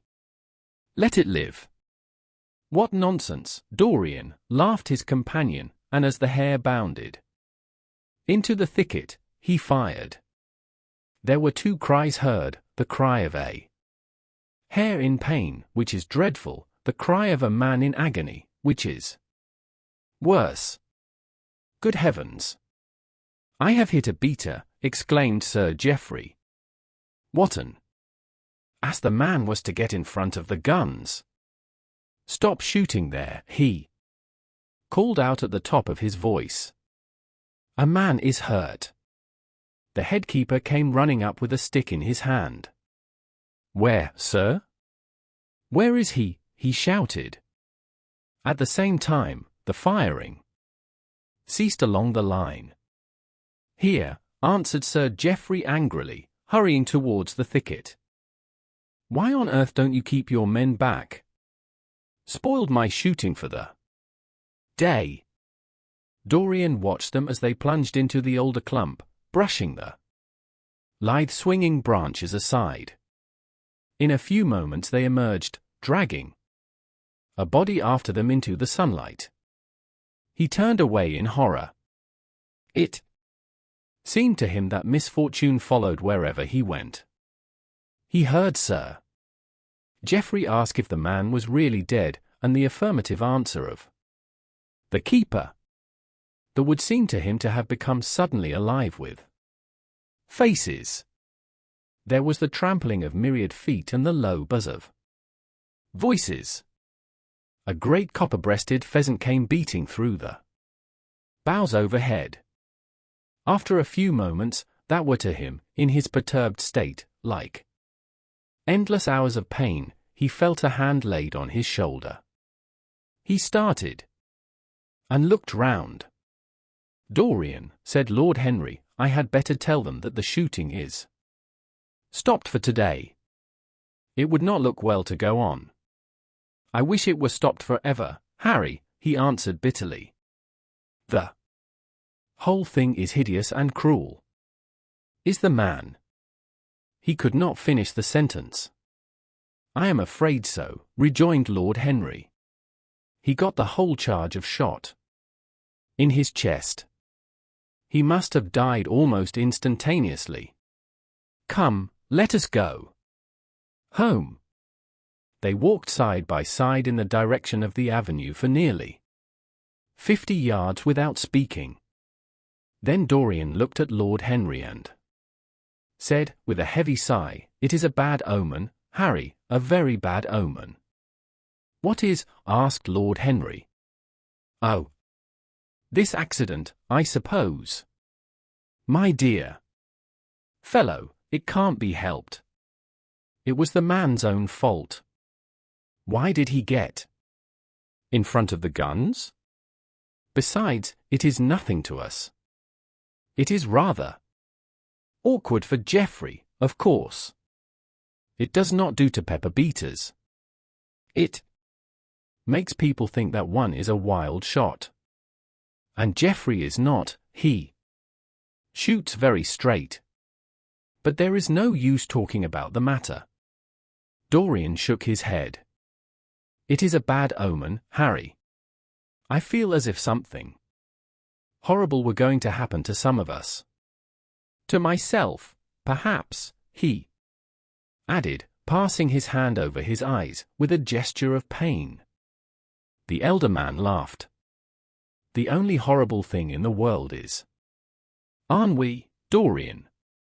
That is the one sin for which there is no forgiveness. But we are not likely to suffer from it unless these fellows keep chattering about this thing at dinner. I must tell them that the subject is to be tabooed. As for omens, there is no such thing as an omen. Destiny does not send us heralds. She is too wise or too cruel for that. Besides, what on earth could happen to you, Dorian? You have everything in the world that a man can want. There is no one who would not be delighted to change places with you. There is no one with whom I would not change places, Harry. Don't laugh like that. I am telling you the truth. The wretched peasant who has just died is better off than I am. I have no terror of death. It is the coming of death that terrifies me. Its monstrous wings seem to will in the leaden air around me. Good heavens! Don't you see a man moving behind the trees there, watching me, waiting for me?" Lord Henry looked in the direction in which the trembling gloved hand was pointing. "Yes," he said, smiling, "I see the gardener waiting for you. I suppose he wants to ask you what flowers you wish to have on the table tonight. How absurdly nervous you are, my dear fellow. You must come and see my doctor when we get back to town." Dorian heaved a sigh of relief as he saw the gardener approaching. The man touched his hat, glanced for a moment at Lord Henry in a hesitating manner, and then produced a letter, which he handed to his master. "Her Grace told me to wait for an answer," he murmured. Dorian put the letter into his pocket. Tell her Grace that I am coming in, he said, coldly. The man turned round and went rapidly in the direction of the house. How fond women are of doing dangerous things, laughed Lord Henry. It is one of the qualities in them that I admire most. A woman will flirt with anybody in the world as long as other people are looking on. How fond you are of saying dangerous things, Harry. In the present instance, you are quite astray. I like the Duchess very much, but I don't love her. And the Duchess loves you very much, but she likes you less, so you are excellently matched. You are talking scandal, Harry, and there is never any basis for scandal. The basis of every scandal is an immoral certainty, said Lord Henry, lighting a cigarette. You would sacrifice anybody, Harry, for the sake of an epigram. The world goes to the altar of its own accord, was the answer. I wish I could love, cried Dorian Gray with a deep note of pathos in his voice. But I seem to have lost the passion and forgotten the desire. I am too much concentrated on myself. My own personality has become a burden to me. I want to escape, to go away, to forget. It was silly of me to come down here at all. I think I shall send a wire to Harvey to have the yacht got ready. On a yacht one is safe. Safe from what, Dorian? You are in some trouble. Why not tell me what it is? You know I would help you. I can't tell you, Harry, he answered sadly. And I dare say it is only a fancy of mine. This unfortunate accident has upset me. I have a horrible presentiment that something of the kind may happen to me. What nonsense! I hope it is, but I can't help feeling it. Ah! Here is the Duchess, looking like Artemis in a tailor-made gown. You see we have come back. Duchess. I have heard all about it, Mr. Gray, she answered. Poor Geoffrey is terribly upset. And it seems that you asked him not to shoot the hare. How curious. Yes, it was very curious. I don't know what made me say it.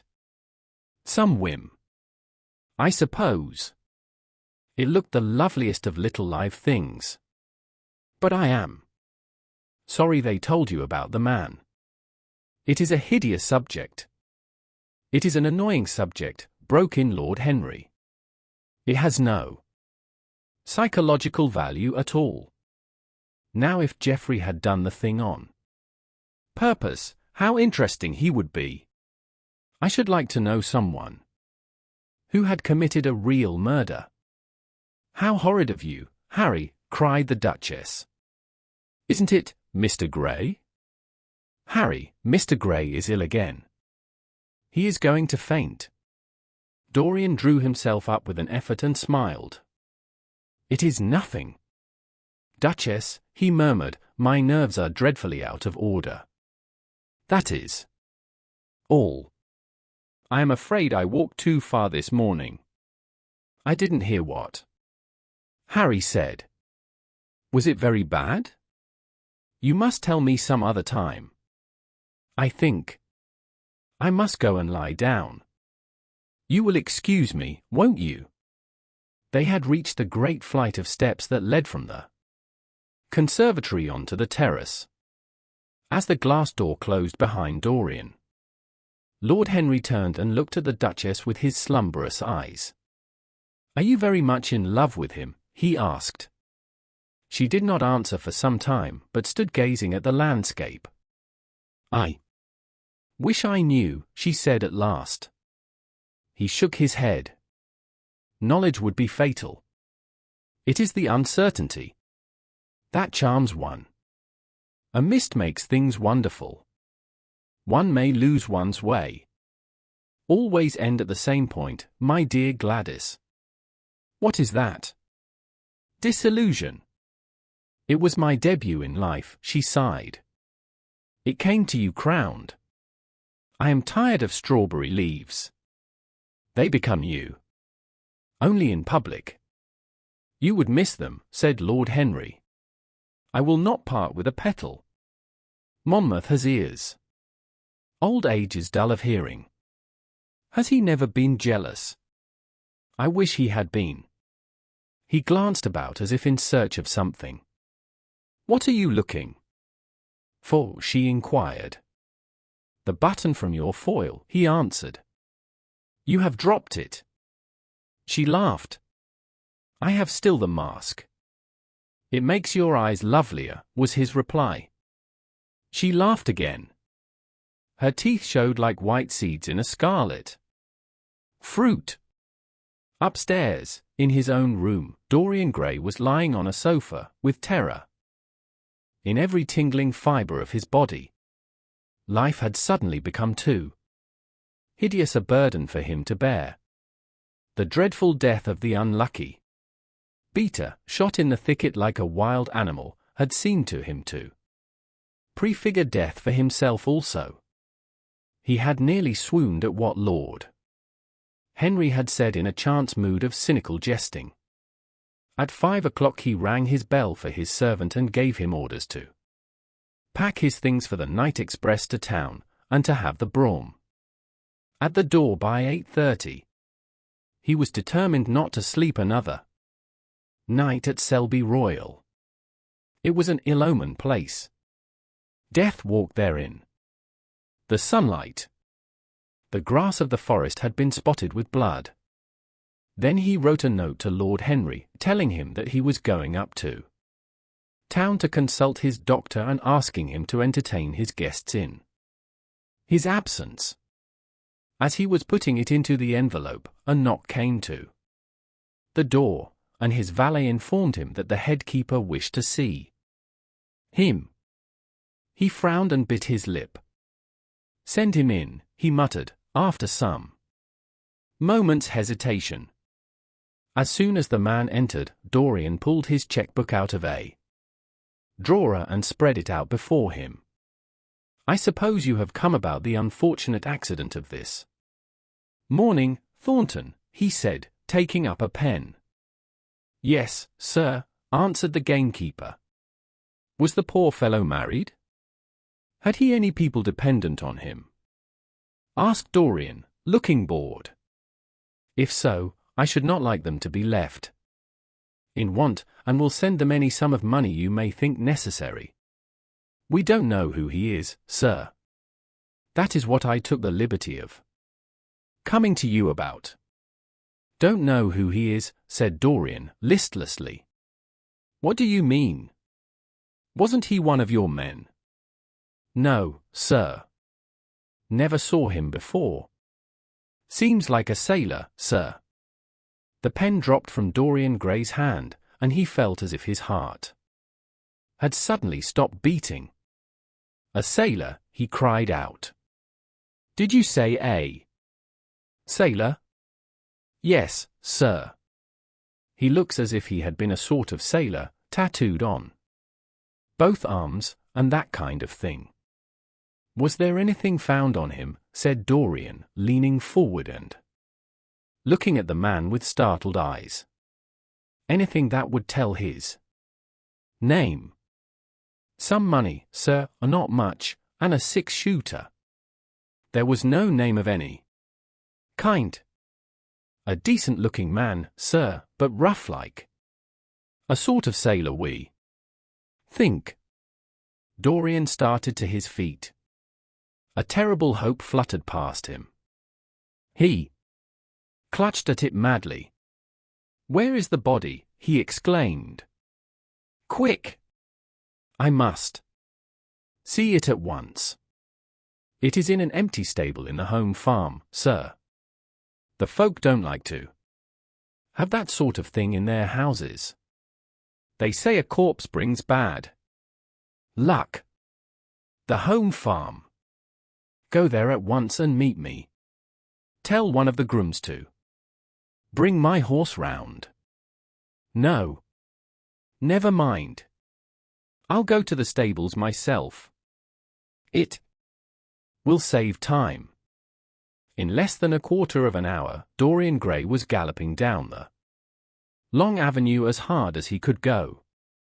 The trees seemed to sweep past him in spectral procession, and wild shadows to fling themselves across his path. Once the mare swerved at a white gatepost and nearly threw him.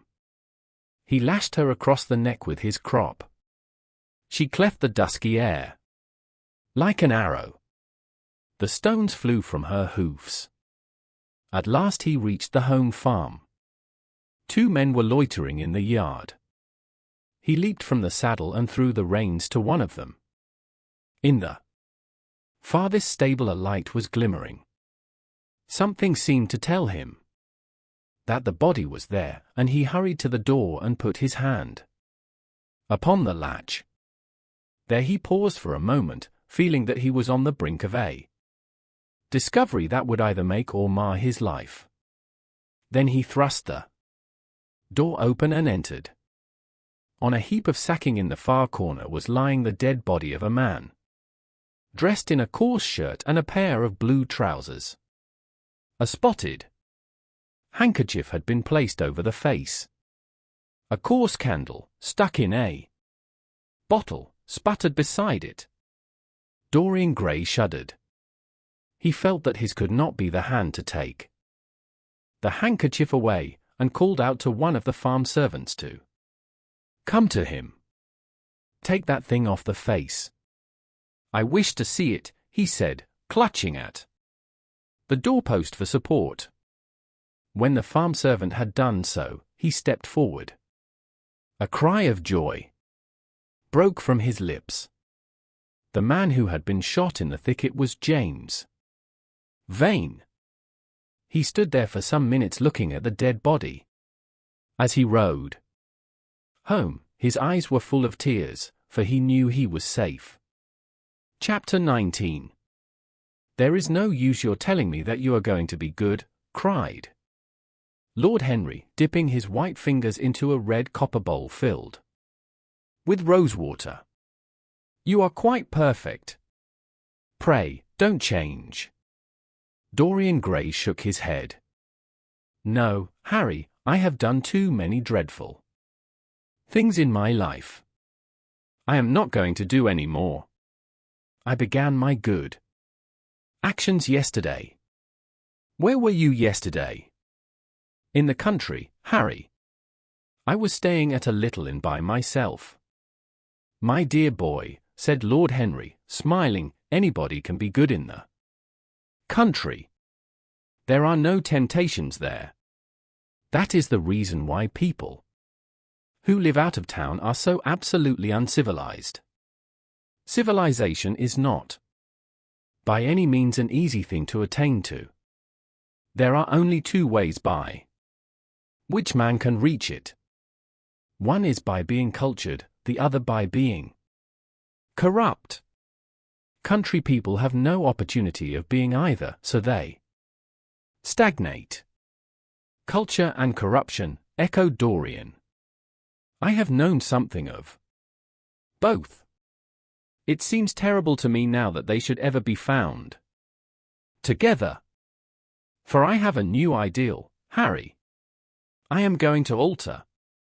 I think I have altered. You have not yet told me what your good action was.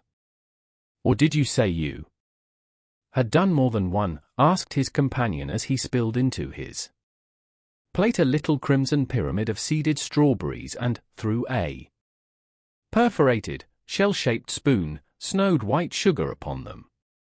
I can tell you, Harry. It is not a story I could tell to anyone else. I spared somebody. It sounds vain, but you understand what I mean. She was quite beautiful and wonderfully like Sibyl Vane. I think it was that which first attracted me to her. You remember Sibyl, don't you? How long ago that seems. Well, Hetty was not one of our own class, of course. She was simply a girl in a village. But I really loved her. I'm quite sure that I loved her. All during this wonderful May that we have been having, I used to run down and see her 2 or 3 times a week. Yesterday she met me in a little orchard. The apple blossoms kept tumbling down on her hair, and she was laughing. We were to have gone away together this morning at dawn. Suddenly I determined to leave her, as flower-like as I had found her. I should think the novelty of the emotion must have given you a thrill of real pleasure, Dorian, interrupted Lord Henry. But I can finish your idyll for you. You gave her good advice and broke her heart. That was the beginning of your reformation. Harry, you are horrible. You mustn't say these dreadful things. Hetty's heart is not broken. Of course, she cried and all that. But there is no disgrace upon her. She can live, like Perdita, in her garden of mint and marigold. And weep over a faithless florizel, said Lord Henry, laughing, as he leaned back in his chair. My dear Dorian, you have the most curiously boyish moods. Do you think this girl will ever be really content now with anyone of her own rank? I suppose she will be married some day to a rough carter or a grinning ploughman. Well, the fact of having met you and loved you will teach her to despise her husband, and she will be wretched. From a moral point of view, I cannot say that I think much of your great renunciation. Even as a beginning, it is poor. Besides, how do you know that Hetty isn't floating at the present moment in some starlit millpond, with lovely water lilies round her, like Ophelia? I can't bear this, Harry. You mock at everything, and then suggest the most serious tragedies. I am sorry I told you now. I don't care what you say to me. I know I was right in acting as I did. Poor Hetty! As I rode past the farm this morning, I saw her white face at the window, like a spray of jasmine. Don't let us talk about it any more, and don't try to persuade me that the first good action I have done for years, the first little bit of self-sacrifice I have ever known, is really a sort of sin. I want to be better. I am going to be better. Tell me something about yourself. What is going on in town? I have not been to the club for days. The people are still discussing poor Basil's disappearance. I should have thought they had got tired of that by this time, said Dorian, pouring himself out some wine and frowning slightly. My dear boy, they have only been talking about it for 6 weeks, and the British public are really not equal to the mental strain of having more than one topic every 3 months. They have been very fortunate lately, however. They have had my own divorce case and Alan Campbell's suicide. Now they have got the mysterious disappearance of an artist. Scotland Yard still insists that the man in the grey ulster who left for Paris by the midnight train on the 9th of November was poor Basil, and the French police declare that Basil never arrived in Paris at all. I suppose in about a fortnight we shall be told that he has been seen in San Francisco. It is an odd thing, but everyone who disappears is said to be seen at San Francisco. It must be a delightful city, and possess all the attractions of the next world.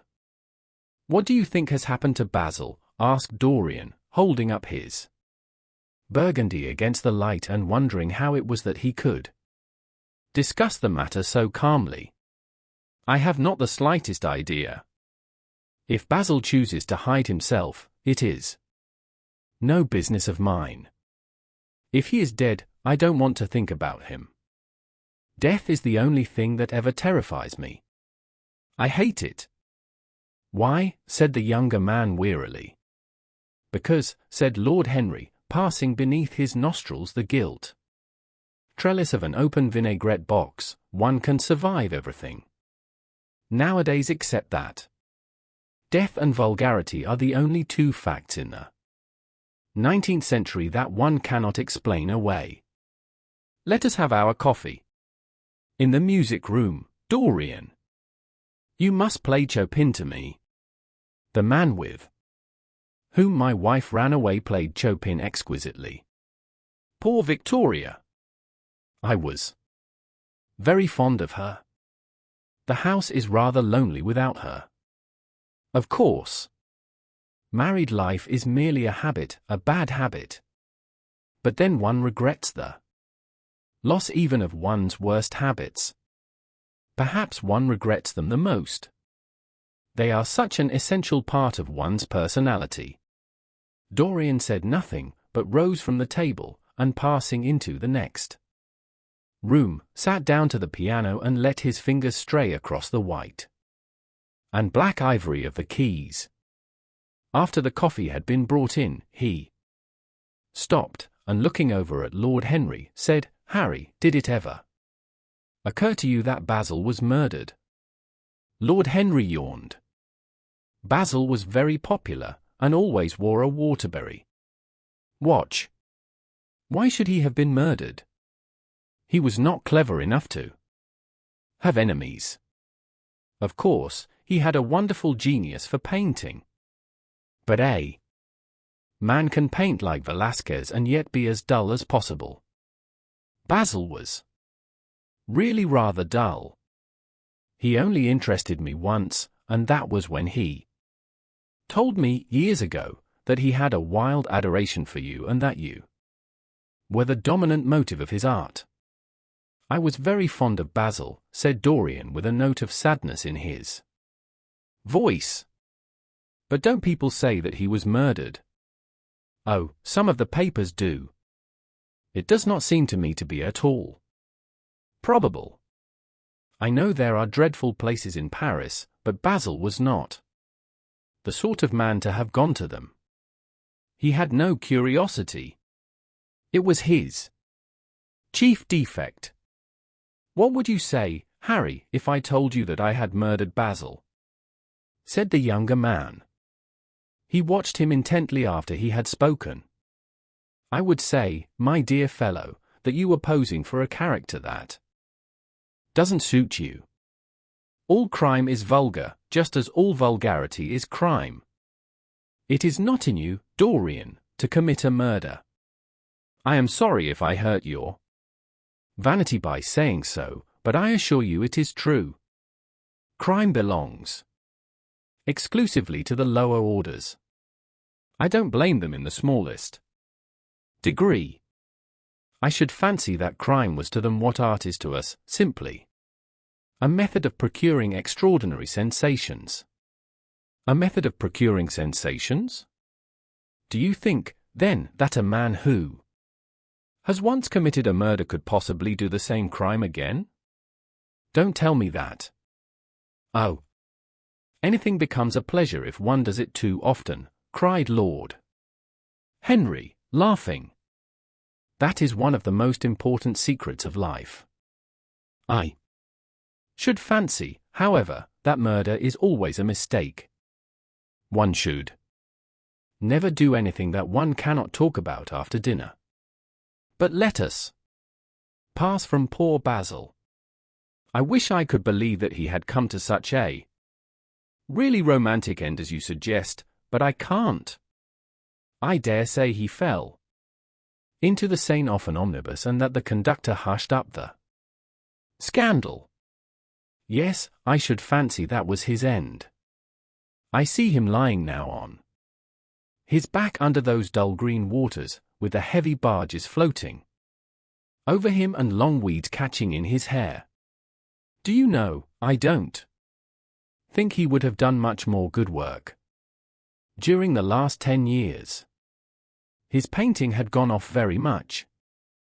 Dorian heaved a sigh, and Lord Henry strolled across the room and began to stroke the head of a curious Java parrot, a large, grey-plumaged bird with pink crest and tail, that was balancing itself upon a bamboo perch.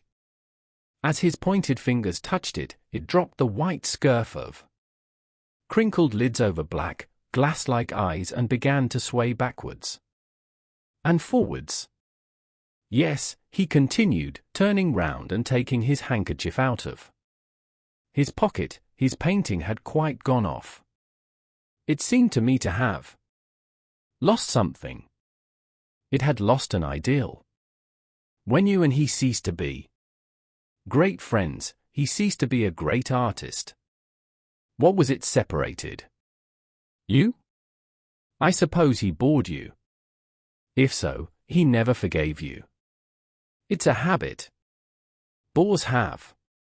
By the way, what has become of that wonderful portrait he did of you? I don't think I have ever seen it since he finished it. Oh. I remember your telling me years ago that you had sent it down to Selby and that it had got mislaid or stolen on the way. You never got it back? What a pity. It was really a masterpiece. I remember I wanted to buy it. I wish I had now. It belonged to Basil's best period. Since then, his work was that curious mixture of bad painting and good intentions that always entitles a man to be called a representative British artist. Did you advertise for it? You should. I forget, said Dorian. I suppose I did. But I never really liked it. I am sorry I sat for it. The memory of the thing is hateful to me. Why? Do you talk of it? It used to remind me of those curious lines in some play, Hamlet, I think. How do they run? Like the painting of a sorrow. A face without a heart. Yes, that is what it was like. Lord Henry laughed. If a man treats life artistically, his brain is his heart, he answered, sinking into an armchair. Dorian Gray shook his head and struck some soft chords on the piano. Like the painting of a sorrow, he repeated, a face without a heart. The elder man lay back and looked at him with half-closed eyes. By the way, Dorian, he said after a pause, what does it profit a man if he gain the whole world and lose, how does the quotation run, his own soul? The music jarred, and Dorian Gray started and stared at his friend. Why do you ask me that, Harry? My dear fellow, said Lord Henry, elevating his eyebrows in surprise. I asked you because I thought you might be able to give me an answer. That is all. I was going through the park last Sunday, and close by the Marble Arch there stood a little crowd of shabby-looking people, listening to some vulgar street preacher. As I passed by, I heard the man yelling out that question to his audience. It struck me as being rather dramatic. London is very rich in curious effects of that kind. A wet Sunday, an uncouth Christian in a mackintosh, a ring of sickly white faces under a broken roof of dripping umbrellas, and a wonderful phrase flung into the air by shrill hysterical lips. It was really very good in its way, quite a suggestion. I thought of telling the prophet that art had a soul, but that man had not. I am afraid, however, he would not have understood me. Don't, Harry. The soul is a terrible reality. It can be bought, and sold, and bartered away. It can be poisoned, or made perfect. There is a soul in each one of us. I know it. Do you feel quite sure of that, Dorian? Quite sure. Ah. Then it must be an illusion. The things one feels absolutely certain about are never true.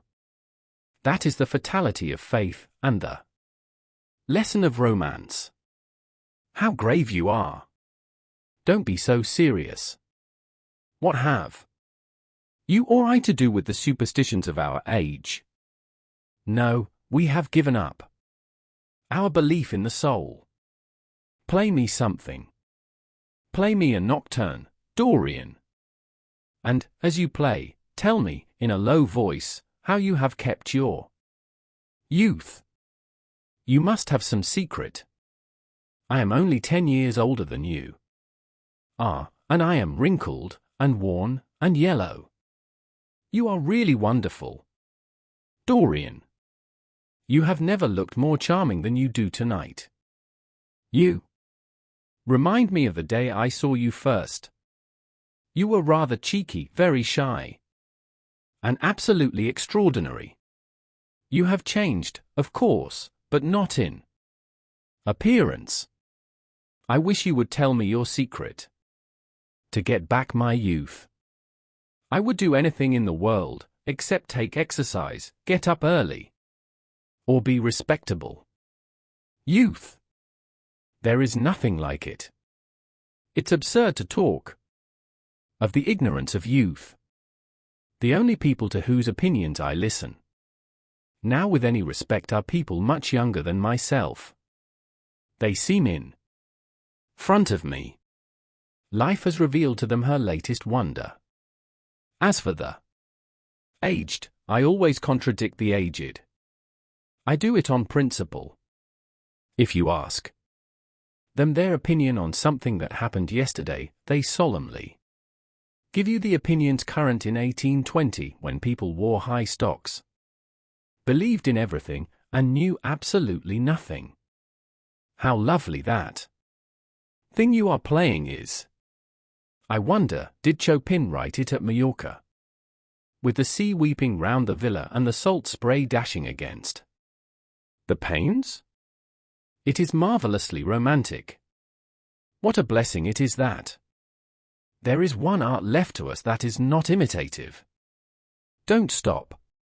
I want music tonight.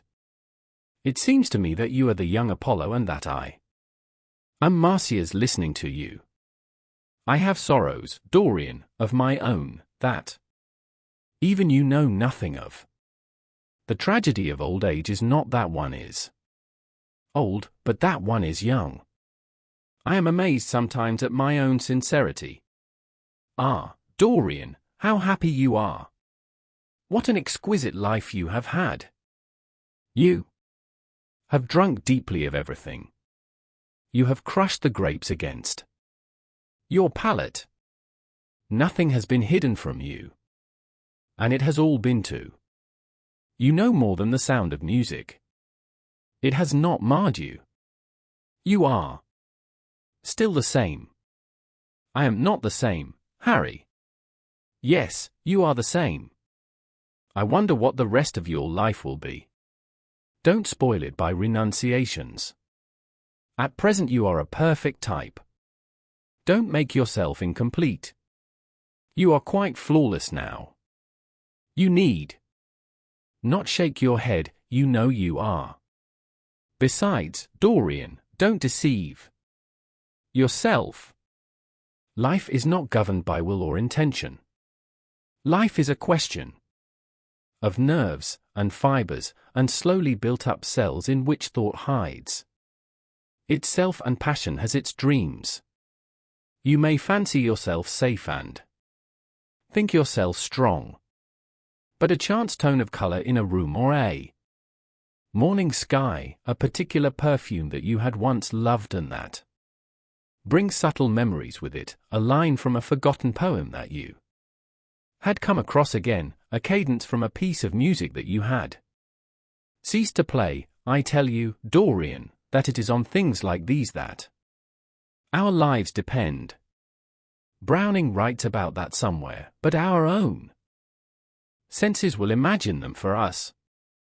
There are moments when the odor of lila's blank passes suddenly across me, and I have to live the strangest month of my life over again. I wish I could change places with you, Dorian. The world has cried out against us both, but it has always worshipped you. It always will worship you. You are the type of what the age is searching for, and what it is afraid it has found.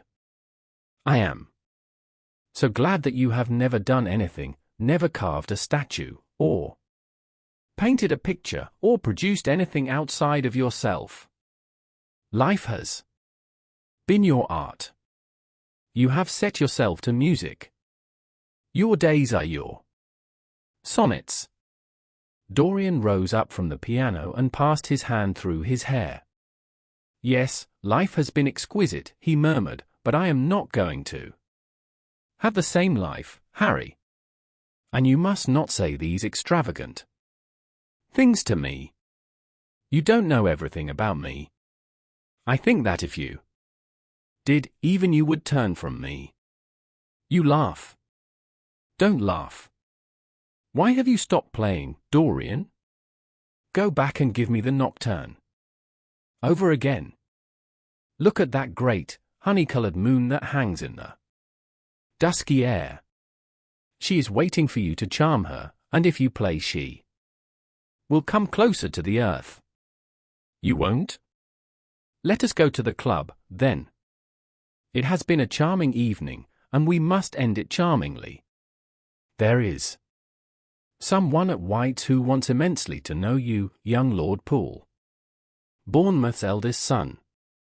He has already copied your neckties, and has begged me to introduce him to you. He is quite delightful and rather reminds me of you.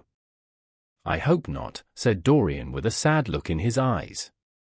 But I am tired. Tonight, Harry. I shan't go to the club. It is nearly 11, and I want to go to bed early. Do stay. You have never played so well as tonight. There was something in your touch that was wonderful. It had more expression than I had ever heard from it before.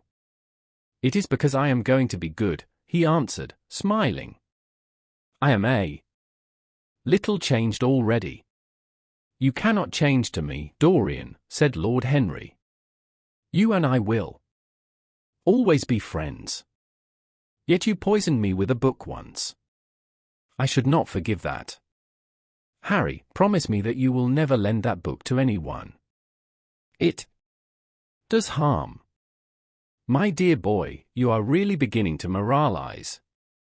You will soon be going about like the converted and the revivalist, warning people against all the sins of which you have grown tired. You are much too delightful to do that. Besides, it is no use. You and I are what we are, and will be what we will be. As for being poisoned by a book, there is no such thing as that. Art has no influence upon action. It annihilates the desire to act. It is superbly sterile. The books that the world calls immoral are books that show the world its own shame. That is all. But we won't discuss literature. Come round tomorrow. I'm going to ride at 11. We might go together, and I will take you to lunch afterwards with Lady Branksome. She is a charming woman, and wants to consult you about some tapestries she is thinking of buying. Mind you come. Or shall we lunch with our little Duchess? She says she never sees you now. Perhaps you are tired of Gladys? I thought you would be. Her clever tongue gets on one's nerves. Well, in any case, be here at 11. Must I really come, Harry? Certainly. The park is quite lovely now. I don't think there have been such lilacs since the year I met you. Very well. I shall be here at 11, said Dorian. Good night. Harry. As he reached the door, he hesitated for a moment, as if he had something more to say. Then he sighed and went out. Chapter 20. It was a lovely night, so warm that he threw his coat over his arm and did not even put his silk scarf round his throat. As he strolled home, smoking his cigarette, two young men in evening dress passed him. He heard one of them whisper to the other, "That is Dorian Gray." He remembered how pleased he used to be when he was pointed out, or stared at, or talked about. He was tired of hearing his own name now. Half the charm of the little village where he had been so often lately was that no one knew who he was. He had often told the girl whom he had lured to love him that he was poor, and she had believed him. He had told her once that he was wicked, and she had laughed at him and answered that wicked people were always very old and very ugly. What a laugh she had, just like a thrush singing. And how pretty she had been in her cotton dresses and her large hats. She knew nothing, but she had everything that he had lost. When he reached home, he found his servant waiting up for him. He sent him to bed, and threw himself down on the sofa in the library, and began to think over some of the things that Lord Henry had said to him. Was it really true that one could never change?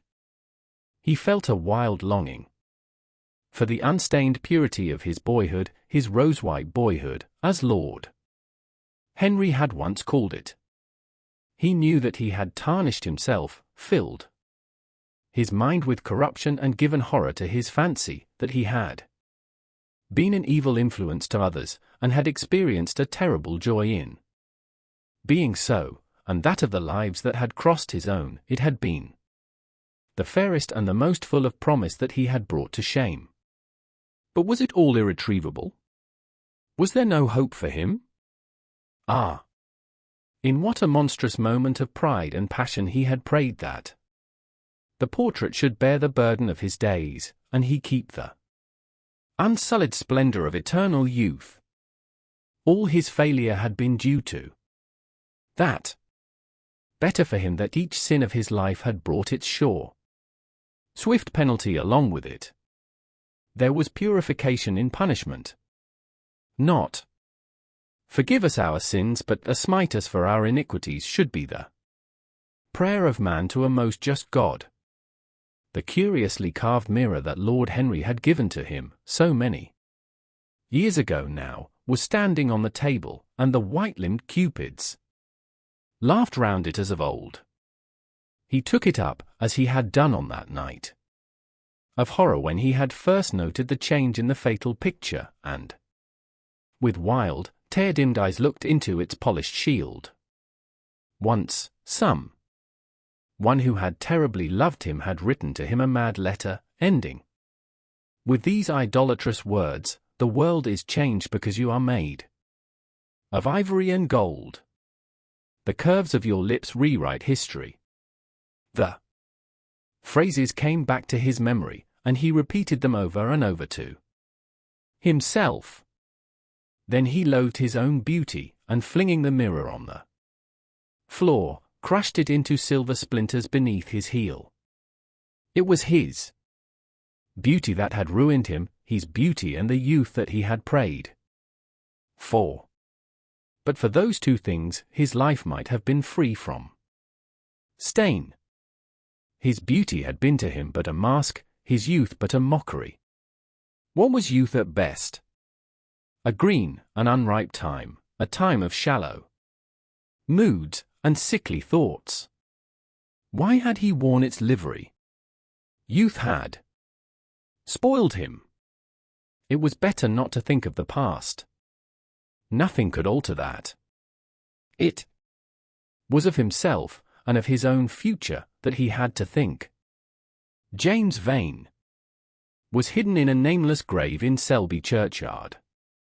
Alan Campbell had shot himself one night in his laboratory, but had not revealed the secret that he had been forced to know. The excitement, such as it was, over Basil Hallward's disappearance would soon pass away. It was already waning. He was perfectly safe there.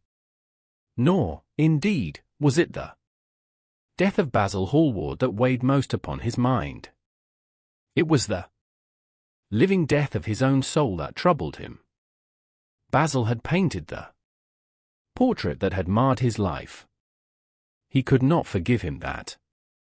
It was the portrait that had done everything. Basil had said things to him that were unbearable, and that he had yet borne with patience. The murder had been simply the madness of a moment. As for Alan Campbell, his suicide had been his own act. He had chosen to do it. It was nothing to him. A new life. That was what he wanted. That was what he was waiting for. Surely he had begun it already. He had spared one innocent thing, at any rate. He would never again tempt innocence. He would be good. As he thought of Hetty Merton, he began to wonder if the portrait in the locked room had changed. Surely it was not still so horrible as it had been? Perhaps if his life became pure, he would be able to expel every sign of evil passion from the face. Perhaps the signs of evil had already gone away. He would go and look. He took the lamp from the table and crept upstairs. As he unbarred the door, a smile of joy flitted across his strangely young-looking face, and lingered for a moment about his lips. Yes, he would be good, and the hideous thing that he had hidden away would no longer be a terror to him. He felt as if the load had been lifted from him already. He went in quietly, locking the door behind him, as was his custom, and dragged the purple hanging from the portrait. A cry of pain and indignation broke from him. He could see no change, save that in the eyes there was a look of cunning, and in the mouth the curved wrinkle of the hypocrite. The thing was still loathsome, more loathsome, if possible, than before, and the scarlet dew that spotted the hand seemed brighter, and more like blood newly spilled. Then he trembled. Had it been merely vanity that had made him do his one good deed? Or the desire for a new sensation, as Lord Henry had hinted, with his mocking laugh? Or that passion to act a part that sometimes makes us do things finer than we are ourselves? Or, perhaps, all these? And why was the red stain larger than it had been? It seemed to have crept like a horrible disease over the wrinkled fingers. There was blood on the painted feet, as though the thing had dripped, blood even on the hand that had not held the knife. Confess? Did it mean that he was to confess? To give himself up and be put to death? He laughed. He felt that the idea was monstrous. Besides, even if he did confess, who would believe him? There was no trace of the murdered man anywhere. Everything belonging to him had been destroyed. He himself had burned. What had been below stairs? The world would simply say that he was mad. They would shut him up if he persisted in his story. Yet it was his duty to confess, to suffer public shame, and to make public atonement. There was a God who called upon men to tell their sins to earth as well as to heaven. Nothing that he could do would cleanse him till he had told his own sin. His sin? He shrugged his shoulders. The death of Basil Hallward seemed very little to him. He was thinking of Hetty Merton. For it was an unjust mirror, this mirror of his soul that he was looking at. Vanity? Curiosity? Hypocrisy? Had there been nothing more in his renunciation than that? There had been something more. At least he thought so. But who could tell? No. There had been nothing more. Through vanity he had spared her. In hypocrisy he had worn the mask of goodness. For curiosity's sake he had tried the denial of self. He recognized that now. But this murder, was it to dog him all his life? Was he always to be burdened by his past? Was he really to confess? Never. There was only one bit of evidence left against him. The picture itself, that was evidence. He would destroy it. Why had he kept it so long? Once it had given him pleasure to watch it changing and growing old. Of late he had felt no such pleasure. It had kept him awake at night. When he had been away, he had been filled with terror lest other eyes should look upon it. It had brought melancholy across his passions.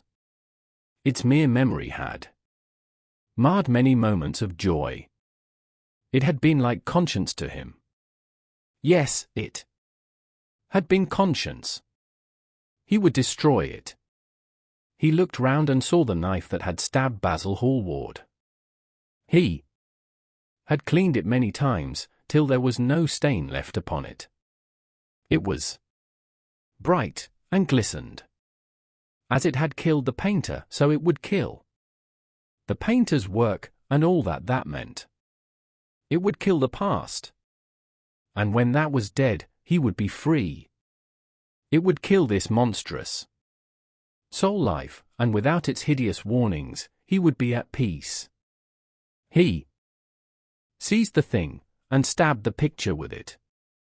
There was a cry heard, and a crash. The cry was so horrible in its agony that the frightened servants woke and crept out of their rooms. Two gentlemen, who were passing in the square below, stopped and looked up at the great house. They walked on till they met a policeman and brought him back.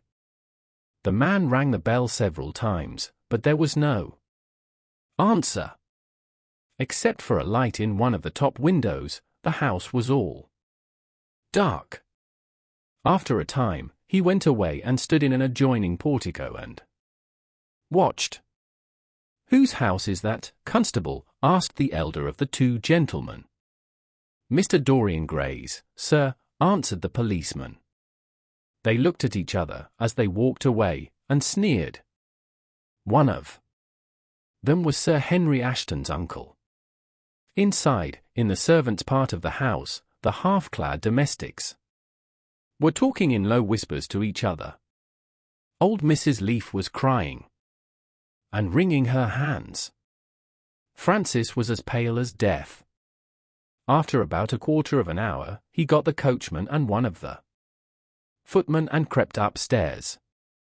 They knocked, but there was no reply. They called out. Everything was still. Finally, after vainly trying to force the door, they got on the roof and dropped down onto the balcony. The windows yielded easily, their bolts were old. When they entered, they found hanging upon the wall a splendid portrait of their master as they had last seen him, in all the wonder of his exquisite youth and beauty. Lying on the floor was a dead man, in evening dress, with a knife in his heart. He was withered, wrinkled, and loathsome of visage. It was not till they had examined the rings that they recognized who it was. The end.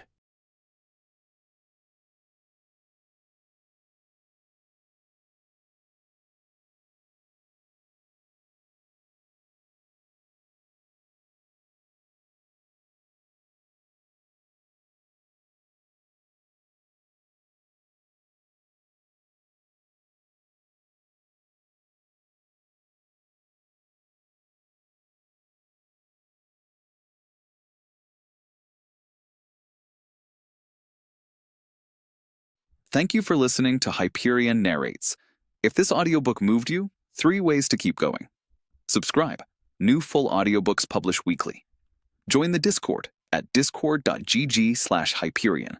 Request books, vote on what we read next. Visit HyperionNarrates.com for the complete library, free.